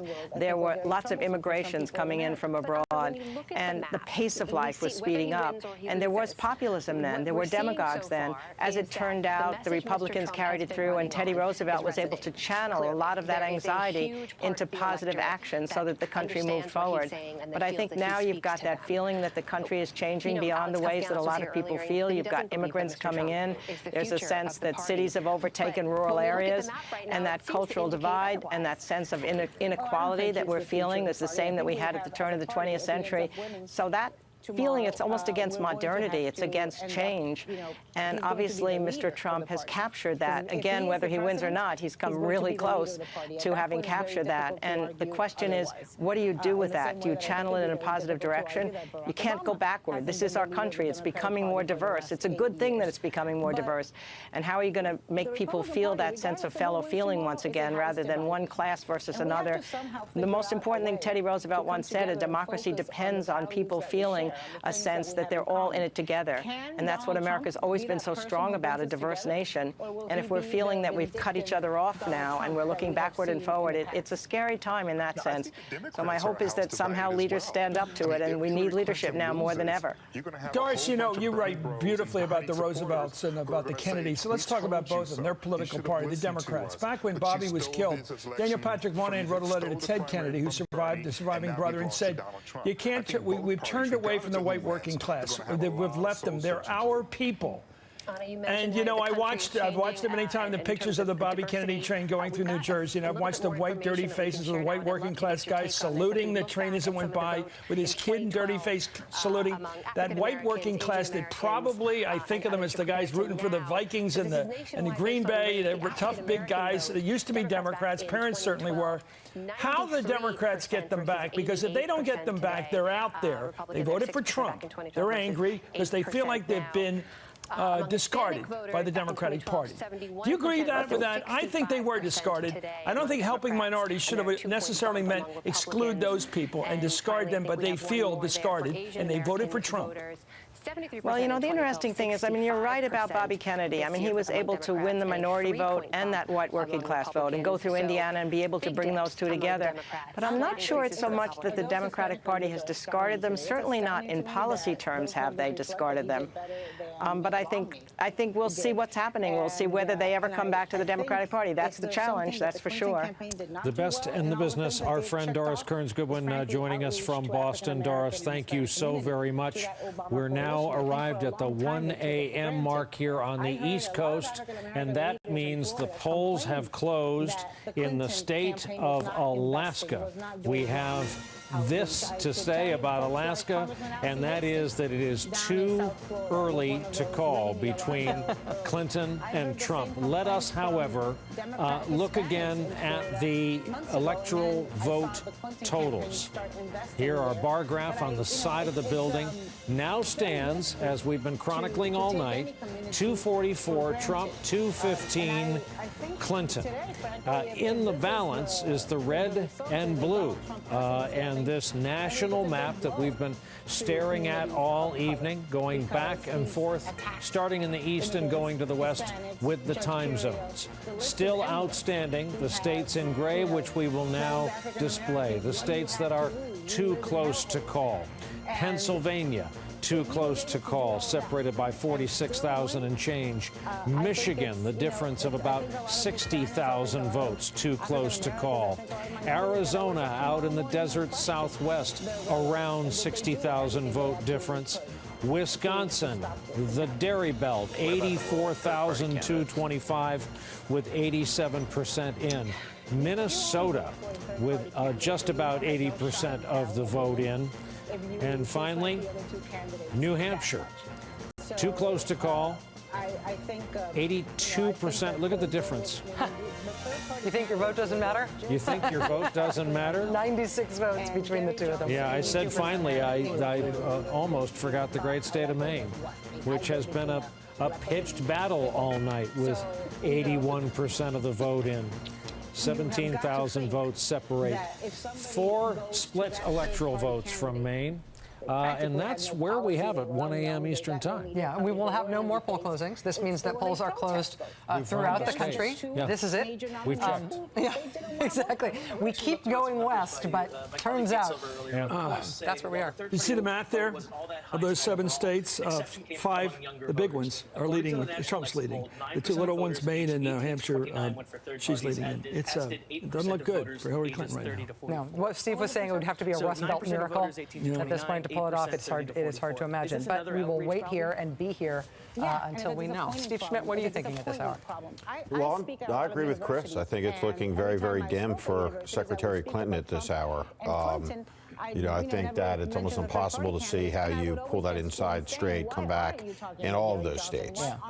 It's not like she needs one. She has to overcome big deficits in all of those states. So, I think the hour is drawing close, where Donald J. Trump will be the president-elect of the United States. Can I ask a question? Because this is somewhat whimsical. Besides Donald Trump and maybe Kellyanne Conway and maybe Rudy Giuliani, who's going to be able to say, I told you so? This is the shortest list.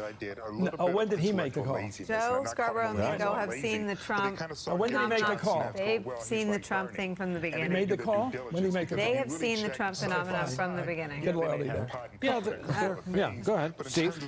Yeah, no, no one. I mean, I couldn't have been more wrong about this. I said she was going to be at 323 to 340 electoral votes.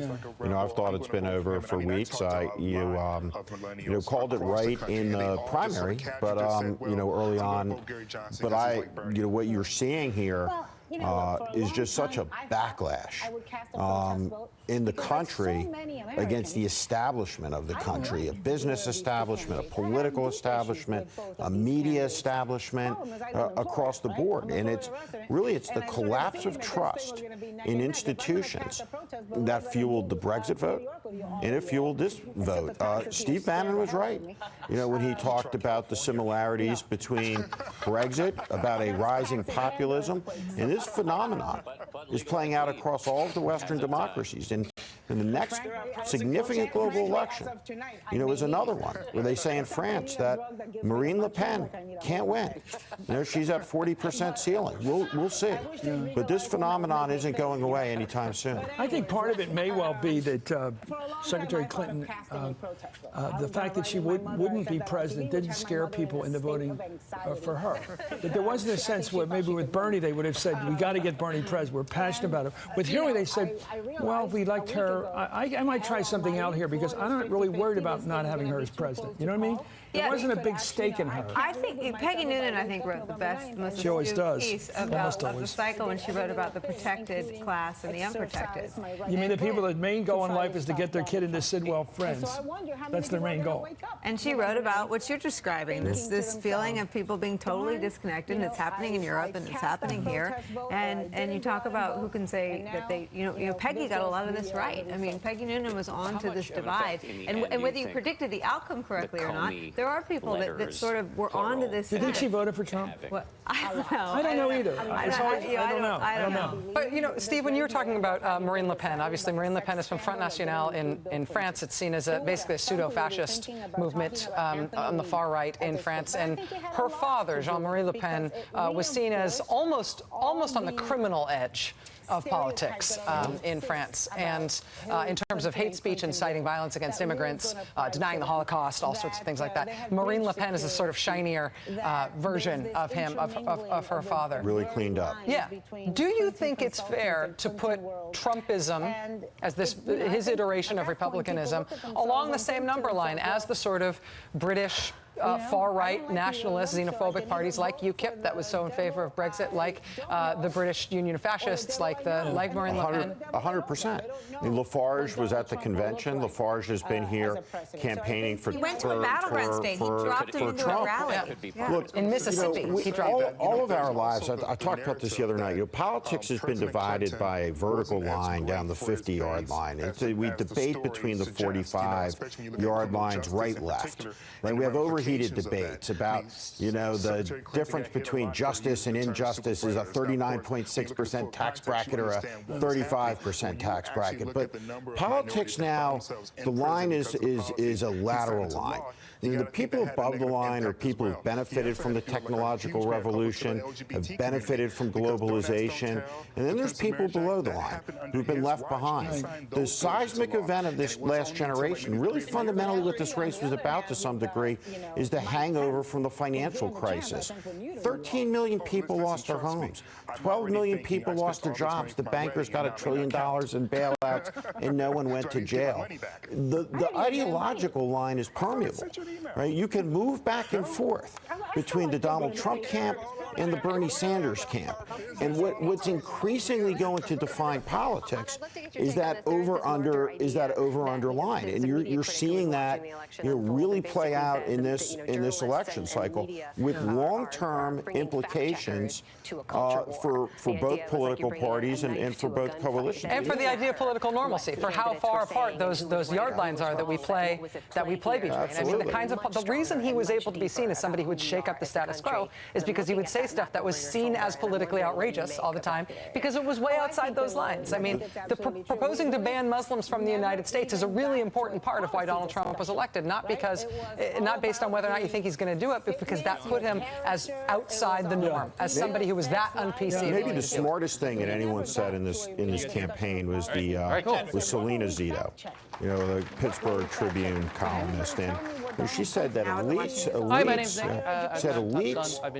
take Trump literally, but not seriously. Regular people take him seriously, but not literally. And just profoundly true. In Hollywood, they call it below the line.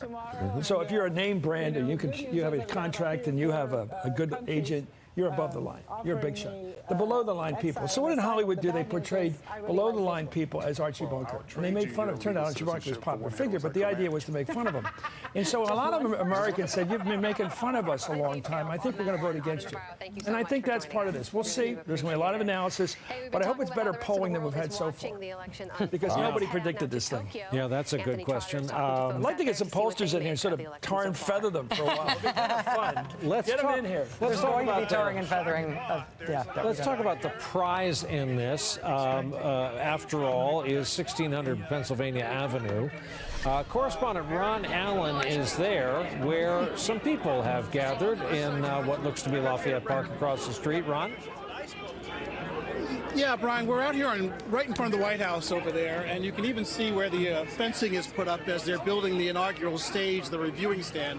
But there's a huge crowd that's been gathering out here for the past few hours. This was built as an anti-Trump rally, but there are people on both sides of this who are for and against Trump. I think the guys up there in the tree who you might see are people who are supporting Trump, and there are others who are here supporting Hillary Clinton, and they're watching this as we are, and stunned, frankly. Here's a couple of folks I met earlier, college students from Georgetown. Now, you voted for Hillary Clinton. Yeah. How do you feel about what's happening tonight, and why do you think it's happening? We're certainly disappointed about the results. I mean, we're still hopeful for something better to come, but we're not really sure how it's going to turn out. Definitely worried about the possibility of Trump being elected. Have you given up hope? Do you still think there's a chance? To me, what's the most concerning is how over the last 2 weeks it's been the very predominant sentiment of, oh, Hillary's going to win. All the polls were Hillary's going to win. So there was this flow of information that was very inaccurate, and it's sort of shown how with exaggerated voter turnout, a lot of people have come forward who were sort of not saying they were voting for Trump, who were like, oh, But you think it was that? You don't think it was this whole idea that people just don't trust Hillary Clinton and that there's that? I don't think so because, if you look at even from today, 5 hours ago, the New York Times poll had Hillary Clinton had an 84% chance of winning. And then over the course of 4 hours, that was totally turned on its head just by people who, due to the stigma attached to voting for Trump, maybe hadn't said they were voting for Trump, but then came out. Well, there are a lot of pollsters who are wrong, it's very wrong apparently as well. But it's not over yet. What about you? What do you think went wrong for Secretary Clinton? I think a lot of the blame's going to go to the DNC for not giving Bernie a chance. I think, and I think a lot of the people who voted for Hillary thinking that she would take Trump in the election earlier are regretting their decision. Thanks very much. Again, Brian, a huge crowd out here gathering. It's been building through the night. It's very peaceful. People on both sides of this, a vigil you might call it, as we sit and wait to see what happens, how this all plays out. Back to you, Brian, from the White House. Really interesting. Really interesting responses. The young man who talked about the New York Times index, which so many, especially elites on the coast, have been following, did flip, exactly. Flipped right over. Around 9:20 p.m. Yep, I'm looking at this Politico headline that said, "How did everyone get it so wrong?" Which will be a conversation and a question that'll take care of a lot of people's nervous energy. Won't change the result, but it'll be fun and seeing the White House behind that as the backdrop to those interviews that Ron was just doing. I mean, the Obama family, I don't know if they're all home tonight, but if you're Barack Obama, Michelle Obama, your kids, you're thinking about, your 8 years coming to an end, and you've got your lame duck period ahead of you, and you're thinking about these results tonight, and you're thinking about what you thought you never would have to think about in terms of the future of the Democratic Party, in terms of the legacy of having been the first African-American president and the impact that had on this country and the way the country responded to it. It's got to be a really profound, I mean, more than anybody, I sort of want to hear from President Obama. Right now, I don't know when that will be proper. I don't know what we've never had in the modern era, we've never had a popular two-term outgoing president campaign with all his heart for his would-be successor, let alone have that would-be successor then lose. I sort of want to hear from him more than I want to hear from anybody right now, because I don't know what happens next for Democratic politics. Or Joe Biden, who, has to be wondering what might have been. I mean, he speaks to, he is sort of the one, we've talked so much and we spent so much time covering a tremendous bench of surrogates, Michelle Obama, President Obama, Bernie Sanders, Elizabeth Warren, Joe Biden. Just had this extraordinary, but nobody on her bench spoke to the mood of the country or her deficit with voters like Joe Biden. And Mike Barnicle was out with Joe Biden on Sunday and wrote an extraordinary piece in the Daily Beast about Joe Biden going home to Scranton and just his day on the trail and his relationship with his agents. And he sort of speaks street cop. He speaks working class voter. He speaks to all of the folks who have put all of these states that Steve's been showing us tonight over the line for Trump. And so I think there may be, I think the Obamas are probably having those conversations, but I bet the Bidens are having them too. Yeah. But he knows it. If you talk to Joe Biden without quoting him out of context or off the record, he gets it. And he's surrounded by people that don't get it. And he'll talk to you as a guy who gets it about what they did wrong this time. Steve Kornacki, did they carry Scranton after all? No, the answer is no, but the margin is 3 for the Democrats here. This was almost 30 points 4 years ago. We can tell you pretty much, you're looking at all the results from Pennsylvania. There are still some scatterings on here, but look at this margin for Donald Trump now. This thing has crept up. It is now north of 50,000 votes. With what is left here, there's always the possibility of some absentees we've got to figure out. It is tough to see. It is very tough to see a 50,000 vote deficit being made up by anyone with what's left on here. We said pretty much right now, Hillary Clinton, to get to 270, for all intents and purposes, she's got to find a way to win Pennsylvania. I just showed you what's going on there. She's got to find a way to win Michigan. Check this out. Donald Trump's lead here right now, sitting just over 70,000. The good news here for Democrats, there is a real shot for Hillary Clinton when you look. A lot of votes still in Wayne County, a lot of votes still to come out of here where the University of Michigan is. She could still net a significant share of the vote there. There's still some in Macomb, too, a big suburban county, blue-collar county that Donald Trump is winning tonight. So Clinton does have a shot at Michigan. But again, it's not just Michigan she needs. This, though, look at the news for Democrats here in Wisconsin. Again, 1984, last time a Republican carried this state. Donald Trump's margin here is sitting at 85,000 votes. There are... What will his relations be with countries? I was hearing something in my ear there. I thought that was an urgent call. Quickly, I could just finish Milwaukee and Madison. The two that are left does not look like they are going to produce. The two big ones left for Democrats doesn't look like they'll produce that kind of a plurality. There's a problem with your board, and they say we can't touch it till we fix the bug. Step away. That's what they wanted me to tell you. That's a problem with the board. Step away from the board. Steve is like, I'm happy to step away from the board. I'm worried that Steve's going to shoot the board at some point. We've got We're going to have a board meeting. I think.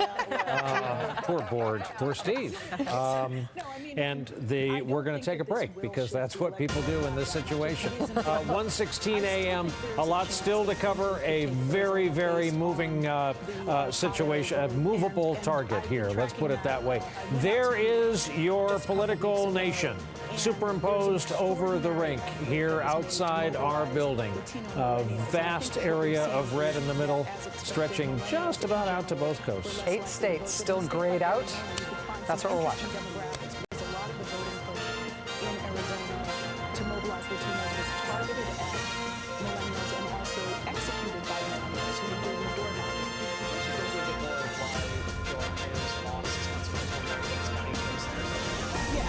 So Maricopa County is the county. We'll ask the questions here. Oh, just kidding. I'm just kidding. That was said with love. It's getting salty the longer this goes on.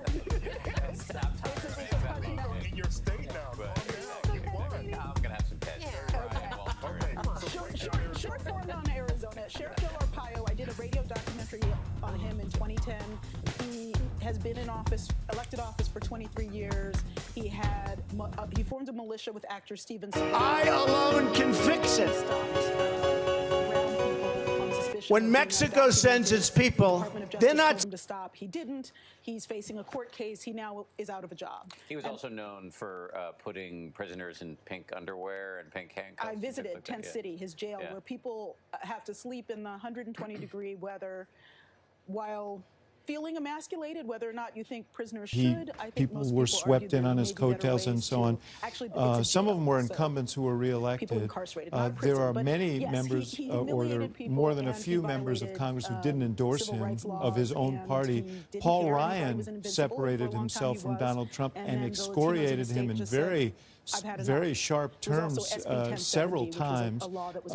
They don't have the same agendas in many ways. The notion of, I mean, I'll be interested to, I can't think of a time when you had a president who was so at odds with so much of his own base, because ultimately he ran against the Washington establishment, and Mitch McConnell and Paul Ryan and some of those guys, they're part of the Washington establishment. Now they're going to have to deal with them, and they're going to have to figure out what part of the Trump agenda works with what they want to do. I mean, as Donald Trump always says, he's a negotiator, even if he has to negotiate. Can I just add to the list of, we're in uncharted territory. We seem to be assuming we're going to hear an acceptance speech from Donald Trump, perhaps, if this goes the way it's you know what all the caveats are. Here's what I'm trying to say.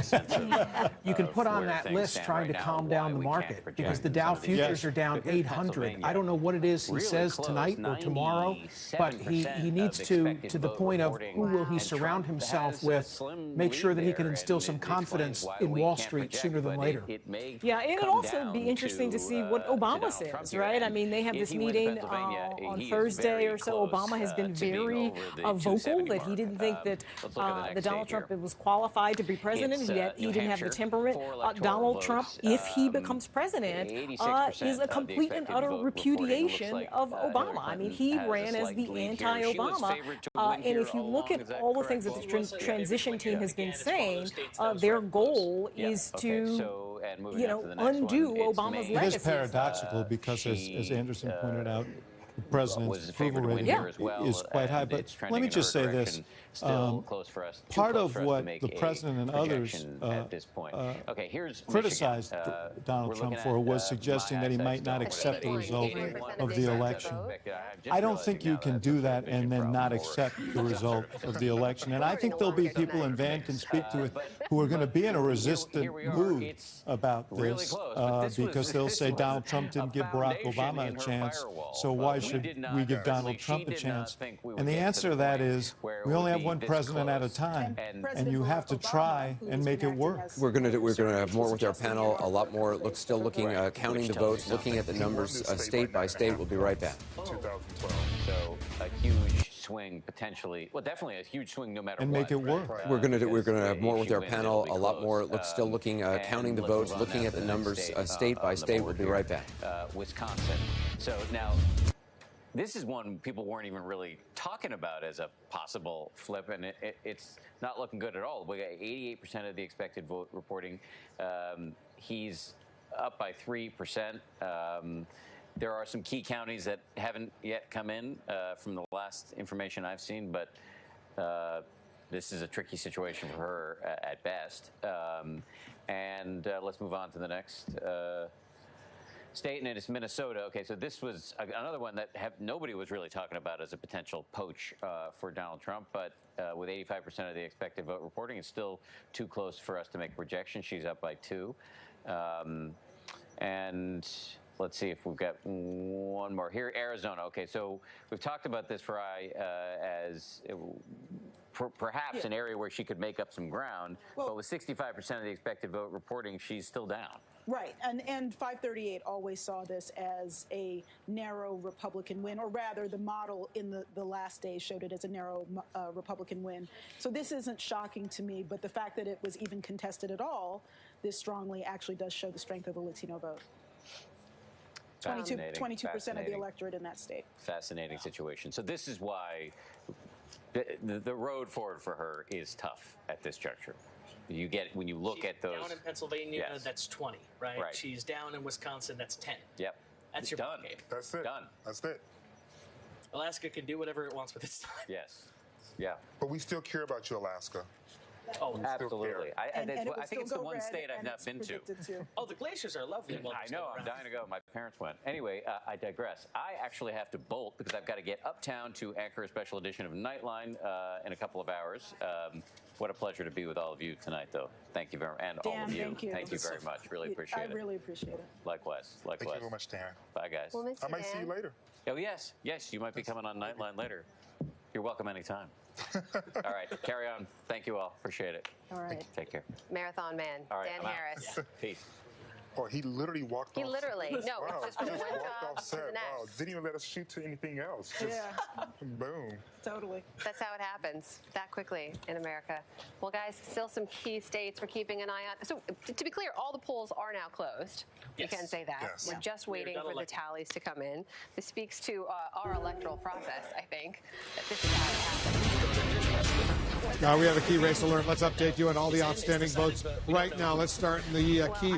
Let's call it the Battleground state of Michigan right now. 81% of the vote is in. Trump maintains a pretty good lead, 72,000 votes over Hillary Clinton. There are 16 electoral votes at stake in Michigan. Wisconsin, he's got an 87,000 vote lead over Hillary Clinton right now with 88% of the vote in. That's another 10 electoral votes right there. Let's see what happens in Wisconsin. In Arizona, he also has a pretty good lead of 64,000 votes over Hillary Clinton with 65% of the vote in Arizona, 11 electoral votes at stake there. In Pennsylvania, Donald Trump maintains his lead, almost 59,000 vote lead over Hillary Clinton with 97% of the vote in. Trump still ahead in Pennsylvania, 20 electoral votes right there. Impressive leads in all of those states. Let's move on to New Hampshire right now. 87% of the vote in. Hillary Clinton has expanded her lead. She is now up by 3,500 votes over Donald Trump. Once again, 4 electoral votes in the state of New Hampshire. Hillary Clinton does have a lead also in the state of Maine. She's up by 17,000 votes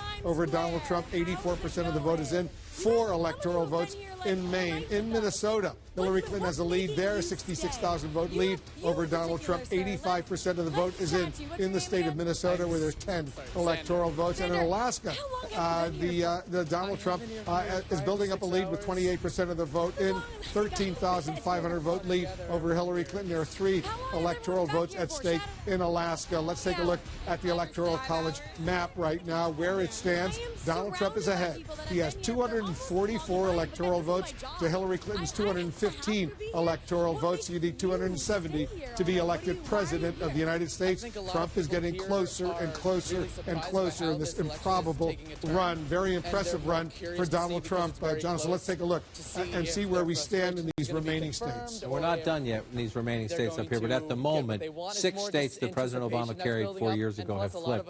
We're not done completely, but including Florida, and at the moment we're looking at Pennsylvania, Ohio, which is done, Michigan, Wisconsin, Iowa. Stunning as you look at it. So let's go back and look and see the ones we're still waiting on. 88% now of the vote 49 to 46 here.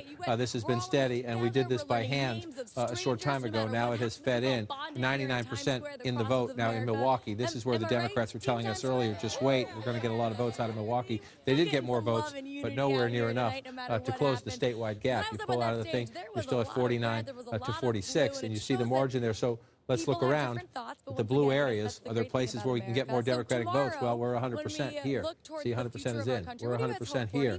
You come up here, Dane County, it's a big county. It's almost 9% of the state population. This is the University of Wisconsin, Madison. We can expect that the votes still out here are going to go lopsided for Secretary Clinton. The question is, are there that many out there? Because this is the only place left where you have a big, large population center, relatively, Democratic area with the votes still out. And I'm very skeptical that there are anywhere near enough votes there to make that up. So you look at some other blue areas, we're at 91% here again. We're not talking about a lot of votes here. It's a smaller area of the state. You pull out, let's come over here to Eau Claire. We're at 87% here. But again, it's 1.7% of the state population. So this is what's happening in the Clinton War Room. They are desperately going county by county and calling their people and saying, is there anything missing? What's missing? So every now and then a number comes in and then you see it drop. They realize they've missed something. But if you look at this right now, we're going to count them to the end. But this has been, it's a relatively small lead, but it has been a steady, we call it a stubborn lead, in the sense that as more of the votes come in, it's holding up in the state of Wisconsin. It's 10, and a very important 10. Then you move over to Michigan, which is 16. And again, we've been stuck here for a while. 81%. You see the lead right here, 48 to 47 if you round that up. About 70,000 votes if you round that up. It just moved a little bit on you again there. And so what are we waiting for? Number one, we're still waiting, and this will be the bulk of what we're missing. It's right here in Wayne County. Again, it's a place where Hillary Clinton is winning quite big, but the Milwaukee example told us, the Clinton campaign tells us, just wait, they're going to come. Maybe it will be different here, but it was not in Wisconsin. We waited, Milwaukee came in, it gave them a boost, but nowhere near what they needed. They need a miracle here out of Wayne County to make up some big numbers. Translate when you get back out here. And you look through the state. Earlier in the night, this was red. Marquette was red most of the night. Hillary Clinton came back, but we're at 100% now. And so there's no votes to be made up there. So you're looking in the middle part of the state. Well, if you're trying to find areas, Genesee County, this is Flint. It's 4.3% of the state population. There's more for her. She's winning by a sizable margin. But again, you see 62-46. When the rest of that vote comes in, it's not going to. You're not going to get 30. You're not going to make up 30 or 50,000 votes there. You might make up some, but it doesn't look big enough. And that is the issue now as you go through these states. Oakland County's at 99%. You pop down, we're still waiting most of all on this Wayne County vote. Again, mathematically impossible? No. You're starting to look here and here, and the word improbable, unlikely, comes into your head. But we'll count them. We'll keep counting them. We've seen strange shifts before. This one switched late. Pennsylvania was coming in blue most of the night. It switched late. It is still a one-point race. It's very close. Inside the Trump campaign, they think they have this. They've been checking around with their people. They think it's done. And you ask the Democrats where the vote's going to come from. There's a little bit left here. There's a little bit left here. Not much. Yeah, you're mostly in. This is the biggest, basket of Democratic votes of all. There's a little bit left there. But you look at this again. We'll wait. We'll keep counting. We want to be cautious about this, but again, it's a small lead. 60,000 vote lead. 60,000 in a giant state like Pennsylvania. That's normally, not a huge lead, but again, it has been steady and stubborn and persistent. Pittsburgh still on. Allegheny, last time I checked, it was mostly in at 98%. So again, this is an area where it's 10% of the state population. She held the lead there, but the numbers. One of the issues, even in places where she's performing by percentage, the turnout. You see issues with turnout. That was why the Democrats were saying wait on Milwaukee. Her percentages were about what a Democrat needs to do there, but the numbers were. It's not just your percentage. You got to turn people out, and that's a problem, especially when you have in places like this. We talked about this earlier. 50% for Hillary Clinton to 47% for Donald Trump. Well, you're not going to win. You're not going to win in a state that has so much conservative territory. These are smaller, less populated areas, but the Democrats just in the fewer counties in Pennsylvania that are blue, the Democrats know the challenge. Not only win, but win big and run. run it up and do well in the suburbs, and she's just underperforming across. One that has come back, you look to the Northeast, New Hampshire has come back. Let's go back up here to 2016, but look at that. I mean, we're talking about 4,000 votes there, a little less than that. A little less than that as you look at this right now. We're going to watch this come in. I mentioned earlier that the Trump people were very confident that when these votes came in down here, they would get more of them. We're still waiting on Derry. Londonderry next door has come in at a pretty good lead for Donald Trump there. So again, we're going to keep counting in New Hampshire. We're up to 87%, and this one is incredibly close seesaw. When you add it all up, Wolf, and you pull out here from an electoral college perspective, at least 2 out of 3 of these need to change for Hillary Clinton to have a hope. Probably all 3 of them. We still got some business to do out in the western part of the country. Some of these states aren't completely called yet, but the 2 big ones, Pennsylvania and Michigan, if they don't change, math doesn't work. He's got 244 electoral votes. Right. By our projection, what he doesn't need all that many more in order to get to 270. That would get you 64, 74, 80, 280 right there. Anderson, back to you. What we have seen tonight certainly is a revolution in American politics, and I'm wondering if Trump supporters Corey Lewandowski and Jeffrey Lord, I mean, we used to talk a lot about the autopsy of the Republican Party done in 2012. There's certainly going to be one done among a lot of Democrats and probably even among some Republicans. But what does this mean? Jake Tapper made the point earlier about, the polls were all wrong. What does this mean for the whole polling industry? What does this mean for how elections are run in the future? Or is Donald Trump such a unique candidate because of the force of his personality that it's... I'd say, and Corey probably knows infinitely more about this than I do. But, politics is about people. It's about human beings. And one of the things I think we have a problem with in the political world is that everybody is so obsessed with data, and there are human faces behind these things, and they don't listen, they don't pay attention. I mean, I've told you before about my, being at home in Pennsylvania and beginning to pick up the Donald Trump thing, even before Donald Trump announced for president, because of the way people were talking about issues that had nothing to do with Donald Trump at that point. That's what this is about altogether. And when you abandon that and you just, you're just going to sit in a room full of data, you're going to lose that. Corey, when you signed on to be campaign manager, I mean, did you honestly, in your heart, believe this night, as it appears to be going right now, was going to turn out the way it did? Did you honestly believe? I don't think in January of 2015, when I signed on to become Donald Trump's campaign manager, to lay the foundation, that anybody thought at that time Donald Trump was going to be elected president of the United States tonight. That's what is going to happen. It is unequivocal. The numbers are there. He's going to be the president of the United States. Now, how did that come to be? What we saw, against all the pundits who said this would never happen, he would never run, never file taxes, and all the other things you're aware of. What we saw was the American people didn't care about those things, and what they wanted, and what they want is someone who tells them the truth, that isn't stuck in a Washington mentality. And what he did, and what we did many, many times, and was criticized infinitely by the mainstream media, was he would have a rally, but this doesn't translate to votes, and the Democrats understand precisely what Mary had for breakfast today, and she had breakfast, and she ate at 3 o'clock in the afternoon. They knocked on her door, and then they called her again. That's not how the American people function. That's not what the American people wanted. So what we do know is that connecting with people directly and having them buy into what you're doing, I think that's the big difference. How much people bought into Donald Trump? How much did Donald, in your opinion, did Donald Trump, I mean, I've always thought Donald Trump has an extraordinary antenna, whether it's a political antenna or whatever it is, for sensing things in other people, whether it's in this company or in the crowds that he's talking to. He feeds off it. How much did Donald Trump, when he came down that escalator, do you think had in his mind what the mood of the electorate was? Or how much do you think was that he sensed, once he started going out, meeting crowds of people, talking to people, that he learned from them? Look, I think, and the Washington Post has reported this, Bob Costa has said it, he is the greatest raw political talent of a lifetime. The greatest, because he understands people fundamentally. And what you have in Donald Trump, and what the blue collar sees in Donald Trump is Donald Trump is worth billions of dollars, has created an amazing company, employed tens of thousands of people. But you know what he does? He stops at McDonald's and eats there. And you know what he does? He walks the construction site and he talks to everybody with respect and dignity and doesn't think anybody is better than anybody else. And I've seen it firsthand on so many occasions. And when you go with him to a construction site, I witnessed it here in Washington when he was building the old post office, he would stop and talk to every person there working and ask them, is this the right way? And he would notice small things, taking pride in everything that he does at his properties. giving pride back to the people who are doing the work, making sure that they understand that he appreciates it. The American people see that, and it was real, and it is real, and that's what the American people respect. I know Van and Paul. Well, three things. First of all, let's just try to be clinical about it. When there is a revolution in media, when there's a new media form, a new master usually comes along and shocks everybody. Radio with FDR. People totally wrote FDR off, and then he understood radio better than everybody else, and he broke through. JFK, totally written off, but he understood television better than everybody else, and he broke through.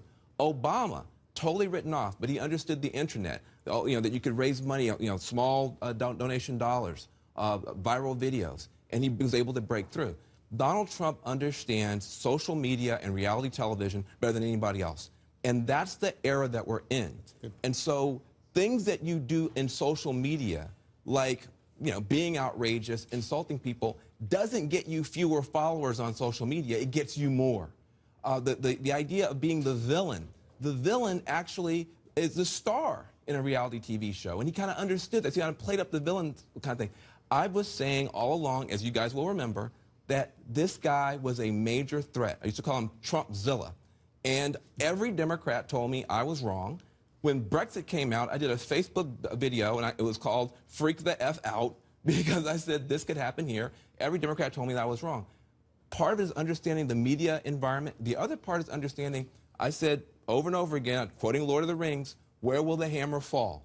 And I said the hammer will fall on the Rust Belt. And people said, no way, it's going to be blue forever.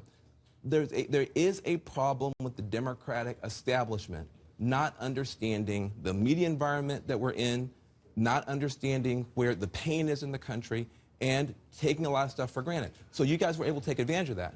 That said, it's not as rosy as you say. Paul, just want to get you in, and then we got to go to break. Well, we have to understand the political environment as well, right? Donald Trump did. He gave voice to this spectacular anger. But at the same time, 69 out of 99 state legislative chambers are controlled by the Republicans, the highest since 1920. 34 of 51 governors, the highest, third highest since the Second World War. 54 senators, the highest since 1928. 274 House members, the highest since 1928. In other words, there's a huge constituency for Republicans out there. This is a Republican country. Okay, President Obama, he cut through that. Right. But to try to win a third term has never been done by the Democratic Party. We got to take a quick break. We'll have more. We'll continue to count the votes, continue to look at the states. We'll be right back.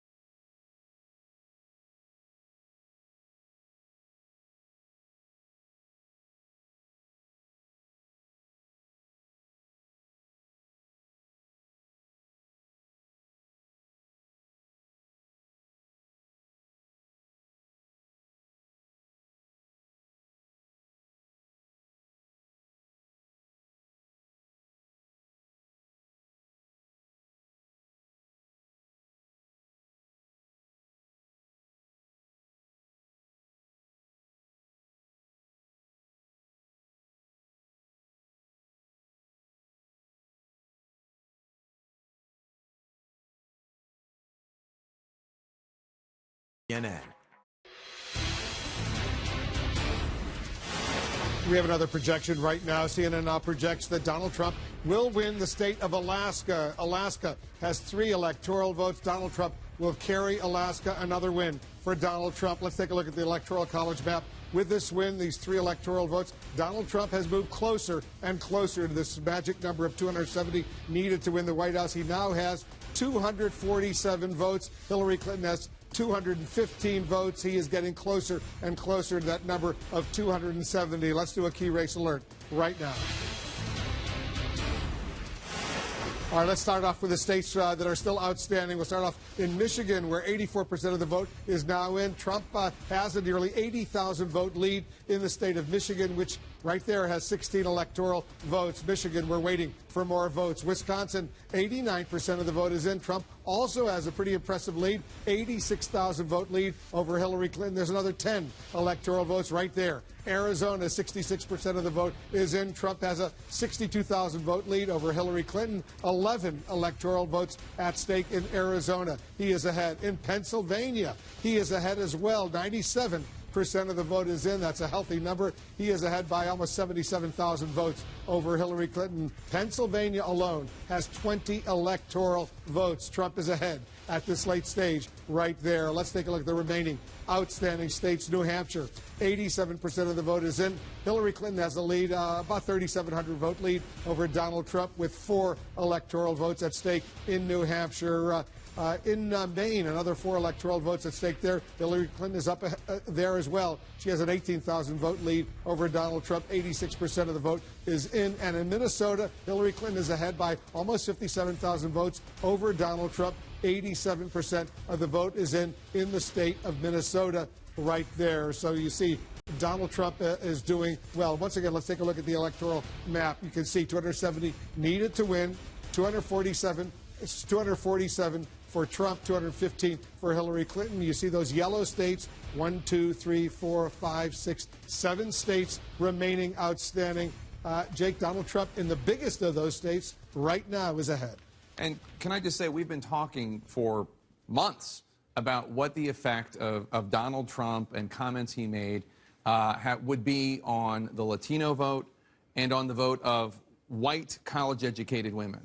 And the truth of the matter is that, according to exit polls, the effect was not as strong as anybody would have predicted. Anybody did predict, except for maybe Mr. Trump. Donald Trump only lost white college-educated women by 6 points, according to exit poll data I saw. That's not the huge gender gap chasm that we thought we were going to see. But perhaps even more surprisingly, I'm looking at exit poll data comparing the percentage of the Latino vote that Romney got versus the percentage of the Latino vote that Trump got in 4 states. In Florida, Trump got a smaller percentage than Romney got. But in Nevada, in New Mexico, and in North Carolina, Donald Trump did better with Latino voters than Mitt Romney did. I mean, tell me who had that on their bingo card. Yeah, nobody. Nobody. But that speaks to sort of taking it up to 10,000 feet here. Going back to June 16th, 2015, when Donald Trump announced, I see Corey over there, he was there, he remembers, every step of the way. He announced, nobody thought he really meant it. He wasn't going to give his financial records. He did. I remember vividly a top aide to one of the early frontrunners on the Republican primary contenders saying, "Why are you guys talking about Donald Trump? There's no way he will ever be Republican nominee."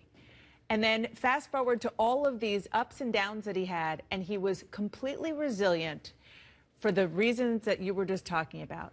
Because it all comes down to an economic message that he, no matter what else he veered off in, and he veered off in a lot of directions that his campaign did not appreciate, but he had the fundamental appeal to people who felt and feel left behind. And that was something that was impenetrable for these voters. And that is why he was Teflon Trump. And so largely along the way, because Hillary Clinton is a known we could sit quantity. here for 20 minutes and chronicle all was of known the well before the zigs and zags of Obama the Trump administration. campaign, but he kept coming back And because it was that fundamental. And when you look at, this is traditionally a night where we'll talk about what the winner did right and not necessarily what the person who doesn't win, the loser, does wrong. But when you look at the campaign of Bill Clinton talking to working class voters in 1992 versus the campaign of Hillary Clinton talking to voters in 2016, I don't think you got the "it's the economy stupid" message from Hillary Clinton that Bill Clinton and James Carville and Paul Begala and others drove home. It was a very different message, and apparently enough people in union households and in white working class households in Michigan and Wisconsin and Pennsylvania and Ohio and Iowa thought, she's not talking to me. She's not telling me what she's going to do to make my life better. And Donald Trump is, which seems obvious now, but at the time, I think probably a lot of Democrats were frustrated. And then, as you remember, all of us remember a lot of those Trump supporters, and there are millions of them. I think about 55 million already have voted for him tonight. So many of them were angry at Hillary Clinton when she used that word deplorables in describing Donald Trump supporters. And they said, we're Americans. We love this country. We are not deplorable. No question. You know, it didn't turn out to be the Mitt Romney 47% moment that that kind of, sort of played on a loop. But there's no question that the deplorable concept was something that the Trump supporters embraced. I mean, how many times did we go to a Trump rally and people were wearing T-shirts saying, I'm a proud deplorable, adorable deplorable? I mean, they embraced it because they thought it was so ridiculous, because they thought that their voices, and they think that their voices, should be heard too, and that Trump supporters were misunderstood, and some of them were and some of them weren't, but that's a story for down the road. But the bottom line at the end of the day is that he surprised constantly throughout the entire Republican primary season, and then he clearly seems to continue to do that through the general. And you know what else, Jake, he did? He showed during the Republican primary contest when he beat 16 or 17 Republican senators and governors. So many of them had a lot more money in paid commercial advertising than he did. He had relatively little during the primaries, but he was on television clearly all of the time. And in the general election, Hillary Clinton, her campaign spent so much more money on negative ads against him, yet look at how well he has done today. At the end of the day, it's not necessarily the richest candidate, as Jeb Bush showed us earlier. It's not necessarily the candidate that is flashier, necessarily. It's the candidate that has a message that appeals to the plurality or majority of voters. And he apparently, we haven't called this race yet, but he apparently had that. He apparently, that message of jobs, border, terrorism, Washington's broken, saying it over and over and over again, that was appealing. People think Washington is broken. They think they have lost their faith in American institutions, including Republican leaders and Democratic leaders in Congress, including law enforcement, including counterterrorism officials, including the mainstream media. They have lost their faith. And he was giving voice to them. And Dan, he stuck by his basic message from day one. He said, we're going to build a wall. Mexico's going to pay for it. He still says that. In the past few days, he continues to say that. He's going to repeal and replace Obamacare, the Affordable Care Act. He still says that. He's been saying that since day one. He stuck to those messages, and it seems to have worked. It's true. And as you're saying that, I'm thinking of Kellyanne Conway, his campaign manager's kind of her mantra. She said it to me, and she said it to both of you as well in interviews, which is her sort of diplomatic way of saying that she didn't think that Donald Trump did well when he hurt himself by getting distracted by other issues, but he did the best when he was talking about the issues. On that note, let me just tell you what she said in the "Told You So" tweet, kind of very well constructed, from Kellyanne Conway. Things that were true: undercover Trump vote, at Mike Pence for VP, Hillary's floor and ceiling are the same, rally crowds matter, we expanded the map. All right, everybody stand by. It's a cliffhanger race right now. We're watching the final electoral votes come in. Let's take a quick break. We'll be right back. So fascinating. And of course, of voters, 43% believe that Obamacare went too far. And among that group, 83% voted for Donald Trump. I think it's also that you would see as the chief explainers of these outcomes. I think the chief explainers is what I said, which is the margins by men and women who didn't graduate from college. These are extraordinary. He's in the mid-60s, and just to put this in perspective, he's winning today white non-college voters more than Ronald Reagan did in 1980 against Jimmy Carter. That's a huge deal. Quick last word. Did the tools work? Is it within the margin of error, and therefore this is what the tools predicted? I would argue that as we focus on the horse race aspect. Yeah. Even our last poll we conducted for NBC News Wall Street Journal, there were a bunch of questions which suggested that this is an electorate wanting major change. I just think that we thought that Donald Trump was not that candidate to bring that change. And you know, they've spoke tonight, and this country that wanted change. That's why we count the votes. Brian, back to you. Lawrence, I'm going to ask you a question to put to those guys, which is what Rachel asked about a couple hours ago, which is a great question. If this was a change vote where people said throw the rascals out, how come they didn't throw the rascals out? We haven't heard tonight of any massive defeat of incumbents in the House or the Senate, so why just pick him but keep the usual tongue together of the establishment? Great question. Fred, you were just talking about that it indicated this was a change election, but what happened to all these incumbents who got reelected? I'm sorry, change never means change. It means change the party in power. The Democrats have been in power for 8 years. The president himself... Why doesn't it mean change the senator in power? It never does. And every wave off your election, when they say we want change, I'm sorry, you know what it changes? The party in power. And despite President Obama's good standing tonight and his own approval, they've been there a long time. She offered more of the same, and people said no. I think the other thing to remember tonight is in most polling, there was 10 to 12% between third and fourth party vote are undecided. Well, third party vote dropped as always. They tipped Republican. And again, to Nate Silver's credit, when Silver kept saying, hey, there's about a 30% chance this guy can win, because there's a lot more slide than there are in most polls. This is why he did a nice job representing all the time. I'm sorry, there's about a 30% chance we're going to see a President Trump. And tonight, you know, you flip the coin 10 times, and we got one out of the three. And how many late deciders were there? Because there's so much happening. Now let's update you now with a key race alert. Let's take a look at the remaining states where there are votes outstanding. In Michigan right now, 16 electoral votes, 85% of the vote is in. Donald Trump maintains a lead, more than 70,000 vote lead. You just saw it increase right there over Hillary Clinton. Michigan, Donald Trump is ahead. Wisconsin, he's ahead even more impressively. He's got an 85,000 vote lead over Hillary Clinton. 90% of the vote is in Wisconsin. 10 electoral votes at stake in that state. In Pennsylvania, Donald Trump is ahead with 97% of the vote in. He's ahead by almost 75,000 votes over Hillary Clinton. 20 electoral votes at stake in Pennsylvania. In Arizona, he's ahead as well. 11 electoral votes in Arizona. He's ahead by more than 67,000 votes in the state of Arizona over Hillary Clinton. Donald Trump doing well in all of those states. We're watching them very, very closely. There are more states we're watching. In New Hampshire right now, Hillary Clinton has expanded her lead. She's got a lead of almost 3,500 votes over Donald Trump right now, with 87% of the vote in, 4 electoral votes in New Hampshire. Hillary Clinton on top. She's also on top in the state of Maine, another 4 electoral votes.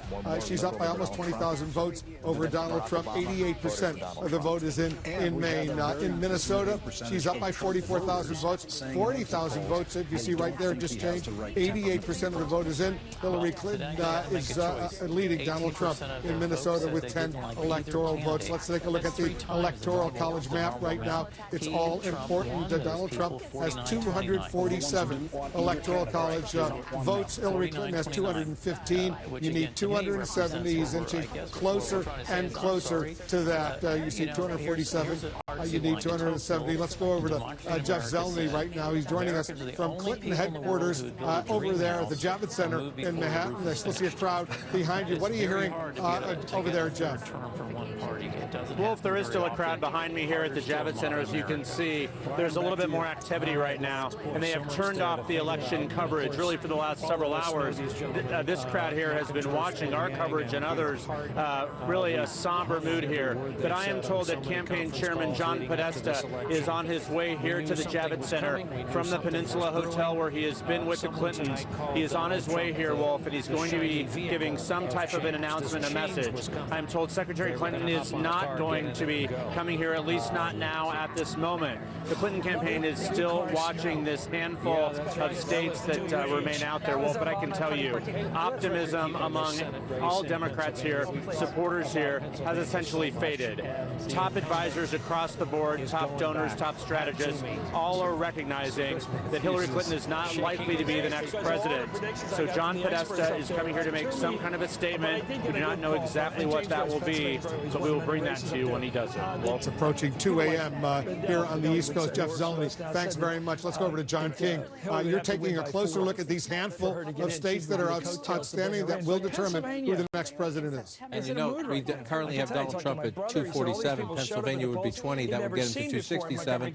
And so you're looking at the math right here, and you're trying to find with 97% of the vote in, is there some way for Secretary Clinton to make that up? And I'll tell you, Wolf, this is just, you want to give everybody the benefit of the doubt. You keep going through here, 100% of the votes counted. You move out here to Allegheny County, 98% of the vote is counted. You're looking for places where is it possible there could be some miracle comeback, or there's some big pile of votes that we get to count. You know, this is more populated out here, the suburbs of Philadelphia, but that's, 99%, 98% in Bucks County. Look how close it is. So even if you make up a little bit with what's left, and a lot of times you get to 99% and you don't get to 100 till the next day. There's just one precinct out or one issue somewhere, and so you're looking at that, and I just can't find them. I mean, I've been looking for hours trying to find more votes to see is there any math out there. And if you go through the Trump vote in these counties, most of them at 100%. You might find a couple as you go through. There's one or two we found at 98 earlier when I was going through. They're all coming in at 100% now. So you assume most of the Trump vote is counted, but guess what? So is most of the Clinton vote.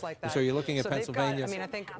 75,000 votes. That's a lot of votes to overcome at this very late stage. Exactly, especially when the places you're looking where votes are out. Yes, they're Democratic areas, but like as I said when I was in the suburbs here earlier, 99%. She's winning big, but there's not that many votes left. Over here, she's not winning by as much. It's very close here in Bucks County. So if there are more votes come in, they're likely to be relatively evenly split.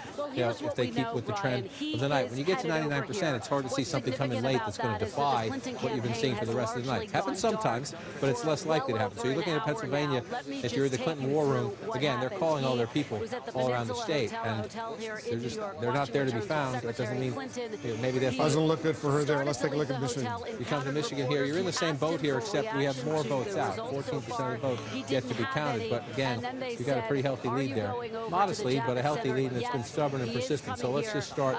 Earlier tonight, I told you if this was going to happen, the most likely source of it was here, Detroit, Wayne County. Well, we're up to 96% now in Wayne County. Yes, a very big healthy lead for Hillary Clinton when it comes to the percentages, but no more votes. Oakland County, no more votes. Genesee County, last time you were here was a little above 47%, I think it was last time. Now they're up to 84%. And again, those are votes for Secretary Clinton, but even if she gets another 5,000 or 8,000 more out of there, it doesn't match up when you come to this. So it's getting very hard to find these votes. And let's just go next over to Wisconsin. We're in the same boat here. We're at 90% now. That's even 85,000 vote lead that Trump has. A healthier lead there. So you're looking, Milwaukee's now up to 99%. This would have been your biggest chance to get votes, and we went from 87 to 99, and she made up a tiny bit, but not enough. The Clinton campaign has been telling us throughout the night, watch Dane County. Now, there are still 16% of the vote out here. It is conceivable when you get that, 16% of the precinct, so you could get a giant stack of votes, and she's winning this one overwhelmingly. So if you're looking at this map, you're thinking, okay, there it is, but you're placing a giant bet on one county, essentially, because when you go through the rest of this, most of it's in. 91% here, but again, look at the percentage of the population. We're talking about much fewer votes here. So if you're in the Clinton campaign war room, you're hoping against hope, you're hoping against math, really, at the moment, in the sense that when you pull back out here, with Donald Trump at at 247. So that means Hillary we are Clinton not projecting has to block it. And she's congressional leading in New austerity. Hampshire right now. But Donald Trump, if he gets two of those three, it's game over. It's over. Let's go to Jim Acosta. He's over at Trump's headquarters at the New York Hilton Hotel. What are you seeing over there, Jim? What are you hearing? Confusing. Yeah, Wolf, I just talked to a senior Trump advisor just a few moments ago who said that if Donald Trump is declared the winner, and they do believe that that is going to happen very, very soon, that he will deliver a speech that calls on the country to come together. He will obviously talk about this as being a very big upset win, that he's going to praise the movement that brought him to the White House. That is, of course, if everything goes the way it seems to be going right now. But Wolf, as for this issue of bringing the country together, you can just hear the chants behind me. The crowd here at Trump campaign headquarters is chanting "Lock her up" once again. Obviously, it's going to be very difficult for Donald Trump to bring the country together, given that kind of rhetoric, the rhetoric that he's used out on the campaign trail, talking about Mexican immigrants, talking about Muslims immigrating into the United States, talking about women, the kind of language that just infuriated female voters. But Wolf, I'm also told that this work of building a Trump administration has been actually happening as part of this transition team that was being led by New Jersey Governor Chris Christie, Alabama Senator Jeff Sessions, who is expected to be an instrumental part of an potentially upcoming Trump administration. He is here on the floor tonight. Just saw him here a few moments ago. So Wolf, they're very excited here. They're breaking out into chants of all sorts of things that we've heard out on the campaign trail. There are lots of red hats in this room. I suspect we're going to be seeing a lot of those red hats in the days and weeks to come, Wolf. I suspect we're going to be hearing a lot more about making America great again. Anderson, over to you. Thanks very much. Jeffrey Lord, Corey, in terms of, we heard that chant, "Lock her up." I mean, is that something you think Donald Trump pursues as president of the United States? Or, again, for the idea of reaching out, of sort of being presidential? I'm sure, you can do both.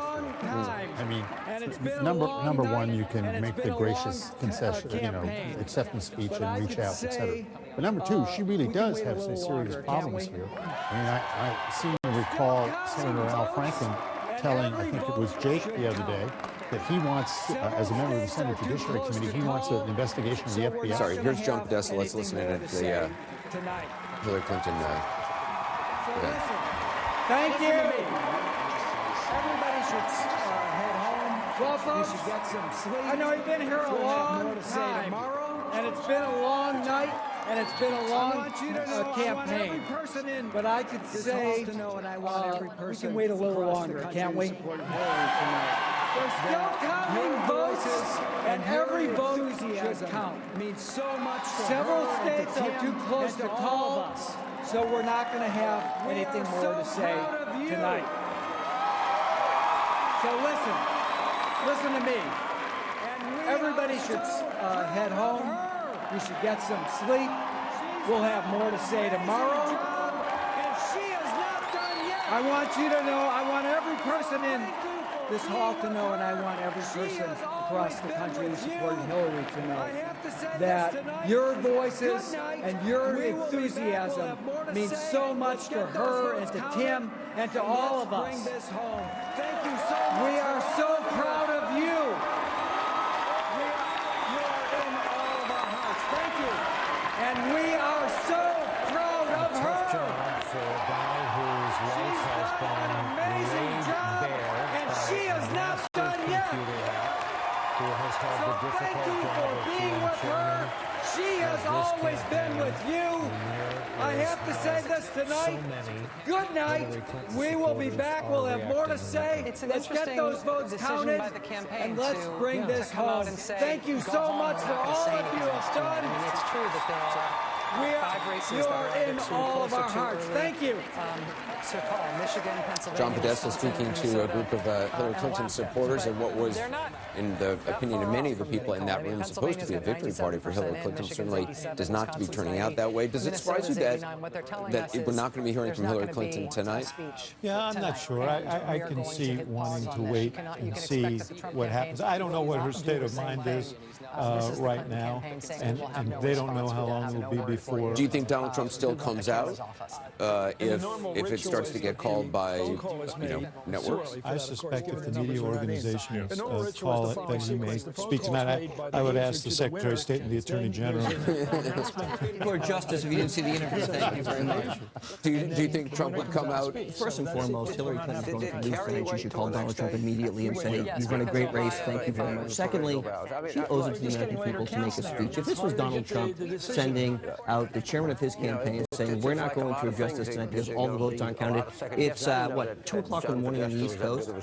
We have 99.9% of these ballots counted. We're waiting for a small fraction in Pennsylvania, a small fraction in Wisconsin, which will not materially change the outcome of this election.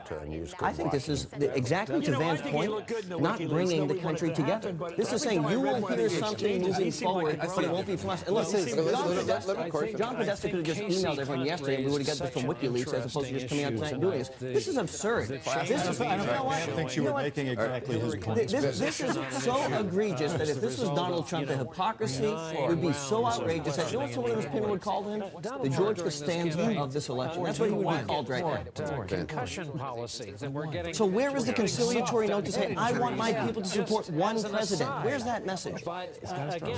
No, it has to start with the president who ran. It has to start with Hillary Clinton who ran. I didn't run for president. John Podesta didn't run for president. What do you think?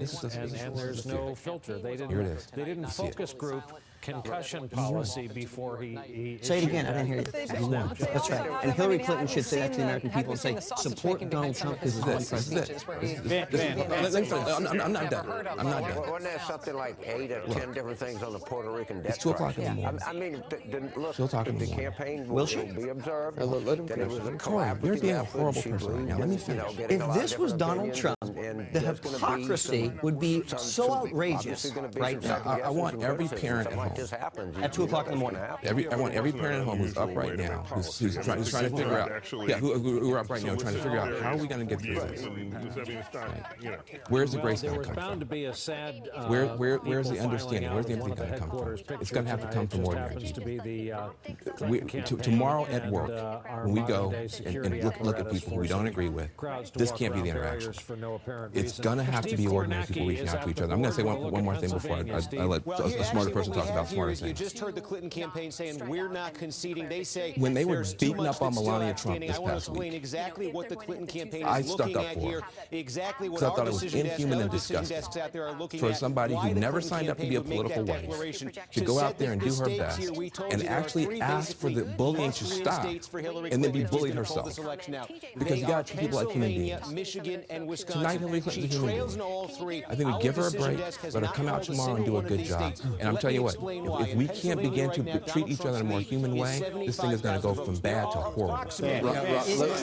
Hold on. Ron is just joining us. To bring up Melania Trump, who I happen to know and respect immensely, I heard so many people on this network and criticize, not you, you're right.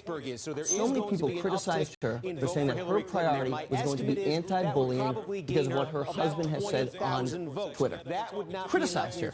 Multiple people, all the time. And tonight, to say that one of 2 people who's going to be elected president of the United States is not going to come out and say we should unite behind the person who is the excuse me, you had your chance, it's not my turn. Is 4 times in a row. No, what Van is saying is we have to get the respect from the people at home to come out and support Donald Trump. No, they put their faith in Hillary Clinton, and she received tens of millions of votes today and won a series of states. And she's the leader of the Democratic Party. And for her not to walk, is it too late? Yeah.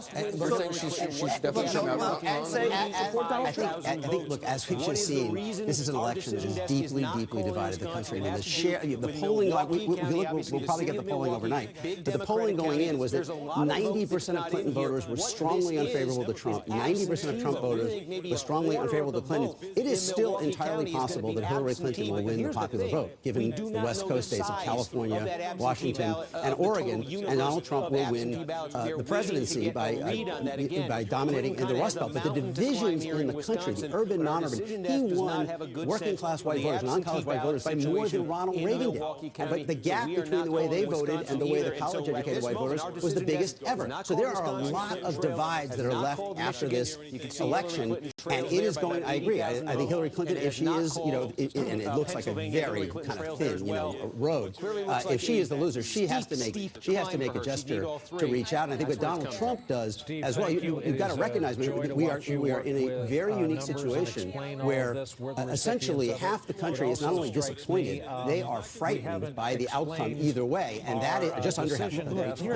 And that is a big development going forward. Do you know how many times we've heard, will Donald Trump concede this race? Will he call into question? You know what we're seeing tonight? We're seeing Hillary Clinton, who refuses to concede. He has lost this election. Whether it has been called or not, the race is over. And we heard for weeks that Donald Trump will call into question the legitimacy of this election.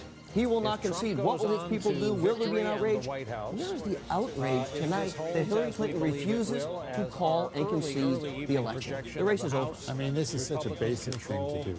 And Van, to your point, and you certainly don't remember this, I do. In one of Nixon's losing races, either for president or governor of California, he did exactly some version of this and waited until the next day and wouldn't do it. And you know what they said? He's got no class. I remember this vividly. And here we are, and Hillary Clinton does this, and everybody says, oh, well, maybe she's tired. I don't think so. Guys, the race hasn't even been called yet. Well, then stay up and wait for it to be called. When you're running for leader of the conceded on the day after the election. This is not that extraordinary. But I think the advice that Van was trying to give you is good advice, and I'm just giving it to you, someone who's been on the winning side of elections, which is you can either use this as an occasion to sort of strut and pay for strutting and payback, or you rise to the occasion and say, we have now won, we've got to bring the country together. And since you are the leader, if your guy's going to be the leader of the country and really the leader of the free world, then there's an onus on him to do that. And the fact that his opponent is waiting for the votes to be counted shouldn't be the occasion for you to replay everything that bothers you about what's been said over the course of the campaign. You've won, so act like you've won. I think Donald Trump's going to go on tonight. I think he's waiting for Hillary Clinton to call him and concede this race, and then he's going to make a very gracious speech which says, I want to be the president of the entire United States. I want to bring everyone together. I don't think it's outrageous for him to wait. I don't think anybody here tonight has argued that he should not come out and he should not deliver that. Well, if you don't have the election results, why would he come out? But my assumption would be he would wait till somebody calls it and then come out, and so he could have the due. Yeah, whether she calls him or not, and then maybe it makes her look even worse. But he at least gets his due tonight, which is certainly well deserved given the incredible victory. It's not as if because she's gone home, this process is about to end. This process is continuing as we speak, and when the race gets declared, I think it's entirely appropriate. But I do think to Corey's point, I think Corey raised an interesting point. There was a lot of criticism of Donald Trump. What would he do on election night if the roles were reversed and Donald Trump wasn't, conceding tonight? The question was he was asked whether he would accept the result of the election, and he wouldn't say. There's no indication here that she's not going to accept the result of the election. The result of the election hasn't been officially declared yet. So if the roles were reversed, and you might not know the answer to this, would Donald Trump want to wait for every vote to be counted? All Probably. I'm saying is this goes to one of the things that drove this entire election is this belief, this passionate belief that there is a double standard, one standard for elites and the other standard for the regular folks. Donald Trump being the representative of the regular folks here. And to Corey's point, if this were reversed, you can only imagine the criticism that Donald Trump would have if he had sent Kellyanne out there to say, go home and we'll talk to you tomorrow. You're right. The difference isn't just that your guy is the blue-collar billionaire and Hillary Clinton's the elite. The difference would be that your guy said he wasn't sure if he would accept it, and she has never said that. And so that's why, and you are correct. If Donald Trump were being hesitant, it would trigger those old memories. But she didn't go down the road your guy went down, and that's why she'd be treated But the fact is, even if Donald Trump hadn't come out, as Gloria, I think, was pointing out, Hillary Clinton would have come out. I mean, he can still come out and say, "I've won," once that verdict is kind of reached by the networks, by all of us. Why is it so much about the timing? I understand it, but it's also about what they say, and that's, I think, was your point. And I think Hillary Clinton needs to be gracious about the stunning victory that Donald Trump has had. Number one, he won, and he reset the map. He blew it up. His supporters came out where we didn't think they were. Polling was wrong. We were wrong. Everything was wrong. I mean, his own analytics people had him winning in Wisconsin, but they didn't believe their own analytics. That's how stunning this was. I think back to the end of the second debate, and the last question that was asked by someone in the audience, which was say something nice about the other person. Hillary Clinton said, Donald Trump's kid, which is, that's an easy one. I thought his answer was, I thought it was a great answer, but I also thought it really showed kind of the charm of Donald Trump that his supporters see and like, and that people who know him well say they see one-on-one and see in meetings and know socially, which is him saying something which, I mean, he attacked her in campaign commercials for, but said, she doesn't give up. She's got grit. And I thought that answer, I was like, wow, that's a side of Donald Trump that is something that everybody can kind of like. And I'm guessing we're going to see a lot of that Donald Trump in whatever speech he makes tonight. That may be what you're seeing tonight with her. She's not giving up till the last vote is cast. Can I, with lots of electoral votes that are all unless you want to beat this around a while longer, but I don't want to invite you to do it. Let me just say this. You said earlier, and I think you're right, that part of the frustration that people were expressing tonight. By the way, this is Donald Trump arriving at campaign headquarters, where we believe he will be speaking. You can hear the response. Let's just listen in some of the votes of the people outside the street, cheering him there. And that's a hat in the box that has been it's in there. I'm guessing he's going to take it out of the box. I don't know. But that is Donald Trump arriving. We assume he will be speaking tonight. Sorry, but continue, David. No, what I was going to say is Corey said earlier, and he's right, that people have heard Bill Clinton ran for president, saying he wanted to run for the forgotten middle class, and every president subsequently has said we're going to address some of these big economic problems that our economy and other economies have faced that have particularly been visited upon working class manufacturing sector workers and so on.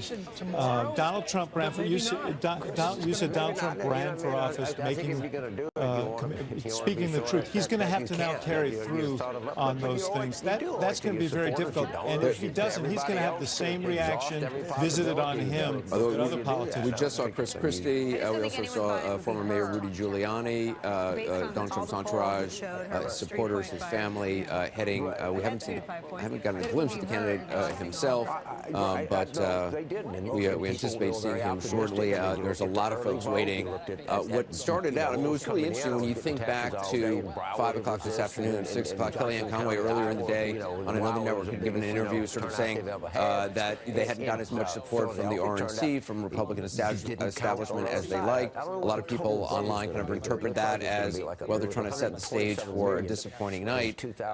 That is certainly not, whatever the mood might have been internally early on, is certainly completely changed. There's a story that broke many moons ago, the afternoon yesterday, that said that John Kasich had scheduled a speech Thursday afternoon in Washington, and that the purpose was to reclaim the direction of the Republican Party. I assume he won't be delivering at least that speech. Yeah, I mean, he didn't need the RNC, he didn't need Kasich, he didn't need any of those folks who abandoned him in some ways, the Bush family.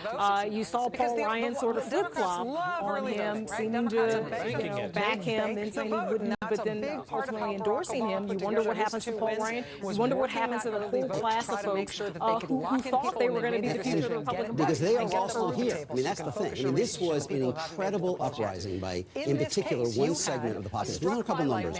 Hillary Clinton's vote among non-college whites compared to Barack Obama, down 13 in Michigan, 8 in Pennsylvania, 10 in Wisconsin, 12 in New Hampshire, 6 in Florida, 5 in Ohio. Nationally, only 28% less than Walter Mondale got against Ronald Reagan. He had a bigger margin among non-college whites than Reagan did against Mondale. But that included an agenda that a lot of those people you just mentioned really are not part of on any point. You know, backing away from trade, very restrictive on immigration, no cuts in entitlements, an infrastructure program twice as big, he said, as Hillary Clinton's. I asked Paul Ryan about that at a forum we did a couple weeks ago. He said that's not in the Better Way program. I mean, so like, and you know, and there is Tom Donahue and the Chamber of Commerce. I mean, there are many aspects of the Trump agenda that are fine, that overlap with what Republicans want to do: repeal Obamacare, cut regulation, cut taxes. But there's a whole other half, and maybe the more important half in terms of building the coalition that won, that really collides with a lot of the existing interests in the party and how that shakes out. You know, I asked a Republican senator this summer at the convention, how many Republican senators would go along with Donald Trump if he wants to withdraw from NAFTA? And he said less than 5. But yet, that is an important part of what happened in Michigan and Wisconsin and Pennsylvania. I think you're going to, so how does that play out? See the better get out of the way program now. Yeah, there you go. I think that's going to change because a lot of these guys owe their re-election now to Donald Trump. You know, when you think about it, he got, what, one newspaper endorsement? Is that right? He had a terrible video that came out. He divided the Republican Party. And there was this uprising, as you put it, a revolution of the people, no matter what all of these things were, because there were people who feel disenfranchised, and they wanted to change elections, and he gave them change. So Congress, if he has control of both houses, and it looks like if he has control of both houses, the message is going to be to incumbents that the voters want to change. That's right. That's right. It's not just the Republicans. I will ensure you Donald Trump won in Democrat House districts across this country tonight. And what that means for those incumbents is we better listen if we have a president who has set an agenda and won in a district where they weren't supposed to win. So if Donald Trump is going and talking about what his agenda is for the American people, you won't just see Republicans as part of that. He will build a broad coalition, as he always does when he tries to get something done. And he will go to those Democrats, and he will say, this is what happened in Michigan, this is what happened in Pennsylvania, this is what happened in Ohio, and if you want to get reelected, and you don't want me campaigning against you in those districts where I won overwhelmingly, let's get our agenda done. I'll tell you right now, for the left wing of our party, if he wants to do something on trade, he won't have to threaten anybody, because you got the left wing of the Democratic Party is closer to him than on trade. I know you've been trying to get in. I want to talk after you. Well, all I'm trying to say here is I think that the period after Reagan left office until tonight, the Republican establishment came back into their own, and they took control of this party. And from my perspective, as nice as so many of these people are on a personal level, they steered the party off the track. They could not understand for the life of them why they couldn't get Mitt Romney elected. I mean, they assured everybody, well, he's the guy. This is what's going to happen. He'll win. Ditto John McCain. I mean, this was their mentality here. And they have finally been stopped in their tracks by Donald Trump, who is going to rewrite this whole script here. Because they So what happens is all those people that you named, how is it going to deal with John McCain and these others? The same way Ronald Reagan dealt with it. That you mount the political troops to get their support, or you go around them. Jeffrey, will it matter in terms of his leverage if he doesn't win the popular vote? If he loses the national vote? No, the President of the United States is the President of the United States. But in terms of claiming the mandate and influencing people who may not want to vote for him. George W. Bush had those, lost the popular vote. He was a pretty powerful president. Let me make a criticism of the Democrats, though, because you're criticizing your party. Let me just make a few observations. People are saying, what happened with the Latino vote? You start talking to people. You know, there was not actually a big investment a lot of the Latino organizations, you talk to Voto Latino and other groups, they felt like there actually was not a big enough investment in them. You can find complaints, going back several months saying, listen, we have people who want to sign up, who want to be registered to vote. Some of those efforts actually ran out of money before they ran out of voters because there was an assumption that the Latino community was going to be able to kind of self-organize and do stuff. You're going to go back, you're going to see that there are certain parts of this coalition that are going to have a lot to say about feeling taken for granted, not invested in properly, etc. And I think that those are the kinds of things that we're going to have to go back and talk about. So do you think it was a failure of organization or a failure of the candidate? I think, listen, I think that for this Latino surge that materialized but only barely, could have been much bigger if there had been money from the very beginning saying we're going to have to invest and build real capacity in the Latino community. You're going to go back and look and talk to people on the ground in Nevada, in Colorado, in Florida, and the great online organizers like Voto Latino. Ask them how much money they got. Ask them how much support they got. They're going to tell you very, very little. You also wonder what Joe Biden is thinking tonight. I mean, as he looks at this, he looks at the results. And he looks at Right. And also a next generation of Democrats. What are they thinking? He keeps telling me he's not going to do any of the things he can. Is there a next generation of Democrats? Because everybody was banking on The identification and affiliation is at an all-time low in the modern era. I think so many individuals voted today without any regard for their identification by party. Instead, it was a vote that they were making along class lines, income lines. There's one star who hasn't been talked about tonight who is going to be talked about a lot, and her name is Kamala Harris. She just became the senator from, I would imagine, or she hasn't been declared. She will be declared the senator. I don't know. I'm sorry, I'm not trying to get in no trouble, but I bet that she will get declared the senator. She might be declared. She might get declared the senator from California. She is sharp as a whip. She is smart as a tack. She is an amazing force on her own, and she's going to wind up being a big The question, Ron, the question for you is, do you think that this is, given as disruptive a force as this, as Donald Trump has been, is there an opportunity for a realignment? Is there an independent or third-party candidate? I don't know, but we've been heading. Look, Trump accelerated the trends that we have. I mean, I wrote today. I thought the nightmare scenario for Clinton was that Trump batters down her defenses in the Rust Belt before they had advanced far enough in the Sun Belt to replace those losses. I mean, so basically, they were caught in between. They didn't get far enough. There wasn't like a counter-mobilization enough among minority voters, although the Latino thing would be disputed about whether they as well as right. In particular, yes, she did better than President Obama did among college whites, but not nearly as well as the polling suggested. She was up 3 relative to President Obama among college whites, down, what was it among non-college whites, down 8. I mean, that's sort of the story.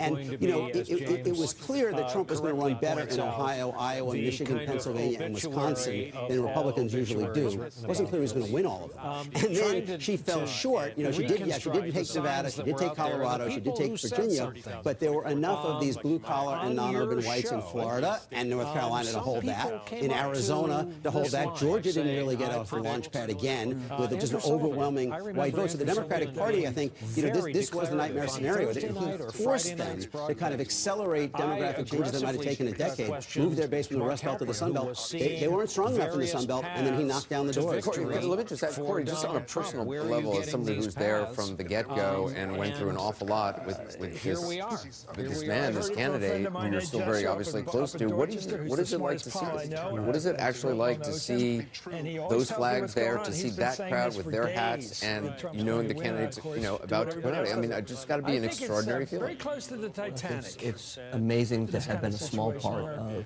American history. Himself cannot sink this ship. There's everybody agreed. very, very few people who have had the privilege of serving as the President of the United States. It's such an honor. It's such a high privilege. But to have so many people doubt also. But look, I don't know Robbie, who ran the Clinton's campaign. I guarantee that guy put in 20 hours a day, 7 days a week for the last year and a half. And his family suffered, and his relatives, and the abuse he took online. I respect it. These guys put the uniform on. I put the uniform on. I was fired halfway through the season. But that's it. It's baseball, right? But I agree with the direction of this country. It's so amazing of the small team we had. And we had such a small team. We still have a small team, relatively speaking, compared to the Clinton campaign. But I take nothing away from those guys who dedicate their lives, and this is truly a lifelong 2 years. I'm going to, and then Robbie wakes up today thinking he's going to win and they lose. And I've been on the other side. I've lost those races, and it's so devastating. You don't recognize it tonight, you will tomorrow. And I'm fortunate that tonight I'm on this side. But I give those guys a lot of credit because they play. I want to talk about the small team, but we do have a projection. I want to go back to one. All right, we have a major projection right now. Take a look at this. CNN now projects that Donald Trump will carry the state of Wisconsin. He will win Wisconsin with its 10 electoral votes. He's cracked the so-called blue wall that Hillary Clinton had tried to create. Donald Trump wins Wisconsin. Take a look at this. 92% of the vote is in. He's up by 75,000 votes plus 10 electoral votes. Donald Trump, the winner in Wisconsin. Let's take a look at the Electoral College map right now with that win in Wisconsin. Look at how close he is. Right now he has 257 electoral votes. He needs 13 more, 270, to be elected president of the United States. Hillary Clinton remains at 215. Let's go over to Jake and Dana. He is getting incredibly close. And the wall comes tumbling down. This is the blue wall that Hillary Clinton had talked about. This is a state that Hillary Clinton hasn't even visited since the Democratic convention over the summer. And it's stunning. Look, the last time it was close, I believe, was in 2000. But since then, Democrats have won the state. This is a state that voted for Mike Dukakis over George H.W. Bush. I mean, this is a reliably Democratic state. It is amazing to me, and this is not an original observation, but the idea that the Clinton campaign could see white working class voters going to Trump in places like Iowa and Ohio and not see that Wisconsin was also potentially in jeopardy. That's remarkable. I mean, this is truly the beginning of the end for Hillary Clinton's campaign. The Clinton campaign simply took Wisconsin for granted. No question. And let's take a second to look at where we are now with CNN projecting Wisconsin for Donald Trump. Two more states that we're going to be watching. See what one we can project. Michigan and Pennsylvania. Donald Trump just needs one of those to clear that 270 mark to formally be the president-elect of the United States of America. Two states, you mentioned 1984 for Wisconsin. Michigan and Pennsylvania, they haven't gone Republican since 1988. So these are more bricks in that blue wall. And can I say one other point? Just two of in both of those states, by the way, if you take a look, Trump is ahead in both of those. In Pennsylvania, he's ahead by 75,000 votes, and in Michigan, he's ahead by 59,000. Yeah, we are one call away from the presidency being determined, and Donald Trump is leading in both of those states. Pennsylvania, Michigan, Corey Lewandowski is right. There was a lot of talk over the last month and a question at a presidential debate just for Donald Trump, not for Hillary Clinton, about whether or not he would accept the results of this election. And the idea that we are being told by one of the campaigns they're not going to have a comment when we are just one state projection away from there being a president-elect declared by the media is remarkable. And I agree with those who are saying if the tables were turned, if it were reversed, there would be a lot of outcry by people in the media and others about Donald Trump's behavior. I recognize that these are difficult moments for individuals. I don't mean to make light of that or belittle that at all. But this is also a moment for the entire nation, for the entire United States. If Donald Trump ends up winning, which certainly could happen, the idea that the other candidate is not going to concede before, I mean, after that happens, while we're all still awake, it's only 2:30 in the morning, that's remarkable. And I have to say, there is a nation going on here. It's not just one candidate and her supporters. There is an entire United States of America. David Chalian, our political director, you're looking very closely at these remaining numbers, these outstanding numbers out there. Yeah, I mean, it's just, when you look across the board of why this blue wall seems to be teetering on a complete collapse here, you can see it in the trade issue, you can see it in the anger and dissatisfaction with government, you can see it on the white working class. This all came together in that region of the country where his message resonated and his voter profile showed up this notion that America was on this inexorable fast path demographically away from where it was did not materialize. And this notion of the first woman president, David Chalian of the United States, so many people thought that was almost certain, but the polls indicated that it probably was. Didn't happen. No, it didn't happen, and there will be a lot of going back and looking at the polls in this race and polling in general. There's no doubt about that. But to Jake's point about how the Clinton campaign saw these states, I can't stress enough. Wisconsin and Michigan, they were never considered battlegrounds by the Clinton campaign, ever. Throughout this entire process, until the final couple of days in Michigan, they considered that. That was on a different list for them. So this is clearly coming as a big surprise to them as well. A major blunder on the part of the Clinton campaign down. But they were going to no question. And to be fair, the Republicans didn't even realize how big of a wave they had on their hands. One that it seems, and we'll talk about this later, that Donald Trump seems to have coattails in the U.S. Senate and in the House of Representatives. Republicans are just, winning across the board and doing quite well.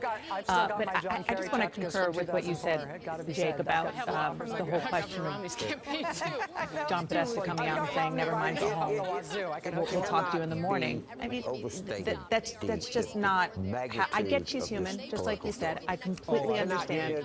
But I agree that if the tables were turned and if Donald Trump were waiting for one more state and he said, never mind, I'm not going to come out, or suggested that the phone call wouldn't be made to say, congratulations, Madam President-elect, if the tables were turned, it would be, the Democrats would be screaming from the rooftops. And I just think this is different than 2000. Remember in 2004, it all came down to Ohio, and John Kerry did not come out and speak that night. But the entire election was hanging on that one state. There are enough states out here to put Donald Trump over 270 that it is surprising to me that they are not waiting that out, because it's not like the entire election is hanging on one state that just doesn't look like it will get projection. Outstanding. We have New Hampshire, we have Maine, we have Pennsylvania, we have Wisconsin, we have Michigan, we have Arizona. I mean, he needs one of them, right? I mean, not including New Hampshire, which is only 4 electoral votes, but I mean, he needs one of those bigger states. I mean, this thing's almost... And he's leading in several of them. This thing's almost done. Yeah, I want to go to Sarah Murray over at Trump headquarters in the New York Hilton Hotel in New York. I take it the Trump and his entourage, they are there, and they're going to be speaking, Donald Trump will be speaking fairly soon, is that right? Sexism, racism. That's right, they are here. We are expecting Donald Trump to speak fairly soon, although I have to tell you, Wolf, for aides who have been in this room, this race has been over for a while. They have been here celebrating. They have restocked the bar for Donald Trump supporters who are not going anywhere, by the way. They just continue to cheer, continue to wait for Donald Trump and Mike Pence to show up. And of course, we know his plan going into this was to deliver a victory speech, to be gracious, to talk about bringing the country together. It'll be interesting to see if that tone changes at all in the wake of the fact that Hillary Clinton is not conceding. And speaking to some of Donald Trump's aides and seeing what they're putting out there on social media, they do seem surprised that we're not going to be hearing from his Democratic rival tonight. But there actually are a number of Donald Trump supporters that are right by a curtain to my left. We have heard them cheering over and over again, and they are just waiting to make their entrance. So should be any moment now. I'm sure Donald Trump will be speaking fairly soon. Sarah Murray's over there at Trump headquarters in New York City, over at the Hilton Hotel there in a huge ballroom. Jake, this is the moment that Donald Trump predicted would happen. A lot of the strategy he used in defeating 16 or 17 Republican candidates, senators, congressmen, certainly governors, worked. Crooked Hillary. He used to call his opponents in the Republican primary by a name as well that seemed to have resonated with a lot of folks. It worked, and I don't know how much of Donald Trump's success is because of that behavior or despite that behavior, and I'm sure that there will be many studies and lots of research and data about this. There are probably, without question, there are people who found that appealing, his most ardent, diehard supporters who yell things like...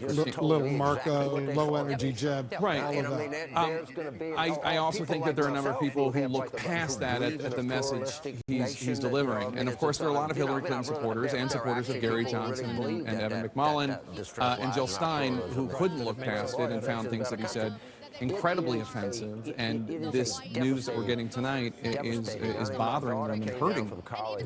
I guess we'll see whether Donald Trump as president, as opposed to a candidate, how he's going to behave and whether or not he's still going to use that kind of language. Let's go over to John King at the Magic Well. John, it's almost over, I think. Fair to say. Well, and to the point that everyone was making earlier about the 2004 comparison, that was one state, the state of Ohio, and we did, I think it was 11-something the next morning when that election was finally called. If you're looking at this right now, to the point, there are a lot of Democrats, Wolf, my inbox is filled with a lot of Democrats asking the very question they were just asking. These Democrats are doing it privately in email, private email saying, how dare she essentially leave with so much still in play. But if you look at this again, let's go Pennsylvania, 97%. Hold on one second. I want to go back to Dana right now. Dana, what are you learning? In a bumper sticker slogan. Wolf, I have a little bit of information, but I just want to be sure that I have it right before I report it to you. So go back and talk to John. All right, go ahead, John. So just go through this. As you go through these, again, you go through the outstanding states. Wisconsin, you see the lead. You're looking for to try to find the Democratic votes. The math's just not there. And that, again, if it was one state, you'd say, okay, they're going to be extra careful about one last state. You come back to Michigan, it's very hard for the math. And I just want to pop this up, Wolf. It is not inconceivable that Donald Trump catches up in Minnesota.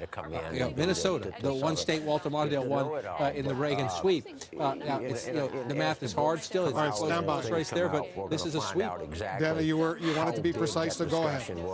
That's right. CNN can report that Hillary Clinton has called Donald Trump to concede the race. She has called Donald Trump to say that she will not be president, and I'm not sure the exact words, but probably to congratulate President-elect Donald Trump. So that has happened in the last few months. President-elect Donald Trump, if Hillary Clinton has conceded, that is dramatic. That is a dramatic development, Dana. And to hear the words President-elect, we haven't yet projected that, but Hillary Clinton, what you're saying, has now made a formal telephone call to Donald Trump to concede. Is that right? That's correct. I'm talking to a source who was there for it and telling me that conversation did happen. Our Sam Feist is also hearing from a different source that conversation did happen. So Hillary Clinton has made it very clear to her opponent that she believes that he will be the next president of the United States and not her. And you're also hearing she is still not going to speak tonight. Donald Trump, momentarily, we assume he will be speaking, addressing that very enthusiastic crowd there, but she won't. We don't have any indication that the plans that John Podesta, her campaign chairman, announced publicly are going to change, but it's pretty clear that phone call gave a green light to Donald Trump to make his speech. So if her aides, Jake, are telling her it's over, and she makes that phone call to Donald Trump congratulating him on winning the presidency, they've given up at this point, and Hillary Clinton has done what she thinks is the right thing. Well, they can look at the map and see the facts and the math, and the fact is that as John King has been saying now for some time, if you look at Pennsylvania, there just are not the votes there for Hillary Clinton. It's impossible to think that she's going to win that state, and if Donald Trump wins that state, that's the enchilada. That's the whole ballgame. It's the moment that we want to make another major projection right now. And CNN projects that Donald Trump will win the state of Arizona with its 11 electoral votes. Donald Trump wins Arizona. 68% of the vote is in. He's got a nearly 80,000 vote lead. Donald Trump will carry Arizona. So let's take a look at the electoral map right now. You see Donald Trump, he has 268 electoral votes. Needs 2 more to become president of the United States, president-elect of the United States. She has 215. Take a look at that, 268 electoral votes, 268 votes for Donald Trump. Jim Acosta, you're over there at Donald Trump headquarters at the New York Hilton Hotel in New York. They're pretty excited right now. Wolf, it certainly feels like a victory party now. They are just jubilant here at Trump campaign headquarters. I just talked to a Trump campaign official a few moments ago and asked whether or not Donald Trump will address what John Podesta said over at the Javits Center here in Midtown Manhattan earlier this evening. And this official said, no, Donald Trump will address the American people. So we are waiting for that to happen any moment now. We understand he's in the building. And from talking to a number of Trump campaign officials, they are all responding with basically the same reaction. They're just as shocked as everybody else. Now, you'll probably talk to some people high up in the inner circle who will say, oh, no, we knew this all along. But I've talked to a number of senior Trump campaign officials down to the advanced staffers that we see out on the campaign trail on an everyday basis. They are shocked. They themselves cannot believe the upset that we're all witnessing, which is obviously one of the most stunning political upsets in recent American history. Now, as for what Donald Trump is going to say during this speech, Wolf, we do expect Donald Trump, as the 45th president-elect of the United States, to try to bring the country together, to try to say something to the American people that will begin this process of healing. They're going up in cheers one more time, Wolf, because the word is spreading throughout this room. It's up on the screens that Donald Trump is about to become the next president-elect of the United States. But in addition to trying to bring the country together, he's going to be thanking the people who made this movement happen. You know, there were a lot of doubters from all stripes, Democrats and Republicans, who didn't think this moment would happen, but it's happening. 268 electoral votes. That's what we have projected so far. You need 270. You can see Mike Pence, the vice presidential running mate, and his wife, they're walking in. I'm sure Donald Trump's family will be walking in, and then, of course, Donald Trump himself will be walking in. He's going to be addressing this very enthusiastic crowd over at the New York Hilton Hotel in Manhattan. Hillary Clinton has announced through John Podesta that she will not be speaking tonight, although we have now learned that Hillary Clinton did phone Donald Trump and congratulated him on what she said would be his victory. There's Mike Pence, the vice presidential running mate with his family. Very, very excited. A very enthusiastic crowd over there. There's Mike Pence. Let's talk. Let's get Sarah Murray. Sarah Murray, you're over there as well. This crowd, clearly, it's a very. Well, hold on a second, because looks like Mike Pence is going to speak first. Presumably, will introduce Donald Trump. Let's listen in to Mike Pence, the governor of Indiana, the vice presidential running mate. And it's almost hard for me to express the honor that I and my family feel that we will have the privilege to serve as this is a historic night.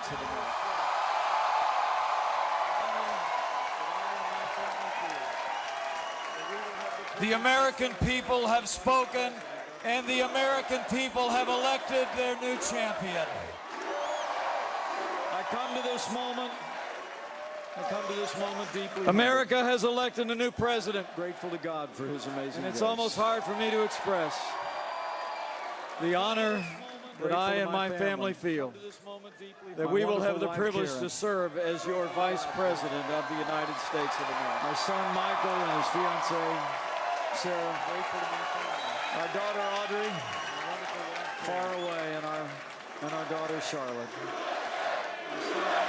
I could not be here without them. I come to this moment. I'm deeply grateful to this moment, deeply humbled for placing their confidence in this team and giving us this opportunity to serve. Grateful to my family, my wonderful wife Karen, grateful to our president-elect, whose leadership our son Michael and his fiancée Sarah, our daughter Audrey, far away, and our daughter Charlotte. So let me say, I could not be here without them. It is my high honor and I'm distinct privilege. I'm deeply grateful to the American people to you, the president for placing their confidence in this team and giving us this opportunity to serve. And I'm mostly grateful to our president-elect, whose leadership and vision will make America great again.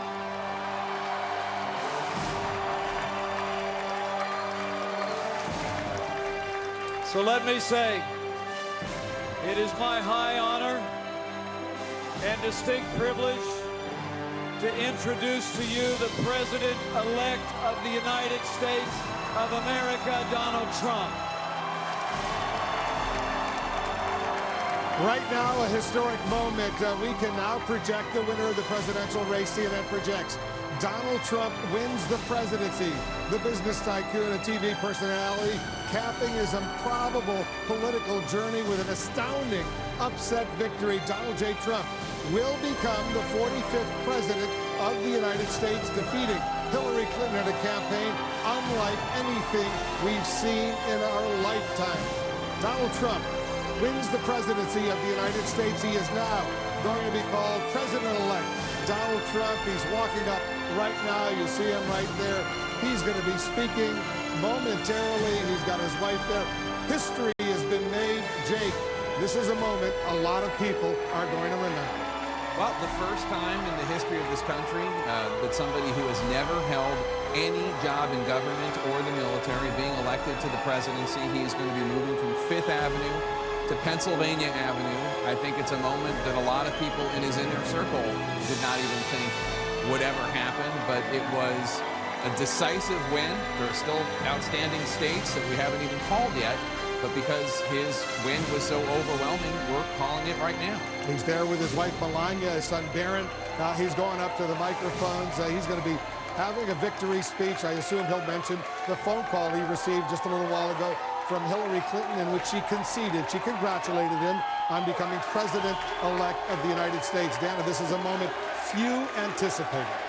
Except if your name is Donald J. Trump, who said Brexit plus plus, and we'll analyze the results, but that looks like that's exactly what this is right now. So many things to look at and think about in what the new Trump-led world here in Washington is going to be like. Thank you very much. A Donald Trump governing, a Donald Trump taking over the institutions that he called rigged so many times.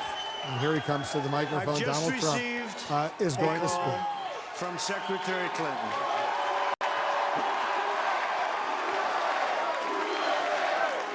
She congratulated us. Thank you. It's about us. Thank you very on much. our victory. And I congratulate Sorry to her keep you waiting. and her Complicated family business. On a very, very hard-fought campaign. I mean, she fought very hard. Thank you very much. Hillary has worked very long and very I've just hard received over a long period of a time. call from And we Secretary owe her Clinton. A major debt. I mean that very sincerely. Now it's She time congratulated us for America It's to about bind the us. wounds of the on our victory. Get together. And I congratulated her and her family on a very, very hard-fought campaign. I mean, she fought very hard to come together as one united people. Hillary has worked very long and very hard over a long period of time. I pledge and we owe her every citizen a of our major land debt of gratitude that I will for be her service for all to America. our country. And this is I mean that very important. sincerely. Now it's time for America to bind the wounds. For those who have chosen have to get together. Not to support me in the to past, all of which Republicans there were a few and people. Democrats and independents across this nation, I'm reaching out to you. I say It for is your time guidance and for your us help, so to that come we can together work together as one and unify united our people. great country. Time. As I've said from the beginning, ours was not a campaign to every citizen but of our rather land that I will be president for all Americans. And this Made is up so of millions important to me. of hardworking men and women who love their country And want a better, brighter for those who have future for chosen themselves not and for to their support family. me in the past, of which There were a few people. it's a movement I'm comprised reaching out of to Americans you from all for races, your guidance and your help, religions, backgrounds, so that we and can work beliefs, together, who want and and unify respect our our government great to serve country. the people. and serve the people. As it I've will. said from the beginning, ours was not a campaign, but working rather together, an incredible we will begin and the great urgent movement task of rebuilding made our up nation of millions and renewing of the hardworking American men dream. and women who love their I've country spent my and entire want life a better, in business, brighter future for themselves, looking at the untapped and for their potential family. in projects and in people all over the world. It's a movement comprised of Americans from all races, our country, religions, backgrounds, and beliefs, who want and expect tremendous potential to serve the people. I've got to know our country so well. The tremendous potential. It's going to be a beautiful thing. Every single American will have the opportunity working together to realize we will begin the urgent task of rebuilding our nation. The forgotten men and women of our country, the American dream, will be forgotten no longer. I've spent my entire life in business looking at the untapped potential in projects we are going to fix all over the world. Our inner cities. That is now and rebuild our highways, I want to do bridges, for our tunnels, airports, schools, hospitals. We're going to rebuild our tremendous potential. I've gotten to know our country so which will become tremendous potential. By the way, it's going to be a beautiful thing. Every single American put millions of our people to work as we rebuild her fullest potential. The forgotten men and women of our country finally will be forgotten no longer. Great veterans. We've been so loyal, we are going to know so many. Our inner cities, 18-month and rebuild our highways. The time I've spent with them during this campaign has been, we're going to rebuild our infrastructure. Our veterans are incredible people. We will embark upon a project of national, by the way, second to none. I will harness and we will put talents of millions of our people we will to work upon as the best and brightest to leverage their tremendous talent for the benefit we will of also, all. It's going to happen. Finally, take care of our great we veterans. Have a great economic plan. We will double our growth. We've been so loyal, and I've gotten to know so many anywhere in the world over this. At the same time, journey, we will get along. The time I've spent with them during willing this to get along with us. Among my greatest honors. We'll have great relationships. People. We expect to have. We will embark upon a project of national. No dream is too big. No challenge. I will harness the creative talents of our future, and we will call upon the best and brightest to leverage America will no longer settle for anything for the benefit of all. It's going to happen. We have a reclaim economic plan. Our country's destiny. We will double and dream big and bold and daring. The strongest economy anywhere in the world. To do that. At the same time, of things we will get along with all other nations and beautiful, willing to get along with us. Successful things once again. We'll have I want to tell the world community great relations. That while we will always put America's no dream is too big, no challenge. We will deal fairly. Nothing we want for our future is beyond our reach. All people America will and all other nations settle for anything. We will seek common ground, not hostility, partnership. We must reclaim our country's destiny and dream big and bold and daring. He helped me. We have to do that. What they are calling tonight, very, very historic country. And beautiful things. First, I want to thank my parents once again, who I know are looking down. I want to tell right now the world community that while we will always put America's interests first, we will deal I've learned so much from them.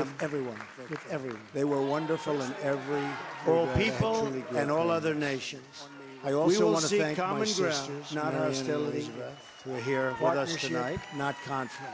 And now, I'd like to take this moment to thank some of the people who really helped me with and my brother Robert, what my great friend. Tonight. Where is Robert? Where is Robert? Victory. My brother Robert. First, I want to thank my parents, who I know they should all be on this stage, but me right now. That's okay. Great people, and also my late brother Fred. Great guy, fantastic. I've learned so much from them. Fantastic family. I was very lucky. Every great I had truly brothers, sisters, great. I also want to thank my sisters, to Melania, Elizabeth, who are here and with us tonight. And where are they? They're here someplace. They're very shy. And Ivanka, and my brother Robert, my and great Eric. Friend. Where is Robert? Where is Robert? And Tiffany, my brother Robert, and Barron, and they should all be on this stage, but that's okay. I love you, and I thank and also you. My late brother Fred, and great especially guy. Fantastic. For putting up with all of those hours. This was fantastic tough. Family. I was very lucky. This was tough. Great brothers, sisters, great. This political stuff parents. Is nasty. And to Melania, so I want to thank my family very much. Really fantastic. Thank you all.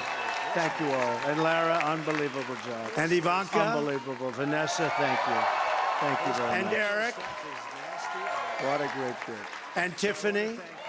You've all given And such Barron. incredible support, and I will tell you that we have a large group of people. You know, I they love kept saying you, we have a and I small thank staff. you. Not so small. Look at all the people And that we especially have. for Look at putting all up of these with people. all All of those hours. And This Kellyanne. was tough. And Chris. This and was tough. Rudy. This and political Steve, stuff is and nasty, David. and it's tough. We have So I want got, to thank my family very much. we have got Really tremendously fantastic. Thank you talented all. people up here. Thank and you I will all. tell And you, Lara, it's unbelievable job. It's been very, very Unbelievable. special. I want to Vanessa, give a thank very you. special thanks Thank you to very much. our former mayor, What a Rudy great group. Giuliani.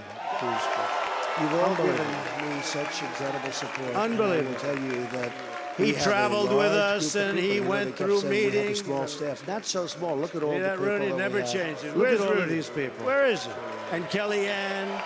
Rudy. And Chris. And Governor Chris Christie, Christie, folks, was and unbelievable. Steve and David. We have got Thank you, tremendously talented people the first up here, and man. I want to tell you, It's been major very, very politician. special. I will want to tell you, give a he's very highly special thanks respected in to Washington. our 'Cause he's former as mayor, smart as Rudy you get. Giuliani. Senator Who's Jeff Sessions. Unbelievable. Where's Jeff? Unbelievable. He traveled with us, and he went through meetings. See that, Rudy? Never changes. Where's Rudy? Where is he? Great man. Another great Rudy, man. very tough competitor. Governor He Chris was not Christie, easy. folks, he was not easy. Who is that? Thank Is you, that the Chris. mayor that showed up? The first man. Rudy? First senator, Oh, first Rudy got up there. major politician. And let me tell you, he is highly respected. Another great in man who Washington has been because he's as smart really as a you get. friend to me. Senator but I'll tell Jeff you, I got to Sessions. know him. Where's He's a competitor because he was one of the folks that was negotiating to go against those Democrats. Dr. Ben Carson? Where's Ben? Great man. Where's Ben? Another great man. Very tough competitor. He was not easy. And He by the way, was Mike not Huckabee easy. is here someplace, and he is.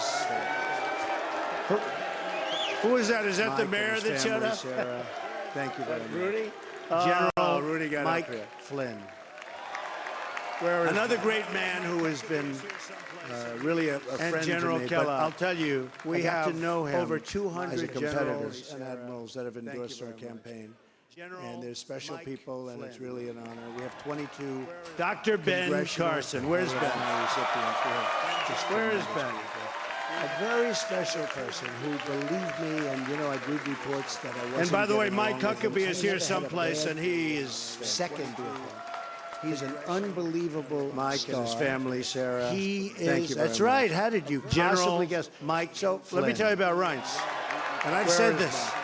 I said Reince, and I know And it. General I know it. Kellogg. Look at all these people We over there. have over I know it. 200 Reince generals and is a admirals that have superstar. endorsed our But I said, campaign. They can't and there's call you special a people, superstar, and it's Reince, really an unless we honor. We win. have 22 Because you can't be called a Congressional superstar like Medal of Honor Secretariat. recipients. If We have Secretariat just came in tremendous second, people. A very Secretariat special would not have person that who big, believed beautiful me, and, bronze I'd read reports bust that I wasn't getting at the along track with him. at I Belmont. never had a But I'll bad tell you, Reince second is with him. really a star. He's an unbelievable And he is the hardest star. working guy. He is. And That's in a right. certain How way, did I you did this. possibly Reince, guess? come up here. Where So, is Reince? let me tell you about Reince. Get over here, Reince. And I've said this. Boy, oh I said, boy, Reince. oh boy. And I know it. I know it. Look at all these people. It's over about there. time you did this I know right. it. Reince Is a superstar. But I said, they can't call you a superstar, Reince, unless we win. Because you can't be called Ladies a and gentlemen, superstar the like next president of the Secretariat. United If States, Secretariat came in Donald second, Trump. Secretariat Thank you. It's would been not an have honor. that big, God beautiful bless. bronze Thank God. bus at the track at Belmont. But I'll tell you, Reince Amazing guy. is really a star. And he is the hardest Our working partnership with the And RNC. In a certain way, I did this. so Reince, come up here. Where is success in Reince? what we've done. Get over here, Reince. So I also have to Boy, say, I've oh gotten to boy, know oh some boy. incredible people. The Secret Service. It's about people. time you did this, Reince. My God. Well, say a few words. They're tough, and they're smart, and they're sharp. Ladies and gentlemen, the next And I don't president of wanna the mess United around with States, them. Donald Trump. Thank And you. when It's I been want an to go honor. and wave to God a big bless. group of people, Thank and they God. rip me down and put me back down in the seat. But they are fantastic Amazing guy. people, so I want to thank the Secret Service. Our partnership with the RNC is so important to the success and what we've done. And so I also have to say I've gotten to know some incredible people. These are Secret Service people. Spectacular people, sometimes underappreciated, unfortunately. They're tough, but we appreciate them. We know what they got. And they're sharp. And I don't want to mess around with them, I can tell you. It's been what they call a historic. And when I want to go and wave to a big group of people and they rip me down and put me back down to the seat. But they are fantastic people, so I want to thank the Secret Service. We will do a great job. I look very much forward to being your president. Law enforcement, and hopefully at the end of 2 years or 3 years or 4 years, or maybe even 8 years. Spectacular people.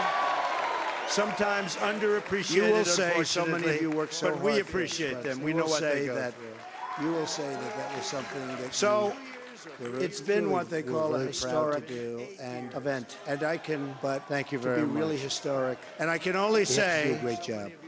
That while the campaign is over, I will not let you down. We will do a great job. And this movement is now really just beginning. I look very much forward to being your president. We're going to get to work immediately for the American people. And hopefully at the end of 2 years, and we're going to be doing a job even 8 years. Hopefully you will be so proud of your president. You'll be so proud. Say, so many of you worked so hard. It's my honor. You will say that amazing evening. You will say that that was something 2-year period.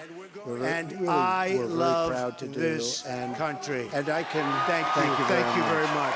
And I can only say that while the campaign is over, thank you, everybody. Our work on this movement is now really just beginning. We're going to get to work immediately for the American people. And we're going to be doing a job that hopefully you will be so proud of your president. You'll be so proud. Again, it's my honor. It was an amazing evening. It's been an amazing 2-year period. And I love this country. Thank you. Thank you very much. Thank you to Mike Pence. Thank you, everybody. NBC News is projecting that Donald Trump has indeed been elected president of these United States as he goes down the line. An amazing moment in American history. Donald J. Trump with his family there after thanking all of his supporters, all of his key staff, his family members, having a very gracious speech, thanking Hillary Clinton for calling him a little while ago to congratulate him on becoming president-elect of the United States. He thanked her. He thanked her for her service. He was very gracious toward her. There you see him kissing his daughter and his family members over there. Donald Trump, the president-elect of the United States. What an historic moment.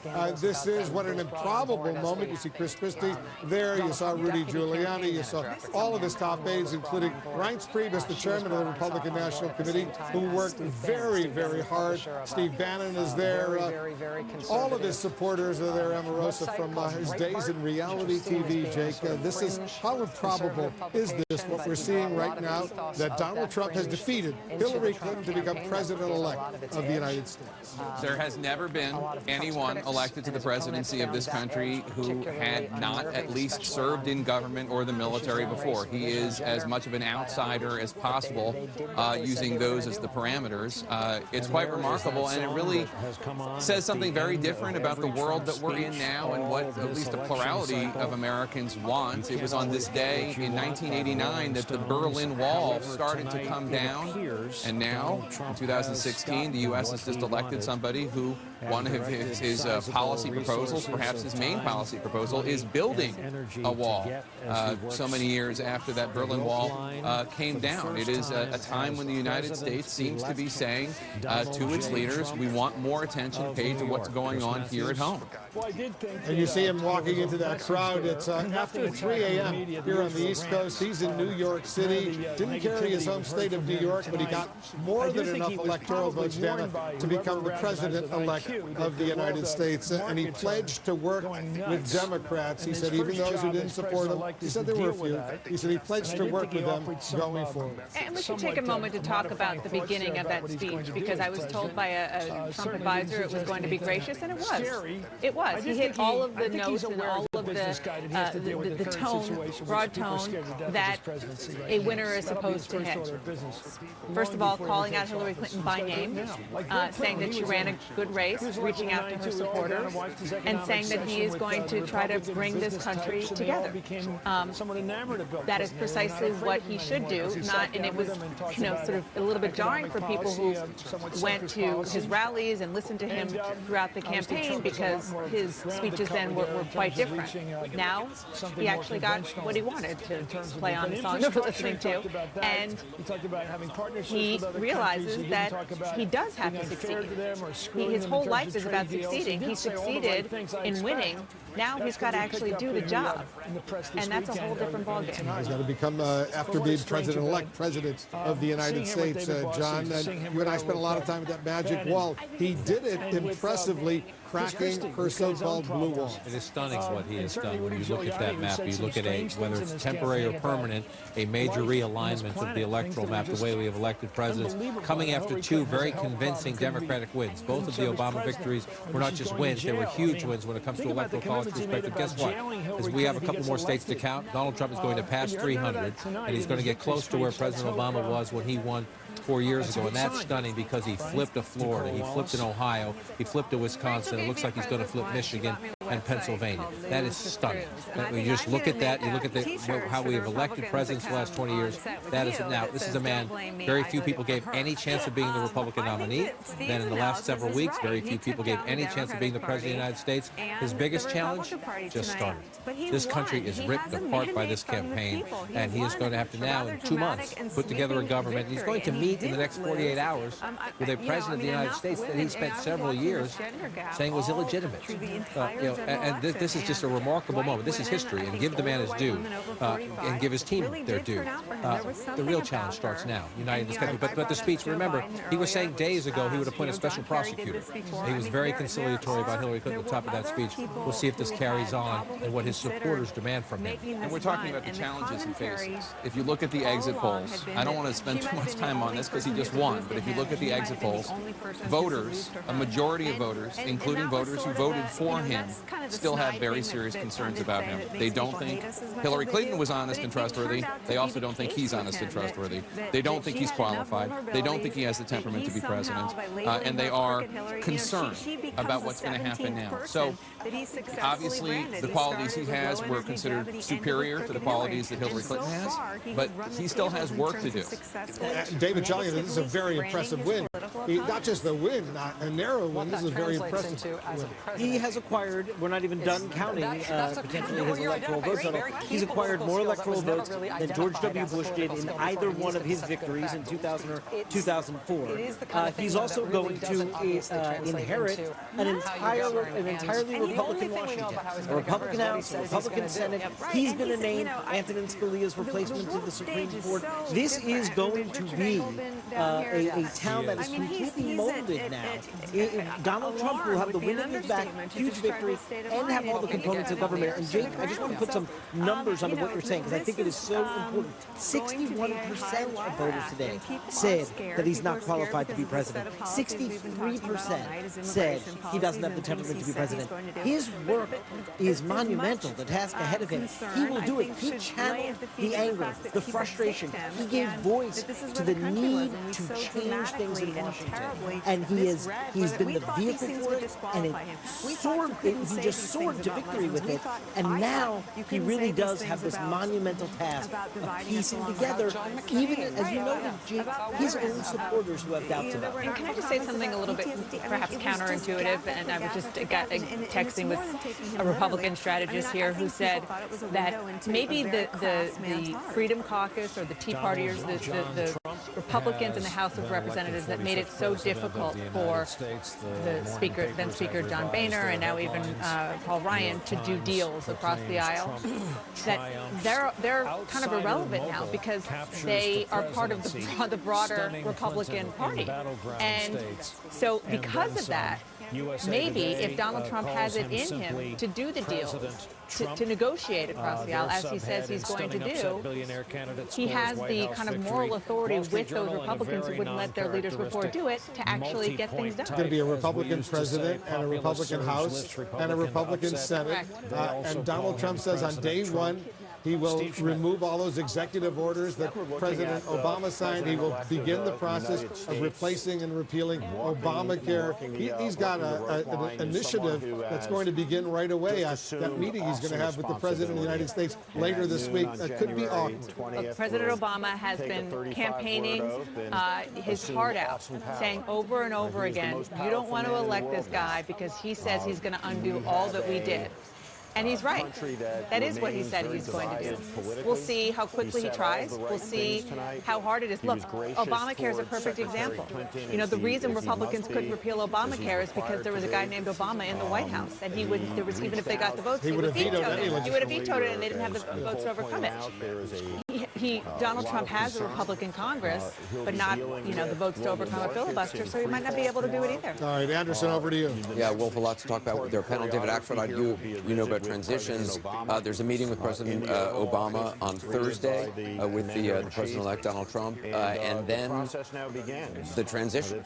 Right, and there's a lot of work to be done between now and then because it's a very complicated thing taking over the government. But first, let me say, having experienced this before, I remember being in a room when I heard Wolf Blitzer announce that Barack Obama had been elected president of the United States. It was an emotional moment. It's an incredible, surreal moment. I'm sure our friends over here are feeling that as well. And this is truly a historic event. Maybe, you know, I thought I was part of a historic event. This is certainly a historic event in its own right. The most surprising result, perhaps, we've ever had, at least in my lifetime. So let's just note that. Secondly, let's note that he did strike the right note. He did strike the right note. And I think that was a good first step.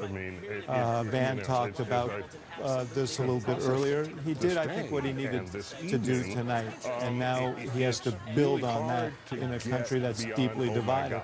So this issue of transition, I don't know exactly how far along Chris Christie was. You know, we started this transition relatively early because, first of all, because we had to, but secondly, as time went on, it became clearer and clearer that he was going to have to assume office. The advantage that Donald Trump will have is that we assumed office in the midst of an epic economic crisis and two raging wars with 180,000 troops overseas. He doesn't have that, and that will be helpful. But he still has to put people in place, and he has to give some thought to who those people are, because every appointment will send a signal as to whether this is going to be an administration that reaches out, or an administration that doesn't. The transition is just a massive operation. It's really. I don't think people understand. It's almost a corporation unto itself to be able to pull this off, right? And you have so many political appointments to get in place, and any one of them, as you can see, can sometimes cause. Well, I mean, just realistically, how much of it is about rewarding those who came along on the journey with you, which has got to be, I assume, part of it, and how much of it is reaching out to people who maybe weren't with you but governing? Well, it's going to be an interesting challenge because, particularly in foreign policy, so much of the Republican foreign policy establishment have said they are not going to work for Donald Trump. They wrote a letter opposing Donald Trump. He will have to, I think, build a very, and they don't agree with kind of the central tenets of his vision, how he interacts with the world. So you are going to see, I think, particularly on the foreign policy side. I mean, there are a lot of domestic areas where Donald Trump is basically a Republican. I mean, he can find the same EPA director, maybe, that another Republican would. But in the State Department, who those people are could look very, very different than it was for another Republican. The old saying that personnel is policy will come into play here, and I'm sure he will find people who are. Well, I mean, he's had General Flynn has been with him, you know, spoke at the convention. Obviously, he has an intelligence background that you know, he likely will have a role. Senator Sessions is, got a lot of experience in this as well. I mean, these people will come. I mean, let's begin. One thing I want to talk to what David was saying. This is what freedom and democracy is. And Hillary Clinton could well have won this election. She didn't. But had she won it, I'd say the same thing at that point, that this is what freedom is, this is what elections are. Lots of countries, many countries, do not have this privilege. We have this privilege, and so now we go on. And now this is going to get into the sort of normal aspect of what goes on in Washington, with everybody saying, hey, I hear Harry's up for But you know, you always bring up Ronald Reagan, and let me bring up Ronald Reagan, because I remember, I mean, I was in high school when he was elected. I remember a lot of liberals believed the world was about to end, that Ronald Reagan, and there was hue and cry overseas that this former actor had been elected. I don't know if it's an analogous situation. Obviously, Ronald Reagan had been governor of a state, but certainly I think there's a lot of people, a lot of Democrats out there tonight who are horrified tonight, maybe just like many were when Ronald Reagan came. And again, I'm not comparing Ronald Reagan to Donald Trump. No, but you are. But I am. But I do so in the sense, not that they're the same person. Obviously they're not. But what they are is they come into a situation and they assume the presidency. And then they reshape it, as every president does, as Barack Obama did, to their personal, where they want to take the country, et cetera. And this becomes then part of the Washington scenario here in a very normal presidential administration. This is a new world order. Yes, Let's it is. say that. As was the Reagan era. That's why I'm saying, as was Reagan. And I don't think we can possibly overstate that. Not only is Donald Trump different from the establishment Republicans we have seen over the years, but there is a new world order in the Congress.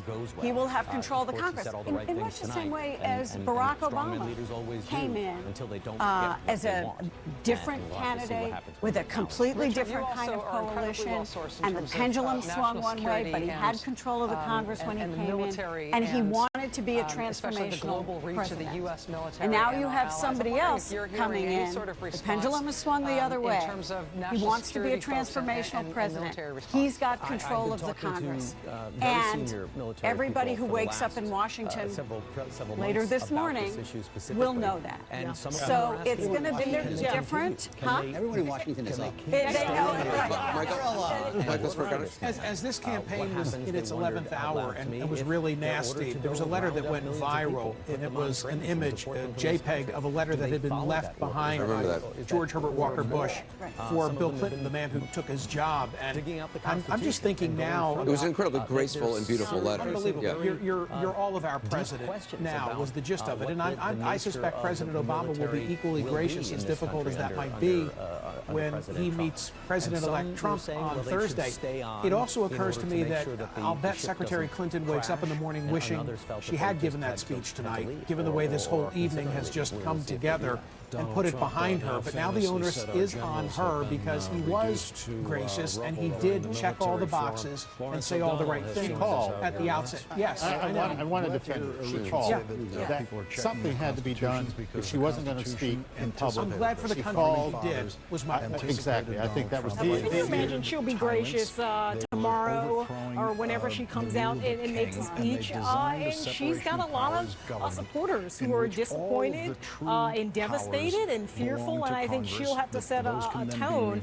She had at one point, I think, said that if she won and Donald Trump lost, she expected that he would, sort of not advise her, but be a helpful voice in terms of her transition. One of the things I want to say also about the transition team, I was texting back and forth with somebody who's on the transition team. He says they've been working, that it's a robust transition team, and they've been working for months on it. There's two questions, though. I mean, one, what does this do to President Obama's post-president plans, what his legacy, but also is the era of the Clintons over? I mean, where do they go from here? Do they continue with the Clinton Foundation, which lots of questions have been raised about? Chelsea Clinton. Until a minute ago, they probably haven't been thinking much about that. I don't think much planning had gone into that. I don't think this exigency was considered. As for President Obama, I mean, I think he too is probably right now thinking through this, and obviously this was a different end to his 8 years than he expected, as Paul Begala mentioned earlier.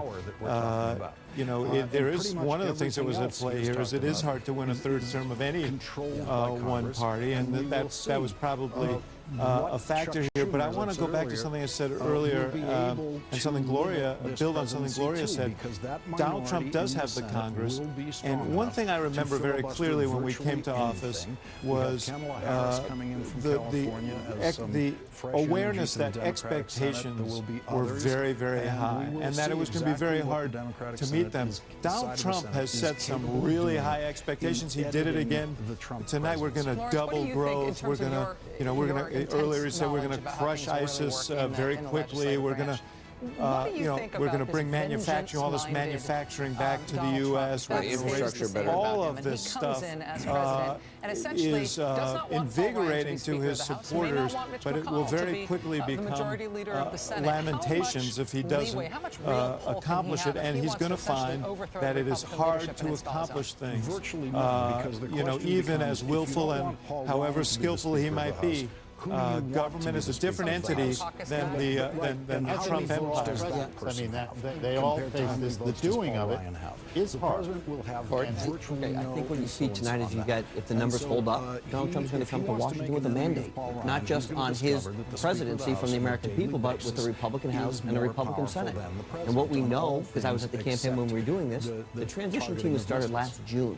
It didn't get a lot of fanfare. It wasn't this high-profile thing. Never said what are the positions having to be filled, because Donald Trump had no interest in worrying about a transition team until tonight's election results were known. But what we do know is that those people have been building, there are about 4,152 presidential appointments. Some of those have to go and get confirmed by the Senate. Some are Schedule C, some are SES appointments, etc. And in that category, the team has been working diligently for something like this, just in case, and they will be exceptionally prepared in 78 days, I think, from today, when Donald Trump is sworn in as the 45th President of the United States. His agenda is going to be the agenda that the American people have supported for him, and he needs to work with Congress to get that done. He is a great person who will reach across the aisle. Privately, he's a very different person. He has that relationship. He's very good at building relationships. He's talked about it a lot. His criticism of the president was, look, if you want to go play golf a lot, go play golf with the Speaker of the House so you can get something done. That's the way he tries to do things, is be inclusive. You can still do things that you want to do, but try and do it so it's for the betterment of the country. I think that's the direction he's going to go when he comes in. I think the learning curve can't be underestimated. Part of the thing is when you're a CEO, you can do certain things. You can fire people. You can reorganize a corporate charter. You can't fire the House. You can't reorganize the Constitution. There's certain things that he is used to having and has to be used to having at his disposal. He will quickly find you don't have. So that means there is a learning curve there, which does then mean that who he picks to put around him, he's going to have a challenge, because he doesn't want to stack it up with the old establishment types. But if he brings in only a bunch of young rebels and young Turks, that is a very hard bus to drive. And so he's going to have some real challenges. The magnitude of the inflection point for the country really can't be overstated. The Democrats were on the brink of having a Supreme Court majority for the first time in 45 years. And now Republicans will be able to name a fifth and appoint a fifth Supreme Court justice. This was the first time and maybe more. And maybe more. And maybe more. This is the first time ever that we have seen a new entitlement program be opposed by the opposition party in 2 consecutive elections. Republicans ran against Social Security in 1936. By 1940, they were accepting it. Medicare, they accepted it. If Hillary Clinton had won, the odds were overwhelming that Obamacare would have been entrenched and would have become kind of a part of our safety net in the same way that Social Security and Medicare are. Now, they have very good odds of repealing it. I mean, through reconciliation, they will have an excellent chance to make that go away in very real ways. Maybe not all of it, but a lot of it. And then third, I mean, the kind of fundamental choice on fiscal, they will, through reconciliation, have the ability to pursue a major tax cut that will change the options going forward for the federal government. And this is a big turning point at a moment when the Democrats had the opportunity to kind of consolidate a lot of what they want to do. Now, instead, we're going to go in a very different direction. Ron, there's one more Rooting for a hopeless teenager is going to lose. Like Tim what do you Russell, do about immigration policy? Building a wall? I know Donald Trump says Mexico is going to pay for it. There are a lot of Republicans who don't believe that's going to happen, and there are a lot of Republicans who don't want to build a wall. So he needs a whisperer to help him not only navigate Washington, but navigate, within his own party on that. And maybe that's That's Reince Priebus. He may not want to navigate his own party. On immigration, it's worth noting that in the exit poll tonight, 3/4 of Americans said they favored some pathway to legalization. So, whatever you want to call it, maybe you have to call it. but I think it's important not to misread the vote. Yeah, that's if he's the you president. talked about a mandate. But there are three issues like that that I think if you are a person of color and close to communities of color, that you gotta wonder what's going to happen. I mean, I can't tell you how many people text me, I can't sleep, I'm afraid. They're all Muslim, they're all Latino, they're all African American. First of all, this question around immigration. Not only how hard is he going to come down in terms of the policy, but in terms of the tone, because there's been a real spike in hate crimes against people of color in this period of time, and many people feel his tone added to that. So immigration, the Muslim community tonight feels very, very vulnerable. Somebody just texted me, half the country apparently hates people who look like me. And the last is law and order rhetoric. How does that impact African Americans? I want to get to Corey on that, but I got to go back to Wolf just for now. Wolf? Anderson, Donald Trump, he's elected the 45th president of the United States. The outcome of this historic election, you take a look. You see it on the Empire State Building in New York City, that landmark. You might call it the Trump Tower right now. Donald Trump, 45th president of the United States. You see it on the Empire State Building right there. More on his stunning and historic win. And what comes next? Right after a quick break. He's saying that the Republican Party and its ethos and all of its morals, all of its strategy disappears, and they all do what Trump wants. No, what I'm saying is that we go to war, we find the money, and we do it. And I just think we don't. We went to war on a tax cut, and we didn't pay for it. That's another world you're talking about. Borrowing. These Republicans have ended that. That's borrowing not at 2% isn't that hard. But okay, just to go back to those guys you were talking about who go and root for the hopeless team, and because it's what they do.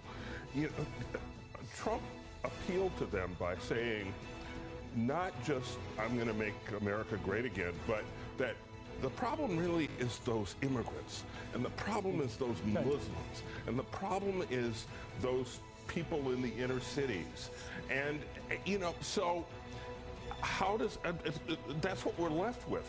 Does he knit that back together? Does he exacerbate?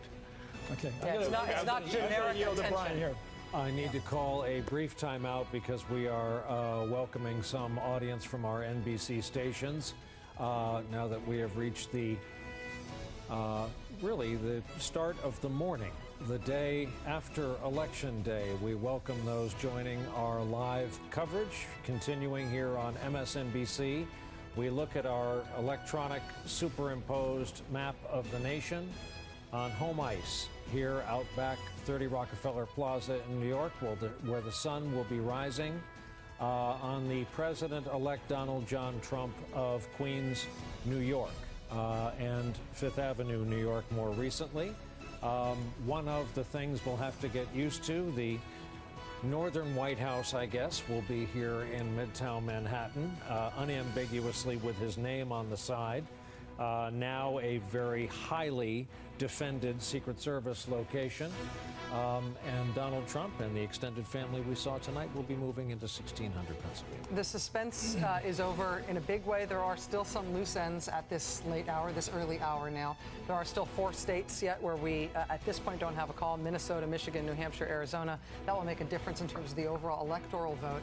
We also don't yet have a bottom line in terms of the popular vote. It is possible as we're heading into these last calls, these last tallies coming in, that Hillary Clinton may have won the popular vote and lost the electoral vote, which has its own sort of, and you see how close they are there. In the national popular vote, less than 1 million votes between them, with still a lot of votes to count, particularly on the West Coast, and so where Hillary Clinton did very well. So we may yet see a division in the result here, with Donald Trump winning the presidency, winning the Electoral College, and Hillary Clinton winning the popular vote. If so, that'll be a remarkable streak for the Democratic Party winning the electoral vote, a particularly bittersweet streak if in 2 of those presidential elections, in 2000 and again in 2016, they won the popular vote, but not the presidency itself. Katie Tur, who was along for all of the ride in this this campaign, is at the New York Hilton where the crowd is breaking up and the flags will be taken down. Katie, your reaction after what you witnessed today and tonight? Oh, what a long, strange trip it's been, Brian. I've been doing this now, as you mentioned, for 17, 18 months. Frankly, I've just lost track of the months that I've been on the campaign trail with Donald Trump, and truly have been a witness to what Donald Trump wants to call and likes to call a movement, and that movement coming into fruition tonight. What I can tell you is that from city to city, from crowd to crowd, the anger was palpable, the frustration was palpable, but there were also a number of crowds who were jubilant. It was kind of like a rock concert meets religious revival at some of these events. For the most part, these crowds were made up of white people, very few Hispanics, very few African Americans along the way, and as we got closer. And welcome back. to An extraordinary and historic day, night. Donald Trump will be the next president of the United States. He's going to be meeting with President Obama on Thursday. The transition already underway, obviously, and that is going to accelerate, obviously, very much in the days ahead. I want to continue our conversation with Jeffrey Lord and Corey Lewandowski, former campaign manager. In terms of just the days ahead, I mean, the siege, I mean, it is an extraordinary moment to have been running as hard as Donald Trump has been running, working as hard, and then suddenly, I mean, he wakes up tomorrow, if he even goes to sleep tonight, because we know he stays up much of the night often. Even though I was surprised, is he ready for this? I mean, is he? Because we've seen so much of that on the campaign trail. Can anybody be ready for that transition? I mean, David would know better than I would, but I would say that nobody is fully prepared to step into the biggest job in the world, regardless of what your background was, regardless of what your history was, whether you're a U.S. senator, a governor, or a successful business executive. You're about to take over the most powerful nation in the world and govern that in a way that you are trying to bring the country together, to make sure they have economic security, to make sure they have a national security. And this is a massive. There's one important thing that is civilian employees, 1 million. But you know, you just very briefly earlier, you know, on the stage, Donald Trump tonight talked about, you know, everybody said he had a small team, but he had a big team there. I remember being in Mar-a-Lago to interview Donald Trump during the primaries, and it was you who picked Donald Trump. And that was it. That was the campaign. And I remember you pointed to a guy who was at the pool at Mar-a-Lago and said, "That's our digital guy." He was like asleep at the pool. And I literally was like, I turned to people, I was like, where is the actual campaign? And I realized it was you guys just walking through Mar-a-Lago doing your thing. And so now it is a whole other thing. I mean, it is he's in a bubble for the rest of the next 4 or 8 years. And probably longer than that, right? Presently, you stay in that bubble. But what I think you've seen, what I have seen from Donald Trump is, look at the choice of Mike Pence, a fantastic choice for vice president. He is a polished, well-respected, well-liked, articulate individual who's going to bring poise to the vice president. Who also knows Washington. Who also knows Washington, right? And I think Mike is a great choice. I also think that, you know, what you have is Donald Trump surrounds himself traditionally with people who are executors. He wants something done, and then he allows that person to go get it done as long as the results are there. And I think as he will build out his cabinet and look at those positions, he'll be looking to people who have an expertise, whether that's a Mike Flynn of the world who's been around and a retired 3-star general, someone who understands their respective space, and he gives them the instruction from the top and says, this is how I want it to be accomplished, please go do it. Anderson, when you were looking for the campaign, it was right here. It was in this room. It was in studios like this all over the country. What he showed was an amazing ability to dominate the national conversation through the mass media. Well, look, Donald Trump, which I always gave him credit for, he gave interviews which all those other Republicans running, they wouldn't talk. Overwhelmed many, I think, of the traditional kind of tools of presidential politics, both paid advertising and organizing. And it's very applicable to being president. Now, you know, whether a president can have kind of the same level of exposure and kind of friction that Trump employed as a candidate, but nonetheless, we have seen sort of a transformation of the way you run for president, using the mass media as opposed to kind of the more structured tools. And that could be something of a tip-off of how he will behave as president. I agree that he has been masterful at using the media And he has, like there are a lot of people in my old business making ads in presidential campaigns who are going to go through a lot of soul searching about their, because he just overwhelmed all of that. But I'm just telling you, the presidency is more than how you communicate. Presidency is minute by minute making decisions that are incredibly consequential, complex, difficult. President Obama always says it doesn't come to the president's desk unless it's impossible, because somebody else would have solved it. And so that's the way you fill your days for 4 or 8 years. And you have to have people around you who can help you do that. And then you have to make wise decisions. It is different than jumping on a television show or on Twitter. A way in which he serves Donald Trump as a bridge to a very key constituency Jimmy Carter, in the traditional Carter was the Republican Party ultimate that Donald Trump detail doesn't man. necessarily You know, I mean, have a natural some feel Democratic for. donor But I think went in to see him on one occasion. He was in the little office there off the Oval Office. Carter gets up to greet him, and he's got the Air Force budget piled up here to his knee, and he says very proudly, "I've read every line of it." And then Reagan gets elected. He comes to the White House to meet with Carter, and Carter, in very detailed fashion, has this whole list of things that he goes over, and is appalled that Reagan never takes a note. My point is that all of these presidents are stylistically different. And what you're describing is Barack Obama's presidency, and what I'm describing is Ronald Reagan's presidency. There will be a Trump presidency, and it will be run in Trump style. I agree. Really What I'm saying to you is that whatever your style is, the world is what the world is. Yes. The challenges are what the challenges are. You can't simply ignore them. You have to deal with them. And so one way or another, you have to find a way to get your arms around it. But also Ronald Reagan had a very kind of, core group of experienced statesmen and attorneys, Jim Baker, and the other Deaver. He had been governor of California for instance, and he brought some of So he was sort of big pictures, and then leave the room, and maybe they worked out the details. I mean, I think he'll have, I think Donald, just my opinion here, I think Donald Trump will have some variation of that. Part of what I noticed about Mr. Trump as a candidate was that he changed direction a lot. Sometimes you guys would come out here and say, oh, he's going to come out, he's going to be very contrite, and then he would come out with like people accusing Bill Clinton of rape, and it was like he was kind of wrong-footing his own advisors. The problem, if you do that as president, because you've got 1 million civilian employees, 1 million military, that what struck a lot of people as that kind of erratic way of making decisions. You will cripple the federal bureaucracy if you send a different signal. The federal bureaucracy, man. What about the markets? What about other nations?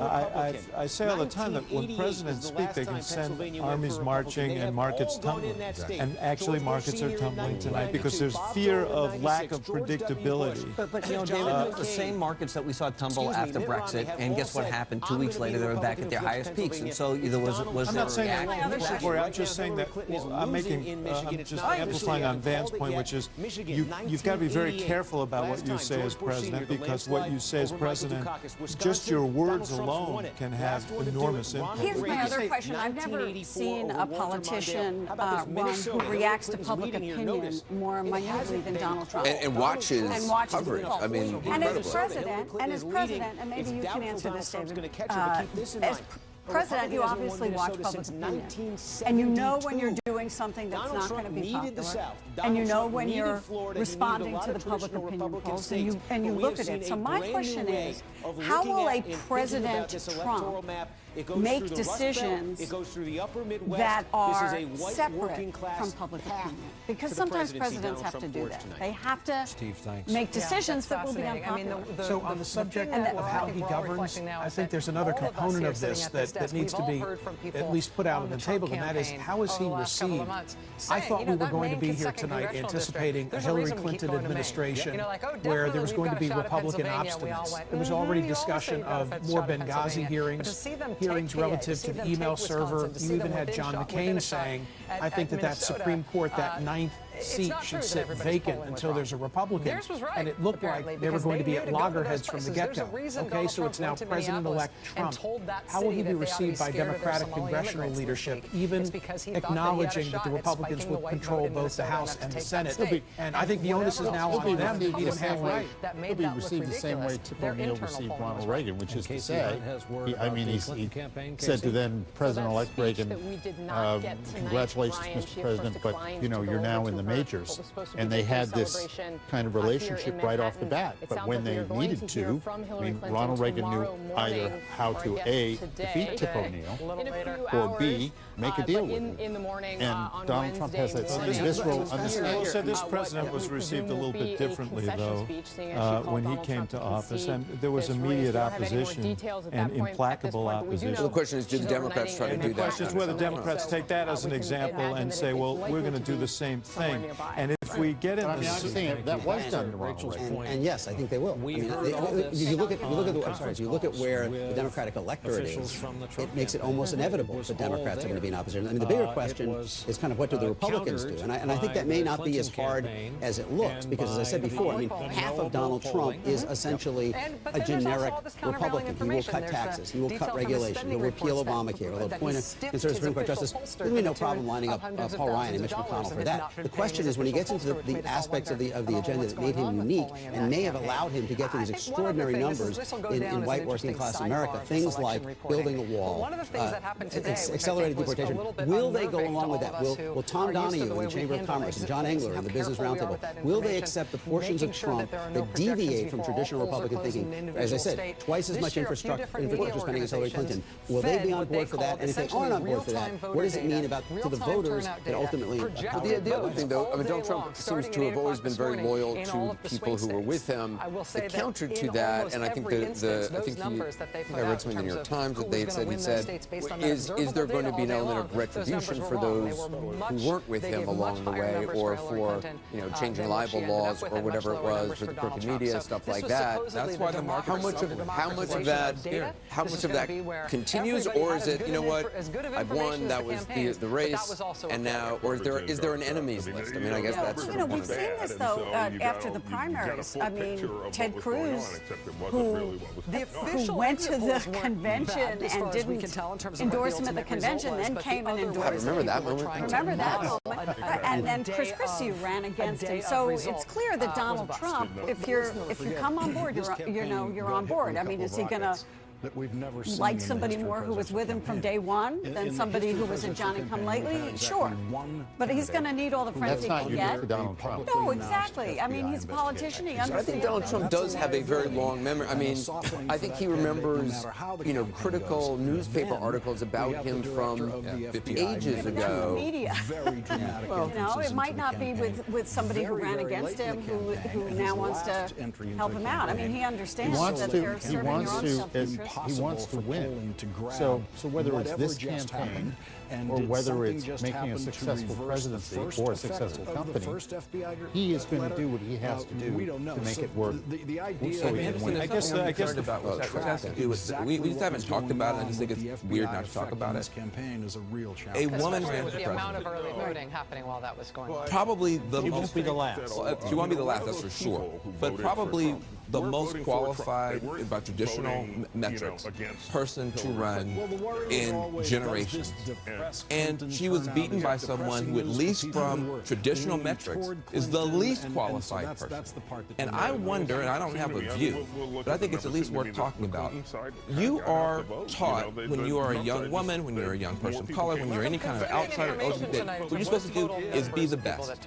Is to stack up all the credentials, go to the best schools, do all these great things you can separate. You can prove that you're worthy of these opportunities. And now you have an example of someone who did that to the nth degree and was just devastated. Yeah, but you can make it. That's not true.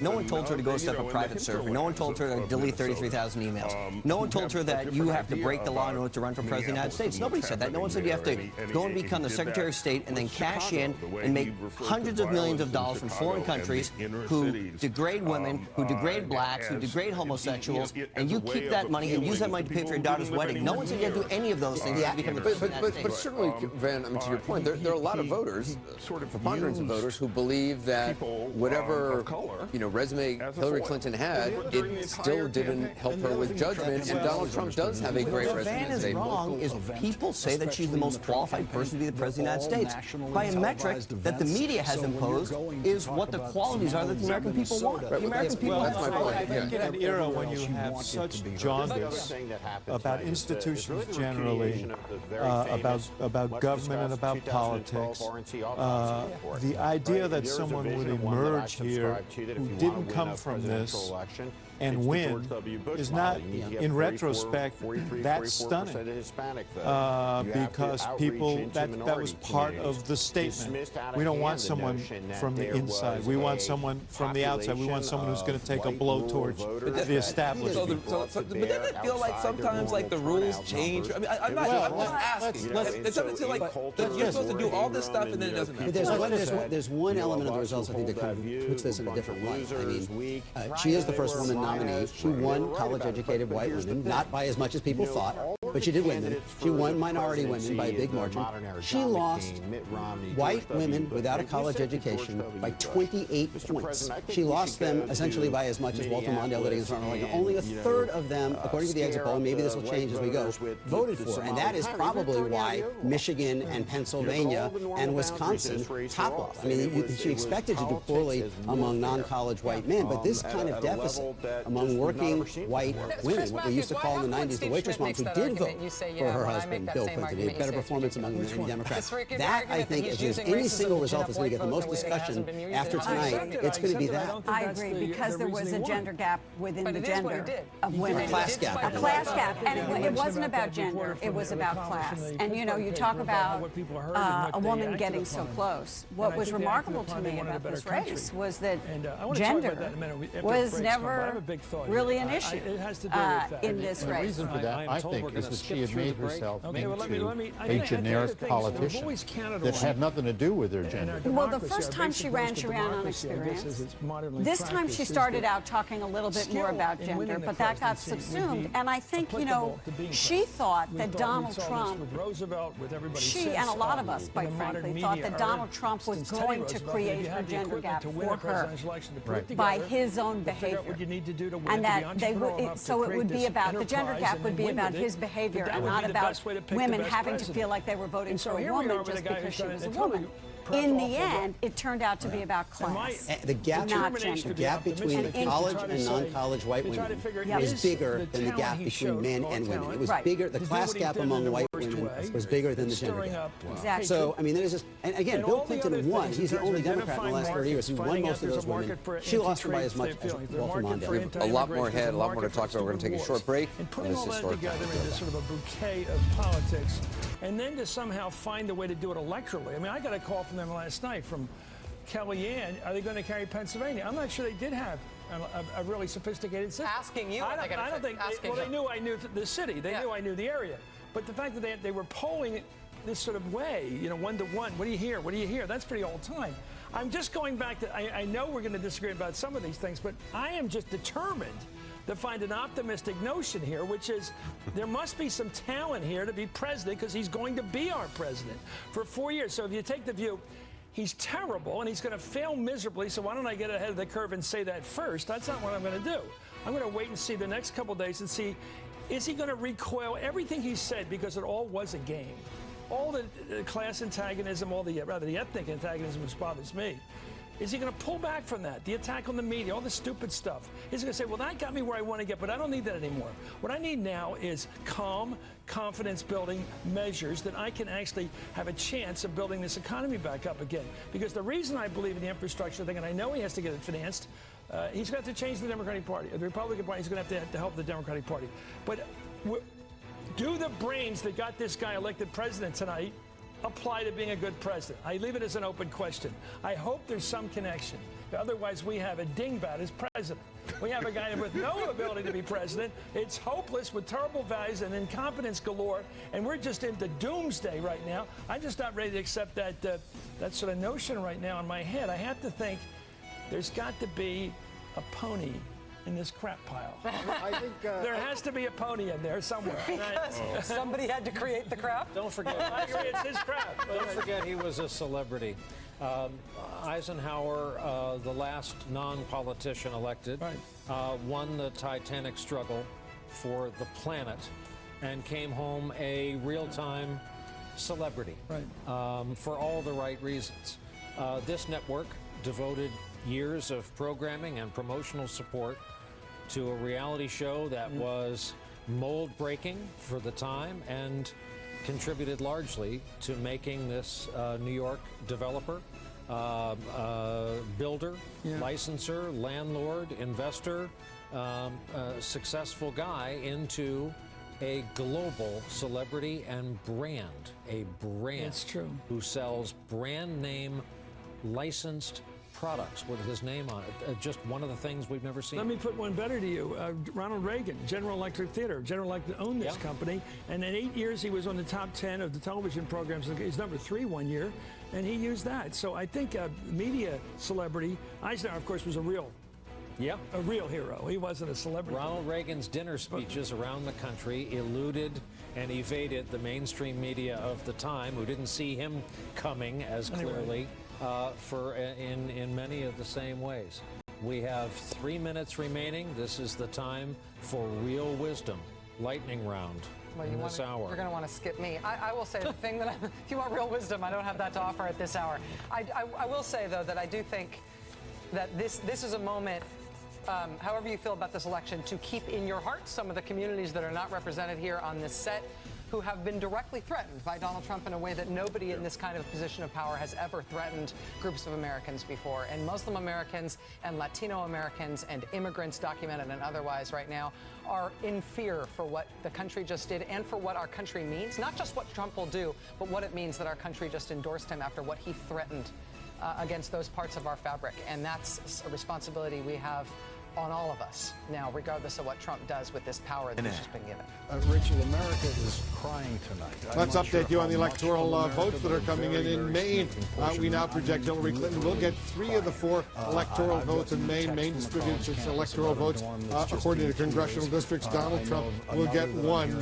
So now we have the number. Take a look at the Electoral College map. Donald Trump has 289 electoral votes right now. Still a few outstanding. Hillary Clinton has 218. He's well over the 270 you need to be elected president of the United States. Let's take a look at the national popular vote right now. There it is. You can see Donald Trump is ahead by more than 500,000 votes. He's got 47.8% to 47.4%. Donald Trump has received almost 58 million votes, 300,000 votes for Hillary Clinton. So there you see it. The Donald Trump is still ahead in the popular vote. Just noting on Maine, Hillary Clinton gets 3 of the 4 electoral votes. Donald Trump will get 1 of those electoral votes. That's why he went up from 288 to 289, and she's gone from 218 to 219 in her number of electoral votes. Right there, so that's where you see what's going on in Maine, the popular vote. We've updated you on that as well. But now maybe we'll see. All right, Jake. Let's talk a little bit about the markets right now. They seem to be calming down. They do. They're down. Dow futures are down about 288 last time I checked. Perhaps it is because of the speech that Donald Trump gave, in which he talked about partnerships in the world and reached out, extended an olive branch to former Secretary of State Clinton. We should point out another update, just to remind our viewers that Hillary Clinton will be giving a speech in the morning. She has already conceded the race to Donald Trump, and tomorrow she will be talking to her supporters and followers, presumably to tell them to unite behind the next president. A couple other historical notes we should just note about Donald Trump. First of all, he is now the oldest person in this nation's history ever elected president, older than Ronald Reagan at 70 years old.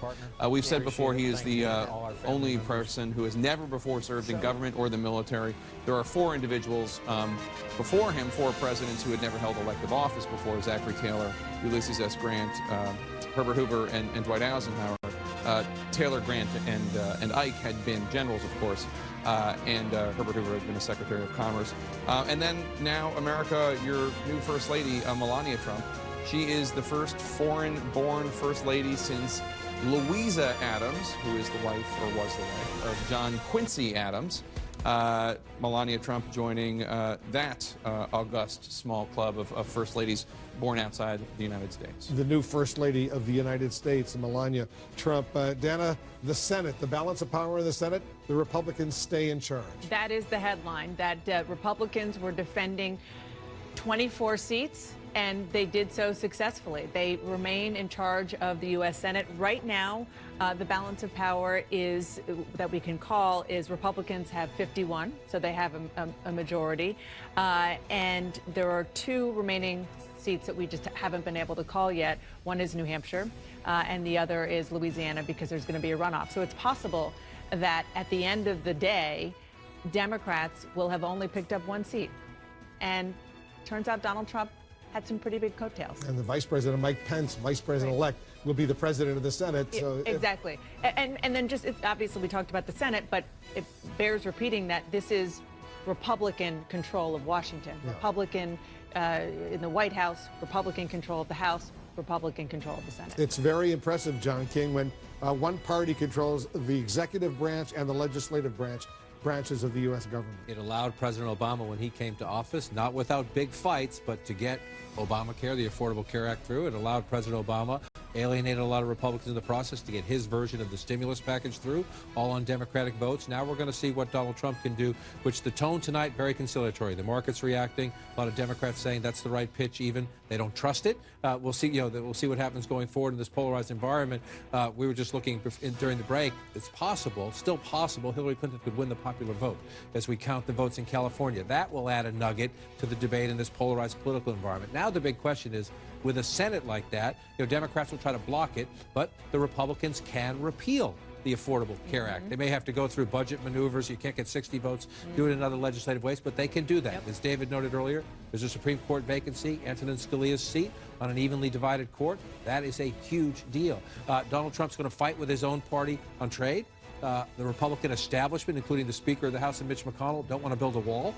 And they don't think Mexico will pay for it. So what Donald Trump, what he takes from the campaign into governing now is going to be fascinating. And sometimes people change their mind. Bill Clinton ran against the dictators in Damascus, and the Bushes in Beijing had, with old Hafez Assad, and the Chinese had very productive relationships. So we'll see what happens. Sometimes you modify as you go, but this is a fascinating moment for Donald Trump. And you talked about how the Republicans control the executive branch of government and the legislative branch of government. We should point out the judicial branch of government, which is now basically a 4-4 tie with a Supreme Court vacancy.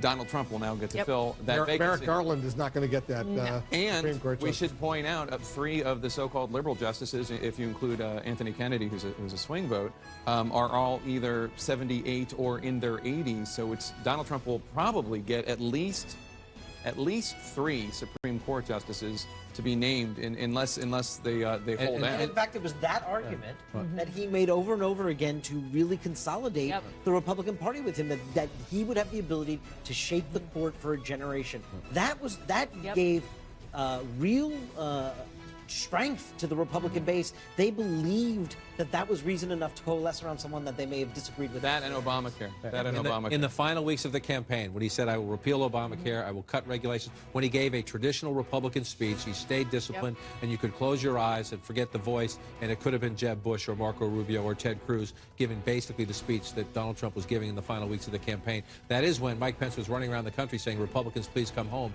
They did. It's interesting.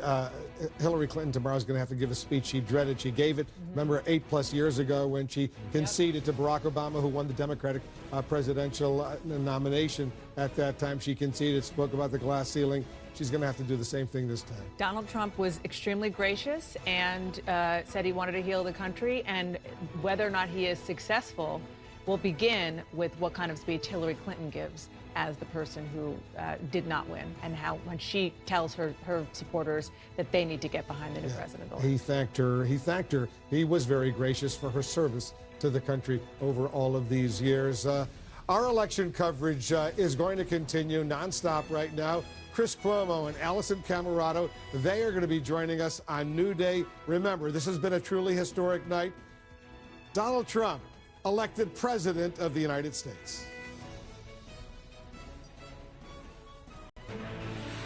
This is CNN Breaking News.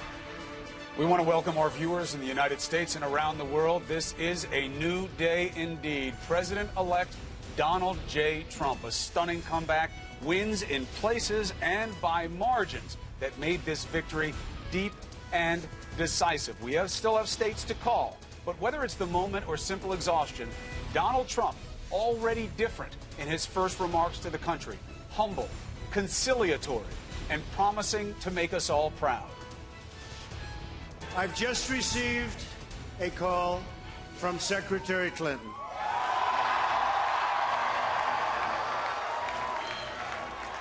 She congratulated us, it's about us, on our victory, and I congratulated her and her family on a very, very hard-fought campaign. I mean, she fought very hard. Donald Trump's rival, Hillary Clinton, conceding the race last night. She will speak later this morning, we're told. At this hour, there are still several states that are too close to call. Republicans, though, will maintain control of the U.S. Senate and House of Representatives. Markets around the world are in turmoil at this hour over Trump's astonishing victory. We have this incredible and historic moment covered the way only CNN can. So let's begin with John Berman to break down all of the numbers. John. Good morning, Allison. This is where things stand a little after 4 a.m. on the East Coast. Donald Trump will be the 45th president of the United States. As of right now, he has already won 289 electoral votes. We have 3 states still remaining to call: Michigan, Minnesota, and also New Hampshire. I want to show you Maine. Maine also, we just did call Maine, but one interesting detail about the state of Maine: Donald Trump will win 1 electoral vote in the state of Maine, the first Republican to win an electoral vote in New England since the year 2000. That's because Maine gives some electoral votes based on congressional districts. Some other information we want to give you right now. Donald Trump, as of now, Hillary Clinton is at 218 electoral votes, 29 states for Trump, including historic wins in Wisconsin and Pennsylvania. He turned those states from blue to red. It's historic. You know, no Republican has won Pennsylvania since 1988. No Republican has won Wisconsin since Ronald Reagan. Clinton didn't even go there after the convention. Now, Hillary Clinton did win some states, including California and Virginia, bringing her total to 19, dramatically fewer than expected. One of the big surprises Allison brought up just a little while ago, Donald Trump, he had coattails. The Republicans, they will keep control of the Senate, at least 51 Senate seats. That means they don't even need Mike Pence to break a tie if that need should arise. As for the House of Representatives, as of right now, this is where the balance of power stands there. Republicans easily maintain control with at least 235 seats. So the key here to remember, guys, is that Donald Trump was able to bring Republicans into power, even Republicans who didn't necessarily support him. Some of these numbers will change throughout the morning. We will keep you posted. Guys? All right, John, thank you very much for all of that. About 1 hour ago, Donald Trump gave a victory speech. He reached out to Hillary Clinton and her supporters. Here's a little of what he had to say. I've just received a call from Secretary Clinton.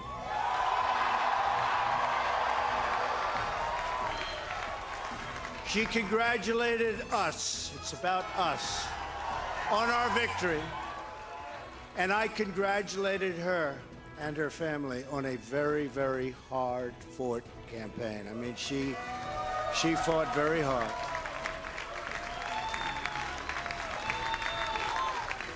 Hillary has worked very long and very hard over a long period of time, and we owe her a major debt of gratitude for her service to our country. I mean that very sincerely. Now it's time for America to bind the wounds of division, have to get together. To all Republicans and Democrats and independents across this nation, I say it is time for us to come together as one united people.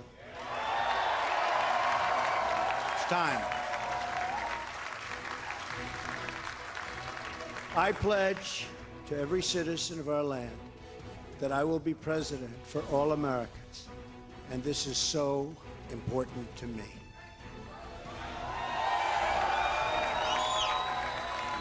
For those who have chosen not to support me in the past, of which there were a few people,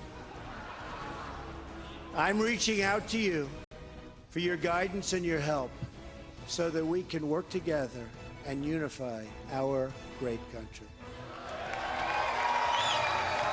As I've said from the beginning, ours was not a campaign, but rather an incredible and great movement made up of millions of hardworking men and women who love their country and want a better, brighter future for themselves and for their family. It's a movement comprised of Americans from all races, religions, backgrounds, and beliefs who want and expect our government to serve the people, and serve the people it will.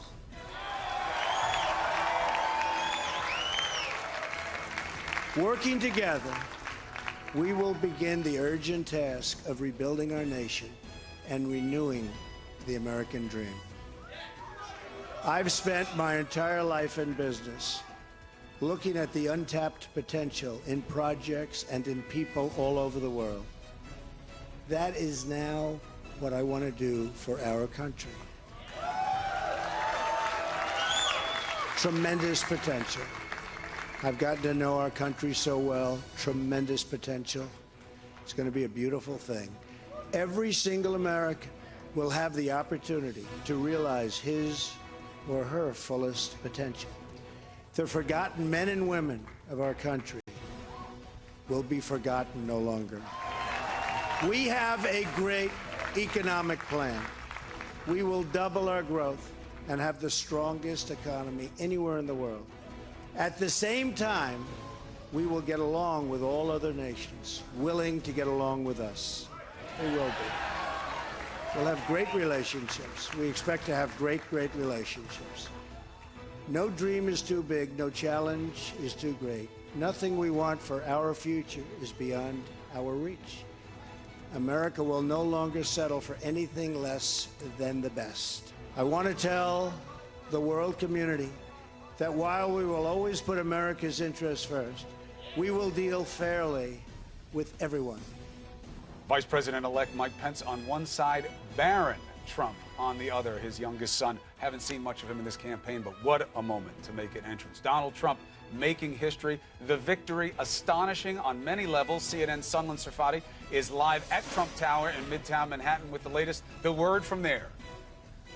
Good morning to you, Chris. Well, certainly there is jubilation from Team Trump tonight and into this morning, and feel that they did hit the goal of making Trump come off as gracious in that victory speech earlier tonight. I can tell you here outside Trump Tower, it is still like a party-like atmosphere. There are many supporters of Donald Trump and many supporters of Hillary Clinton coming out.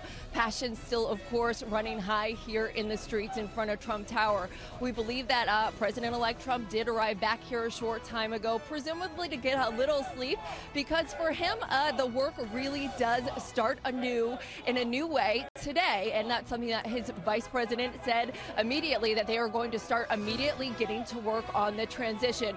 We do not yet know much about their schedule going forward, but we do know that potentially a White House visit is on the calendar. We know that President Obama cleared his schedule for Thursday to meet with the president-elect, so potentially Donald Trump, Washington bound on Thursday. Chris Allison. All right, Sunland, thank you very much. And, you know, a poignant reminder of what was at stake last night. Behind Sunland was Trump Tower. You saw these dump trucks there in front. They were filled with sand. This was a precautionary measure done in case there was a, God forbid, a horrible reaction. We have not seen that. And in fact, from President-elect Trump, we've seen a new and opposite tone. Conciliatory, reaching out, saying that he will make us all proud. Now, his opponent, Hillary Clinton, conceded on the phone. We are told she will not speak until later this morning. CNN's Phil Mattingly joining us now for the latest. Phil, that was something that people were talking about. If Trump had lost, would he come out? Would he accept? It was a little bit surprising that as the race seemed to end, Hillary Clinton nowhere in sight. Yeah, that's exactly right. And that's actually one reason, according to a senior Democrat, that Hillary Clinton made that call even before CNN had actually called the race. The perception that perhaps she was going to hold out, and that decision that she wasn't going to speak on election night. Now, that call happened around shortly before 2:30, I'm told, and it was cordial, but it was very short. Guys, obviously a call Hillary Clinton never expected to make. I've talked to a few campaign advisors, those who are actually picking up their phones. They say devastation is the only way you can describe how the campaign feels right now. They simply didn't expect to be at this point. They went into Tuesday morning fully expecting to win with a number of different pathways to reach those 270 electoral votes. Now, I asked, were your models wrong? Was there some major flaw in how you guys were looking at data? They wouldn't concede that, but they made very clear the electorate simply didn't match up with the reality that they thought they were working with going into the day. Now, you did mention Hillary Clinton will speak this morning. We don't know when or exactly where yet, but I'm told from one senior aide that she is expected to strike a gracious tone. One of the things she's going to focus on is something we actually started to hear a lot of, guys, at the very end of the campaign, that the country needs to heal. It has been an extraordinarily divisive 16, 17, 18 months, and even though this was not the result she wanted, clearly not the result she or anybody on her team expected, it's the result that is reality, and now she's going to have to talk about moving on to the next step. Guys? Okay, Phil, let's try to figure out how we got here. Now, let's break down everything that has happened overnight with our panel. We have David Gregory, Matt Lewis, John Berman, and in Washington, we have Maeve Reston. It's great to have all of you here as we retrace our steps and try to figure out what happened last night. David, what do you think happened last night? A political earthquake happened all across this country, something that was stunning. Donald Trump knew and understood something about voters in America that we in the media didn't understand, that the political class, Republican and Democrat, didn't understand, including pollsters, experienced strategists, and that the establishment writ large didn't understand. He understood and harnessed the energy of a movement that was tired of the political establishment and really wanted a new day, wanted something completely different. And we had the juxtaposition of someone who had never held elective office, never served in the military. We've only had presidents come from those two fields, against the ultimate insider in Hillary Clinton. And the American people, on class lines primarily, rendered a resounding judgment, a desire for radical change despite a lack of confidence in his temperament or his qualifications. Change is the order of the day. Hey, Maeve, let's hop over to you for a second. I was just reading the piece that you put up with Collinson about how Trump won. And it's interesting. Opinions change based on fact. People are looking at all the prognosticators and saying, how did they get it wrong? They got it wrong because the facts were different. Donald Trump's victory margin and who put him in office changed the map. Tell us how. Well, that blue wall that we've been talking about for all these weeks that was supposed to be what was going to, protect Clinton and protect her victory, he changed the map. He did all of these things that he told us he was going to do. He made that argument over and over again that there was this, secret army of Trump voters out there that was not being reflected in the polls. And all of that came true last night. It's just really amazing, for many weeks before this election, he was out there talking about how this was going to be Brexit plus and Brexit times 10, and he was going to shock the nation. And he did by moving into those Rust Belt states and turning states like Wisconsin and Michigan that until this weekend were not even really on the Clinton campaign's radar as battleground states. It's really just a stunning development. Matt, to your psychic credit, yesterday you were on our air and you had your own sort of idea of how it was going to go and polls and numbers that you had crunched, and you gave Donald Trump North Carolina and Florida, two things that other pundits were not doing. You also had Clinton winning. You had Clinton winning, so okay. Before you're not Christian. Before his breast swells too much with pride. Right. Okay, but those were the pivotal states. Those were at that time last night, hours ago. Those were the moments when Clinton's camp started gasping. Let's put up those numbers. Let's look at those, because let's look at how what the polls said. The polls of polls. In other words, all of the polls crunched together. Let's start here with Florida. The poll of polls. Well, they saw it even, but he won. Right. So I had Hillary winning a very narrow victory. I think I gave her 274 electoral votes. I thought Trump would win Florida and North Carolina. I did not think Trump could go win Wisconsin or Pennsylvania. And, you know, I'm sort of cursed. I have this encumbrance of actually having followed politics and seen Republicans time after time go into Pennsylvania, and it's fool's gold. They always end up losing it. I think somebody like Donald Trump, in a way, it's a blessing. He saw things from a perspective that he wasn't sort of burdened by following politics as closely. And so that sometimes gives you a fresh perspective. But clearly, I think we are now at the beginning stages of a reordering. I think that the Republican Party is going to be the party of working class whites in the Rust Belt in places like Pennsylvania and Ohio and Wisconsin. And in the short term, I think that's a good thing if you care about winning elections. I still am concerned about the long-term ramifications, because I think you end up losing Arizona and Nevada and you know, the sort of Sunbelt states. Well, President-elect Trump made an interesting point. He said, for this to be truly historic as a win, we have to do a great job. There is a burden of the mandate of change, which is you actually have to do something. And when we look at why he won, you have two angles you look at, right, as a surveyor, as a pollster: width and depth. Here, they saw where he'd get his support, but they did not get how deep it would be. And these are people, John, that you were tracking all over the country who want to see something real from their government. You know, people say, what happened? The answer is it all happened, right? I mean, this was a political realignment. You talk about the Rust Belt. Donald Trump won white voters that voted for Barack Obama. Let's put those numbers up. Okay. Michigan, that's Wisconsin. A good point. No, that's a great point, because it's not just the missing white voters who weren't voting in the past. It's a lot of people who voted for Obama. Put the numbers and now up. they're voting for Trump. Michigan and Wisconsin, so just so we can get a sense of this, because this was seen as fairy dust when we used to touch these buttons on the wall. And then you see Michigan, you know, very tight right now. We haven't called Michigan. We haven't called Michigan right now. It is very tight. We have called Wisconsin. It's a 26,000 vote margin. Wisconsin, Michigan, very, very close. Pennsylvania. I will say one thing about Florida and also North Carolina. Even had Hillary Clinton won Florida and North Carolina, she still would have lost the race now. Because he ran the table there. But listen to what Trump said, what President-elect Trump said in his acceptance speech. The forgotten men and women of our country will be forgotten no longer. Who else could say that? Elizabeth Warren could say that and has said Bernie Sanders. Bernie Sanders has said that. This is not pure ideology, to the point made about these voters.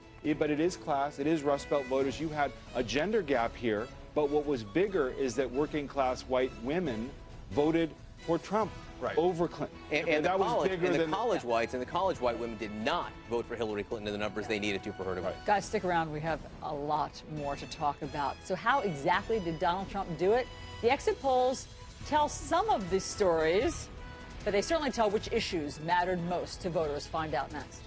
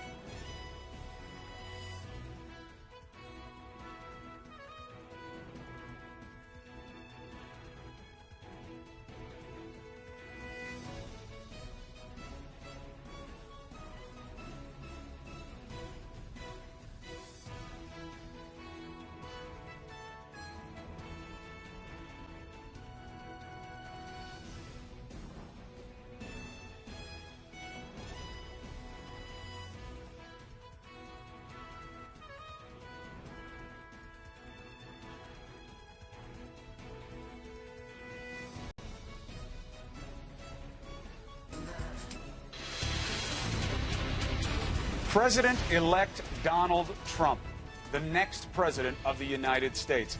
This will be where you will find Donald J. Trump for at least the next 4 years. How did he get there?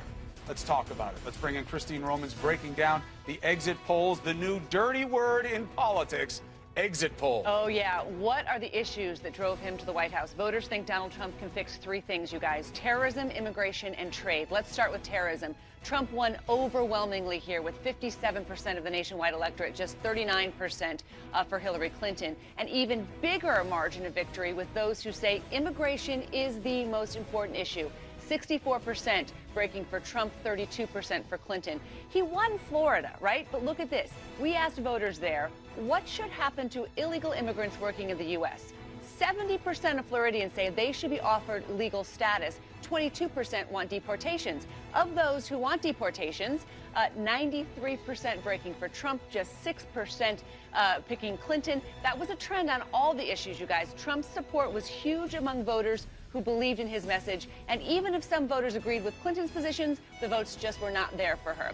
Large shares of voters in key Rust Belt states important to Clinton's electoral path, they agreed with Trump that trade agreements hurt American workers. Half of all voters in Michigan say international trade kills American jobs. 59% break for Trump, just 36% for Clinton. It was those promises to bring factory jobs back that really resonated. The Rust Belt states really interesting about how trade propelled him to the White House, you guys. Okay, really interesting. Thank you for all of that, Christine. So let's break down this historic morning and election with our panel. We have David Gregory, John Berman, and in Washington, Mark Preston and Maeve Reston. Great to have all of you. David, so obviously those are the issues that this all hinged on. Those are the defining issues. The immigration, the promise of manufacturing, again, though, I mean, has manufacturing completely dried up in the U.S.? In other words, is this one of these Brexit moments where the people feel as though we need lots more manufacturing jobs, but it might not be possible for that to actually happen? Well, but again, I think this entire election cycle, going back to the primaries, was a lot more about idealism, the idea of restoration. It was not about pragmatism. So when Donald Trump says, let's win again, let's make America great again, there are a lot of people, we now know for sure, who said, yeah, right on. I want to win again. I want to find my way back into a job or find my way back into the economy. All this talk about a Republican can't win the White House if they don't, champion immigration reform, apparently that's not true. And for some of the excess in his talk, if people thought he was crazy, we have to remember, just like politicians promise things, say nice things, and people say, oh, I don't believe those politicians, I think there's a lot of people who heard Trump and said, I don't believe the stuff that's extreme, that scares me. I think he's going to shake things up, and that's a good thing. Well, look, something that we should be saying all morning long. There's a lot of shock. There's a lot of fear. You can put any word you want on it, but it's negative energy surrounding what happened here because you have a very divided country.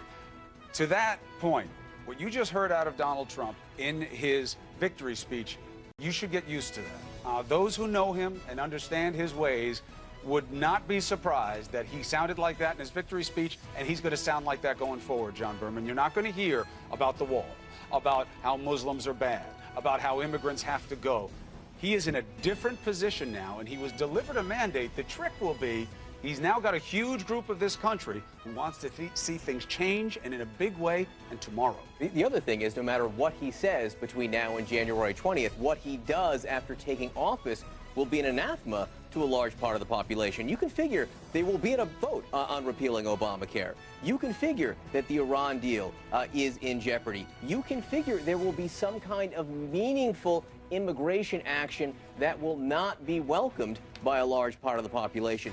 This will all happen, not to mention, military intervention overseas. There's a war going on right now in Iraq to retake Mosul. What will he do about that in January? He will be president on January 22nd. What he says between now and then matters a lot, but what he does immediately after will be fascinating to see. So, Maeve, given that we now all have learned that change was the order of the day, could any Democrat have won in this climate, or was there something that went wrong with Hillary Clinton's campaign? Well, I think she was clearly a very flawed candidate, particularly up against Trump, who was sort of the embodiment of change, running as the ultimate outsider who had no experience in government or the military. And, you know, she was going for this historic milestone in many ways, being the first woman president, but she was sort of the embodiment of the establishment to so many voters who just felt that she had been in politics for 3 decades, and she never was quite able to articulate that message of how she would bring change to Washington. And of course, it's a very hard thing to do to have a third consecutive term of one party. So she was facing tough odds, but you know, you have to think about what Joe Biden was thinking about last night, or Bernie Sanders, or any of them. I mean, this could have been a very different race. But let's remember the rebellion in the Democratic Party in the name of Bernie Sanders, a populist rebellion in the party that she put down because in the primaries she had enough of the minority vote to be able to put down, but not the energy, not that feeling that people thought the economy and the primary system in the Democratic Party was rigged against Democrats, and then went on to face a much bigger force in Donald Trump. Again, you think about the debate. She wins the debate. 3 for 3. Right, 3 for 3. And yet, you know, what's that line that the president-elect said? You've been there for 30 years. What have you done? There's a lot of people who don't like the Clintons, who don't like Bill Clinton and his past, and don't like her, and think, you know, get them out. Let's really rebuild something new. You either needed a candidate who was going to battle Donald Trump for the working class white vote or the white vote, or you had to have a candidate who was going to electrify minority voters, Latinos, African Americans, and the like. She was neither, it turns out, in the end, and that was the real. Oh, look, Trump, President-elect Trump, said it right. He said it's not just about me. It wasn't a campaign. This was a movement. Mark Preston, you know, it's interesting. He has changed tone. He has to. The moment demands it. His followers are angry. They're vindictive. They're fired up. He's going to have to strike a different tone. When we look into the numbers, we see the story of how deep this passion was that he understood before anyone else. Over 60% say they decided this race before September. So what do you see inside these numbers and why Trump is where he is this morning? Well, you know, we talk about how he tapped into an electorate that was very angry and was very successful in getting them out to the polls. But I do think that it's worth noting that Hillary Clinton, you know, as Maeve said, was a very flawed candidate. She underperformed on very key constituencies. We talk about this blue wall that was built, but you know what? There are bricks that build the wall. So, for instance, she underperformed African Americans by 6 percentage points from Barack Obama. Perhaps we would have all expected that, but we wouldn't have expected her to underperform amongst Hispanics by 6 points and Asians by 8 points. And let me just give you just 2 stats that was what I found mind-blowing. In 2 key states, in Pennsylvania, Donald Trump outperformed Mitt Romney among white non-college voters by 18 points. I mean, that's a huge number. And then when you get to North Carolina, which I understand is not part of the blue wall, but remember, Barack Obama barely lost North Carolina, and he won it in 2008, and it's a state that is trending blue, or at least that's what we thought so.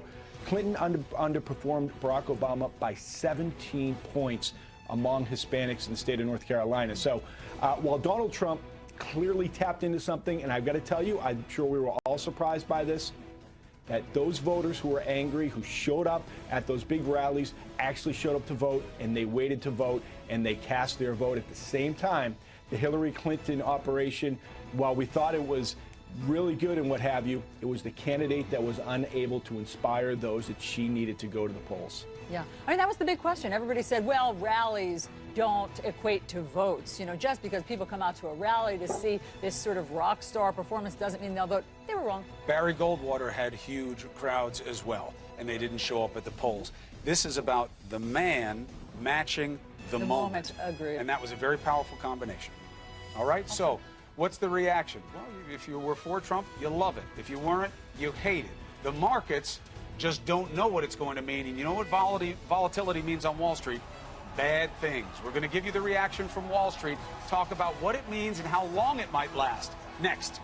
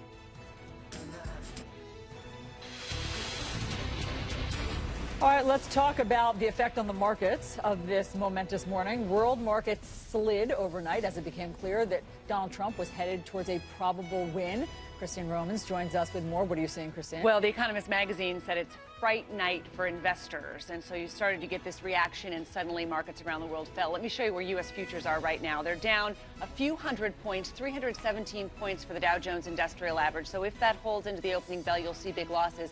Had been down a lot worse. And when I show you the cliff, you can see just exactly how things played out over the night. You saw the Dow. These are Dow futures. Look at this. Late in the evening, when it looked like Donald Trump was going to secure that path to victory, you saw the stock markets around the world really fall sharply. Here's where they stand now. Look at Tokyo, down more than 5%. In some of these countries, you have emergency meetings of their financial authorities right now, trying to figure out what a Trump America looks like for investors and financial markets. Asian markets closing down very, very sharply. We now have Europe open. It's been open for about an hour now, and you're seeing losses there, although they're coming off the worst losses of the night. Now what folks are trying to figure out is, will Donald Trump stick to his trade and immigration policies? Those are seen as slowing global growth, which would then slow U.S. growth. So the concern around the world is that an America first Donald Trump USA would actually end up hurting America too and the global economy. Markets open up in about 4 hours. So look, very volatile out there right now as people try to come to grips with what this means. Global investors had expected and wanted a Hillary Clinton presidency. They didn't get it. Now you're going to see volatility, guys. Okay, Christine, thanks so much for all of that. All right, look, that's going to play out over weeks, but the question now that goes much, much longer in its analysis is, what will this victory mean around the world, the different parts of this country? And now let's start talking about players like Russia. They certainly had a hand in what was going on here. So what does this mean? For the latest, let's bring in CNN's Clarissa Ward live for us in Moscow. Clarissa Ward, what is the word from Moscow?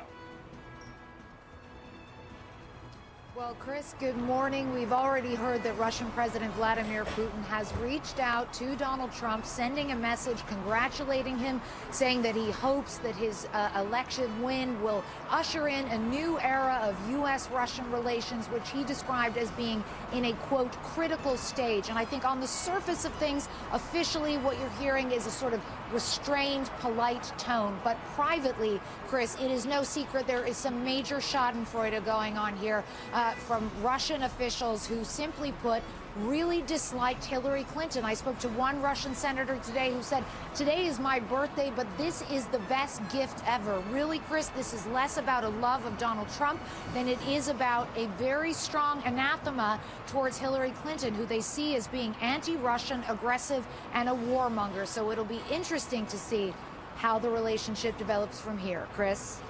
All right, Clarissa, appreciate it. Let's bring in the panel, shall we? Let's do that. We have our commentators, Hillary Rosen, John Phillips, Scotty Nell Hughes, and Christine Romans joins us at the desk as well. Great to have all of you here. Morning.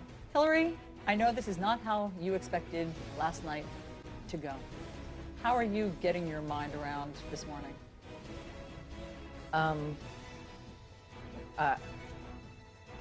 You know, I hear the exit polls about this being sort of disaffected economic protests, and I get that. I think what I'm feeling and what I hear from, you know, friends across the country is that we're worried we're going to be collateral damage in this. Yeah. That, you know, I'm gay, and I have kids of color. Donald Trump is committed to appointing justices to the Supreme Court to repeal same-sex marriage, to repeal my rights, to take away rights from women, our reproductive freedom. So, you know, it may be that this is really just about economic protest and trade, but what happens is that you put power in the hands of people who can do this kind of damage. It's scary. I'm scared. So this is an interesting question. The obsession is, how did this happen? How did this happen? And we're going to talk about it all morning, but I do think it's worth taking a pause every now and then to look at the way forward. Donald Trump said what I would suspect are some of his most effective things in his victory speech. It was a very different Trump. We haven't seen that Trump at all during the campaign, and there are good and bad reasons for that. He came out and said, it's not about me, it's about a movement. I have to be here for everybody. It's time to heal. How do you lead in a country where you were just delivered a mandate on the basis of outrage and hate towards systems and some groups? What does he do now? Well, Americans were really never given a choice prior to this election on issues like trade, on issues like immigration. Both parties had a consensus, and the benefactors of both parties had a consensus on those issues. I'm talking about these types of issues, though, to the extent that now he has to unify. I hear you on that. Yeah. But that's the mechanics of governing. You know, what can he get done on immigration? What can he get done on trade? That's difficult enough. But I'm afraid that I'm out now. He doesn't like me because I'm gay. He doesn't like me because I'm Muslim. Look how angry his followers are. Look at social media saying, now we're coming after you. Donald Trump said something very different in his first moment as president-elect. But how does he get everybody? He has to let the country know that he's going to be the president of all the people. And I suspect when he takes office, he's not only going to go to battle with the Democrats over some issues, he's going to go to battle with Republicans. And what you're going to see is you're going to see coalitions built around issues. You're going to have Democrats that are on one side of the trade issue, and you're going to have Republicans on the other side. He's going to have to cobble together majorities in both houses of Congress to get these through, and you can't do that without some aspect of bipartisanship. Scotty, what do you say to people like the woman I heard on the radio as I drove in this morning, a Muslim woman who was at Hillary Clinton's, what was supposed to be a victory party? She was crying, and she said, I feel like I have to leave the country. What do you say to people like Hillary Rosen? To hear Hillary Rosen say that she's scared, she woke up this morning, that's not good. That's not what we want in America. We don't want to have our own citizens scared because someone was elected president. But I've understood that. I've been there too, and I understand that feeling. And so I agree, Donald Trump is going to have to, but you also have to look at his actions. And here's what I tell concerning the gay rights issues. Donald Trump took a risk this summer, and he got raked over the coals from his own party when he said, no, I want my friend who happens to also be an openly gay man to speak at the RNC. And he took on the Republican Party on that, and any pushback said, no, he is a businessman. I want that to be I want that to be on the stage. And he got pushback on it. And guess what? The man spoke, and he was given a standing ovation when it was said. But that's not really the issue. But what I'm saying, you don't. This isn't a game. It's not a game. And, you know, when he goes out and empowers people and talks about Supreme Court justices, when he talks about, you know, deportation forces, people take that seriously. And so now what Chris is saying is, you know, people that really know Donald Trump know that was just, you know, that's just talk. You know, he's not really going to be like that. Now that we're no longer now in what are we competition, supposed to think? Now that we're not in competition, now that there's not, now that we're not having to fight for which candidate, I really want people to take a step back and actually tear apart and actually look at the heart and the truth of those issues. The deportation force we already have. It's called ICE. When you talk about, but that's not what you said during the campaign. I mean, what Hillary's saying is, who can we trust? How do we believe that? Since it's so different than we were just not. They didn't want to hear it. What they wanted to hear was hate. What they wanted to hear was the negative parts of Donald Trump. That was not what was being said. The burden of his success is how he achieved the success. And this was based on anger. It was based on hostility and feeling disaffected. And it worked. Now he has to figure out how to govern. He struck a very different tone. In some ways, this is so much harder than anything he's ever done before because you often get it both ways when you're in office, and the result is volatility. He said one thing during the campaign, we get one. He just struck a different tone. It confuses people, but who it really confuses is the markets. That's an absolute measure. It'll pass, but Christine, volatility, right, is a fancy way of saying we're not sure what this is. Well, the world wants to figure out, what will Donald Trump be? What will Donald Trump believe? Does he really believe it will be America first, which means trade barriers and tariffs, and that will hurt the global economy, which in turn, almost every economist says, will hurt the U.S. economy in the end. What I see here, look, this is the dirty little secret of Washington. Both parties for years have believed that there would be losers to globalization and global trade deals. And they always accepted that collateral damage. That collateral, they were wrong. The Democrats and Republicans were wrong. That collateral damage just came back to bite them. And the outsider who's against everything they've stood for, two parties, everything they've stood for 30 years, just won. So it's almost a reset. It's a reset for the American people. But in many ways, this is well, let's keep the conversation going. We have to take a quick break. I mean, you know, look, the best answer to your question is the hardest answer, which is you got to give them a chance. We're going to talk about it, but let's take a break. All right, let's talk about that blue wall that many think now was non-existent. Last night, it kept Hillary Clinton from cracking the ultimate glass ceiling. What went wrong? for Hillary Clinton next on New Day.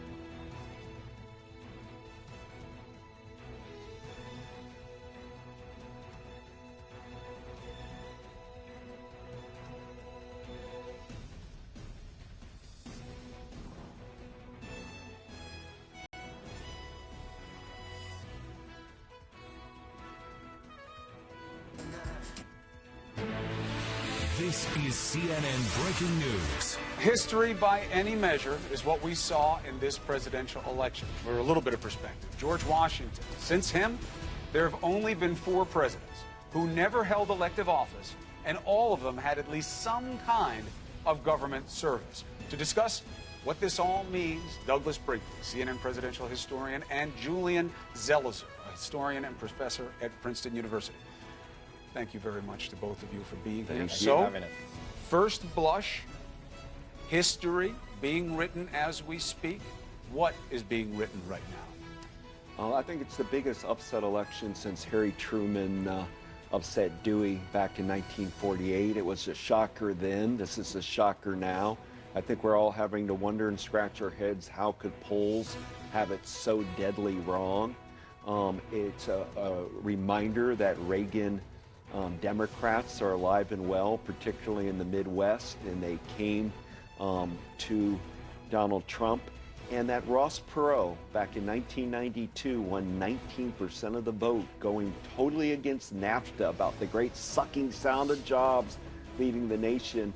And that 19% moved into Donald Trump's camp, meaning that NAFTA, anti-NAFTA, I think is the surprise issue of the election. Professor, what do you see as most historic? Well, the 1948 comparison is good in terms of the pollsters just getting this flat out wrong.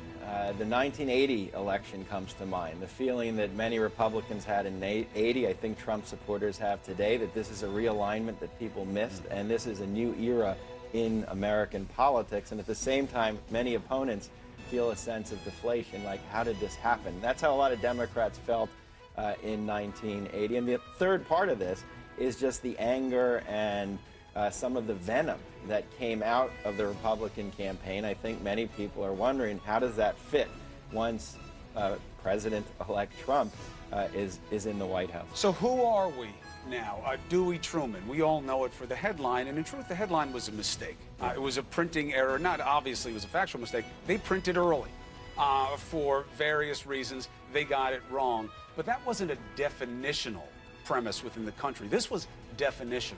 Who is the United States today? Both of us are great admirers of Arthur Schlesinger Jr.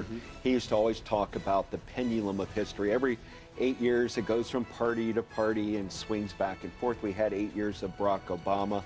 Donald Trump ran a campaign that was more inspiring. He had momentum at the end. Obamacare got beat up with the rising rates at the end. The FBI and Comey letter did some damage to Hillary Clinton at the end. So I don't see it quite as 1980, because Reagan won a landslide in 80. Hillary Clinton may well end up winning the popular vote here. This is like, perhaps they're saying tonight, see what comes in with California, she may have won it by a little bit, or it's very, very tight. It's more like Bush versus Gore. It's still that divided America, but Trump's made reclaim for the Republicans, states like Wisconsin. Hillary Clinton didn't even go to Wisconsin. A week or so ago, he went to Minnesota, and it's kind of still, we can't call Minnesota right now. So it's been impressive what Donald Trump's done. And that's also what makes it historic, is this sea change, or at least this shift in the landscape of who are the Republicans now? What do Democrats stand for? Which states are which now? I mean, do you feel a sense of topsy-turviness this morning? Absolutely. I mean, the Republican Party has been shifting subtly over the last 10 years. This doesn't all come out of nowhere. We saw some of this with the Tea Party, and in some ways this is a culmination of that. But certainly, if working-class Americans are the heart of the Trump coalition in a party whose policies have not really matched working-class America's needs, it signals the Democrats have a lot of scrambling to do, but the Republicans are going to rethink what their message is about. What does history teach us about what this country does when there's this acceptance of anger? I don't care what anybody says this morning. Donald Trump ran and won by stoking people's anger in this country. We haven't seen a lot of that rising to the role of presidency. What does our history suggest happens now? And that's the thing. I mean, Reagan ran in 1980 as the sunny optimist. Right. Donald Trump is the anger of George Wallace and the segregationist. He's Barry Goldwater's kind of strange and some hawkish sort of foreign policy talk. He's this strange combination, but usually we see them not winning the presidency. They're usually a third-party person. Here, Donald Trump's won it. So I think this is one of the big elections in American history. As you guys are pointing, could be 3 new Supreme Court justices that Trump might be able to put in. Gentlemen, I'm sorry. On that note, we have to leave it here. We have so much breaking news throughout the morning. Thank you very much for giving us the historical perspective. Thank you. Let's get over to John. So much, Allison. You guys were talking about it. Not only did Donald Trump win red states, but he flipped some big blue states as well, including at least Wisconsin and Pennsylvania. So how did he do it? Want to bring in CNN political analyst Ron Brownstein. Ron, thanks so much for being with us. Look, working class whites, non-college educated whites, Donald Trump won them by a bigger margin than any candidate since Ronald Reagan in 1980, even by more than Reagan in 84. They should be called Trump Democrats now, not Reagan Democrats. Not only did he win non-college white men by about 50 points, and in the single result that I think is going to get the most discussion in the days ahead, he won white women without a college education by 28 points. The gap between the way white women without a college education and white women with a college education, the gap between the way those two groups voted was bigger than the gap between the way men and women voted. It was bigger than the gender gap. And I think that was a critical factor in allowing him to make these breakthroughs in the Rust Belt. Look, the danger for Clinton, as we talked about, you know, was it today, was it yesterday on your show, was that she was going to have to win Sunbelt states where the Democrats had not fully developed their coalition faster than the party was really ready to make this transition, because Trump was going to bang down the doors and break down the doors in the Rust Belt, and that's exactly what happened. Let's take a look at Michigan, Pennsylvania, Wisconsin, where the polls were leading into yesterday, and obviously where they ended up. And Wisconsin and Pennsylvania obviously ended up in the Trump column. But if we can, let's take a look at here. Michigan, the choice for president. This is a Detroit Free Press. Just a couple days before the election, Hillary Clinton was up by 3. Right now, that race is essentially, you know, a few thousand votes. Donald Trump leads right now by 21,000 votes. You know, so it is within the margin of error. But the issue, Ron, is in every state, it's within the margin of error, and that error tilted now toward Donald Trump. Right. So, you know, there's going to be disputes because the exit poll was only one source of data about what the composition of the electorate was. But at least in the exit polls, there was not a surge in the number of blue-collar white voters, but there was just an utter collapse of the Democratic support among them. It was the margins, not the proportions, right? And so what you saw was Hillary Clinton's vote decline significantly almost everywhere among white voters without a college education, 8, 10, 12 points relative to President Obama in 2012. And she could not, John, generate the counter-mobilization on the other side. She did better overall among college-educated white voters than President Obama did, but not vastly better. And in many of the key states, she only essentially matched him. Same thing with minority voters. So, you know, there was mobilization on one side and kind of status quo on the other. There were not more non-college whites. She just did worse among them. There were more non-white voters, but there too, she did not perform to Barack Obama levels, not even close. Right, absolutely. She fell a little short of him. And if you look at it geographically, the story of this election is death by 1,000 cuts. Yes, there were a few big places where she underperformed, like Milwaukee. But if you look at, for example, at Philadelphia and the 4 suburban counties outside of Philadelphia, she did fine. She did what she needed to do. But she lost ground everywhere else. She lost all of these states became a sea of red with just a couple of blueberries in them. North Carolina, the same thing. Wake County and Mecklenburg County, Raleigh and Charlotte, she did fine. She actually expanded on President Obama's margins in 2012. But really everywhere else, she lost ground. This was a complete rejection of the Democrats by non-metro America. It was not any one thing. It was all things all at once. Ron Brownstein, great to have you with us. There is a 45th president-elect now of the United States. Our complete coverage begins again right now. Let's get to it. This is CNN Breaking News. Welcome to our viewers in the United States and around the world. This is New Day. President-elect Donald J. Trump. That is the reality in America after perhaps the biggest shocker in U.S. presidential election history. President Obama has called Trump to congratulate him. The two, we're told, are going to meet on Thursday. Trump defeating Hillary Clinton soundly. The billionaire now facing the daunting task of uniting a country that he helped to divide.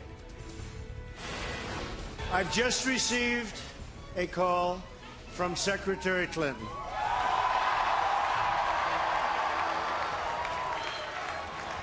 She congratulated us, it's about us, on our victory. And I congratulated her and her family on a very, very hard-fought campaign. I mean, she fought very hard. Hillary Clinton has not spoken yet, but she is expected to today at some point. Trump has 289 delegates, and there are some states yet to be called. Republicans will maintain control of the U.S. Senate and the House of Representatives. Markets around the world are in turmoil at this hour over Trump's astonishing victory. We have the best political team in the business covering all of this breaking news for you. So let's begin with John Berman to break down all of the numbers. John, lay it out for us. This is where things stand just after 5 a.m. on the East Coast. As you said, Donald Trump will be the 45th president of the United States. He has 289 electoral votes. As of right now, Hillary Clinton at 218. There are still 3 states waiting to be called: Michigan, Minnesota, and New Hampshire. In Michigan, just 21,000 votes separating the two. Donald Trump with a slight edge there. Let's look at New Hampshire. This has been close all night long. In the state of New Hampshire, Donald Trump ahead by 300 votes, just 300 votes. But the bottom line is he doesn't need them. He's got enough already. When it's all said and done, he may end up with more than 300 electoral votes. That is a sizable victory. As of now, Hillary Clinton at 218. The key overnight, the blue wall crumbling. It's a cliche now, but it is very important to understand. Donald Trump picked up wins in Wisconsin and Pennsylvania. No Republican has won Pennsylvania since 1988. No Republicans won Wisconsin since 1984. That is a long time. Hillary Clinton did not even go there after the convention. She thought she had it in the bag. Now, one of the other big surprises in this sea of surprises, Donald Trump, he had coattails. The Republicans, they will keep control of the Senate, winning at least 51 seats, no tiebreaker. Mike Pence isn't going to have to cast a tie-breaking vote for the majority. They win at 51 seats with the possibility of a couple more. As for the House of Representatives, Republicans easily maintain control of that chamber, at least 235 seats, 9 seats remaining. Democrats did pick up 6 seats, so you see a Democratic pickup, you say, oh, that's good for the Democrats. Then it's nothing like what they thought they might pick up 3 weeks ago. These numbers will change. We're still waiting to hear from those 3 states that haven't been called yet. We will keep you updated throughout the morning. Allison? All right, John, thanks so much for all of that. Donald Trump addressing the nation for the first time as president-elect. It was shortly before 3 o'clock in the morning. He congratulated Hillary Clinton for a hard-fought campaign, and he told his supporters that there is a lot of work to be done. I've just received a call from Secretary Clinton.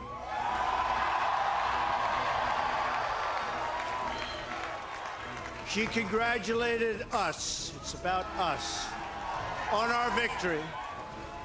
And I congratulated her and her family on a very, very hard-fought campaign. I mean, she fought very hard.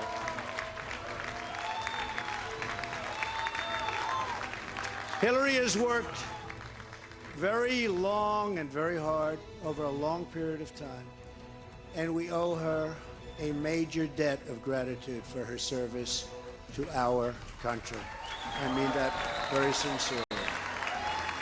Now it's time for America to bind the wounds of division. Have to get together. To all Republicans and Democrats and independents across this nation, I say it is time for us to come together as one united people. It's time. I pledge to every citizen of our land that I will be president for all Americans, and this is so important to me.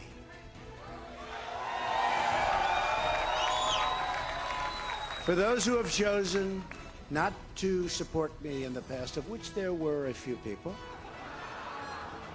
I'm reaching out to you for your guidance and your help so that we can work together and unify our great country.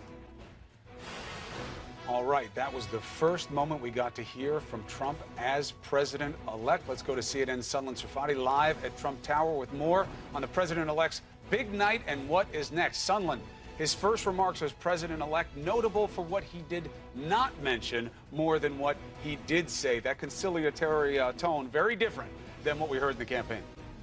Absolutely. Very different President-elect Trump than we saw candidate Trump. And certainly the goal coming from the Trump team going into that victory speech, Chris, was for him to come off gracious. And they believe that they largely achieved that goal tonight.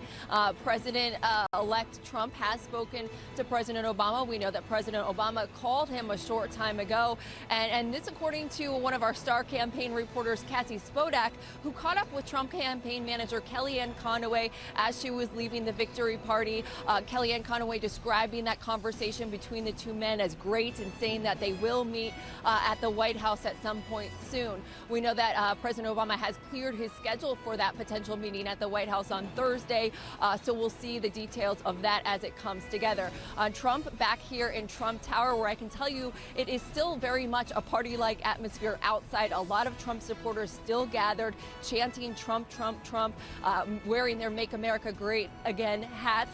Of course, Trump probably getting a few hours of sleep before the work starts today. And the work really does start in a different way. Not only does he have a new title, but he has new things to think about. Most importantly, the transition. We know that the completed plan for the Trump transition was delivered here to Trump Tower last night at 5 p.m., according to GOP sources.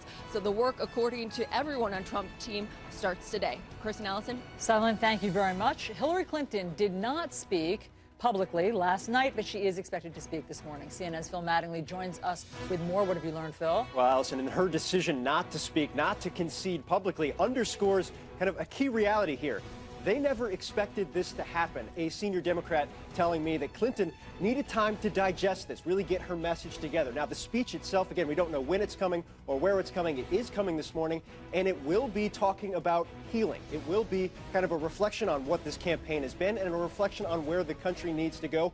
Gracious was one word a Democrat used to describe the message Hillary Clinton will try and get across. But guys, again, you can't understate, this wasn't expected to happen. Devastated is the word you hear over and over again. Democrats around the campaign repeatedly questioning how it was remotely possible that they could be at this point. This isn't a narrow loss. If you look at the electoral votes, this is a very big loss. Now, I did talk to one of the few Clinton advisors who was actually picking up their phone and asked, how did this happen? What did you guys miss? Because going into Tuesday morning, they were very clear. They felt good about where they sat, and they felt they had a number of different pathways to 270.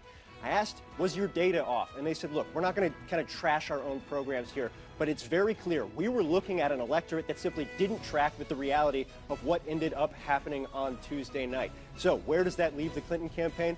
It's kind of an open question. We'll see what Hillary Clinton has to say this morning. Again, most of her top advisors pretty much shut down their phones by late afternoon yesterday. Guys? Okay, Phil, we'll see when they turn those back on. We want to break down this momentous morning with our panel. We have David Gregory, John Avlon, John Berman, and Jackie Kucinich. It's great to have all of you here this morning. John? Good morning. What happened? That is a question we are going to be analyzing, if not for days, for years. This is one of the greatest upsets in American political history. And when Donald Trump was campaigning these last few weeks in states that Republicans hadn't won since Ronald Reagan, I said at the time, I said, either they're geniuses or they're complete fools. Well, they're not foolish today. They pulled off a win by flipping states that the Republicans hadn't really played in. And the analysis of why the polling was off, why so much predictiveness was off, how a candidate who had fundamentally divisive appeals was able to match Mitt Romney among the Latino vote, not do worse. And the role of class as well as race in this election are all things that we're going to need to really analyze and understand. And that he could overcome such division in the electorate, the things that he said about women, and his own past with women, that Access Hollywood tape, and yet he did very well among non-college educated white women. The gender gap was not as big as the class gap that he exploited. He understood something about the electorate that so many of us, I certainly didn't think he could win. I thought his path was exceedingly narrow. He understood something about the electorate better than the political class, Republican and Democrat, better than the news media. He got it. And so when he said tonight that people who are forgotten, men and women forgotten in this country, will be forgotten no more, he knew who he was speaking to all along. Jackie, do we see any proof that provides an answer to the question of, did he win because of all of the ugly things that he says, or despite them? I don't know that we know the answer to that yet. I really don't. There are so many questions and so much data to go through and so many people to speak to. But I was talking to a longtime Republican pollster last night, and he said that Trump basically he exceeded all expectations and ran a perfect game. And this person's been doing this a long time, said he's never seen it. Yeah, but no voter says, I like the Access Hollywood tape. They just say, I don't believe it. Either I don't believe it or I care about it. No. What they were saying is they were sick of what was going on right now. They didn't like the status quo. And we said over and over again, this wasn't a change election. And because we're looking at convention, right? If the president has a good approval rating, that usually bodes well for the person in his party. It didn't this time. But the cruder, the more crass, the more unorthodox he was. I think people said, I don't not believe it, but like, yeah, he's making you guys crazy in the media. He's making everybody in Washington crazy. I think it was a net positive. And part of the change, right? If you can be that crass all the time, that's a change agent. I also think there's a certain amount of data denial that happened in the last week or so. When the polls in Michigan started closing, the polls in New Hampshire started closing. It was 2 or 3 points. Yes, Hillary Clinton was ahead, but that's within the margin of error. And a lot of us chose to look at it and say, yeah, it's campaign. The tone President-elect Trump set is a step in that direction. Well, look, that's conventional thinking also. You could make a different suggestion that you stay with what got you there. The reason I asked the question about whether he won because of it or despite it is Trump seems to be answering that question early this morning as president-elect. He came out, he didn't mention the wall. He didn't talk about Muslims. He didn't talk about us versus them. Yeah, he talked about we. And I get that that's what you usually do. However, you don't usually get there by playing up all of those differences in the worst way that you can. But and that's why I asked the question. Before, though. He did this after, forgive me which primary we're talking about, but after he beat Ted Cruz at one point. He came out, he didn't call him Lion Ted, called him Senator Cruz, and we all were kind of taken aback and we were like, oh, is he turning a page? Now, we haven't seen him in a position where he hasn't been in competition. And, you know, one of the Trump surrogates that was on the last panel really struck me. He said he was going to fight Republicans, he was going to fight Democrats. I didn't hear, and then he was saying, but they have to work together. He's going to have to figure out what he's going to be and how that's going to work in terms of actually working with Congress and getting things done. But you got to give him his due. This is not an